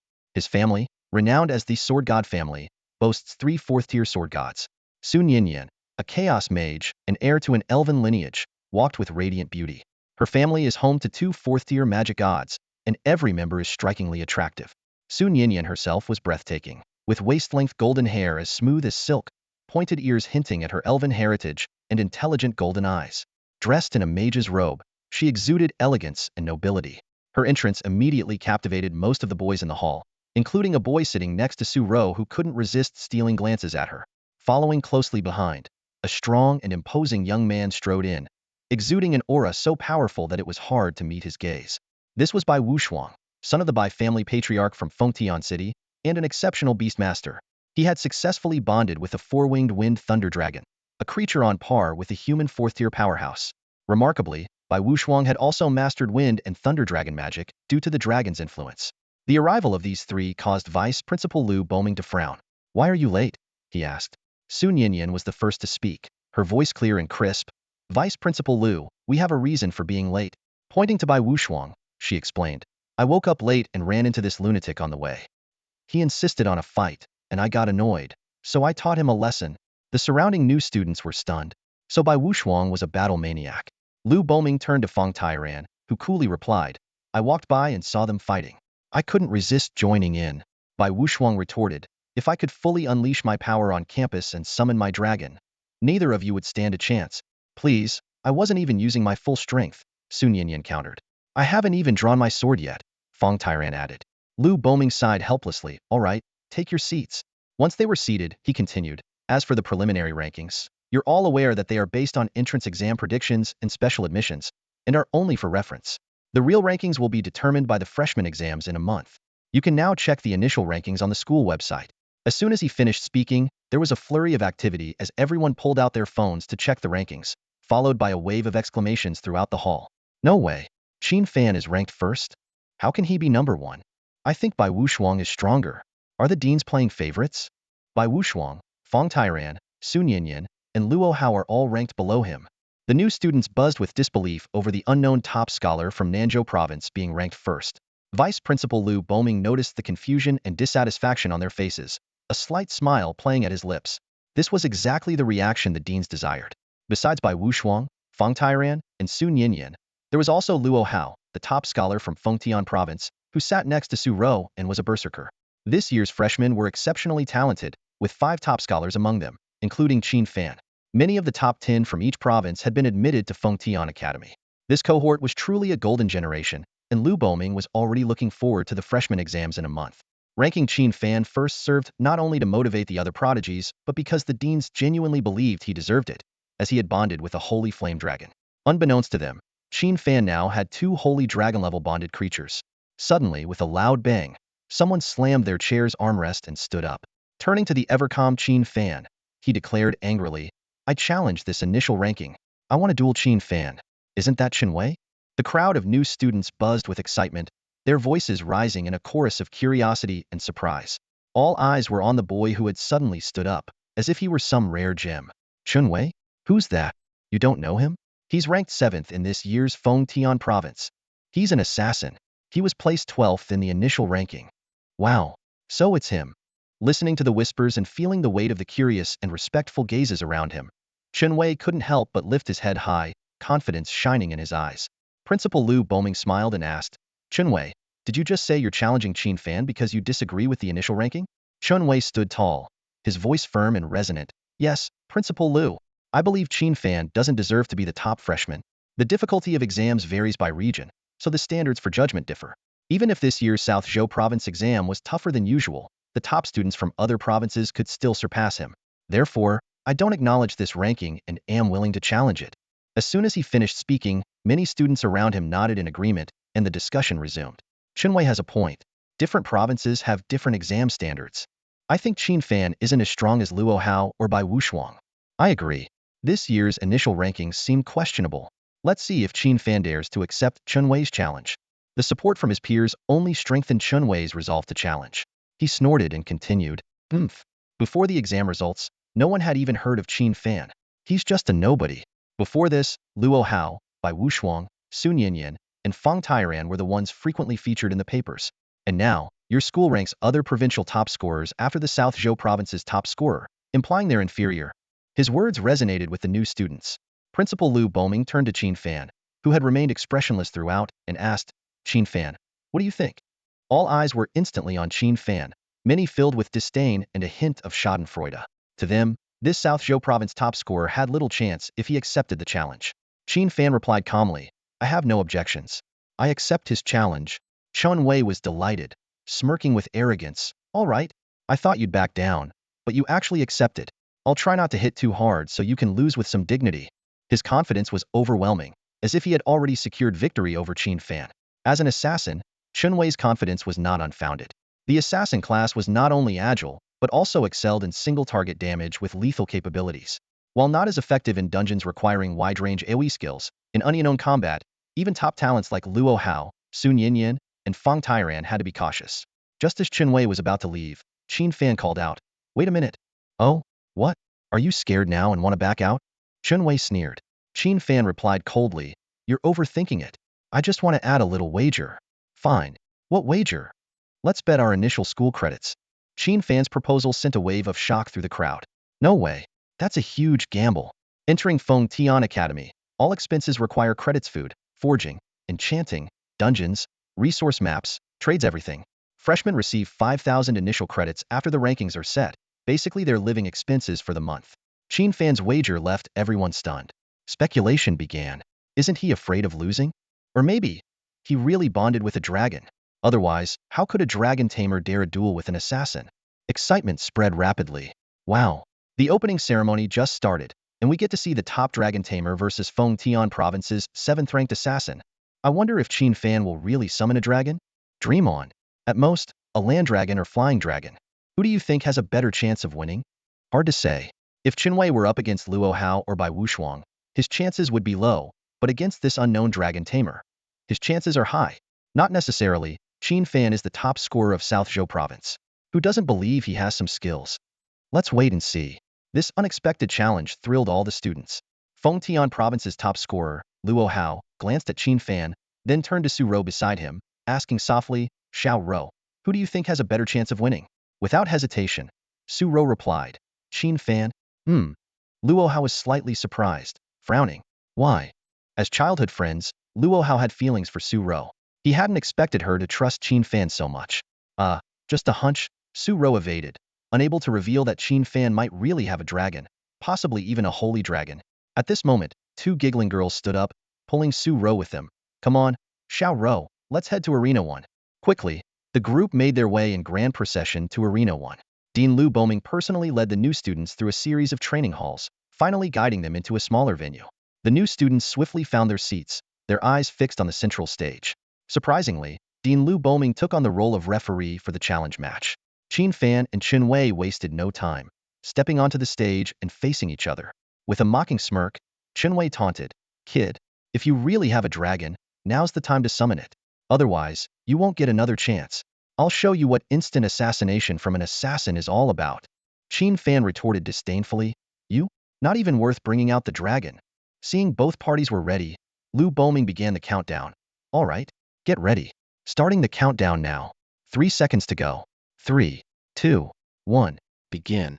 As soon as the words left his mouth, a small, exquisite purple gold dagger appeared in Chen Wei's hand. With a quick tap of his toe, he dashed towards Qin Fan like lightning, moving so fast that he sliced through the air with a faint whoosh. Gasps erupted from the audience. Wow, so fast. No wonder he's ranked 7th in the assassin class in Feng Tian province. Qin Fan's done for. Indeed, most of the new students couldn't track Chen Wei's movements with their eyes. In less than a heartbeat, Chen Wei had crossed over 10 meters, appearing behind Qin Fan in a flash. He thrust the sharp dagger towards Qin Fan's back without hesitation. Here it comes. This is the classic assassin opening move. Shadow step backstab. Someone explained from the sidelines, these 2 skills are the most commonly used and have the highest success rate for assassins.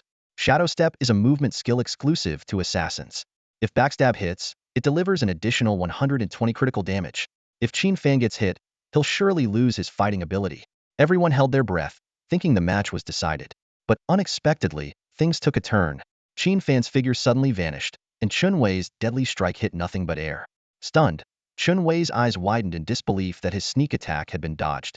Just as Chun Wei was about to interrupt the follow-throw of his backstab skill, a chill surged from deep within him, racing to the top of his head. This was the assassin's instinctive sense of danger peril. Chun Wei realized Qin Fan was now behind him and attempted to use his shadow step to escape. But it was too late. Bang! A powerful punch, imbued with terrifying force, landed squarely on Chen Wei's back. The overwhelming strength surged into Chen Wei's body like a relentless tide. Boom! Under the audience's shocked gaze, Chen Wei was sent flying, crashing heavily into the stage barrier. Blood spurted from his mouth, and his eyes rolled back as he instantly lost consciousness. The crowd erupted in disbelief. Even the usually calm top talents like Luo Hao, Bai Wushuang, and Su Ninian sat up straight, intently watching the stage. No way. Is this for real? One hit and it's over. This is insane. Are you sure this guy's a Dragon Master? Using the enemy's tactic against them, Qin Fan pulled off a sneak attack and then a knockout punch. The power of that punch is absurd. And Chen Wei was wearing armor. The shocked murmurs spread throughout the audience. Clearly, the outcome was beyond anyone's expectations. What was thought to be a prolonged battle ended with the favored Chen Wei being defeated by a single punch from Qin Fan. Vice Principal Lu Boming and Su Ro were not as surprised. The Vice Principal had seen Qin Fan's impressive performance in his entrance exam video, and Su Ro knew Qin Fan had a dragon. Yet, they hadn't anticipated Qin Fan's own combat prowess to be this formidable. Lu Boming announced loudly, "All right, the challenge match is over. The winner is Qin Fan. Congratulations, Qin Fan. Chen Wei's 5,000 initial credits will be transferred to your account." Qin Fan nodded, not bothering to glance at the unconscious Chen Wei, and walked off the stage. The spectators looked at Chen Wei with pity and whispered, "Poor guy. Just started school and already lost 5,000 credits. But to be fair, this Qin Fan seems pretty extraordinary. No wonder all the deans ranked him first. I wonder how he stacks up against top talents like Luo Hao and Bai Wushuang." Finally, Dean Lu Boming addressed the students. "All right, I won't take up any more of your time. Starting tomorrow, it's your golden opportunity to get stronger. In a month, the assessments will begin. Work hard to improve. After the big test, the real university courses will start. Dismissed." With that, Lu Boming waved his sleeve and vanished from sight. After the opening ceremony concluded, the crowd began to disperse. Su Ro stood up from her seat and hurried through the throng to greet Qin Fan with an expectant smile. Qin Fan merely nodded in response, his gaze steady and calm. At that moment, Luo Hao approached them, accompanied by two girls. One was his cousin Luo Tao, a few months younger than him, who ranked 98th in the Feng Tian province exams, just meeting the admission line for Feng Tian Academy. The other was Feng Yuanyuan, who ranked 100th. It's worth noting that the Luo, Feng, and Su families have close business ties, and these young people have grown up playing together. The Su family had previously been sidelined from this circle, but it's rumored that the head of the Su family recently saved a highly esteemed fourth-turn expert, prompting the Luo and Feng families to extend a friendly hand once more. Naturally, the Su family was overjoyed. Su Ro's father repeatedly reminded her to maintain a good relationship with Luo Hao, suggesting they team up for dungeon runs to grow stronger together. He even hinted at the possibility of a relationship developing between Su Ro and Luo Hao. As for Qin Fan, the head of the Su family had heard of him, especially since he was Su Ro's teammate during the college entrance exams. However, considering family background and strength, he believed Luo Hao was the better choice. After all, Luo Hao was the top scorer in Feng Tian province, known for its rich educational resources and strong faculty. Standing out in such a competitive environment was a testament to Luo Hao's exceptional abilities. Feng Yuanyuan was the first to speak, her delicate oval face and lively eyes drawing attention. "Oh, so you're the Dragon Tamer Su Ro often talks about? Nice to meet you. I'm Feng Yuanyuan." Luo Tao followed, her tone carrying a hint of superiority. "My turn now. I'm Luo Tao, cousin of the top scorer from Feng Tian province, hehe." She emphasized top scorer as if implying something. Qin Fan was unfazed by their veiled remarks, responding simply with, "Hello." To him, these people would hardly intersect with his life now or in the future. Luo Hao, on the other hand, acted the part of a courteous gentleman, smiling as he said, "I've heard a lot about you. I'm Luo Hao, pleased to meet you, Qin Fan." Qin Fan merely nodded slightly, offering no further comment. Su Ro's eyes sparkled with excitement as she asked, "Qin Fan, are you planning to dive into dungeons and level up this month?" Qin Fan nodded in agreement. This was indeed his plan, as it was for most freshmen. After all, the freshman exams in a month would determine future privileges and resource allocation. It was said that after the exams, the school would grant special permissions based on rankings. For instance, the top 10 students would receive 10 free dungeon entries per month, and the top 100 would be awarded level cultivation resources. These differences would directly impact the power disparity among students. Moreover, Qin Fan had another goal to level up his newly hatched companion, Xiao Han. While Xiao Jiu had already reached level 15, Xiao Han was just born and only at level 1. Dungeon runs would provide a quick way to boost Xiao Han's level in preparation for the upcoming exams. Seeing Qin Fan nod, Su Ro grew even more excited. Why don't we form a 5-person team then? With you and Luo Hao, it feels like we could easily conquer any dungeon. However, her suggestion caused Luo Hao, Feng Yuan, and Luo Tao to frown simultaneously. Especially Luo Hao, who quickly gave Feng Yuan a look, signaling her to say something. Sister Ro, I'm afraid this might not work. Upon hearing this, Feng Yuan immediately sensed the underlying message.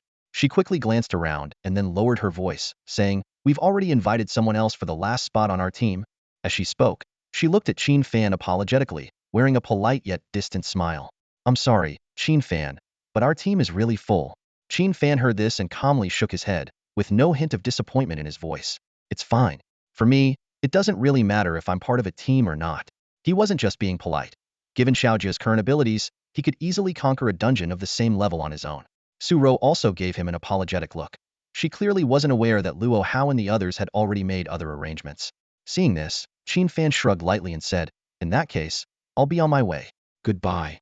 As he turned to leave, Qin Fan suddenly realized that he and Su Ro indeed lived in two completely different worlds. Su Ro was a lady from a prestigious family, surrounded by heirs of wealthy families, while he was just an ordinary guy with no special background. This wasn't to say Qin Fan had any inappropriate thoughts about Su Ro. In fact, he had no romantic feelings for her at all. Their previous dungeon runs together were simply because he found her personality pleasant and devoid of the arrogance typical of other wealthy heiresses, so he had just given her a hand. After entering university, the divide between social classes became even more apparent.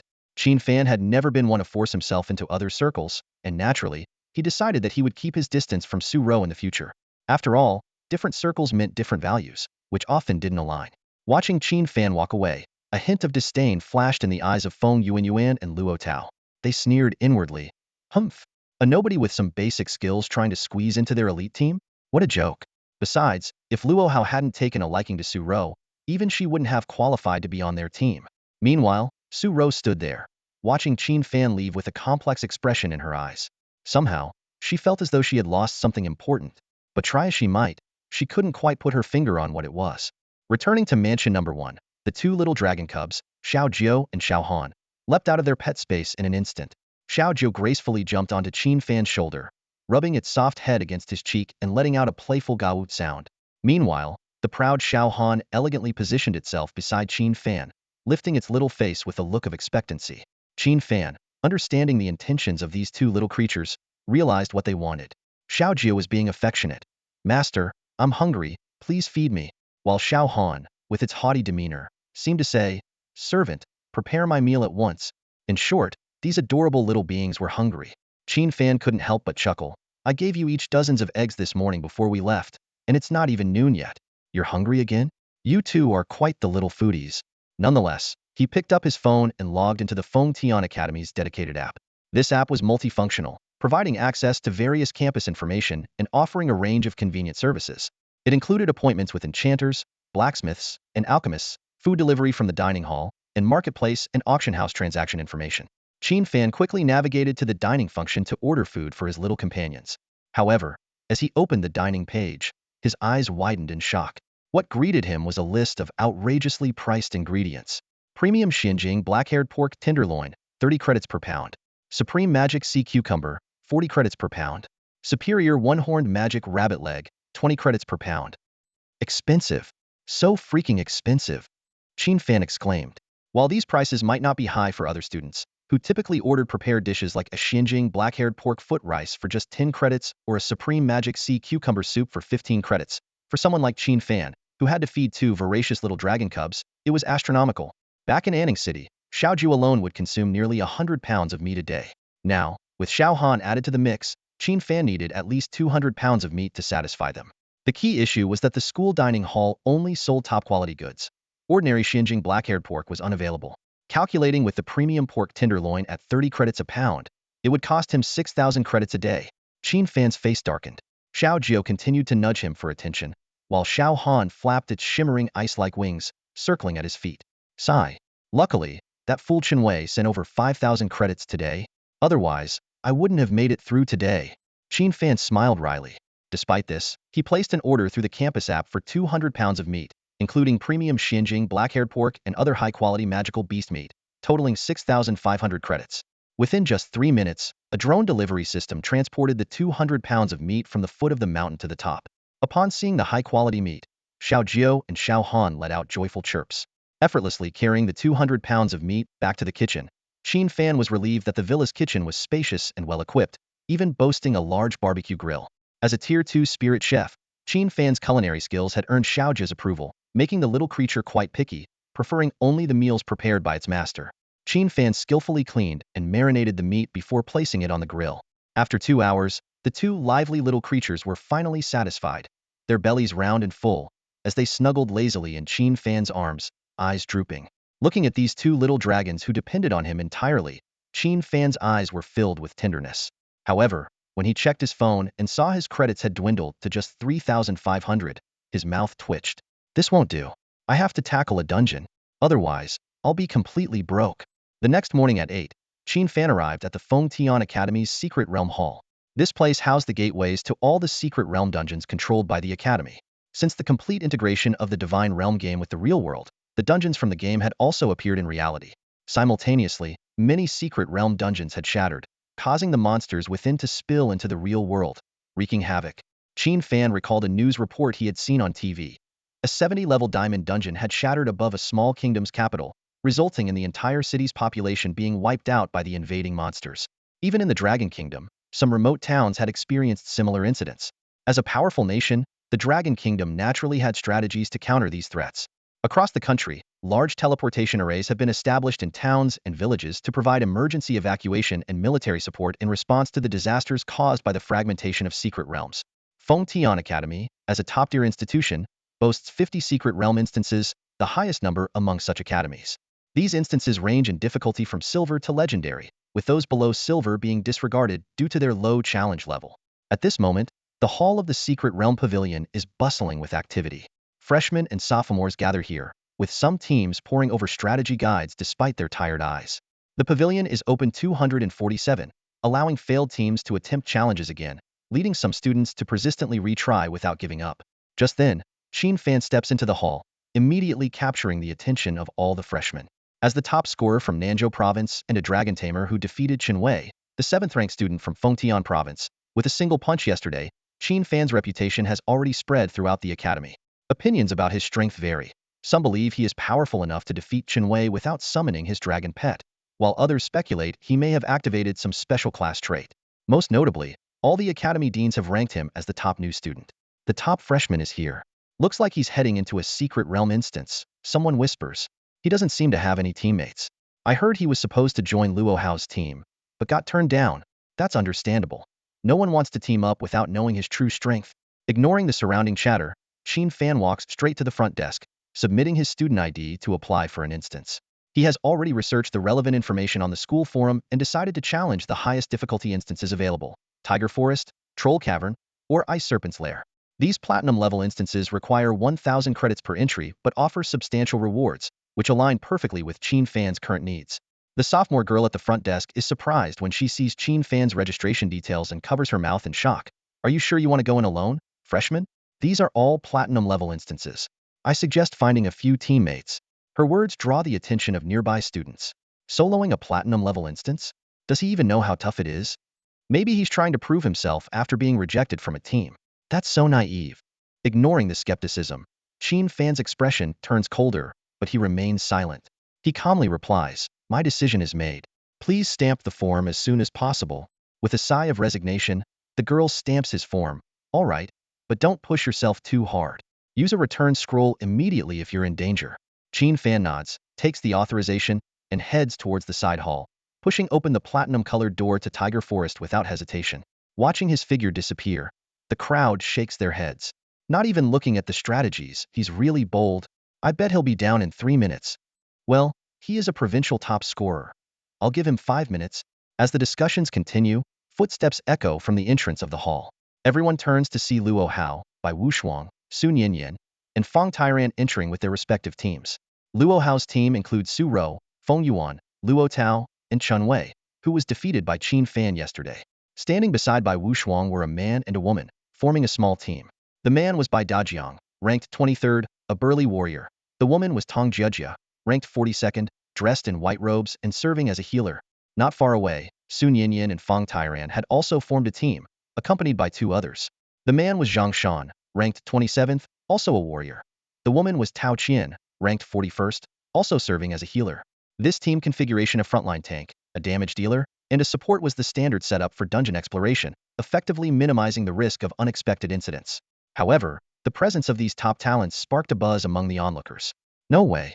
These top players are also going into the dungeon today? Good thing Qin Fan went in first, or it would have been really awkward. Didn't you see? Luo Hao would rather team up with Chen Wei, who was defeated by Qin Fan, than choose him. Forget it. He ventured into the forest of demon tigers alone. Who knows if he'll make it out alive? Listening to these discussions, Luo Hao, Bai Wushuang, Sun Yinyan, and others couldn't help but raise their eyebrows. Qin Fan venturing into the forest of demon tigers alone seemed overly ambitious. Even Bai Wushuang, who had a dragon under contract, needed a team to ensure safety. Although the dragon was indeed powerful, Bai Wushuang, as a dragon rider, was quite vulnerable and needed the protection of warriors and the healing of a priest. Otherwise, if the dragon was fighting up front and the master was ambushed by monsters, the consequences could be dire. Feng Yuanyuan turned to Su Rou and said, "Sister Xiao, did you see that? Not letting him join was the right choice. He's just a reckless fool." A worried look appeared on Su Rou's face. She knew Qin Fan had a dragon, but the place he entered was not the college entrance exam dungeon. A sense of guilt welled up in her heart. Her exam scores were thanks to Qin Fan's help, and logically, they should have continued to team up in university. But her father repeatedly urged her to get along with Luo Hao, and Luo Hao's group was unwilling to accept Qin Fan. After a night of reflection, she realized what she had lost Qin Fan's friendship.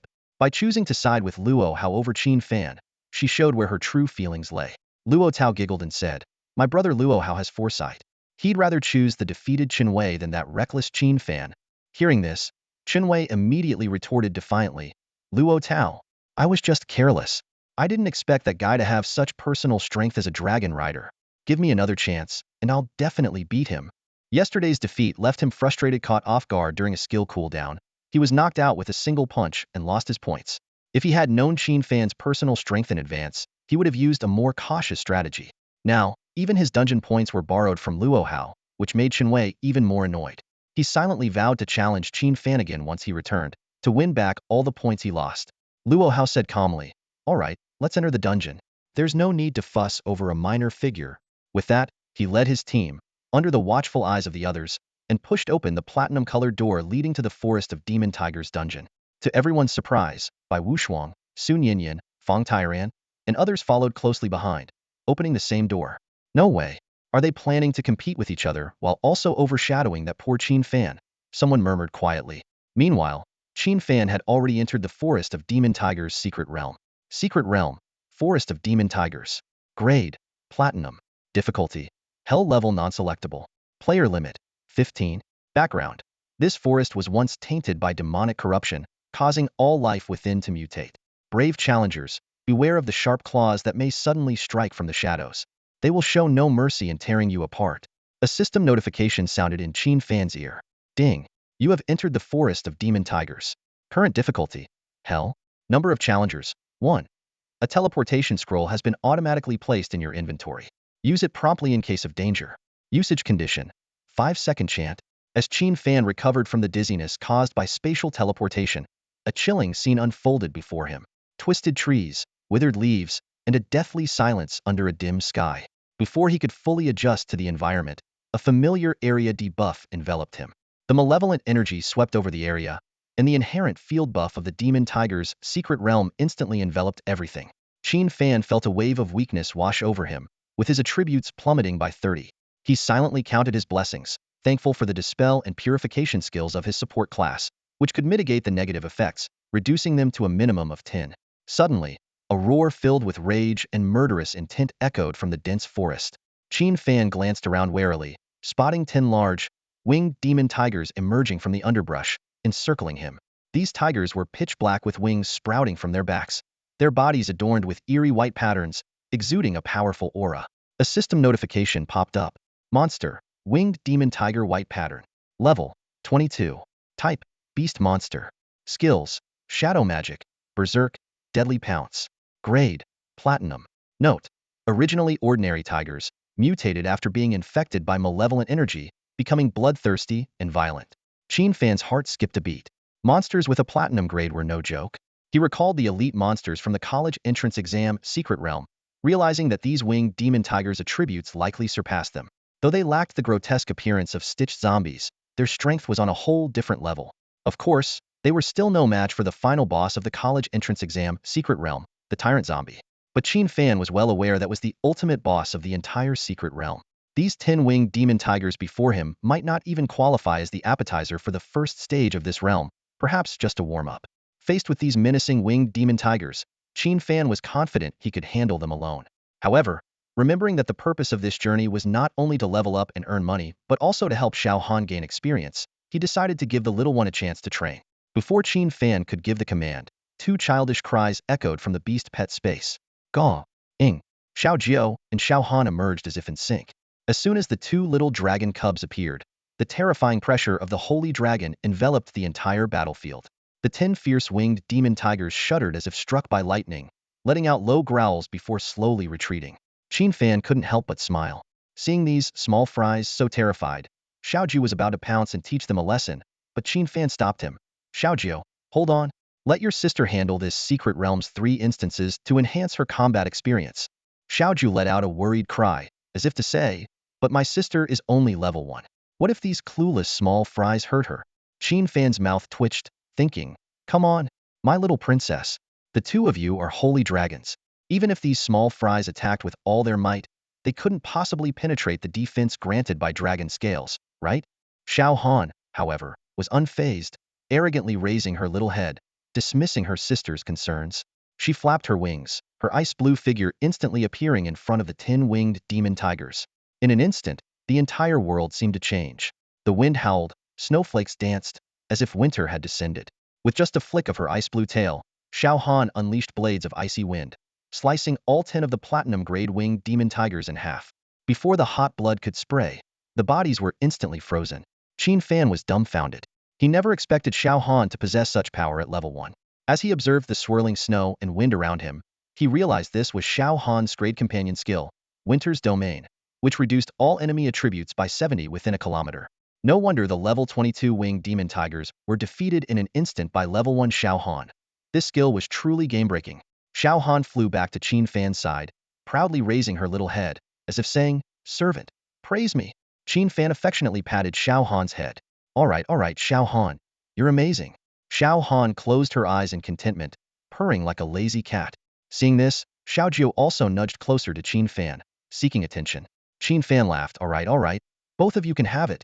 In this perilous secret realm, such a warm and delightful scene unfolded, something unimaginable to those outside. After giving the two little creatures a good head pat, Qin Fan turned his gaze toward the forest shrouded in dark energy. Known as the Demon Tiger Forest, this platinum-level secret realm clearly followed a straightforward, linear progression to its end. In his mind, Qin Fan quickly reviewed the two main types of dungeon modes. The first type, like the labyrinth he faced during the vocational exam, consists of multiple independent stages that must be cleared one by one to unlock the next. The second type, similar to the one before him, is a continuous realm without spatial disruptions, allowing a direct path to the boss. Of course, there are also rare, unique secret realms. Qin Fan recalled hearing about narrative-driven dungeons where challengers must assume specific roles and make choices that lead to different rewards.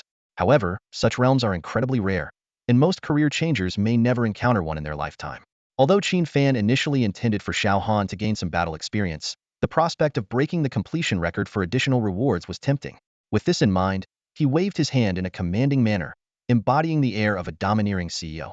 Xiaojiu, Xiao Han, let's start steamrolling through. Leave no creature untouched in this forest, not even an ant. I want the experience and the record. Behind this bold declaration was Qin Fan's exasperation at the two creatures' insatiable appetites. 10,000 credits barely covered their meals twice, which was a constant source of worry for him. Upon hearing their master's command, the two little creatures sprang into action. With a loud roar, Xiaojiu ignited into a blaze of divine fire, growing from the size of a pet cat to towering over 10 meters high, turning the sky of the secret realm a glowing crimson. This was Xiao Jia's second form, world-destroying divine fire. Although smaller than its first form, its magical power was far more terrifying. The temperature of the entire demon tiger forest rose sharply, and the once withered, unburnable trees began to ignite under the holy dragon's fire. However, Qin Fan and Xiao Han, standing beside Xiao Jia, were unaffected by the heat, thanks to the friendly unit mechanism. Not to be outdone by her sister, Xiao Han unleashed her winter's domain. Interestingly, despite the howling cold winds, the high temperatures in the forest remained unchanged.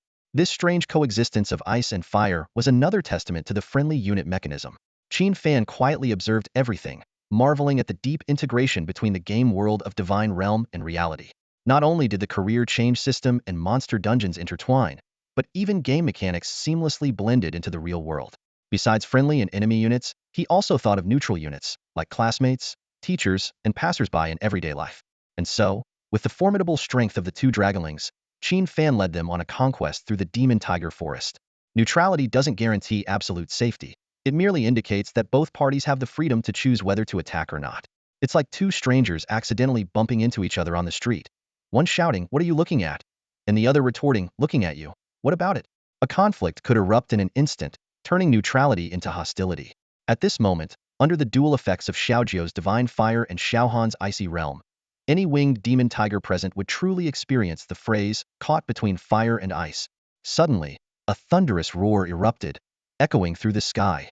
This was not Xiaojiu's usual cute, gao sound, but a majestic dragon roar. As this roar, representing the apex of the food chain, spread, all the creatures in the demon tiger forest trembled in fear. This was the might of the holy dragon. In contrast, Xiao Han also wanted to emulate her sister by unleashing the supreme pressure of the holy dragon lineage, but could only produce an adorable squeak resembling a clip sound. Seeing this, Qin Fan, their owner, could only cover his face with his hands, stifling laughter. He recalled that Xiaojiu awakened the dragon form transformation, a skill exclusive to dragons, at level 5. He figured Xiao Han would likely unlock it at the same level. But Xiao Han was only level 1 now, and couldn't grow tall and large like her sister. Despite this, Xiao Han's two Scrade companion skills were already fully deployed. Qin Fan could clearly feel a layer of faint, snow-white frost power enveloping his body, significantly boosting his health, dual resistance attributes, and attack power. Naturally, Xiaojiu also benefited from this powerful support. Xiaojiu, already displaying her world-ending divine fire form, was enough to crush this platinum-grade dungeon. With her sister's additional support, she became unbeatable. Xiaojiu let out a low growl, signaling Qin Fan and Xiao Han to climb onto her broad back. In the next moment, her massive dragon wings, shrouded in divine fire, unfurled, unleashing a terrifying wave of fire capable of melting any winged demon tiger. The trio soared into the sky, ascending hundreds of meters in an instant. The sudden acceleration was so intense that even Qin Fan, with his enhanced bloodline, felt his blood pressure surge violently, overwhelmed by a sense of weightlessness far greater than that experienced during an airplane takeoff. In contrast, Xiao Han merely tilted her cute little head, concernedly watching her owner's unusual reaction. Qin Fan couldn't help but marvel internally. Truly the physique of a holy dragon. Even he, with nearly 1,000 in all 4 attributes at level 22, struggled to endure. Yet the level 1 dragon cub remained unscathed. While Qin Fan was quietly voicing his thoughts, Xiaojiu had already entered a relentless harvesting mode. Countless magical rings appeared around her, unleashing terrifying magical waves. This was the dragon language magic that the dragon race prided itself on, and Xiaojiu's newest grade skill, Heavenly Divine Fire. More terrifying was that this was being cast in the Divine Fire world-ending form, increasing the magic's power by 500. Coupled with Xiao Han's skill boost and the monsters on the ground suffering from the weakening effects of the icy realm, it was an apocalypse. If someone were watching from a distance on the ground, they would undoubtedly be astonished to see a scene resembling a massive bomber sweeping over the demon tiger forest. The terrifying divine fire raining down from the sky was like nuclear bombs with destructive power, each impact unleashing unparalleled explosions. The winged demon tigers on the ground were suddenly thrown into bewilderment. Even the demon tiger king, lounging at the forest center, being served by hundreds of female winged demon tigers, was utterly stunned. They never imagined they would face such a catastrophic disaster one day. Thus, the formidable level 30 platinum quality winged demon tiger king didn't even have time to comprehend what was happening before its attributes were reduced by a full 70, only to be instantly obliterated by the rain of divine fire. If any eagle managed to survive and soar into the sky at this moment, it would be shocked to witness that the entire demon tiger forest had become a sea of divine fire. Even the demonic energy that had lingered for years was completely evaporated by the intense divine fire. In theory, the effectiveness of a skill is influenced by the level of the user. A level 10 job changer's control skill would never affect a level 50 job changer, as every skill has a note indicating that it is ineffective against targets more than 20 levels above the user. Different skill levels have different level restrictions. Level at level 1, a level at level 5, level at level 10, level at level 15, level at level 20, a level at level 25, and level at level 30. The greater the level difference between the target and the user, the weaker the skill's effect. For instance, a binding skill would only last 5 seconds on a target 5 levels above the user, and just 2 seconds on a target 10 levels higher. This level advantage has given rise to the common phenomenon of level discrimination, where higher levels often look down on lower levels. People strive to level up not only to gain more attribute points and skills, but also to reduce the likelihood of being controlled by others. So why can Xiaohan, a level 1 dragon pet, affect the level 30, platinum 5-star boss, the twin-winged demon tiger king? This is because Xiaohan possesses the sacred dragon bloodline, granting it an overwhelming dominance over any creature, allowing a 70 weakening effect to fully manifest on the demon tiger king. At this moment, the secret realm spirit's notification sounded. Congratulations to freshman Qin Fan for successfully clearing the platinum level secret realm instance, Forest of the Demon Tiger. Current difficulty, Hell level. Clear time, 2 minutes 32 seconds. Performance rating, SSS level. Time rating, SSS level. Overall rating, SSS level. Your achievement has been uploaded to the Feng Tian Academy Data Center. The secret realm clearance reward will be distributed in 1 minute. Please collect it promptly. Qin Fan thought to himself that the clearance time was just acceptable, considering he wasted some time at the start because the two little dragons wanted some attention. However, this score was definitely record-breaking. He had checked the secret realm information on the school app last night, and the best record for Forest of the Demon Tiger was over 7 minutes, set by a senior in her 3rd year. Qin Fan not only wiped out all the small monsters, but also cleared the realm in just over 2 minutes, showcasing the true power of a dragon master. Suddenly, a treasure chest radiating a purple-gold aura appeared out of thin air. Without hesitation, Qin Fan opened it. The system notification immediately followed. Fearless warrior. Congratulations on clearing the Forest of the Demon Tiger secret realm. Here are your exclusive clearance rewards. Reward, 300,000 experience points. Reward, 300 skill points, 300 free attribute points. Reward, Tiger Subduer title. Reward, Tiger King Great Axe, level 25, purple quality. Reward, Devourer Necklace, level 25, purple quality. Due to your outstanding performance and record-breaking success, an additional reward is triggered. Reward, S-level Universal Skill Book, Divine Flash. Reward, a level talent, Demon-Breaking Eye. Qin Fan's eyes lit up with intense joy. The rewards were incredibly generous. The 300,000 experience points alone were enough to excite him. As a Dragon Master, the experience gained from clearing a secret realm is shared with the Dragon Pet, meaning Xiaohan at level 1 would experience tremendous growth. As Qin Fan reveled in his happiness, Xiaojia and Xiaohan curiously approached the treasure chest. The two little dragons, with their round little behinds, kept inspecting the treasures inside. Driven by curiosity, Xiaojia extended its little dragon claw and grabbed the Tiger King Great Axe, which weighed at least 300 pounds. It sniffed it, and then opened its mouth to take a bite. While Qin Fan was busy counting his rewards, he suddenly heard a crisp crack. He turned his head sharply, only to be dumbfounded by the sight of Xiaojia, having bitten a notch into the level 25 purple quality Great Axe. My 2,000 school credits. Qin Fan wailed. He painfully realized that this purple quality level 25 Great Axe could have been sold to a newly enrolled warrior student for at least 2,000 credits. After all, just entering this platinum level secret realm required spending 1,000 credits on a ticket. As a result, the giant axe now had a chunk bitten out of it, and its price had to drop to 1,000 credits. Qin Fan looked at the weapon, damaged by the little dragon, with a pained expression, as if he could see a fortune flying away. He couldn't help but wail, 1,000 credits. How much meat could that buy? At this moment, Qin Fan resembled a father bankrupted by his little girl's appetite. Xiaohan, seeing her master's dramatic reaction, burst into giggles. The culprit, Xiao Jiu, seeing this, also started giggling. Qin Fan put on a stern face and pretended to warn them seriously. No more biting other things, understand? This is your food money. If you keep biting, we won't have any meat to eat. His words had the desired effect. The two little gluttons, upon hearing they might not get any meat, immediately sat obediently in place, their big eyes blinking at Qin Fan, afraid of angering him further. Finally managing to calm down the two mischievous little creatures, Qin Fan breathed a sigh of relief and began to tally the spoils. First up was the title. Tiger Slayer title, Strength 20. Damage to Tiger-type monsters 10. Qin Fan smirked. Same old mosquito leg title. Next was the equipment. Magic Devourer necklace. Grade, purple. Level, 25. Class, unrestricted. Attributes, Wisdom 50, Agility 30. Enchantment effect, generates a magical shield. The shield amount is 20 of your health. While the shield exists, your defense and magic resistance increase by 10. Note: after the magic shield is broken, it will enter a 10-minute cooldown. Qin Fan's eyes lit up. Good stuff. Although the cooldown is a bit long, the attribute boost while the shield is active makes this a nice piece of jewelry. He hesitated for a moment. Alright, sell it.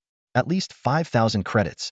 To be honest, Qin Fan was quite tempted to keep the Magic Devourer necklace for himself, but thinking about the cost of raising 2 little dragons that were like money pits, he had to reluctantly part with it. As for the level 25 purple grade giant axe, Qin Fan didn't even bother looking at the obvious notch, pricing it directly. Sell for 1,000 credits at a low price. Finally, Qin Fan took out the biggest find of the trip.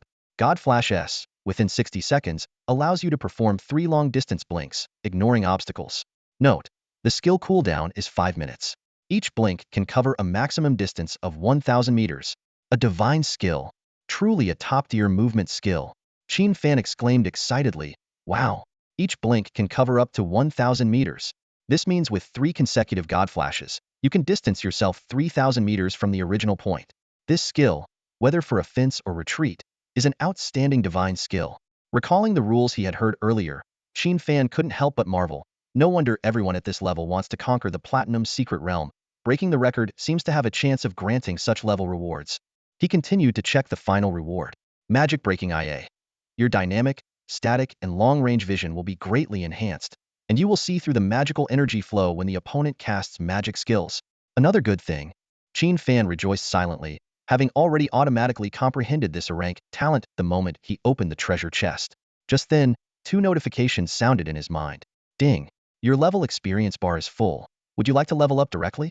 Your dragon pets, Ingjiu and Qinghan, have full experience bars. Would you like to level them up directly?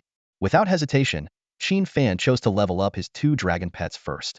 In an instant, a profound and vast wave of energy burst forth. The 2 little dragons sitting obediently on the ground began to glow brightly. Through these rays of light, Qin Fan could clearly see the sacred patterns on their bodies shining again, a clear sign of their bloodlines awakening once more. Meanwhile, in the outer secret realm hall, the magic circle in another side hall suddenly fluctuated. Shortly after, 3 teams appeared simultaneously. The surrounding students exclaimed, wow! As expected of the equally matched prodigies. They all came out around the same time. That's normal, someone explained. The Magic Tiger Forest is a straight-through challenge mode. Teams can ignore the small monsters and go straight for the boss, so it's all about the boss killing time, which is why Luo Hao, by Wu Shuang, and the others returned around the same time. Suddenly, someone noticed a missing person. Huh? Seems like Qin Fan also went in a while ago, and he still hasn't come out yet. Could he have died inside? No idea. There's no live feed in there. Don't bother looking. He probably got blocked by the small monsters and hasn't even seen the boss yet. The surrounding students' chatter made Luo Hao, by Wu Shuang, and others appear even more indifferent. Even Luo Tao turned to look at Su Ro, implying, Sister Su Ro, you should be glad you made the right choice. In the forest of demon tigers, the crimson glow from Xiaojiu's recent upgrade gradually faded. This fierce flame dragon, known as the Master of Endless Fire, had its level jump from 15 to 17, with each of its 4 attributes increasing by 500 points, reaching an impressive 3,500. While 300,000 experience points would typically boost a common beast pet by 5 levels, for a powerful dragon pet like Xiaojiu, it only resulted in a 2-level increase. At the same time, Xiaohan also completed her upgrade. Wrapped in a shimmering ice blue light like a delicate veil, this noble and adorable frost dragon, the ruler of winter, displayed more pronounced icy blue divine patterns across its form. Its body was covered in crystal-like dragon scales, reminiscent of a princess's gown. Xiaohan sat obediently on the ground, gently flapping her small wings, and chirped joyfully at her owner, Qin Fan, sharing the happiness of becoming stronger. Qin Fan, with a smile on his face, checked Xiaohan's information panel. This 98-month-old female hatchling had jumped directly from level 1 to level 7, with her 4 attributes breaking through the 1,000-point mark. The effect of 300,000 experience points was particularly evident on Xiaohan, showcasing the tremendous potential of her dragon lineage. In addition to level and attribute enhancements, Xiaohan awakened 2 new skills, the dragon-exclusive skill Dragon Form Transformation and the rank support skill Frost Blessing. Dragon form transformation includes 4 forms: Shimming Divine Ice, Sacred Snow Heart, Normal form, and Hatchling form. The Shimming Divine Ice form enhances frost attacks, while the Sacred Snow Heart form significantly boosts support effects. Frost Blessing can instantly remove negative statuses from a target and provide ongoing immunity to control effects. Qin Fan studied Xiaohan's new abilities with visible delight. He realized that the Frost Dragon could serve as a powerful support unit while also possessing decent offensive capabilities. Although she couldn't match her sister Xiaojiu in sheer destructive power, Xiaohan's versatility within the team was more pronounced. As Qin Fan pondered, Xiaohan let out a soft chirp, her body glowing with an ice blue hue. She quickly shrank to the size of a cat and lightly flew to perch atop Qin Fan's head. Content: the little dragon settled down, purring with satisfaction. Having mastered dragon form transformation, Xiaohan could now snuggle up to her owner, just like her sister Xiaojiu. Qin Fan felt a cool little snowball resting on his head, while Xiaojiu let out a soft "gaw" and transformed into its pet form, jumping onto his shoulder. Just like that, Qin Fan now had 2 adorable little companions with him. Alright, I've lingered here long enough. It's time to head to the troll cavern and the ice serpent's nest. Qin Fan muttered to himself, taking out a special secret realm teleportation scroll. This kind of scroll allowed him to directly jump from the forest of magic tigers to other dungeons, a tool provided by the Academy's secret realm hall to facilitate continuous dungeon raids for students. Qin Fan recalled the Madness Cup speedrun dungeon competition the school had organized, where participants used these scrolls to save on teleportation time. He chose to use the scroll primarily to avoid the disdainful looks and ridicule from others upon leaving. As an avid reader of online novels, he was well aware of what might happen next. Thinking of his past life's parents going bankrupt and the ugly faces of relatives, Qin Fan couldn't help but sigh at the variety of people in the world. He decisively used the scroll, and as spatial ripples spread, the figures of 1 person and 2 dragons instantly vanished from the forest of magic tigers. In the next moment, Qin Fan found himself in a dim, damp cavern, the air thick with the stench of decay. Low growls echoed around him, and pairs of blood-red eyes full of murderous intent emerged from the darkness. Facing these threats, Qin Fan remained calm, simply pointing ahead with a majestic aura radiating from him. Xiaojiu, Xiaohan, go get him, he commanded in a deep voice. The 2 little dragonlings sprang into action, their wings flapping as their crimson and icy blue forms dove towards the lurking troll creatures. As they flew, their bodies rapidly expanded, transforming into 2 colossal beasts dozens of meters tall. When their massive forms landed heavily, the entire cavern quaked violently as if struck by a magnitude 12 earthquake. 2 roars, imbued with supreme dragon might, reverberated through the tunnels, and the once excited troll creatures were instantly stricken with terror, dropping their weapons and fleeing in panic. However, escape was futile. Scorching divine flames and the chilling breath of the shimming dragon swept through, annihilating the hundreds of level 23 troll creatures in the first wave before they could even scream. The subsequent second and third waves met the same fate. When the 4th wave's boss, the Troll King, saw its 5,000-strong troll army being effortlessly crushed by the 2 holy dragons, a look of unprecedented fear and despair spread across its hideous face. It couldn't comprehend why, as a level 32 platinum dungeon boss, it had provoked 2 apex creatures of the food chain. Soon, a system notification chimed, announcing Qin Fan's successful completion of the platinum-level dungeon troll cavern in 3 minutes and 15 seconds, earning an SSS rating. Watching as Xiaojiu and Xiaohan kicked the boss's head around like a ball, Qin Fan couldn't help but look up and sigh. Boring, so boring. This kind of dungeon raid lacks any excitement. Meanwhile, in the outer hall of the secret realm hall, the magical teleportation array flickered to life again, spatial ripples spreading out. The crowd, while grumbling about how long Qin Fan had taken, craned their necks towards the side hall, eagerly awaiting his appearance. The next moment, everyone's attention was drawn to the sudden burst of teleportation light in the adjacent hall. When the light faded, it revealed Luo Hao and Su Ro's team. This scene left everyone present stunned. To their surprise, aside from Luo Hao, Luo Tao, Su Ro, and Chen Wei were all visibly injured to varying degrees. Even more shocking was that Feng Yuanyuan was unconscious, being carefully cradled in Luo Hao's arms. Senior, I'm sorry, but I need a second-tier priest for healing. Please hurry. Luo Hao, ignoring the murmurs around him, walked gravely toward the front desk. The senior in charge of part-time registration nodded promptly and quickly arranged for a sophomore second-tier priest to come for treatment. Under the priest's care, Feng Yuanyuan soon regained consciousness and returned to peak condition. Despite this, a deep-seated fear still lingered on her face. Seeing the confusion on everyone's faces, a sophomore senior stepped forward to explain. All right, stop guessing. She was likely hit by a boss's special skill memory poison. Once hit by this skill, the target's memory is forcibly altered, and they remain in a poisoned state that a first-tier priest can't dispel. Only a second-tier priest can help. The senior's explanation enlightened the gathered freshmen. They finally realized the danger of the dungeon and understood why Luo Hao and his team had exited early. As discussions continued, someone suddenly remembered, hey, Qin Fan still hasn't come out yet. Could he have perished in the demon tiger forest? This reminder left everyone stunned, realizing that Qin Fan indeed hadn't appeared yet. Hearing this, Luo Hao and his team raised their eyebrows slightly. The Dragon Tamer, who ranked first by default, hadn't come out yet? Luo Tao and Qin Wei wore mocking expressions, and even Feng Yuan, having just recovered from her fright, looked curious. Only Su Rou looked genuinely worried. She quickly approached the front desk, earnestly asking, Senior, could you please check Qin Fan's status in the secret realm control room? The senior nodded and headed toward the resource control room. Just then, the space in the adjacent hall rippled again with teleportation waves. Everyone's attention was instantly drawn there, including Luo Hao and his team, who looked on with curiosity. However, emerging from the teleportation array was Su Ninian and Feng Tairan's team. Even more surprising was Feng Tairan, carrying their unconscious priest, Tao Qian, in his arms. As people began to discuss, the teleportation array lit up once more. Surely, this time it must be Qin Fan? Yet, stepping out from the light was Bai Wushuang. Seeing the crowd's disappointed expressions, he asked in confusion, You? Sighing and moaning at my appearance, what's the deal? Did I offend you?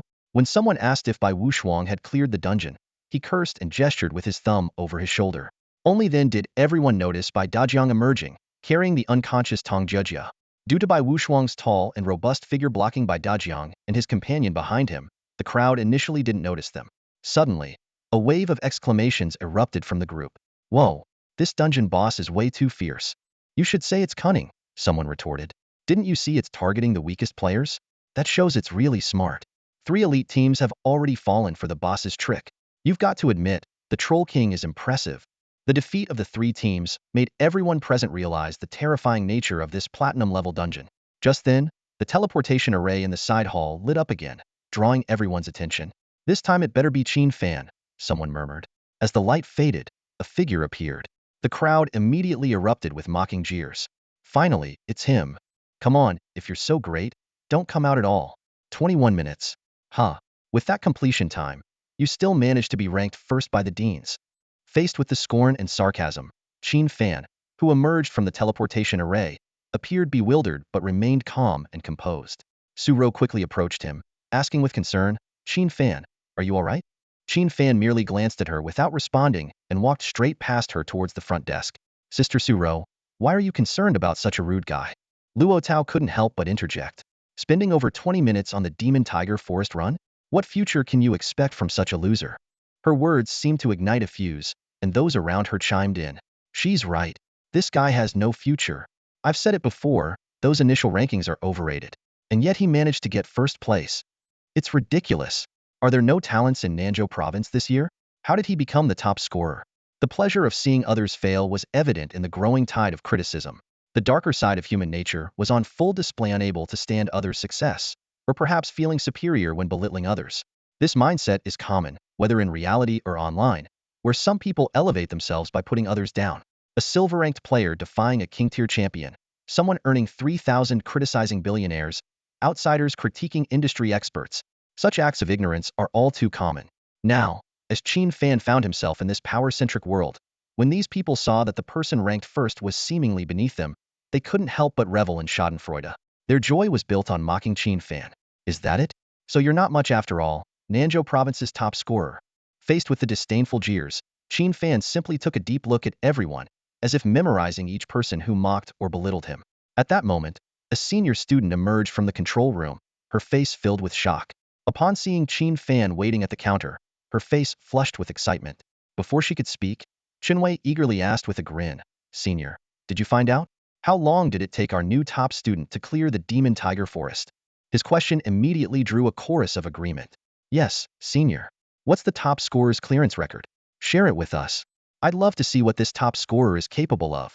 Looking at the still mocking freshman, the senior's usually composed face showed a rare hint of anger. You all want to know Qin Fan's score, right? Fine. I'll announce it, she said sternly. Just hope you don't end up feeling ashamed. With that, she directly accessed the Feng Tian Academy's database to retrieve Qin Fan's clearance information.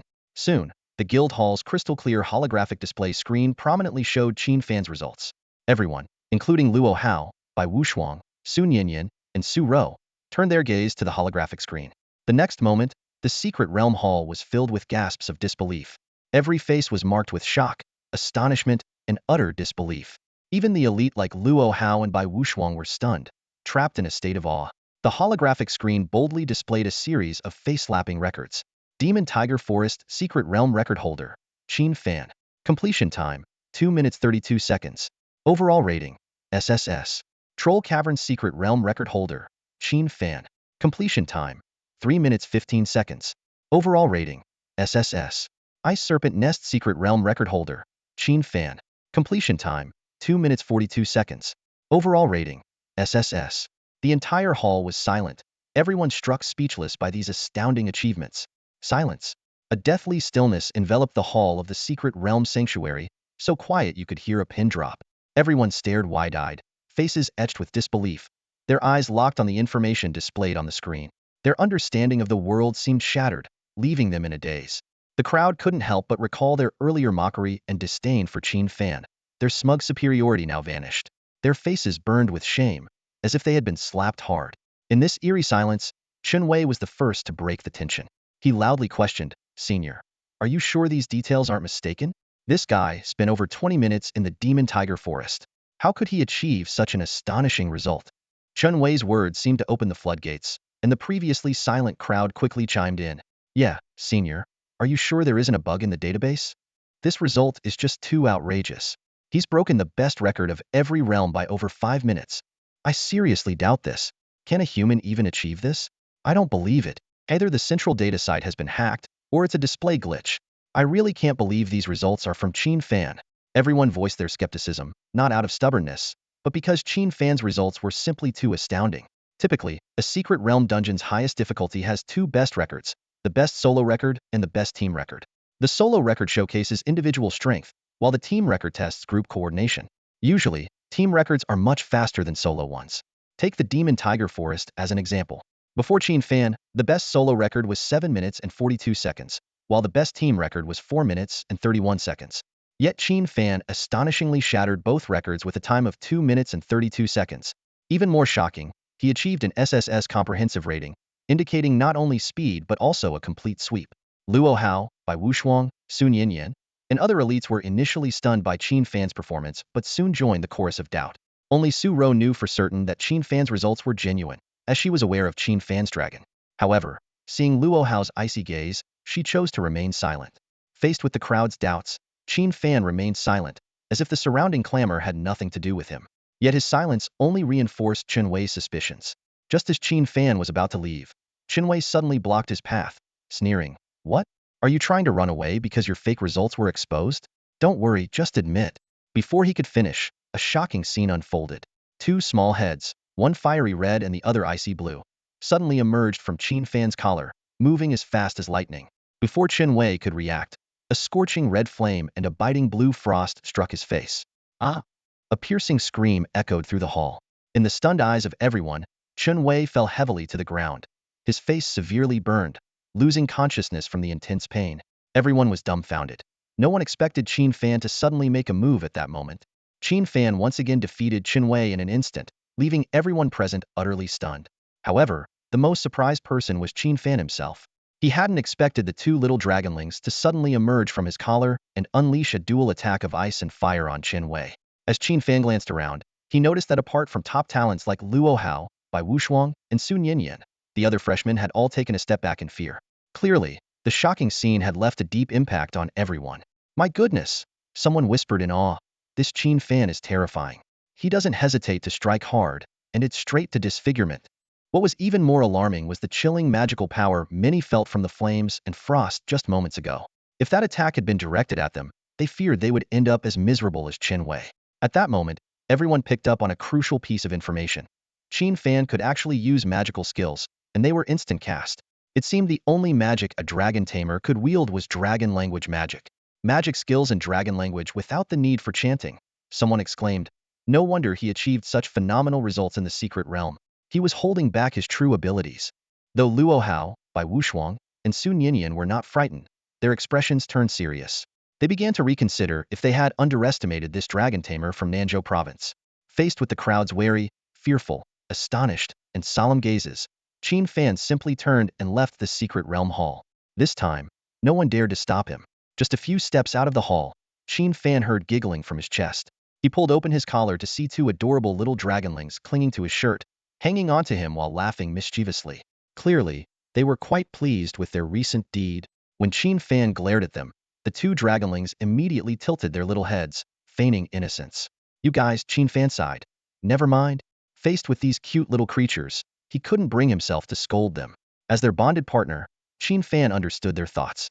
Since they had formed a contract with Qin Fan, the dragonlings could understand human language. They had quietly listened to the slander and mockery directed at their master. At that moment, they were already finding it hard to hold back. If Qin Fan hadn't forbidden them from acting on their own, they would have rushed out to teach those short-sighted people a lesson. Finally, when Chun Wei stepped forward to block the way, it completely enraged the two dragonlings.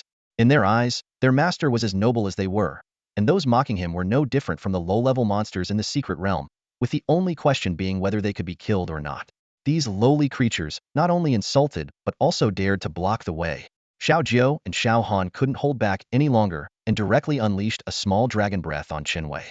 Their movements were as quick as lightning, so much so that the crowd only saw a burst of powerful flames and frost erupt from Qin Fan's chest, and then Chun Wei collapsed unconscious, with severe burns and frostbite on his face. This was Xiao Jiao and Xiao Han showing as much restraint as they could.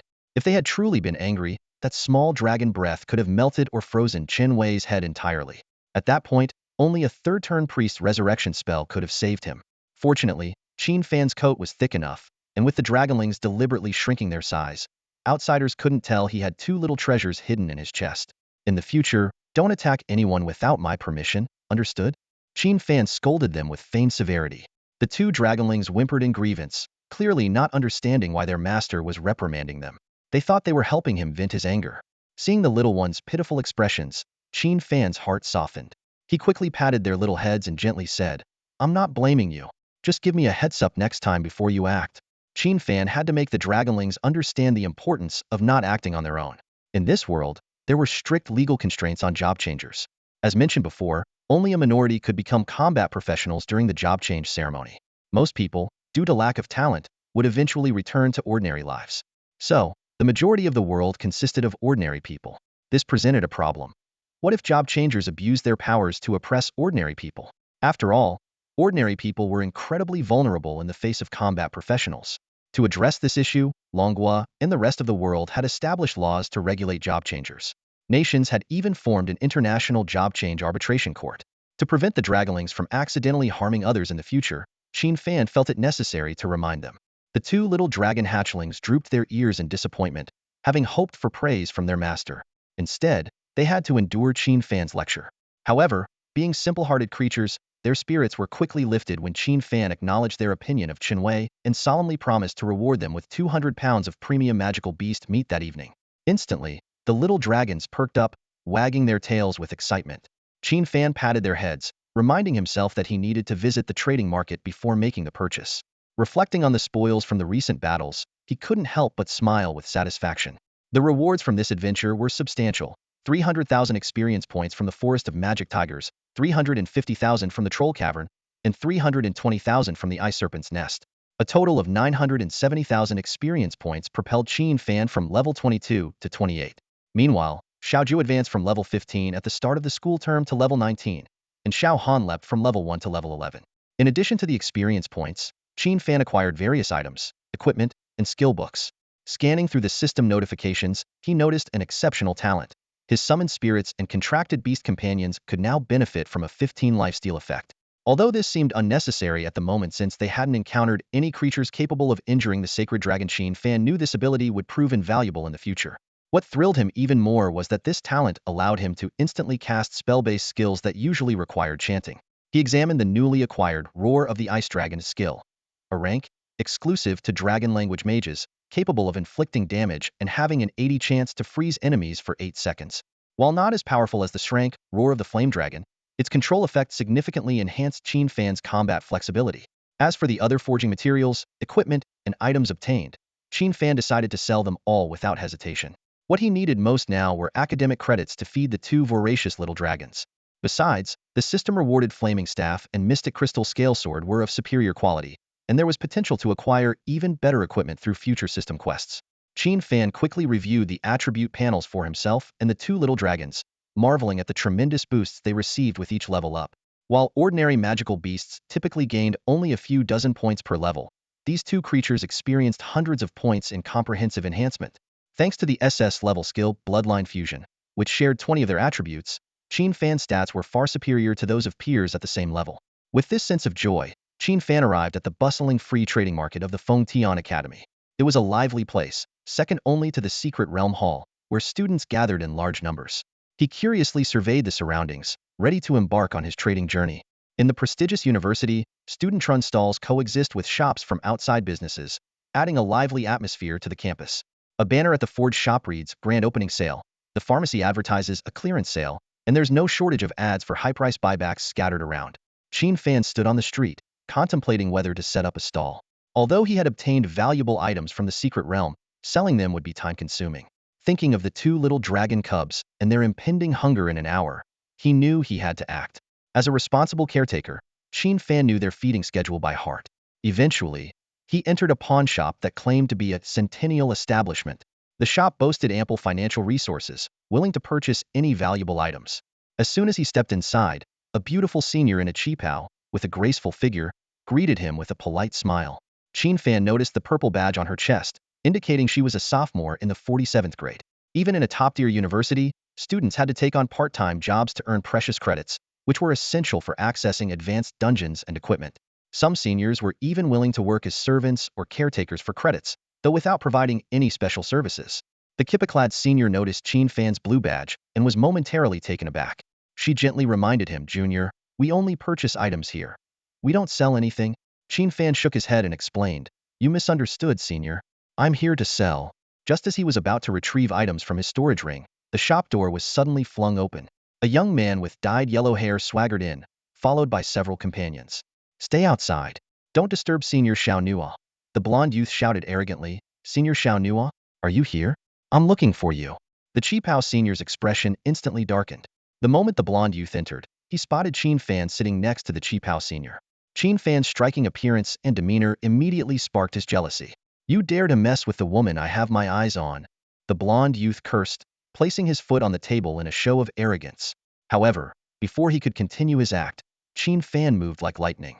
The blonde youth barely registered a blur before a heavy punch landed squarely on his face. With a thud, the blonde youth collapsed to the ground, unconscious before he could even cry out. The Qipao senior stared in shock at the scene. Qin Fan turned, his gaze resting on her. "Senior, it's all your fault," Qin Fan murmured softly. "Young master." Several of the henchmen outside witnessed through the glass door the moment the blonde youth was knocked out with a single punch and let out a wail before rushing into the shop. However, even more shocked than them was the beautiful and charming Xiao Nuya, dressed in a qipao. This freshman suddenly sprang into action, taking down the blonde youth who was a professional martial artist with just one punch, leaving Xiao Nuya utterly speechless. As a level 47 second-tier mage herself, she was both startled and impressed by the sheer power and speed of that punch. It far exceeded what one would expect from a freshman, and what was even more surprising was that it was just a straightforward punch without any skill enhancements. In a panic, the henchmen lifted the unconscious blonde youth. One of them, pointing at Qin Fan with a face full of anger, shouted, "Hurry up and get the young master treated. Kid, I'm telling you, you're in big trouble now. How dare you hit the second son of the Ma family from Fengtian? Just wait, you'll be ruined." After leaving these harsh words, they hurriedly left. Qin Fan was taken aback. Did this group really just leave like that? Normally, they would have swarmed him, right? It seemed these guys had a bit of wisdom, knowing not to mess with someone who had just knocked out their master with one punch. They decided just to make threats and deal with it later. Xiao Nuya said softly, "Freshman, you're in big trouble." Qin Fan glanced at her and cleared his throat. "Senior, you're in trouble too?" Xiao Nuya looked puzzled. Qin Fan continued, "If the big shots behind that guy come looking for trouble, I'll just say I was hired by you, senior, to specifically deal with the blonde. So, you won't be able to stay out of it either." Xiao Nuya widened her beautiful eyes in disbelief. How could he be so shameless? She hadn't even had a chance to speak, and he had already thrown a punch. Now he had the nerve to shift the blame. Qin Fan sighed to himself. "Sigh, I just wanted to sell some stuff. How did I end up in this mess?" Xiao Nuya replied softly, This had nothing to do with you in the first place. You just went and punched him without a word. Qin Fan fell silent. He realized he had indeed acted rashly. The situation felt all too familiar, and his protagonist instincts kicked in. He should have just left, but he wanted to enjoy a moment of glory like the heroes in online novels. Xiao Nuya explained, that blonde youth is Ma Qingfeng, the second son of the Ma family from Fengtian. The Ma family is an ancient martial arts family with two level 104th-tier martial gods. They're not only renowned in Fengtian province, but also across the entire Dragon Nation. She paused briefly before adding, but fortunately, this is Fengtian Academy, and the Ma family's influence doesn't extend here. However, you've likely made an enemy of Ma Qingfeng, and the school will hold you accountable for initiating violence. After speaking, Xiao Nuya sat back on the leather sofa with a calm expression, her long, fair legs crossed, exuding a mature and sensual charm in her qipao. Qin Fan tilted his head, looking puzzled. The school holding me accountable? Shouldn't it be you, senior, being harassed by a thug, and me stepping in to punch him? That's clearly an act of bravery, not initiating violence. Xiao Nuya was taken aback, not expecting such a perspective. Qin Fan went on, since the Ma family's reach doesn't extend here, there's no need to worry. Back to the main point, do you still accept items here, senior? He knew well that while the Ma family was powerful, in a top-tier combat academy like Fengtian Academy, the influence of ancient martial arts families couldn't penetrate. The students here represented the nation's strategic reserve force, and most would directly enter elite corps after senior year. With the principal and deans present, along with many alumni holding high positions in elite corps, even a family as powerful as the Ma family wouldn't dare provoke such a formidable institution lightly. Understanding this, Qin Fan was no longer concerned. He chose this top-tier academy precisely because of the nation's emphasis on it. This meant that even commoners, if talented, could receive fair treatment. In an ordinary vocational academy, offending a young master could spell disaster, as even the most powerful fourth-tier warriors might shamelessly strike, and with his current strength, he couldn't possibly handle that. A hint of interest appeared on Xiao Nuya's pretty face. We do. What items do you have, freshman? Just show them.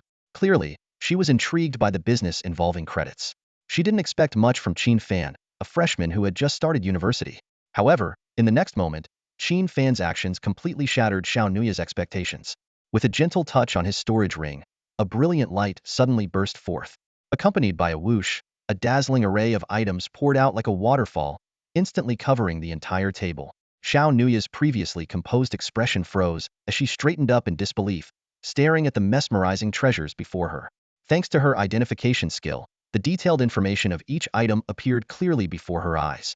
A level 25 purple grade Devourer necklace, a level 25 purple grade Windbreaker ring, a level 25 purple grade Bloodsucking spear, a level 25 purple grade Demon Flame armor set, a level 25 purple grade Tiger King battle axe, A grade enchantment material Ice Serpent King's core, A grade forging material Troll King's finger bone, B grade mage skill book, Star Flame burst, C grade warrior skill book, Brave taunt.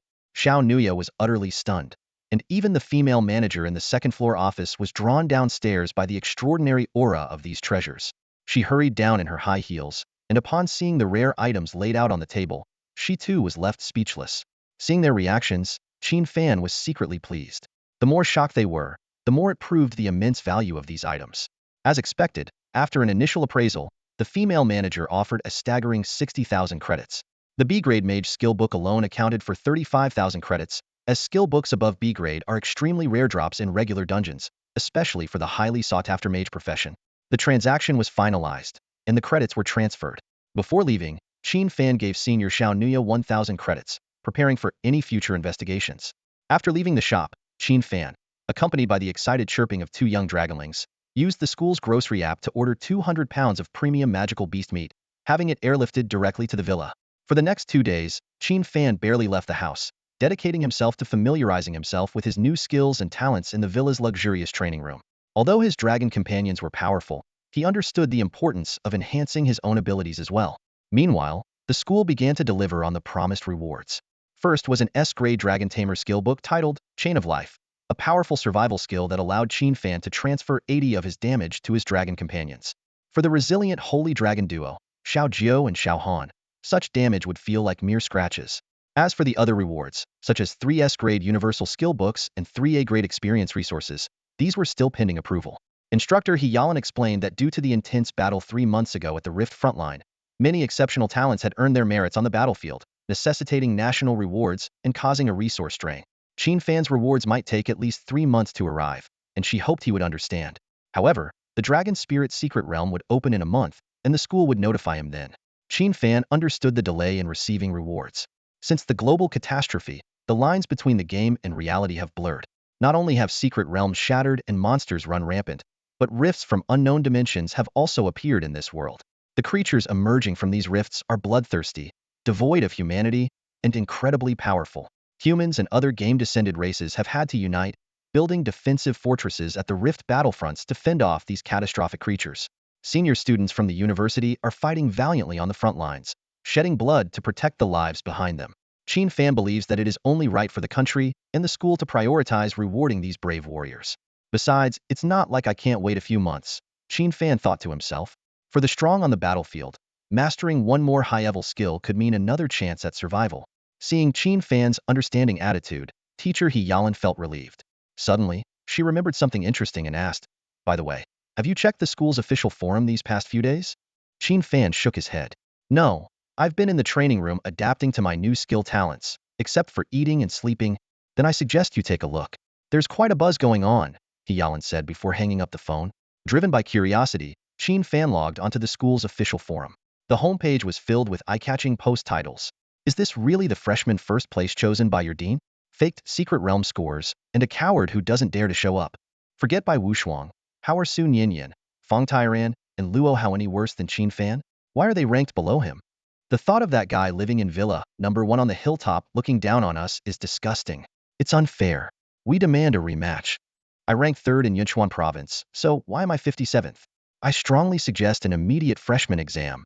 Qin Fan squinted his eyes. Clearly, these freshmen were dissatisfied with him. But he understood that he was just a trigger. The real issue was that everyone was unhappy with the initial rankings, feeling underestimated and eager to prove themselves through exams. As teacher He Yalan said, this year marked a golden era for Fengtian Academy, attracting top students from across the country. These students, accustomed to being the best in their local areas, naturally felt discontent when ranked below those they considered inferior. While browsing, Qin Fan stumbled upon an amusing post. "Whoever can beat Qin Fan for me will get 1,000,000,000 long coins." The post was by an ID named Handsome Breeze. Qin Fan couldn't help but chuckle. That yellow-haired. Just as he was about to continue browsing, suddenly, a small mouth with sharp teeth appeared at the edge of his laptop. With a crunch, the expensive laptop screen shattered instantly. Xiaojiu," Qin Fan exclaimed. Xiaojiu peeked out, its golden dragon eyes looking innocently at its owner. Before Qin Fan could reprimand it, a loud crash came from the kitchen. He rushed out of the bedroom to find the plump Xiao Han sitting in front of the refrigerator, which was emitting black smoke due to its frost power. "No, my fridge." Qin Fan groaned again. Although the school provides students with excellent living conditions, it doesn't mean they can destroy furniture at will. For every item damaged, Qin Fan has to spend credits to repair or replace it. Looking at the chaos before him, he couldn't help but sigh and rub his forehead. Over the past few days, Qin Fan's home has been in complete disarray. Two mischievous little creatures, acting like demolition experts, have already destroyed 3 holographic projectors, 2 computers, and a refrigerator. Each time Qin Fan tries to reprimand them, they gaze at him with their adorable big eyes, softening his heart and ultimately sparing them from punishment. While Qin Fan was busy dealing with these destructive little dragons, an important meeting was taking place in the top-floor conference room of the main teaching building at Fengtian Academy, known as Fengtian Tower. The dean of the Magic Academy and vice president, Lu Boming, was gathered with other deans to discuss the issues reported by the student body. Sipping his tea with a smile, Lu Boming remarked, "It seems our prodigies are quite dissatisfied with the initial rankings we've set." Present at the meeting were Lu Jianhua, dean of the Combat Academy, Zhang Tao, dean of the Tactics Academy, Li Yujie, dean of the Enhancement Academy, and He Yalan, vice dean of the Combat Academy. Despite being only 28 years old, He Yalan was already an 87th level, third-turn powerhouse, and her strength was not to be underestimated. With a hint of disdain, He Yalan commented, "That little guy Qin Fan broke records in 3 secret realm dungeons, which is truly remarkable. It's no wonder there's skepticism.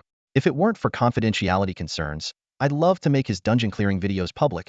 Lu Jianhua calmly noted, "The students are strongly demanding an early freshman examination. It seems they are eager to prove their abilities." Zhang Tao proposed, "Why not grant their wish? It would be a good opportunity to see if their skills live up to their reputation." Li Yujie and He Yalan expressed their agreement. Lu Boming, slightly surprised, finally decided, "In that case, let's accommodate them. Inform everyone that the freshman examination will begin tomorrow morning at 9 o'clock in Arena 1. Lu Boming then announced, "Additionally, Due to the doubts about Qin Fan's secret realm completion time, this year's freshman exam will include a secret realm assessment. Notify the secret realm hall to prepare the Imperial Laboratory dungeon as the first round of the exam. This decision left everyone slightly taken aback. The Imperial Laboratory is an extremely challenging dungeon, with only a best team record and no solo record to date. Clearly, the vice president was provoked by the skepticism of these young talents. Ding! A notification from the Funon Academy's official communication system simultaneously buzzed on every freshman's phone. The message was straightforward and shocking. The freshman assessment, originally scheduled for a month later, had been moved up to 9 a.m. tomorrow at Arena 1. Additionally, the official website unveiled a new assessment component, a highly challenging Imperial Laboratory dungeon. The news hit like a bombshell, instantly igniting a wave of excitement, anxiety, and anticipation among the freshmen. Some students jubilantly exclaimed, "Finally! A chance to shake up this cursed initial ranking." Others confidently declared, "With my skills, making the top 300 is a given." However, their excitement quickly turned into astonishment when they logged onto the official website for more details. The inclusion of the Imperial Laboratory dungeon caught many off guard. This renowned dungeon had never been cleared solo. Only team records existed. Students speculated that this was the Academy's response to recent skepticism, aiming to prove the fairness of the rankings. Discussions erupted. "This is insane. Is the school trying to embarrass us? Can Qin Fan clear it solo? We better team up. Solo is not an option." Meanwhile, in Villa 2, Bai Wuxuang was gently stroking his obedient white dragon, his eyes sparkling with a cold determination. He was brimming with confidence, seeing this assessment as the perfect opportunity to claim the top freshman spot. He scoffed at the new dungeon challenge, firmly believing that he and his dragon could tackle any instance alone. On the lawn of Villa 3, a small barbecue gathering was underway. Luo Hao, Feng Tairan, Sun Yinyan, Su Rou, Feng Yuanyuan, and Luo Tao were seated in a circle, enjoying food and laughter. Suddenly, Feng Tairan reminded everyone to check their phones, and surprised expressions quickly spread across their faces. The group swiftly delved into discussing this sudden announcement. Feng Yuanyuan expressed surprise at the exam's rescheduling, while Sun Yinyan pointed out the addition of the Imperial Laboratory dungeon. Luo Tao reminded everyone of the dungeon's high difficulty, joking that it might be due to freshmen being dissatisfied with Qin Fan's ranking. Seizing the moment, Feng Yuanyuan turned to Su Rou and said, "Sister Su Rou, see? If you teamed up with him, you'd be in the spotlight too. And there's no way he can get you through this Imperial Laboratory dungeon." Su Rou managed a faint smile in response, though her heart rippled with unease. In his heart, he was pondering, was his decision truly the right one? Luo Hao suddenly reached out, gently holding Su Rou's small hand. His touch was gentle yet firm, and his voice was low and comforting. "Don't worry, we'll make it through the Imperial Laboratory with ease." Su Rou was taken aback and instinctively wanted to pull away. But under Luo Hao's confident and determined gaze, she ultimately gave up resisting. Inwardly, she prayed. Hopefully, her choice was the right one. Nearby, Sun Yinyan squinted her eyes, watching the scene with keen interest. She always found such dramatic situations fascinating. As far as she knew, Su Rou had teamed up with Qin Fan during the college entrance exams and even publicly expressed her liking for him. Yet, upon entering university, she decisively chose to team up with Luo Hao, leaving Qin Fan aside. This storyline couldn't be more typical. To be honest, Sun Yinyan didn't care who would come out on top. She believed that as long as she did her best, there was no need to be overly competitive. At the moment, she was more interested in how things would unfold. However, judging by her assessment, this situation was likely to end in Luo Hao's favor. After all, how could a poor boy from Anning City compete with the heir of the Luo family, which boasted 4 powerful fourth-tier warriors? In the blink of an eye, the night quietly slipped away. However, many freshmen found it hard to sleep due to excitement and nerves. Just past 6, the freshmen were already up, quickly having breakfast and starting to meticulously check their gear and equipment. Unlike the vocational entrance exams, the university assessments weren't bound by many restrictions. The vocational exams had strict rules on the use of health and mana potions and limitations on item levels. The university assessments, however, had no such constraints. Any means were allowed as long as you could defeat your opponent. Once preparations were complete, everyone headed toward Arena 1. Meanwhile, in Villa 1, Qin Fan was reluctantly getting out of bed. It wasn't because he was nervous about the assessment, but rather because his 2 little dragon cubs were at it again, waking him up with their playful antics. As for today's freshman exam, Qin Fan felt no particular anxiety. He paid no mind to the external doubts and criticisms. At this moment, his full attention was on these 2 mischievous little ones. Feigning anger, Qin Fan scolded, "No more playing around when I'm sleeping. Otherwise, no more meat for you." Jie Wu. Ing. The 2 dragon cubs raised their heads, responding adorably. But whether they truly understood was another matter. Qin Fan knew these two dragon cubs were like innocent children. You couldn't expect them to behave perfectly all the time. And Qin Fan didn't want to stifle their nature and joy. If he wanted, he could train them to be as obedient as puppies. But to Qin Fan, these two were not pets. They were equals, partners to accompany him through life's journey. So naturally, he couldn't look down on them like mere pets. Let's go, time to head out. After breakfast, Qin Fan, with the two dragon cubs in tow, leisurely made his way to Arena 1. By 8 in the morning, the grand and spacious Arena 1 was already bustling with noise. Many freshmen had already arrived, their eyes fixed on the vast expanse in the center of the arena, which was as large as several football fields combined. There stood a series of dazzling diamond gates, gleaming in the sunlight. Are those the diamond-level secret realm dungeons? The freshmen stared intently at the luxurious diamond gates, as if they could sense the roaring chaos beyond them. Suddenly, someone in the crowd exclaimed, "Look, they're here." Luo Hao, Bai Wuxuang, Sun Yinyan, and Feng Tairan appeared in view. These prodigies immediately became the center of attention, drawing everyone's gaze like magnets. Bai Wuxuang, level 32, Beastmaster. Luo Hao, level 33, Berserker. Sun Yinyan, level 32, Chaos Mage. Feng Tairan, level 32, Swordsman. Su Rou, level 31, Priest. Luo Tao, level 30, Archer. A chorus of awe echoed around them. Wow, their levels are so high. They could all advance to the second tier already. I'm only level 26. That's expected. They have exceptional backgrounds and family resources, and they were already above level 27 when they came to school. They reportedly cleared several secret realms quickly and gained a lot of experience, so it's normal for them to be at this level. Then why haven't they advanced to the second tier? Clearing the second tier trial dungeons takes a lot of time. With the freshman exams starting early, they don't have the time to advance. True. But still, the gap between prodigies and us ordinary students widens slowly like this. We're only ordinary in a relative sense. Let's not underestimate ourselves. Compared to freshmen from regular academies, they can't even come close to us. That's true. Just as the crowd was buzzing with discussions, a tall figure appeared at the entrance of the arena, and the whole place fell silent. The figure that appeared at the entrance was truly remarkable. Qin Fan's arrival was like a refreshing breeze, instantly capturing everyone's attention. His chiseled and handsome face was the first thing people noticed, followed by his tall, athletic, yet not bulky frame.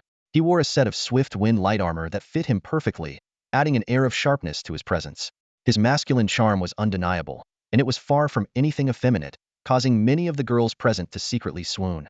All the first-year students' eyes were fixed on Qin Fan, their gazes filled with a mix of emotions: hostility, disdain, skepticism, as well as caution, solemnity, and even a sense of facing a formidable opponent. Despite the scornful comments about Qin Fan on the official forum, some rational individuals realized that this top scorer from the Nanzhou province vocational exam must possess exceptional abilities. Prominent figures like Luo Hao, Bai Wuxuang, Sun Yinyan, and Feng Tairan also glanced at Qin Fan, but quickly looked away, evidently not considering him to be on the same level as themselves. Su Rou watched Qin Fan with a complex expression, while others like Feng Yuan, Luo Tao, and Qin Wei displayed outright disdain.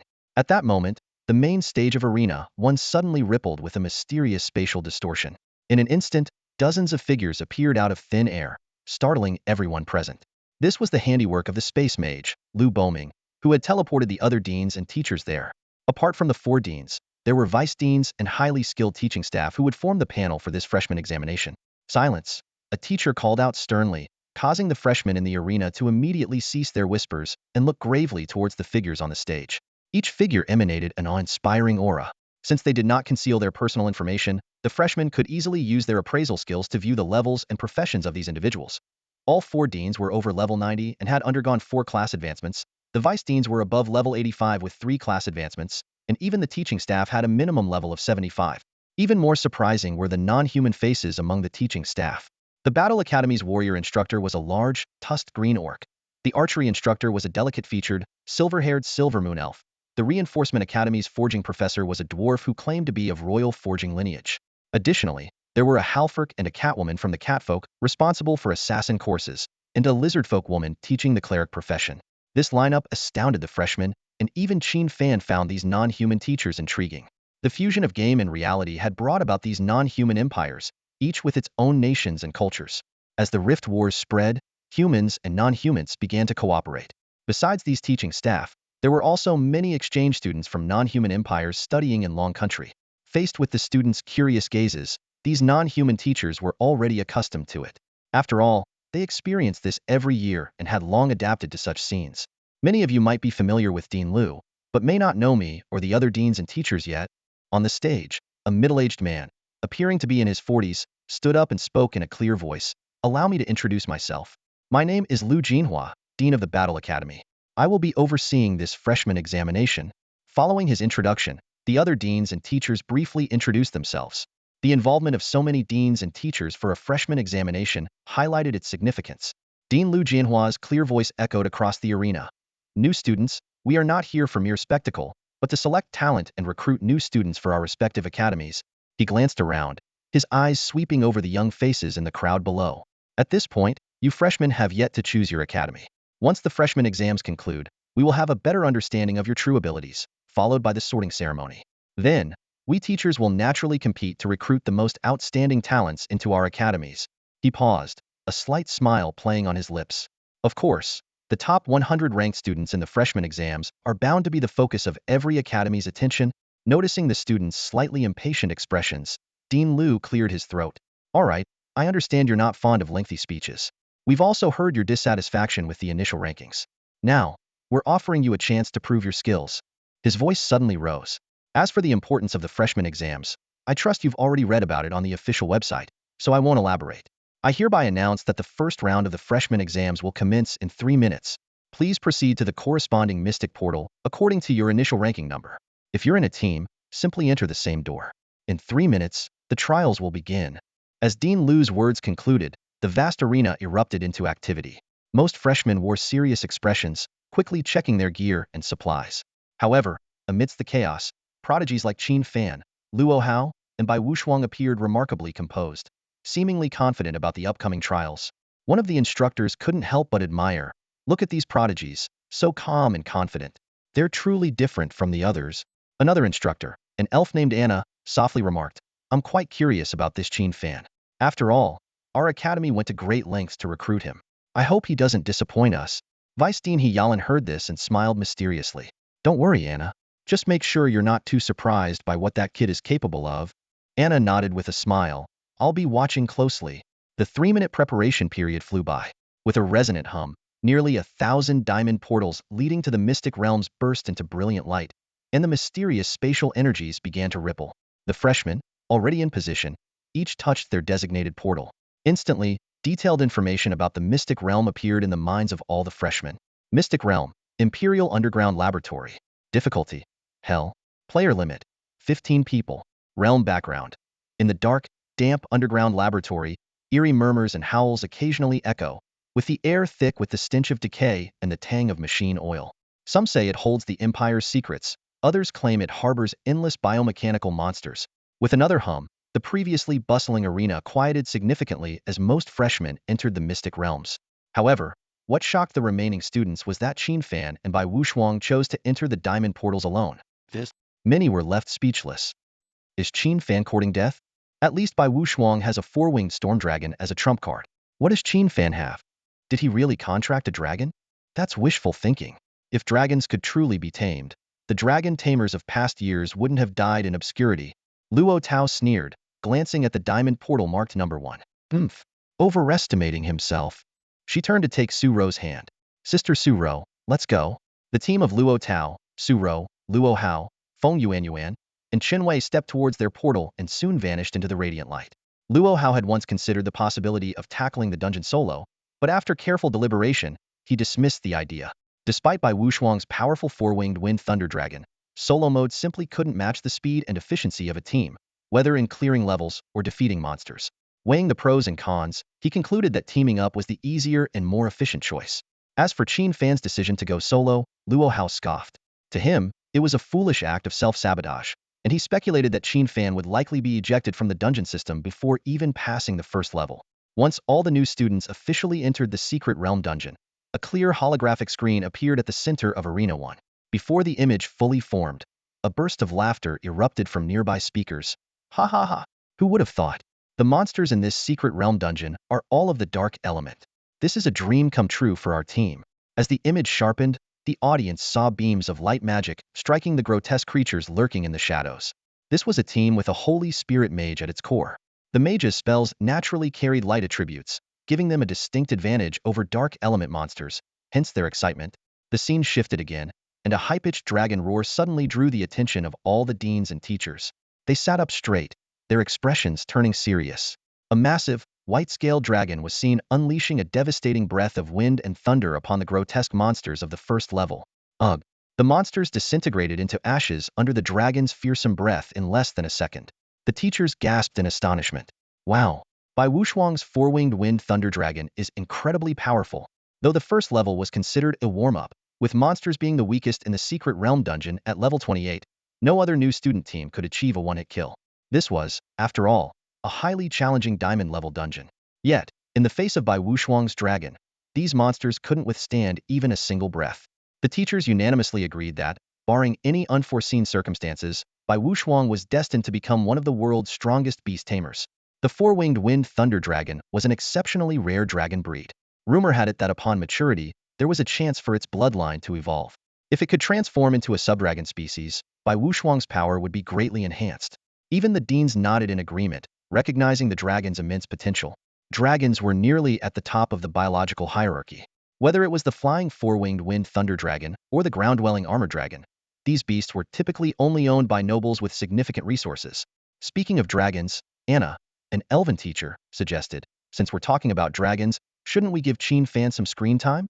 After all, he's the true Dragon Tamer, and we'd like to see if he's really bonded with a legendary dragon. The suggestion was met with widespread approval from the teachers, all curious about Qin Fan, who had been ranked first by the deans. Could he really have contracted a mythical dragon? Principal Lu Jinhua agreed. All right, let's give Qin Fan some screen time. However, when the director switched to Qin Fan's footage, everyone was taken aback. Huh. The screen showed nothing but blinding white, as though engulfed in a fearsome snowstorm, completely obscured by endless snowflakes. The sight left everyone stunned, even the director, who couldn't believe his eyes. What's happening? Did I switch to the wrong camera? The director muttered to himself.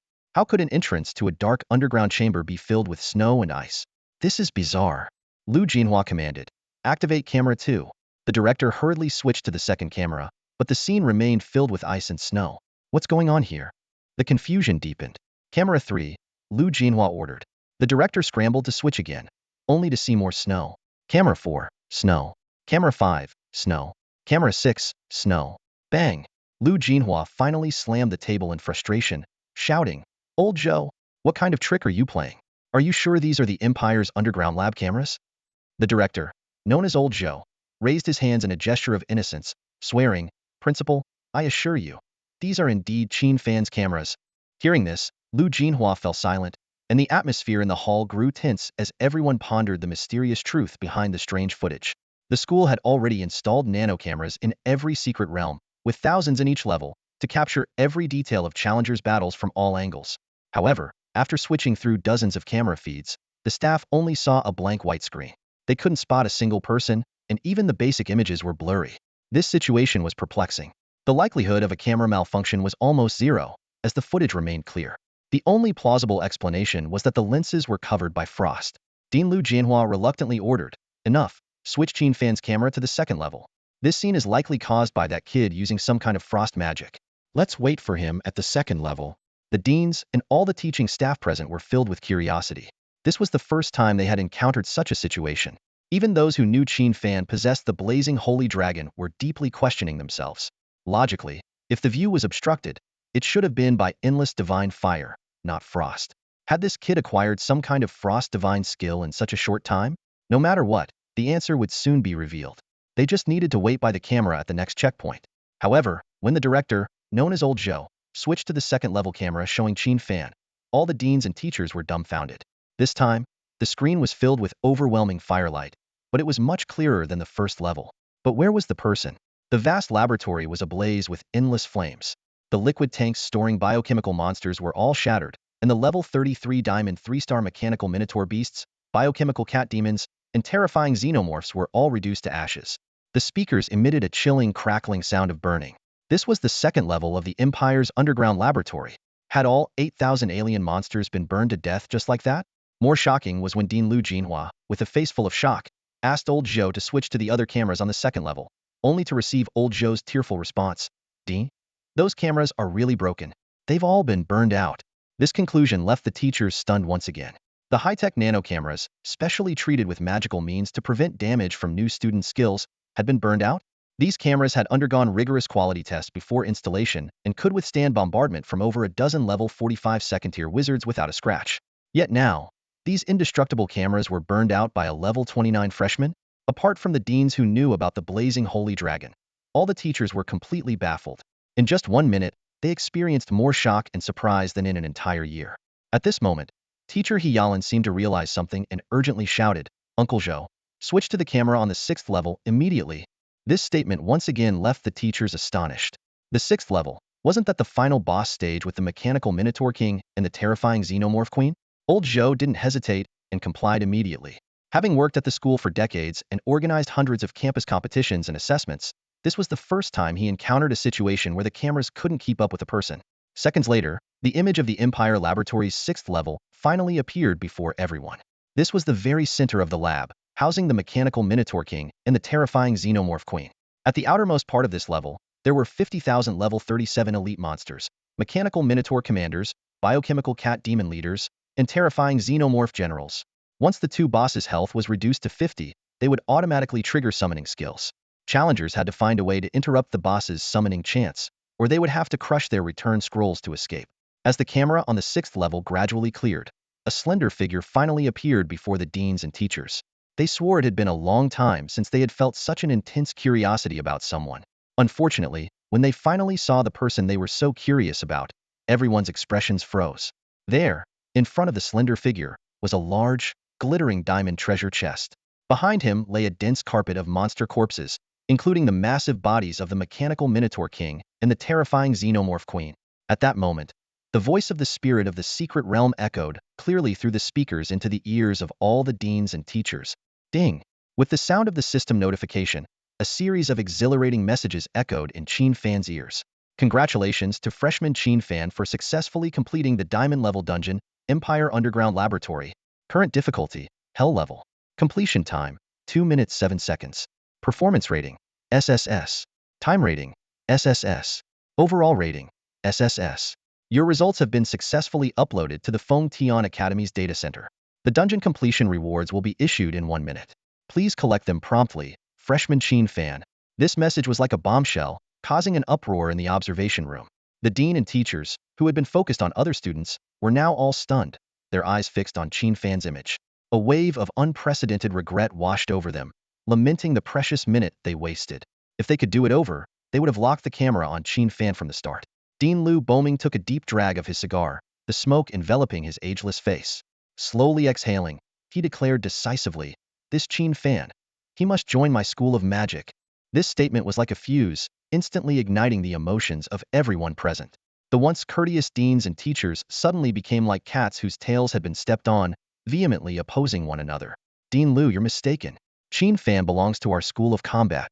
"Nonsense. He's meant for our school of tactics. Sending Qin Fan to your theoretical school would be a waste of talent. He should come to my school of enhancement." "Get lost. There's no place for your school of enhancement here." The room erupted in chaos, filled with the clamor of arguments. Meanwhile, Qin Fan was quietly waiting for his rewards in the dungeon, oblivious to the external commotion. Despite casting a scent-purifying spell on himself, he couldn't completely block out the stench from the monster corpses. Xiao Jiao and Xiao Han, being holy dragons with highly sensitive senses, had already retreated into the dragon pet space, unable to bear the smell of the grotesque creatures. Reflecting on the recent battle, Qin Fan couldn't help but feel a sense of ease. For him, this so-called first-round dungeon assessment was a breeze. From the 500 primary terror aberrations in the first level to the 8,000 monsters in the second, they were effortlessly shattered under Xiao Han's winter domain and frost breath. Xiao Jiao's dragon breath swept away all obstacles like a storm. As a dragon master, Qin Fan seamlessly complemented his dragon pets. With the enhancements from skills like Dragon Frenzy, Dragon Majesty, and Hate Mark, their combat power reached terrifying levels. Even the elite monsters in the later stages were easily crushed by them. Competing with other students in mind, Qin Fan wasted no time, moving swiftly from one level to the next. Click! The treasure chest opened, revealing a dazzling array of rewards in front of Qin Fan. 1. 1 million experience points.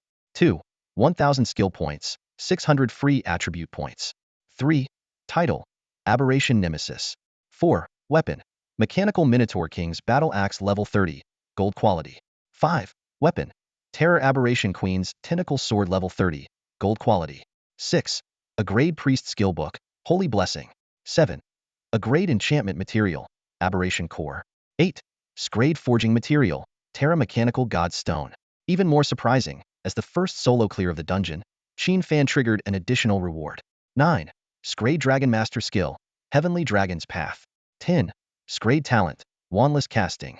Looking at these unbelievably generous rewards, Qin Fan's usually calm eyes shone with joy.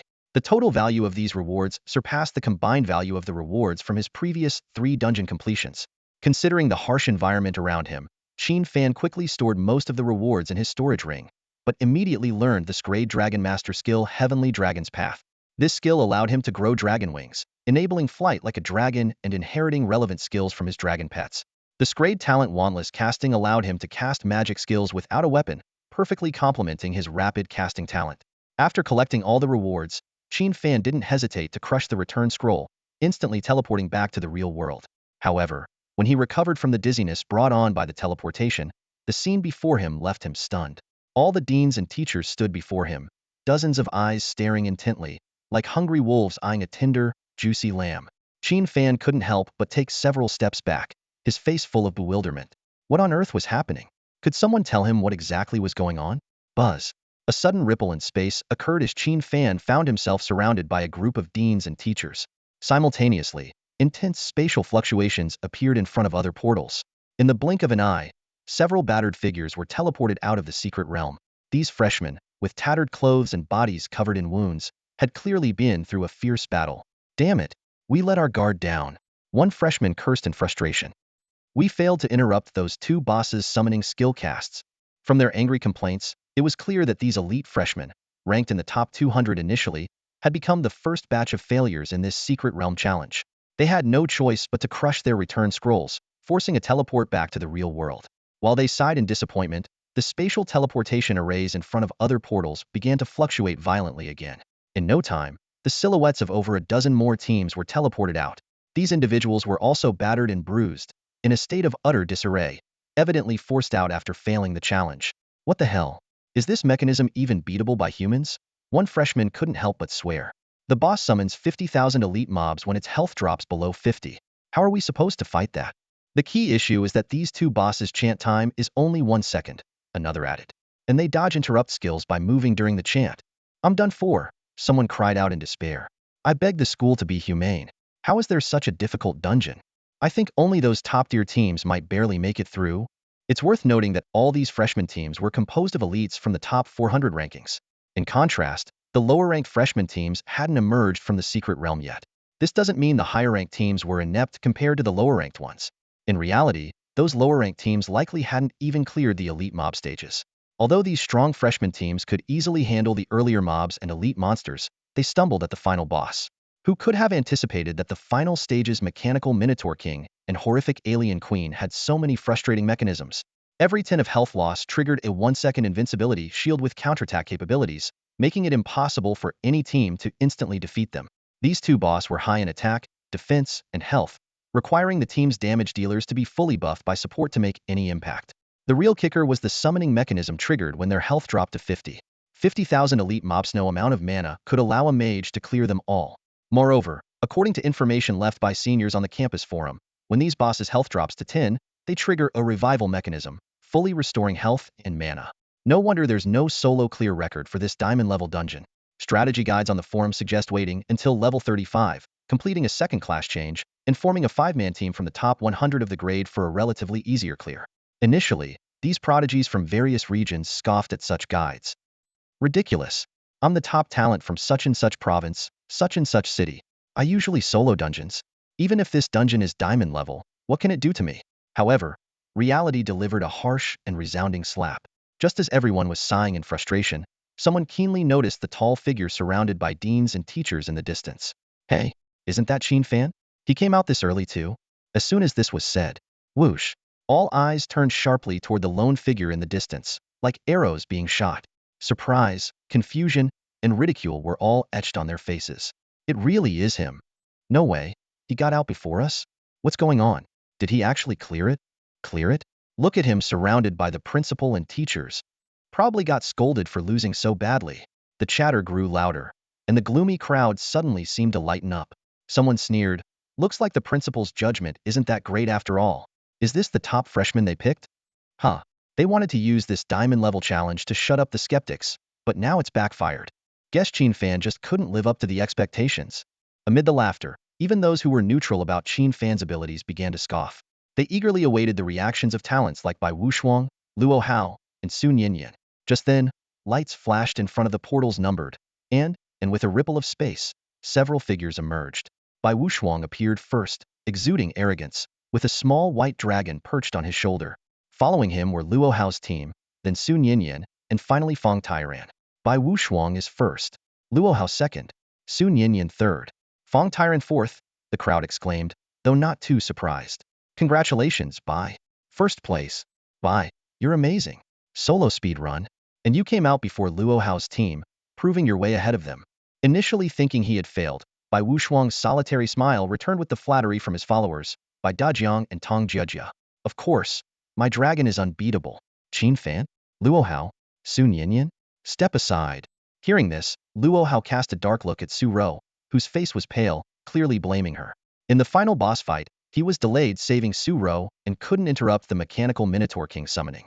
Luckily, Qinwei intervened in time to stop the alien queen's chant. Despite this, over 20,000 elite monsters were summoned. Luo Hao had to use his ultimate level skill, Furious Blood Sacrifice, to kill the boss in the last 10 seconds. The rest of the team quietly blamed Su Rou, and even Luo Hao's gaze was filled with disdain. Su Rou felt bitter, reminiscing about the figure who always protected her, not expecting him to also fall in this diamond-level challenge. A few minutes later, most freshmen exited the realm, and Bai Wuxuang, with a proud smile, approached the principals and teachers like an uncrowned king. Dear principals, esteemed teachers, isn't it time to announce the results of the first assessment? He then turned to Qin Fan with a mocking tone. Too bad, Qin Fan. Didn't expect you to fall so soon. If you tried a bit harder, you might have overtaken me and secured that top freshman crown. Haha. Come on, Bai Gu. Even if Qin Fan gave it everything he's got, he still wouldn't match up to you. A student teased loudly, drawing laughter and agreement from those around. Exactly. You're soloing the challenge, which is even more impressive than the team efforts of Luo Hao and Sun Yinyan. Another voice chimed in. However, the cheerful atmosphere suddenly shifted. A few students keenly noticed something was off. Why do I feel like the deans and teachers are looking at Bai Gu strangely? Indeed, the deans and all the teaching staff were watching Bai Wuxuang with amused and mocking eyes, as if they were looking at a naive fool, much like they would regard any other ordinary student. Bai Wuxuang's admirers exchanged puzzled glances. Logically, as the top scorer, shouldn't Bai Wuxuang be receiving praise? Luo Hao, Sun Yinyan, and Fang Tairan also looked confused. At that moment, Dean Lu Boming slowly spoke, his voice tinged with a hint of mockery. Interesting, are young people these days always so full of themselves? But since you youngsters are so eager to see the rankings, very well, let me grant your wish. Before he finished speaking, Dean Lu waved his sleeve. The holographic screen, which had been displaying the freshmen's challenge scenes, instantly transformed, and a ranking list cascaded down like a waterfall. The room fell silent. All eyes were glued to the ranking list, and the expressions on their faces quickly shifted from surprise to shock. At the top of the list, in bold letters, was the name Qin Fan. Bai Wuxuang's name was once again overshadowed. The detailed ranking information was clearly visible. Qin Fan, Solo Challenge, Completion Time 2 minutes 7 seconds. Overall Evaluation SSS, ranked first. Bai Wuxuang, Solo Challenge, Completion Time 8 minutes 52 seconds. Overall Evaluation SS, ranked second. Luo Hao, Team Challenge, Completion Time 9 minutes 3 seconds. Overall Evaluation S, ranked third. Bai Wuxuang's eyes widened, his mind buzzing. He finally understood why the deans and teachers had looked at him like that earlier had been so full of himself. The first place had beaten him by over 6 minutes, and he had been smugly humiliating himself. Luo Hao, Sun Yinyan, and others also stared at the screen in disbelief. At that moment, Chunwei suddenly shouted, "Impossible! Absolutely impossible! This data is clearly fake. How could anyone achieve such an exaggerated completion time?" Another freshman with dyed yellow hair, Ma Qingfeng, stepped up. Even if he breezed through the first 5 levels in a minute each, how could he possibly finish the final, difficult boss level in under a minute? I even suspect the school is blatantly helping Qin Fan with some inside deal. Chunwei continued to shout. Or is Qin Fan some high-ranking official's illegitimate child? Chunwei and Ma Qingfeng's doubts ignited a spark. The freshman, who had been stunned into silence, began to stir. Yeah, who the heck would believe such results? Even by Wu Shuang, who has a contract with the dragon, only managed 8 minutes 52 seconds. Luo Hao, the top scorer from Fengtian province, even with a team, took 9 minutes 3 seconds. The gap? It's too big. So big that it makes you question it. Someone even made a vivid comparison. It's like a world record for a 30-second event suddenly being smashed to 5 seconds. Without a doubt, my first impression is that he's definitely cheating. The furious shout shattered the silence of the exam hall, instantly igniting the indignation of all the freshmen. Unfair. Unfair one. A wave of anger surged through the room, like a tsunami engulfing the entire hall. A burly freshman stood up, his eyes blazing as he glared at Qin Fan on the stage, gritting his teeth as he questioned, in a prestigious school like this, is it really okay to be so blatantly corrupt? If you had posted a 5-minute passing score, maybe I would have believed it, but barely over 2 minutes? Are you trying to fool a 3-year-old? Huh. Another tall, slender freshman sneered. I guess there's no need to continue with this exam. No matter how we perform, Qin Fan will always be first. Faced with these courageous freshmen questioning the school, the deans and all the teachers were momentarily taken aback. Then, as they exchanged glances, instead of showing any anger, they responded with knowing smiles. That's more like it. Lu Jinhua, the head of the Battle Academy, nodded approvingly. If you're not bold and spirited, can you still call yourself young? If you're unhappy or dissatisfied, then stand up and speak out. The 5 top academies have always encouraged fierce competition among students. The school even explicitly states in its rules, in case of conflicts, the school supports resolving them in the arena. Lu Jinhua recalled a previous incident where a freshman, after struggling in a wilderness map, was about to successfully kill a monster, only to have a sophomore swoop in at the last moment to steal the final blow. The freshman complained to a teacher, who simply smiled and said, "That's easy. Challenge him in the arena and beat him up to vent your anger." "But I can't beat him," the freshman said weakly. The teacher's smile vanished, and he sternly scolded, "You know you can't beat him? Then suck it up. Get lost. You think the school will help you? Don't be ridiculous. Survival of the fittest. Strength is the law. That's the rule all top academies follow. Of course, this doesn't mean students are allowed to fight privately or maliciously. All competitions must be officially approved by the school." Lu Jinhua looked around the room, his gaze sharp, his voice booming. "Not satisfied, are you? Good. I was worried you'd all turn into cowards after seeing Qin Fan's score, too scared to speak up. Everyone, get on the arena now." His voice rose. "You suspect the school of favoring Qin Fan, don't you? You're unhappy with your initial rankings, right? Get on the stage. Free competition is allowed. Lower-ranked students can challenge higher-ranked ones, and higher-ranked students cannot refuse. If a lower-ranked freshman wins, they can take the loser's current rank. Enough talk." Lu Jianhua waved his hand. "I now announce the start of the second round of the freshman exam." Wow. The initially outraged freshmen were now buzzing with excitement and anticipation on their faces. Countless hostile gazes fell upon the tall figure standing beside the deans and teachers. Throughout the accusations, mockery, and disdain, Qin Fan's expression remained calm and unbothered. His indifferent attitude only fueled the crowd's resentment. "You think hiding behind the deans and teachers will protect you?" A tall freshman shouted at Qin Fan. "Now that the free competition is open, you, a so-called top ranker, get ready to be knocked down." "I, Ma Qingfeng, challenge Qin Fan, the top freshman." "I, Chunwei, challenge Qin Fan." "I, Bai Dajiang, also challenge Qin Fan." "I, Tong Jiejia, challenge Qin Fan too." "I, Zhang Shan, am here to challenge Qin Fan." Barely 5 seconds after Lu Jinhua's announcement, several top-ranked freshmen declared their challenges against Qin Fan, and they were all ranked in the top 100. Wow, he's really pissed everyone off. Damn, I want to challenge Qin Fan too, but my rank isn't high enough. I have to wait my turn. He's done for. Who knows how many people will beat him up today? The surrounding crowd buzzed with schadenfreude. Su Rou looked worriedly at the calm figure, wanting to say something, but Luo Tao and Feng Yuanyuan had already stepped forward. "Perfect." Feng Yuanyuan said coldly, "I have some anger to vent too, and Qin Fan will be the perfect outlet. Let's do it." Luo Tao was eager and ready. They both couldn't wait to take on Qin Fan. Chunwei, Luo Tao, Feng Yuanyuan, Bai Dajiang, Tong Jiejia, Zhang Shan, Tao Qian, Ma Qingfenjie top-ranked freshmen openly declared war on Qin Fan. Even the deans and teachers had never seen anything like this in a freshman exam. "I called it first. Let me challenge first." Ma Qingfeng shouted, glaring fiercely at Chunwei. Despite his lower ranking, he showed no fear. Chunwei sneered, "You, a warrior ranked 98, think you can compete with me, a rank 7 assassin?" Ever since he and Luo Hao cleared the high-difficulty Empire laboratory dungeon, Chun Wei's ranking had shot up to 7th. Ma Qingfeng remained defiant. Even if your rank is higher than mine, I called it first. By rights, I should challenge first. The surrounding freshmen watched with interest, their eyes gleaming with schadenfreude, all turning their gaze towards Qin Fan. Ha! This Qin Fan is so pathetic. He's like a soft target for everyone. Isn't that right? Qin Fan's in for a beating today for sure. This might be the most unimpressive and least intimidating freshman number 1 ever. Normally, people are too scared to challenge the top rank. But now, everyone is eager to take a shot. It's hilarious. At that moment, Dean Lu Jinhua finally spoke up, smiling as he turned to the still calm and composed Qin Fan. Qin Fan, you can step onto the stage now. Lu Jinhua silently admired this student's unshakable composure, like a rock standing firm, exuding a quiet yet formidable pride. Such a demeanor he had never seen in peers of his age and rank. Others might have been enraged or trembling under such provocation. He was more curious about Qin Fan's combat skills, especially with that mysterious dragon companion. Qin Fan nodded in agreement and walked confidently to the nearest arena. Under the watchful eyes of the crowd, this much-questioned freshman top-ranker finally let a smile filled with battle-intent play on his lips. His voice boomed across the field. Stop fighting. All you challengers, come at me together. I'm short on time.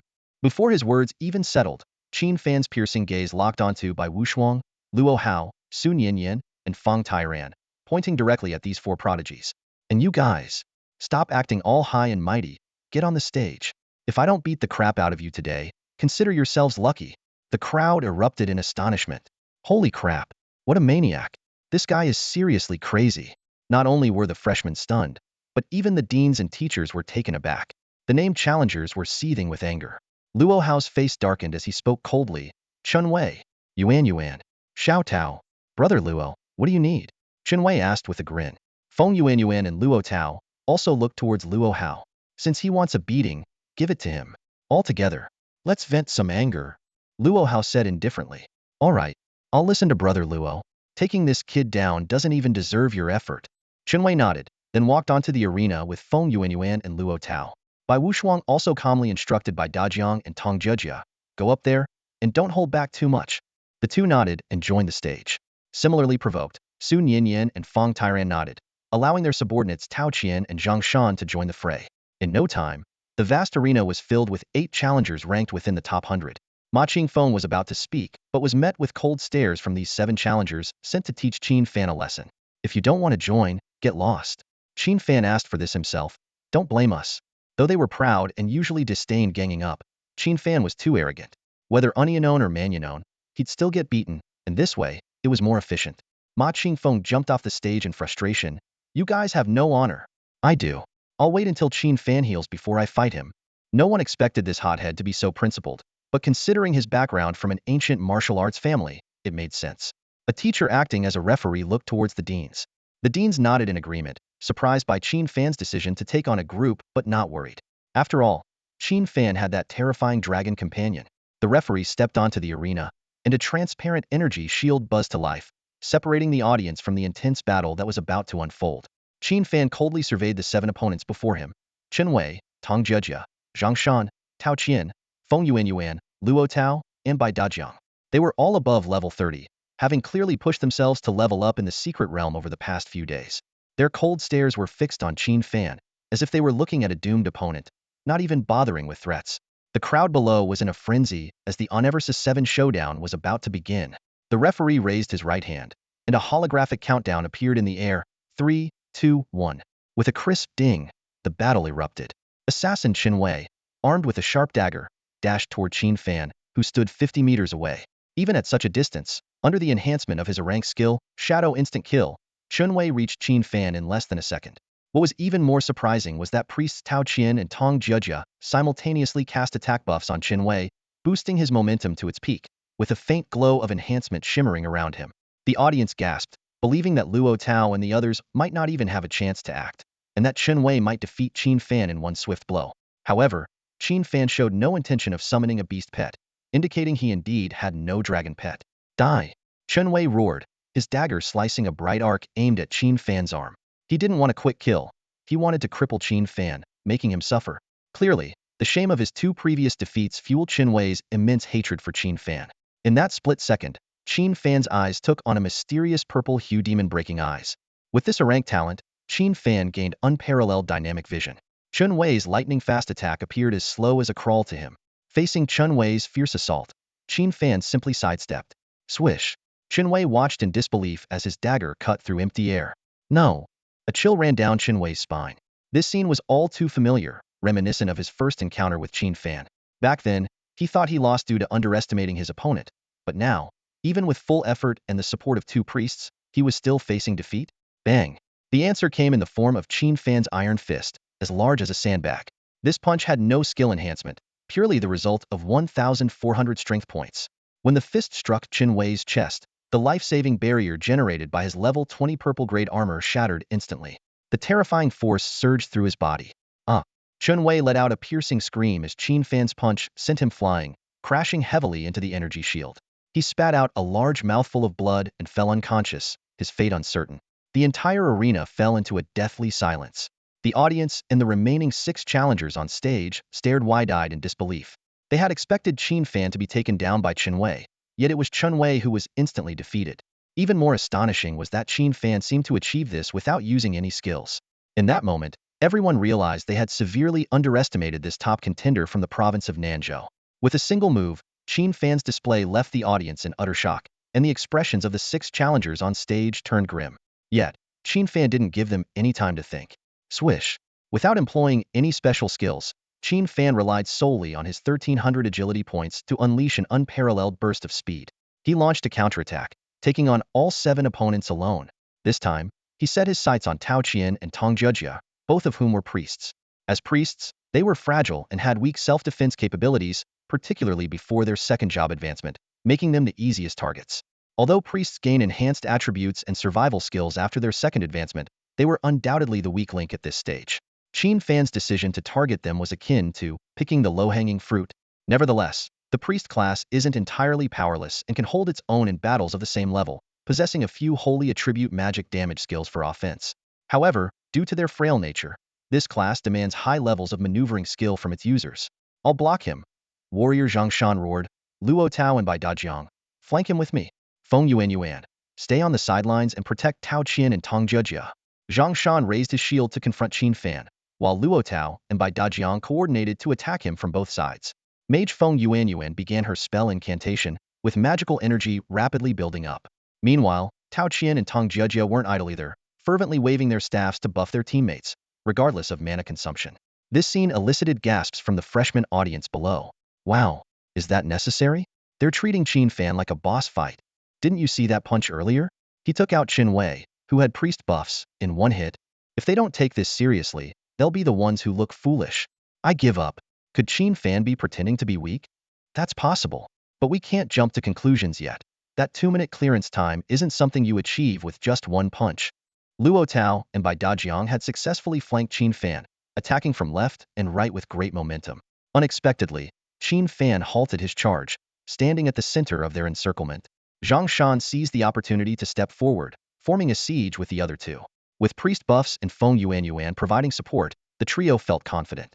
Attack! Bai Dajiang shouted, raising his level 25 purple-grade heavy sword high. They had learned from Qin Wei's mistake and wouldn't underestimate their opponent.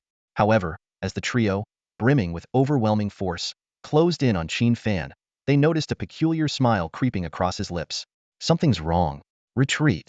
Luo Tao, reacting the fastest, sensed danger and attempted to withdraw. But Bai Dajiang and Zhang Shan had already committed to their brank skill, fearless charge, making it impossible to stop their momentum, leaving them no choice but to charge at Qin Fan. Suddenly, a dragon's roar echoed, accompanied by a bone-chilling wind. In the next instant, the icy magic aura enveloped the trio. Crack! In mere moments, the 3 who sought to overwhelm Qin Fan were engulfed by the terrifying cold, turned into ice sculptures. This was the roar of the ice dragon. The A-rank dragon language magic skill, cast with the talents of wandless casting and quick casting, was released almost instantaneously and without warning. The 8-second freeze time left the trio trapped in ice, unable to move. Here it is. Dragon language magic. He truly mastered dragon language magic. The audience below exclaimed in awe, finally witnessing Qin Fan's true power. Back in the secret sanctuary, they had witnessed Chun Wei's face being disfigured by Qin Fan's magical skills. On the arena stage, a flicker of realization crossed the eyes of the 3, as if the scene from that day was being replayed. They thought to themselves that the magic before them was likely the terrifying skill they had seen then. Soon, a bold speculation emerged in their minds. This guy might also possess a fire attribute dragon language magic. However, their guess wasn't entirely accurate. In reality, it wasn't Qin Fan's skill that marred Shinwei's appearance in the secret sanctuary, but rather two seemingly adorable yet dangerous baby dragons. Despite this, they unexpectedly predicted Qin Fan's next move. Qin Fan's eyes sharpened, and a cold smile tugged at the corner of his mouth as he prepared to unleash and level dragon language magic skill Dragon's Roar of Fire. The three opponents, still frozen in shock, had no time to react as Qin Fan commenced his blazing ice and fire strategy. Suddenly, fierce flames appeared out of thin air. The audience barely had time to register Qin Fan's casting actions before, in the next moment, a terrifying wave of heat swept across the entire arena. The three trapped in ice could only watch helplessly as the menacing wave of fire surged toward them, offering no chance to struggle. Behind them, Feng Yuan, Tong Jia, and Tao Qian were equally stunned by the scene, their faces pale, slumped to the ground, despair evident on their faces. At this moment, they finally realized the terrifying power this seemingly ordinary young man possessed. As with magical skills, its potency is directly linked to the caster's intelligence attribute. This means the same skill can vary dramatically in impact depending on the mage using it. The frost magic Qin Fan had just wielded had already covered the expansive arena with a thick layer of ice. If not for the protective energy barrier, even the freshmen watching from the sidelines would have been affected. And now, this dragon language magic, akin to the descent of a fire deity, had elevated its power to the utmost extreme. Everyone present clearly understood. Qin Fan was far from being a lamb to the slaughter. He was a fierce tiger lurking in the shadows, ready to deliver a lethal blow to his enemies at any moment. Weak. So weak. Qin Fan glanced coldly at the so-called top 100 prodigies of the grade, a disdainful smile playing at the corners of his mouth. To the new students, these individuals might seem exceptionally talented and powerful, but to Qin Fan, they were nothing more than ants he could crush effortlessly. He thought dismissively that there was no need to summon Xiao Jiao and Xiao Han. He could easily handle this farce on his own. On the dueling platform, Qin Fan waved his hands, unleashing the roars of an ice dragon and a fire dragon simultaneously. Even though this was a weakened version, it instantly enveloped the entire vast arena. The clash of ice and divine fire generated thick steam, obscuring the view of the audience below. Though the spectators couldn't see what was happening on stage, they could feel the overwhelming pressure that sent shivers down their spines. They knew all too well that the seven on stage had been defeated, completely routed. "Oh my gosh!" someone exclaimed. "This guy was playing the fool all along. Unbelievable. Absolutely unbelievable." Another chimed in. "He can cast dragon language magic without chanting or a staff." Voices buzzed with speculation, some guessing Qin Fan had acquired some fortuitous opportunity that allowed him to master dragon language magic without a dragon companion. Others went so far as to suggest he might become a Dragon Tamer specializing in dragon language magic. However, a keen observer pointed out, those saying he was playing the fool, didn't he never actually pretend to be weak? It was us who saw him through biased lenses. Fear and awe spread among the crowd. Many were secretly relieved they hadn't rashly challenged Qin Fan, and some outright declared they'd never dare oppose him again. This battle, seemingly arrogant, was in fact a show of power and deterrence. Clearly, it was highly effective. Those who once doubted him now bowed their heads, forced to acknowledge his strength as the top freshman. Even Ma Qingfeng, known for his chivalrous spirit, could only console himself begrudgingly. A wise man knows when to retreat. Revenge can wait. I'll settle the score once I become a fourth-turn martial god. However, the ones feeling most unsettled were Luo Hao, Bai Wushuang, Sun Yinyan, and Feng Tairan. They watched everything unfold on stage, their eyes flickering with complex emotions. This battle not only solidified Qin Fan's status, but also shattered preconceived notions about dragon tamers. Once considered a fragile profession, beast taming in Qin Fan's hands displayed terrifying combat prowess. The reason Qin Fan's strength was so formidable was due to the stacking of multiple amplifying effects. Titles like Dragon's Majesty provided significant attribute bonuses, and passive skills such as Dragon Battle in the Wild and Dragon's Berserk greatly enhanced his overall attributes. Coupled with the equipment boosts from the Scorching Flame Staff and Swift Wind set, his attributes reached an extraordinary level. Even though Xiao Han had yet to use its amplifying skills, Qin Fan's four-dimensional attributes had already surpassed the 3,000 mark. Such power for a level 28 Dragon Tamer was unheard of. As the battle concluded, the steam gradually dissipated, revealing the battered state of the seven on stage, confirming Qin Fan's formidable strength. In that moment, everyone realized that a true genius had emerged, and they were witnessing the birth of a legend. I don't know if it's just an illusion, But at the moment when Qin Fan unleashed his battle power, a chilling sense of danger surged uncontrollably in their hearts, as if it was piercing their minds. The four prodigies' expressions suddenly grew serious, their bodies tensed instinctively, as if facing a fierce beast about to pounce. This battle completely changed their perception of Qin Fan, and they no longer dared to underestimate him in the slightest. The headmaster of the Magic Academy, Lu Boming, could no longer contain his excitement. He slammed his hands on the table with a crisp bang. "Excellent," he exclaimed. "It seems this youngster has truly mastered the unique traits of a Dragon Tamer." Lu Boming turned to his colleagues, eyes gleaming with excitement. Beast Tamers can enhance their attributes through their pets, and so can Dragon Tamers. However, many Beast Tamers rely too heavily on their powerful pets, neglecting the potential development of their own combat abilities. But this Qin Fan before us, he paused, his voice filled with admiration. He not only possesses an incredibly powerful Holy Dragon companion, but also exhibits exceptional combat skills and insight. A century? No. Lu Boming shook his head vigorously. He's a rare prodigy, the likes of which we might only see once in a millennium. The astonishing power Qin Fan displayed in that moment left all the teachers present in awe. Their eyes were fixed on the young man, as if witnessing an unbelievable miracle. In that instant, the teachers felt the pressure of a level 50 warrior emanating from Qin Fan. "This kid is unbelievable," one teacher couldn't help but exclaim.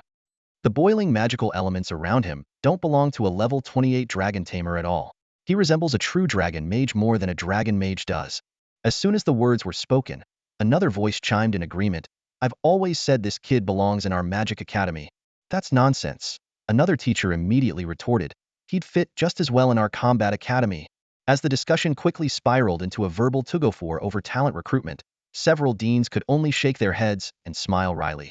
Vice Principal He Yalan elegantly crossed her long, slender legs wrapped in black stockings, a charming smile on her face. She softly remarked, "If the recruitment officers from the other four top academies knew about Qin Fan's current performance, they'd be regretting their oversight deeply." In fact, it was those recruitment officers who hadn't taken their headmaster's instructions seriously. Accustomed to enrolling top students from all provinces each year, they overlooked this immensely talented individual. Now, upon returning to their schools, they've likely been scolded harshly by their respective headmasters. At this moment, the mist on the arena dissipated, and the lingering effects of frost and divine fire elements gradually subsided. The crowd could finally see the scene before them, and they gasped in shock, faces filled with astonishment. 7 charred figures lay quietly on the platform, almost indistinguishable from corpses if not for the faint heartbeat and life signals they emitted. Although priests above level 50 can use the life resurrection skill to revive the dead, the cost of death remains significant. Levels and experience are greatly reduced, and there is a risk of losing innate skills and attribute advantages. In today's resource-scarce environment, this is undeniably a huge loss. Qin Fan did not kill the 7, not out of mercy, but in adherence to school rules. However, through this battle, these 7 had deeply experienced the despairing pain of being scorched by divine fire. The referee gestured, and the medical team quickly ascended to the platform to carry the injured away for treatment.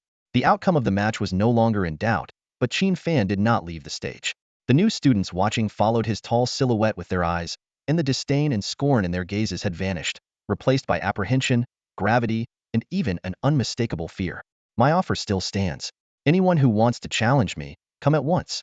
I'm pressed for time," Qin Fan declared once more, his tone still indifferent. This time, no one dared to laugh, and no one dared to call him arrogant. The scene fell into silence, with everyone exchanging glances, their intentions to retreat unmistakable. This freshman top of the Dragon Master rankings had responded to doubts with strength, like a resounding slap to everyone's face. However, faced with this audacious challenge, someone finally couldn't hold back. "I'll go." A voice broke the silence. A stir erupted, revealing it was Fong Tairan, the top scholar of the Eastern Spirit Province, known as the Sword Enthusiast. Following him, Sun Yinyan, a half-elf chaos mage with golden hair and dressed in a black and gold wizard's robe, also stepped forward, gracefully stating, "Apologies, Fong Tairan, but I too wish to challenge this freshman champion alone." The crowd was once again in an uproar. Luo Hao, the top scholar from the Immortal Plains province, stepped forward expressionlessly, silently indicating his intent to challenge. Bai Wushuang merely smirked, playfully teasing the small white dragon on his shoulder. "Even if you're strong, can you be stronger than my four-winged storm thunder dragon? Save it, get past these 3, and I'll step in. Otherwise, I fear my dragon's breath might kill you, and you won't have a good show to watch." The crowd was reminded of Bai Wushuang's formidable four-winged storm thunder dragon. Even in its juvenile stage, it was more than enough to handle Qin Fan. The dragon's position at the top of the food chain led many to believe that Qin Fan was ultimately destined for defeat.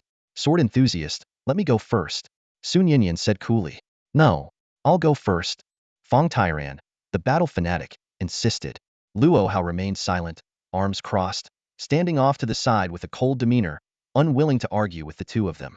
On the stage, Qin Fan reiterated, enough, stop arguing. I said you can all come at me together. This arrogant attitude made Sun Yinyan, Fong Tairan, and Luo Hao all frown simultaneously. As top students from their respective provinces, they had their own pride and would never team up against someone, even if it meant losing. While Luo Hao and Sun Yinyan hesitated, Fong Tairan had already leaped onto the stage. Sun Yinyan was about to follow but was stopped by the referee. Let Fong Tairan go first. But from the looks of it, Qin Fan doesn't mind if all three of you come at once. Are you sure you want to insist? Sun Yinyan was at a loss for words. Teaming up with Fong Tairan would be beneath her dignity, and winning wouldn't bring any honor. So she reluctantly stayed back, waiting with Luo Hao below the stage. The referee signaled both sides to prepare. Without a word, Fong Tairan drew the Qinghong sword, a level 30 gold-grade sword just sent by his family, crafted specifically for him. Qin Fan, however, did not summon his little dragon. To him, Fong Tairan was nothing more than a chicken, not worth using the dragon blade against. He thought disdainfully, not every Tom, Dick, and Harry deserves to see my prized possession in action. Instead, Qin Fan drew the Xinjing Dilling sword, a level 15 purple-grade heavy sword he had upgraded to gold-grade through extensive re-enchanting and forging, spending over 3,000 credits. Seeing this, Fong Tairan's face darkened. An amateur wielding a sword to challenge him, a spirit sword master, was a blatant insult. As soon as the countdown ended, Fong Tairan unleashed a pure sword intent, its sharpness piercing the sky. He held the Qinghong sword, its tip aimed directly at Qin Fan, and thrust forward with force. Whoosh! The sword energy sliced through the air, creating a sonic boom. Although the sword tip didn't touch Qin Fan, he still tensed and quickly sidestepped. Bang! The energy shield behind Qin Fan reverberated with a dull thud, the intense fluctuations indicating the power of the strike. Someone in the audience immediately explained, that's spirit sword technique, the signature skill of a spirit sword master. It's said that a 4th-tier spirit sword master can take an enemy's head from miles away. A new student also admired Qin Fan's reaction. Qin Fan's reflexes are incredible. If it were me, I'd have been hit already. Hide. Is that supposed to help? With that shabby greatsword of yours, you think you can stand against me? Ridiculous. Fong Tairan sneered with even more disdain after his attack missed. But just as he finished speaking, Qin Fan was already on the move. Qin Fan, expressionless, took a step forward, launching himself like a bullet from a gun. The sound of cutting through the wind followed as he closed in on Fong Tairan in an instant, raising his greatsword high and striking down fiercely at his opponent. Fong Tairan was startled by Qin Fan's terrifying speed. Yet as the top scholar of Dongling Province and the future heir of the Sword God family, his combat skills were not lacking. Seeing Qin Fan's aggressive approach, Fong Tairan advanced instead of retreating, a hint of madness flickering in his eyes. If you want to cut me, fine. I'll let you try. Fong Tairan shouted, not dodging Qin Fan's descending greatsword, but instead thrusting his Qinghong sword fiercely towards Qin Fan's stomach. Come on, wound for wound. You cut me, and I'll stab you. Let's see who gets hurt more. To Fong Tairan's dismay, even in this critical moment, Qin Fan's gaze remained calm and fearless. But the attack was inevitable, and Fong Tairan calculated that his enchanted Qinghong sword would inflict a debilitating effect lasting 10 seconds on the targeted hit. Under the intense gaze of the audience, both attacks landed simultaneously. With a resounding bang, Qin Fan's Xinjing Dilling sword struck heavily on Fong Tairan's shoulder. The immense force immediately triggered the life-saving shield on Fong Tairan's level 30 purple-grade armor, propelling Qin Fan back several steps. However, as the dust settled, everyone was left in shock. Fong Tairan stared in disbelief at his hand. His prized Qinghong sword was now reduced to just a hilt, with the blade shattered into pieces on the ground. What on earth is this? Fong Tairan muttered, utterly baffled as he looked at the fragments of his sword, unable to comprehend the situation before him. The prowess of those from noble families truly lives up to its reputation. Fong Tairan not only wielded advanced weaponry but also donned an extraordinary set of armor. When Qin Fan's potentially crippling sword strike came down, Fong Tairan's life-saving shield activated just in time, not only blocking the deadly blow but also generating a powerful shockwave that pushed Qin Fan back several steps. This was the confidence Fong Tairan had in trading blows with Qin Fan. However, Qin Fan had his own unshakable confidence. His level talent, extraordinary healing, allowed him to recover rapidly from any injury, even mortal wounds. Moreover, he possessed the skilled chain of life, and coupled with his incredible defensive attributes, it was nearly impossible for Fong Tairan's sword to inflict serious harm on him. The battle took an unexpected turn at that moment. Fong Tairan's prized Qinghong's sword shattered, leaving only a bare hilt. Qin Fan looked down to see Xiao Han and Xiao Jiao, the little dragon cubs in his arms, tilting their heads and gazing at him with their adorable big eyes. Just as Fong Tairan's sword was about to strike Qin Fan, the cubs, with their holy dragon clan's keen senses, detected the danger. They simultaneously pounced on the sword, with Xiao Ju biting the tip and Xiao Han the blade, instantly crushing the priceless level 30 golden grade weapon. Two neat rows of holes appeared in Qin Fan's clothing, marks left by the sharp dragon teeth of the little ones. He recalled how Xiao Ju had easily bitten a notch into a level 25 purple grade battle axe before, feeling secretly grateful for the presence of these two little creatures. This sudden twist left Fong Tairan utterly dumbfounded, and the audience was equally shocked. The outcome of their exchange was worlds apart. Fong Tairan's armor lost its life-saving effect, and his precious sword was reduced to a hilt, while Qin Fan, apart from being pushed back a few steps, remained unscathed. While Fong Tairan was still in a daze, Qin Fan's figure flashed like lightning to his front. "Why are you daydreaming? Watch the sword!" Qin Fan shouted, his arm muscles bulging as he raised his Xinjing Earth Scale sword for a powerful strike. Although Qin Fan was not a swordsman and knew nothing about the so-called way of the sword, he understood one true strength is paramount. Fong Tairan felt unprecedented pressure facing this mighty blow.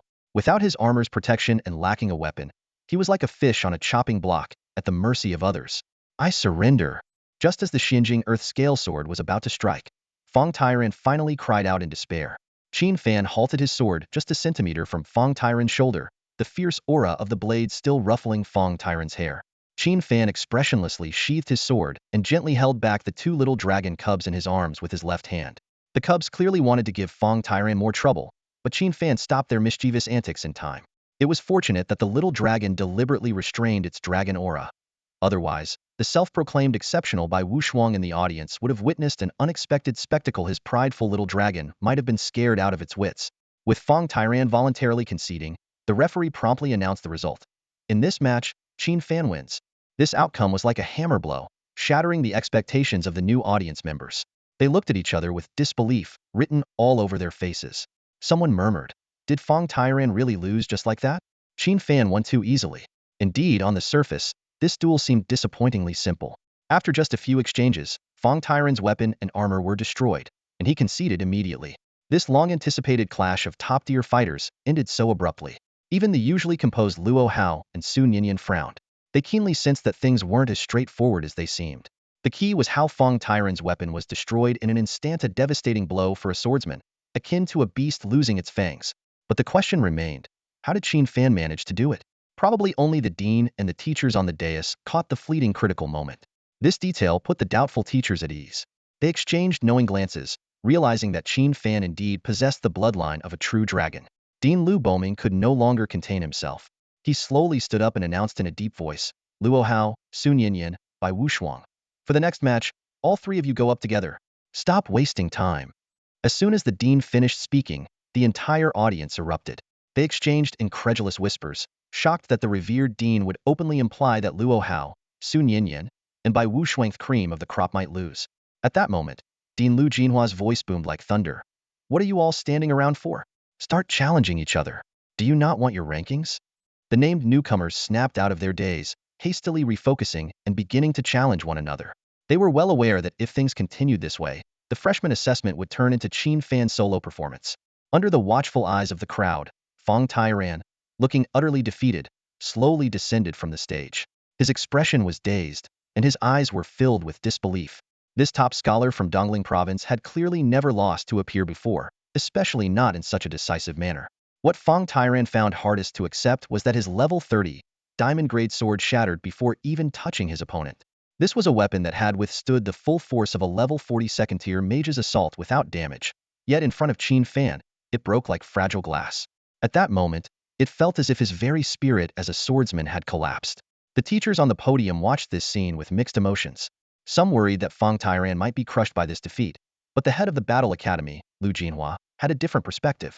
"Don't worry, these prodigies are not as fragile as you might think," Lu Jinhua said firmly. "Failure is actually beneficial for these geniuses who are used to smooth sailing.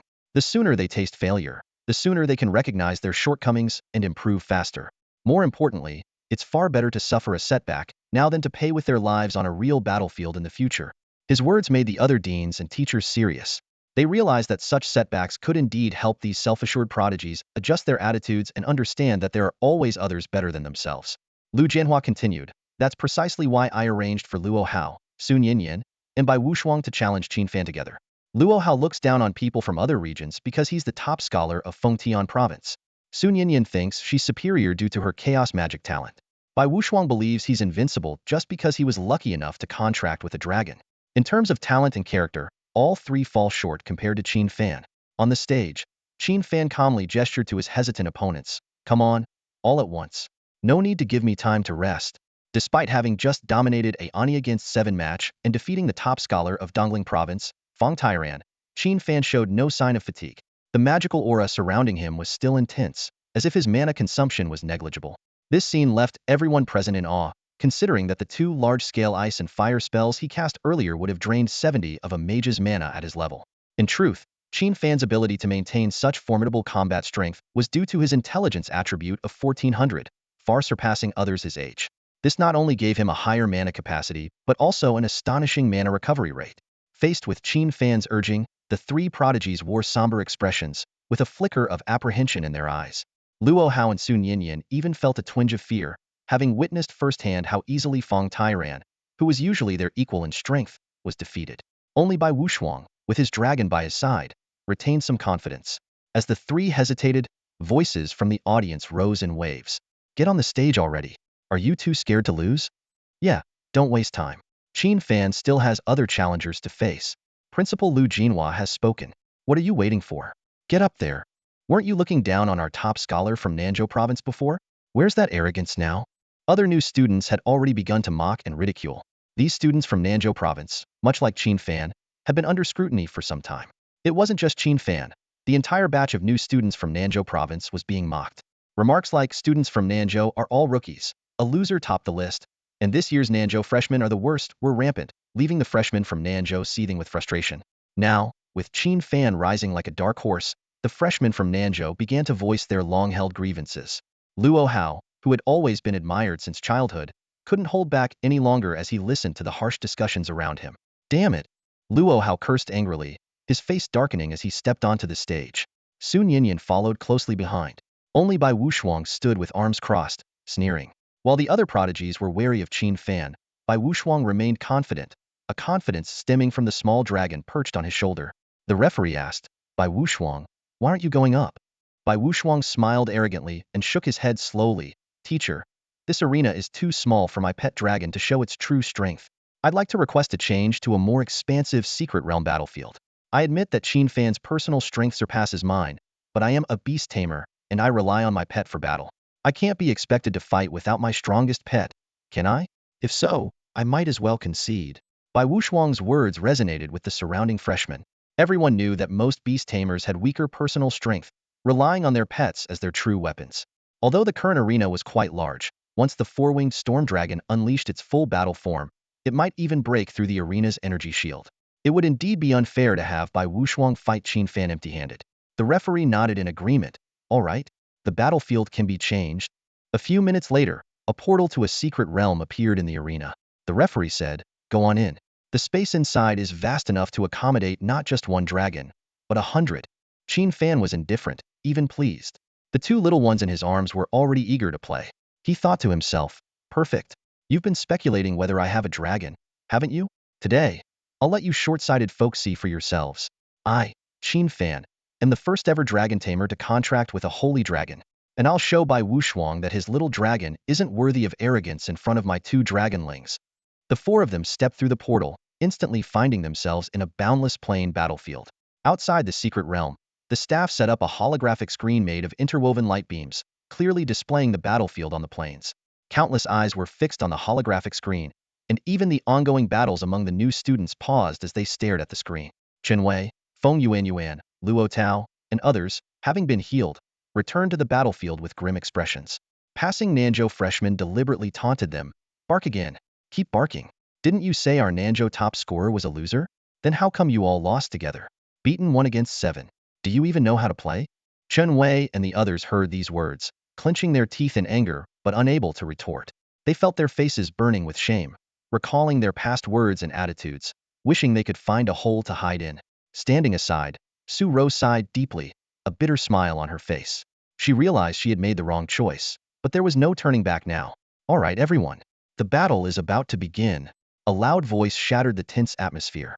Don't waste your energy on Luo Tao and those clowns. Let's see how Fan handles those three prodigies. Outside, after two intense battles, the freshmen from Nanzhou province regained their confidence, cheering and rallying for Qin Fan. Their faces beamed with pride and anticipation, as if they could already see the dawn of victory. However, not everyone shared this enthusiasm. A disdainful voice suddenly interjected. Oh, come on. Don't get too cocky. I admit, Qin Fan is impressive, but have you considered that no matter how strong he is, can he really defeat Bai Wuxuang's flying dragon? That's a real dragon. Your Qin Fan might take on 7, but Bai Wuxuang with a dragon can do the same. I don't know what you're so proud of. These words were like a bucket of cold water, quelling some of the excitement. Yet, a defiant voice rose. Ha! Just because Bai Wuxuang has a dragon, doesn't mean our Fan can't have one too. This remark sparked laughter. Haha, are you dreaming? Dude, he says Qin Fan can have a dragon too. Makes me laugh. Let's see Qin Fan turn into a dragon if he's so capable. The mocking voices continued. Someone who seemed knowledgeable chimed in. In case you've forgotten, let me remind you, only a dragon master can form a contract with a creature of the caliber of a great dragon or a sacred dragon. But throughout history, no dragon master has ever succeeded. And you're telling me Qin Fan has a dragon? That's hilarious. Stop deluding yourselves. Qin Fan should just settle for being the second among freshmen. The first belongs to our Bai. The supporters of Qin Fan were momentarily speechless. They understood that these words were indeed true. Dragon masters were considered useless because the conditions for contracting a dragon were too stringent. Earth dragons, flying dragons, and sub-dragons couldn't be contracted. Only great dragons and sacred dragons could. This has resulted in no dragon master ever having a dragon companion. Seeing Qin Fan's supporters fall silent, the others laughed triumphantly. All right, let's just enjoy Bai's flying dragon show, they said eagerly. Meanwhile, in the secret battleground, Bai Wuxuang arrogantly glanced at Luo Hao and Sun Yinyan, dismissively waving them aside. All right, you two just sit back and watch. Let me teach Qin Fan a lesson. Show him there's always someone better. Luo Hao and Sun Yinyan's faces turned sour, never having suffered such humiliation. They wanted to retort, but seeing the threatening growl from the white flying dragon on Bai Wuxuang's shoulder, they reluctantly stepped back. Jerk. Just because you have a dragon, you think you're unbeatable? Luo Hao gritted his teeth, unable to maintain his usual pride. Sun Yinyan, however, appeared much calmer, aware of the strength gap between herself and Qin Fan. At that moment, under the astonished gaze of all, Bai Wuxuang unleashed his dragon companion's battle form. A mighty dragon roar echoed in the skies, and the once tiny cat-sized mini flying dragon swelled in size. Accompanied by deafening thunder, a 50-meter turtle, four-winged flying dragon enveloped in raging lightning appeared before everyone. The first form of the four-winged storm dragon. Thunderstorm form, someone exclaimed. This spectacle left everyone in awe, whether it was Luo Hao and Sun Yinyan in the secret realm or the audience outside. It was their first time witnessing such a majestic lightning dragon. Wow, is this the battle form of a flying dragon? It's incredible. This dragon is truly awe-inspiring. How's Qin Fan supposed to fight that? Haha, Qin Fan dared to challenge Bai as well? Now look at him, probably stunned. However, amidst the chatter, someone suddenly noticed something unusual. Wait a minute, why doesn't Qin Fan seem scared at all? Through the camera feed, the audience saw Qin Fan standing calmly before the towering dragon. Despite the raging storm of lightning elements around him, his expression remained unchanged, as if he had faced even more terrifying battles before.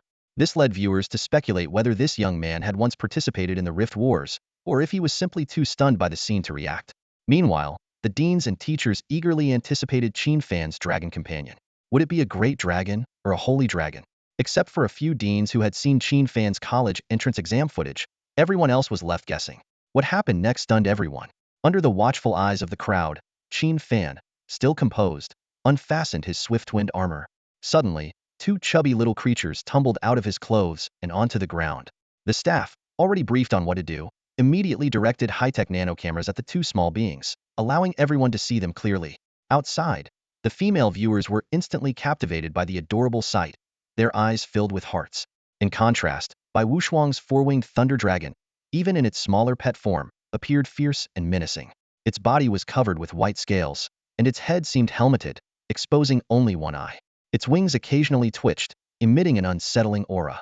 Qin Fan's two little creatures, one fiery red and the other icy blue, were round and short-limbed, exuding a sense of innocence with their jewel-like eyes. Their soft scales drooped without any hint of aggression. Realizing they were apart from their owner, they quickly hopped to Qin Fan's feet, climbing up his pants like little kittens, showing a deep attachment. Their cries of gao and ing melted everyone's hearts. Not only were the girls enchanted, but even the men, typically uninterested in pets, couldn't help but feel a pang of affection. People began to wonder if these were Qin Fan's dragon companions. Moreover, were there really two of them? But what level of dragons were they? Their overwhelming cuteness and the deliberate suppression of their draconic aura made it difficult to ascertain their true nature. Logically, as a dragon tamer, Qin Fan should have contracted with a great or holy dragon. Yet the affectionate demeanor of these two little creatures completely overturned people's understanding of high-level dragons.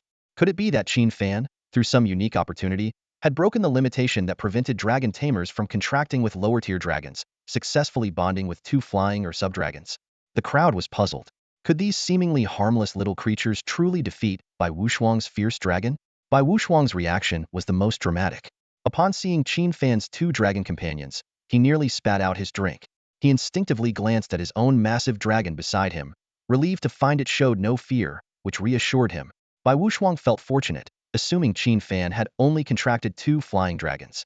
He concluded that they couldn't possibly be sub-dragons, great dragons, or holy dragons, as his little white showed no fear towards them. Therefore, he felt confident, knowing his four-winged thunder dragon was a standout among flying dragons. Qin Fan, I must admit, I truly admire you for breaking the limits of a dragon master and managing to contract two flying dragons. Bai Wuxiang stood beside his colossal four-winged thunderstorm dragon, his eyes glinting with mockery. His voice brimmed with confidence. But if you think this will be enough to defeat me, you're far too naive. Qin Fan merely glanced at Bai Wuxiang, a mysterious smile playing on his lips. Gently stroking the two little dragon hatchlings hanging from him, he spoke softly. Xiaojiao, Xiao Han, did you hear that? Someone called you flying dragons. Suddenly alert, the two dragon hatchlings, previously indifferent to their surroundings, flapped their tiny wings and jumped down from Qin Fan. Under the slightly worried gazes of the onlookers, the two chubby, adorably tiny dragons waddled on their four little paws towards the imposing four-winged thunderstorm dragon, surrounded by a stormy aura. Compared to the towering 50-meter turtle dragon, the two little hatchlings seemed insignificant, like specks of dust. The audience tensed at the sight, with some even exclaiming, "What are they doing? They should shift to battle form immediately. They'll be crushed if they get any closer." Bai Wuxiang, however, laughed disdainfully, thinking his opponent might be trying to win sympathy through cuteness, knowing he couldn't win the battle. The proud four-winged thunderstorm dragon merely looked down at the approaching ants with indifference. Just as the dragon prepared to lift its paw to crush the two foolish little creatures, a blinding light suddenly erupted from the hatchlings. Fiery red and icy blue lights intertwined, enveloping their rapidly expanding bodies. Within just 3 seconds, the light dissipated, and the entire arena was plunged into stunned silence. Before everyone's eyes stood two majestic dragon figures, towering 100 meters high. The camera crew, caught off guard, struggled to adjust the camera angles, leaving the audience with only a partial view of these colossal beings. "What the heck is that?" Cries of disbelief echoed around. As the nano-cameras swiftly adjusted, the full majesty of the two dragons came into view. Xiaojiao was entirely crimson, its body a masterpiece of creation. It was enveloped in divine flames, its scarlet wings unfurling to block out the sky. It seemed to be a deity of fire descended upon the earth, sacred and inviolable. Xiao Han, on the other hand, was an icy blue, smaller and more graceful than her sibling. The magical aura surrounding her was breathtaking. Her ice-blue scales shimmered like crystals in the sunlight, resembling a noble princess of the dragon race. Holy dragons. They're the legendary holy dragons. Everyone stared wide-eyed, unable to believe what they were witnessing. The Academy's deans and teachers were even more astounded. They knew Qin Fan had dragons, but never imagined they were two holy dragons, beings akin to deities. Bai Wuxiang stood frozen, staring in disbelief at the towering dragons, his mind blank. His four-winged thunderstorm dragon was already paralyzed with fear, its once proud 50-meter height now insignificant, like an ant. Overwhelmed by the dragon's superior aura, the once arrogant dragon felt the urge to bow down in reverence. High above, Xiaoju let out a clear yet mighty roar, its majesty far surpassing the thunderstorm dragon's howl. The roar seemed to proclaim to all, Who dares call us lowly flying dragons? Elsewhere on the battlefield, Luo Hao and Su Ninian exchanged looks, finding themselves trembling under the awe-inspiring dragon presence. For the first time, they truly felt the insignificance of their existence, mere ants before these holy dragons. Reflecting on their previous underestimation of Qin Fan, they felt utterly foolish. Now they understood why Qin Fan stayed in his villa, avoiding the public eye not out of fear of criticism, but to prevent his little dragons from accidentally crushing all the new students. Suddenly, the ground shook violently. It was Xiaojiao, lifting its colossal dragon paw like a pillar of heaven, swatting the trembling, cowering thunderstorm dragon on the head. The 50-meter dragon was sent flying over 2,000 meters, carving a long trail across the vast battlefield. The scene was reminiscent of a gang boss slapping a presumptuous underling into the distance. To add to the absurdity, the previously exalted dragon fainted from the blow.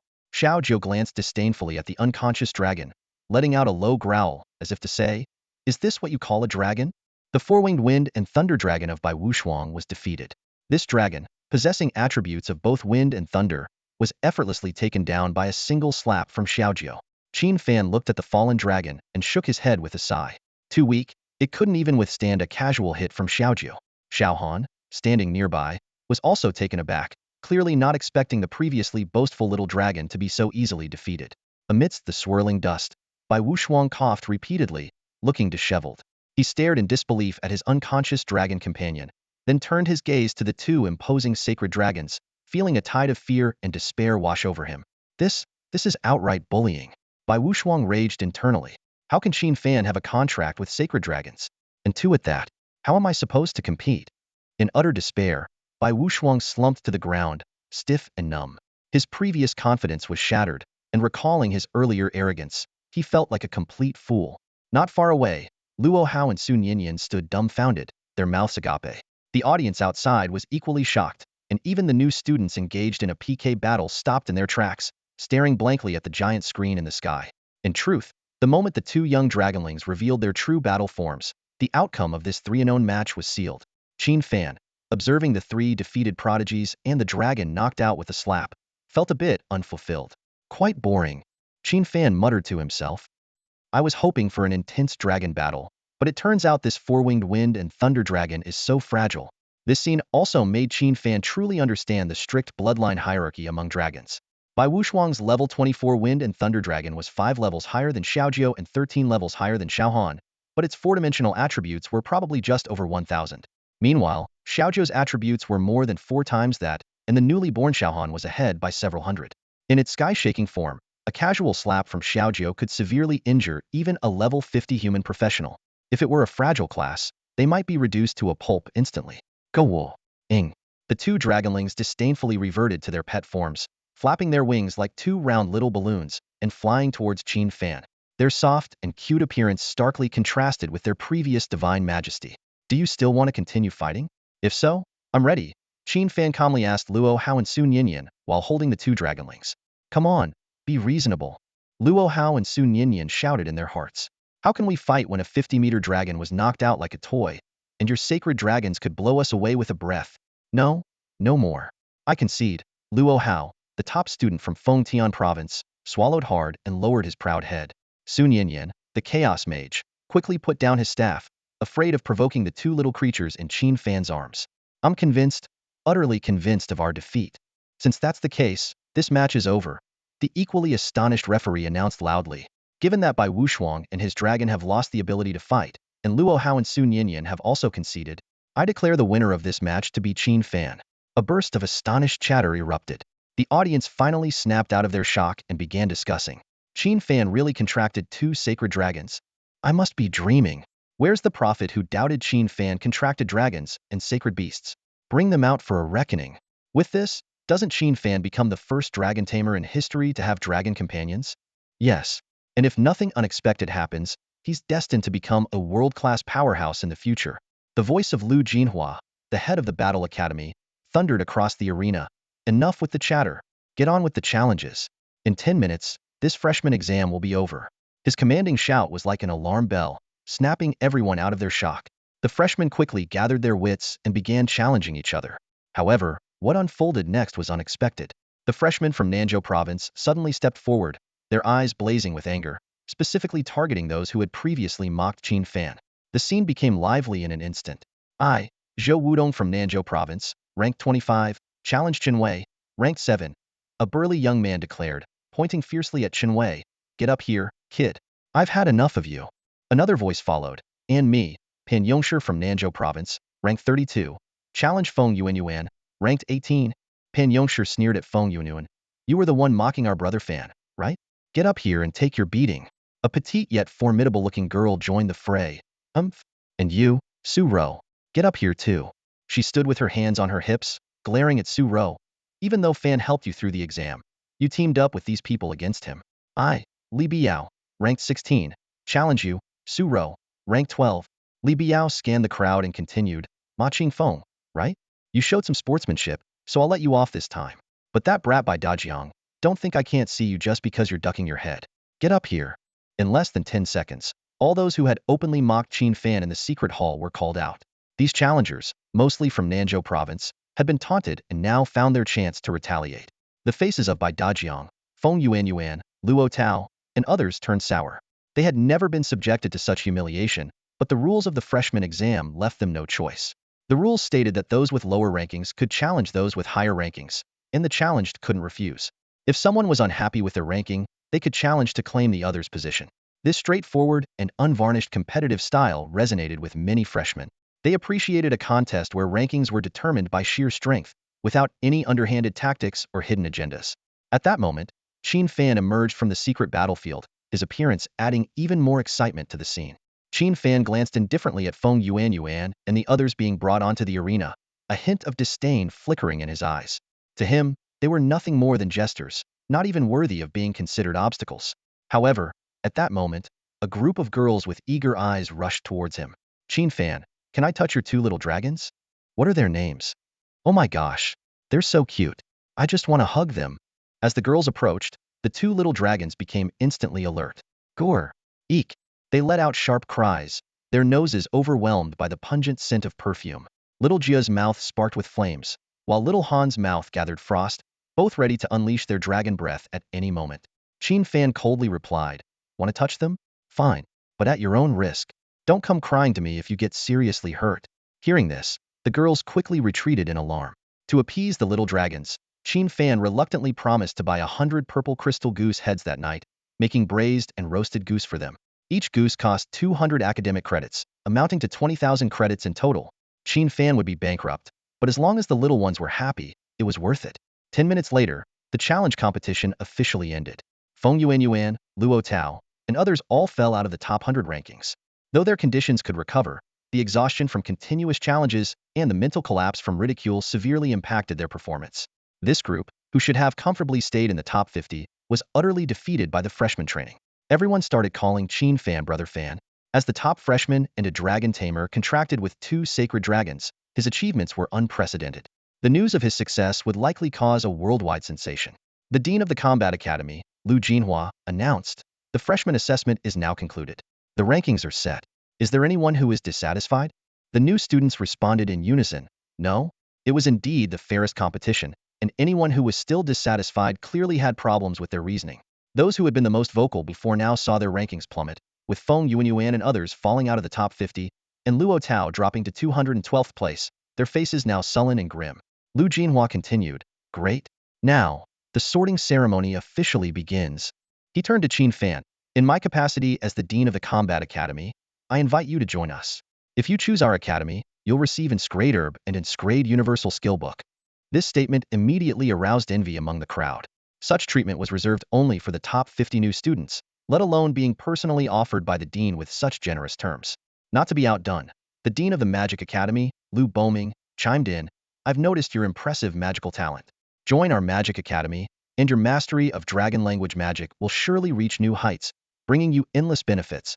As soon as the words left the speaker's mouth, the audience collectively gasped. The crowd buzzed with whispers, astonished by the generosity of the head of the Magic Academy. It was clear that the headmaster was determined to recruit the immensely talented Dragon Tamer, Qin Fan, into the academy. Although the Magic Academy typically only accepts magic-oriented professions, Qin Fan's display of magical prowess in the Ani Against 7 challenge had already captivated the headmaster. Even more surprising was the revelation that Qin Fan possessed not one, but 2 holy dragons. This news left even the other headmasters, who were aware of Qin Fan's possession of a blazing holy dragon, utterly flabbergasted. Zhang Tao, the head of the Tactical Academy, sighed, knowing he could not compete with the wealth of Lu Jinhua and Lu Boming, the other affluent headmasters. Liu Jia, the head of the Enhancement Academy, offered an even more enticing proposition. Qin Fan, join my Enhancement Academy. While I can't offer you an strength skill book, I promise that all the materials you need for forging and enchanting will be provided for free, as long as they are in the Academy's inventory. Despite Liu Jia's considerable resources, the rarity of an strength skill book is something that can't be measured by dragon coins, credits, or even sacred crystals. Nevertheless, his offer was tempting enough to sway many.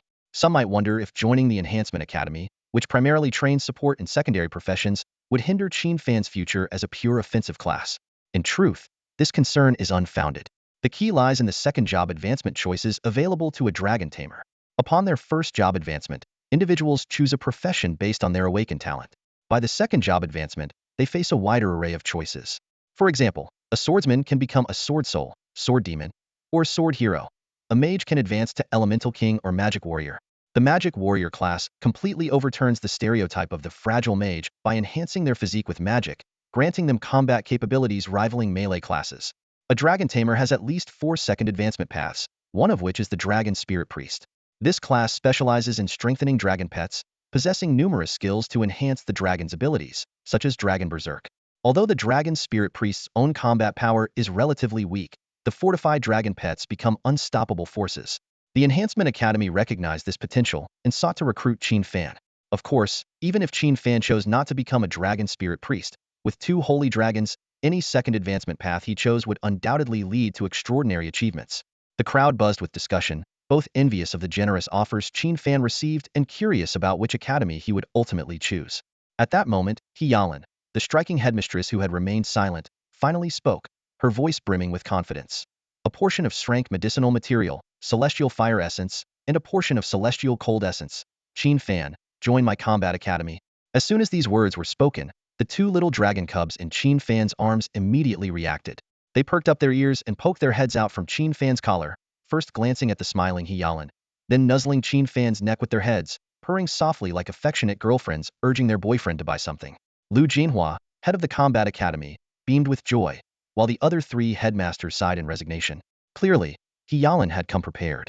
These 2 strength materials are typically used to craft high-level elixirs and might not mean much to ordinary job advancers. But for Qin Fan's 2 dragon cubs, they are their favorite delicacies.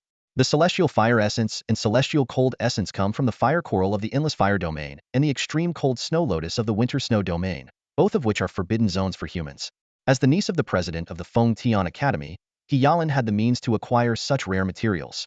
Facing the affectionate coaxing of the 2 dragon cubs, Qin Fan couldn't resist. Smiling, he said, Dean Liu, Director Li, thank you both for your generous offers. But my choice is the Combat Academy. And so, the top new recruit was successfully won over by the Combat Academy, largely thanks to the efforts of Vice Dean He Yalan. 10 minutes later, the sorting ceremony concluded. The top students received personal invitations from the headmasters or teachers, while those in the middle and lower ranks needed to log onto the website to fill in their information and register their academy choices. After the sorting ceremony concluded, Dean Lu Jinhua cheerfully announced, "All right, classes will officially start tomorrow. You can all go back and rest now." The Battle Academy was undoubtedly the biggest winner in this year's entrance exam. Qin Fan's enrollment seemed to trigger a chain reaction, as other top-ranking students also chose the Battle Academy, much to the displeasure of the other 3 deans. Interestingly, the school authorities did not require students to keep Qin Fan's contract with the Holy Dragon a secret. They merely prohibited the use of recording devices in the arena. This might seem like an oversight, but it was actually a strategic move. Without video evidence, mere verbal accounts are hard to believe. As a key training base for reserve forces in the Dragon Nation, the school has enough strength to protect its students. It's undoubtedly a perfect opportunity to lure out any hidden threats. Qin Fan was not worried about this. With the school's protection, he no longer needed to cautiously hide his abilities as he did before. At that moment, Dean He Yalan, dressed in a professional skirt and black stockings, waved at Qin Fan. "Qin Fan, over here. Follow me. These rewards are personally funded by Dean Liu and myself, and you can claim them directly." Qin Fan nodded and followed her, with the 2 baby dragons in his arms appearing quite excited. They arrived at a small spatial teleportation magic array beside the podium. As magic power was infused, the space twisted instantly. In the next moment, they found themselves in a grand and imposing hall. This is the administrative hall of our battle academy, Yalan explained while leading the way. As the top new student who had contracted 2 holy dragons, Qin Fan was clearly receiving special treatment. The niece of the headmaster, deputy dean of the battle academy, and a beautiful dean who reached the 3rd rank at the age of 28 personally guided him, attracting the attention of the clerical staff in the hall. Soon, Yalan led Qin Fan to a massive magical door. This door, cast from mysterious black crystal stone and covered with magic arrays, couldn't be forced open even by a 3rd-rank powerhouse. Yalan lightly touched the door's surface, and the magic array patterns began to rotate like gears. With a soft sound, the door slowly opened. Come, Yalan gracefully stepped inside, with Qin Fan following closely behind. What met their eyes was an extremely luxurious private treasure vault, with a design reminiscent of a history museum. Every item around exuded an extraordinary aura, especially the massive beast skulls, which, though long deceased, still emitted a menacing presence. Yalan approached a cabinet, took out 3 jade bottles and a box containing a skill book, and handed them to Qin Fan. Here, take these. These are your rewards. The rewards included a portion of heavenly fire essence, a portion of heavenly cold essence, an unnamed scrade herb, and an scrade universal skill book. Yalan added, all right, you can go back and rest. Classes start as usual tomorrow. I'll prioritize securing access for you to the 2nd-rank trial grounds. You reached level 28 before clearing the Imperial Laboratory, and now with 1,000,000 experience points stored, you should be able to manually level up to 30. Qin Fan nodded sincerely in gratitude and then left. Back in front of Villa Number 1, Qin Fan first ordered a purple crystal lionhead goose on his phone. His substantial spending had already caught the supermarket's attention, marking him as a VIP customer. These businesses would exchange goods for credits with the academy, then auction them off outside, undoubtedly generating considerable revenue. Just as Qin Fan was about to enter, a familiar voice called out. Qin Fan, turning around, he saw Su Ro, her face full of guilt. Just as she was about to speak, Qin Fan closed the villa door. At that moment, Su Ro felt a chill run through her. She finally realized that the boy who once braved challenges alongside her now saw her as a stranger. The chance of reconciliation was now 0. Ultimately, she could only leave the villa area, looking lost and dejected. That's all for today. Thank you so much for watching. I hope you guys enjoyed. If you wish to have another part of this recap, please give us at least 1,000 likes. Please don't forget to comment and subscribe to our channel for more content like this. Until next time.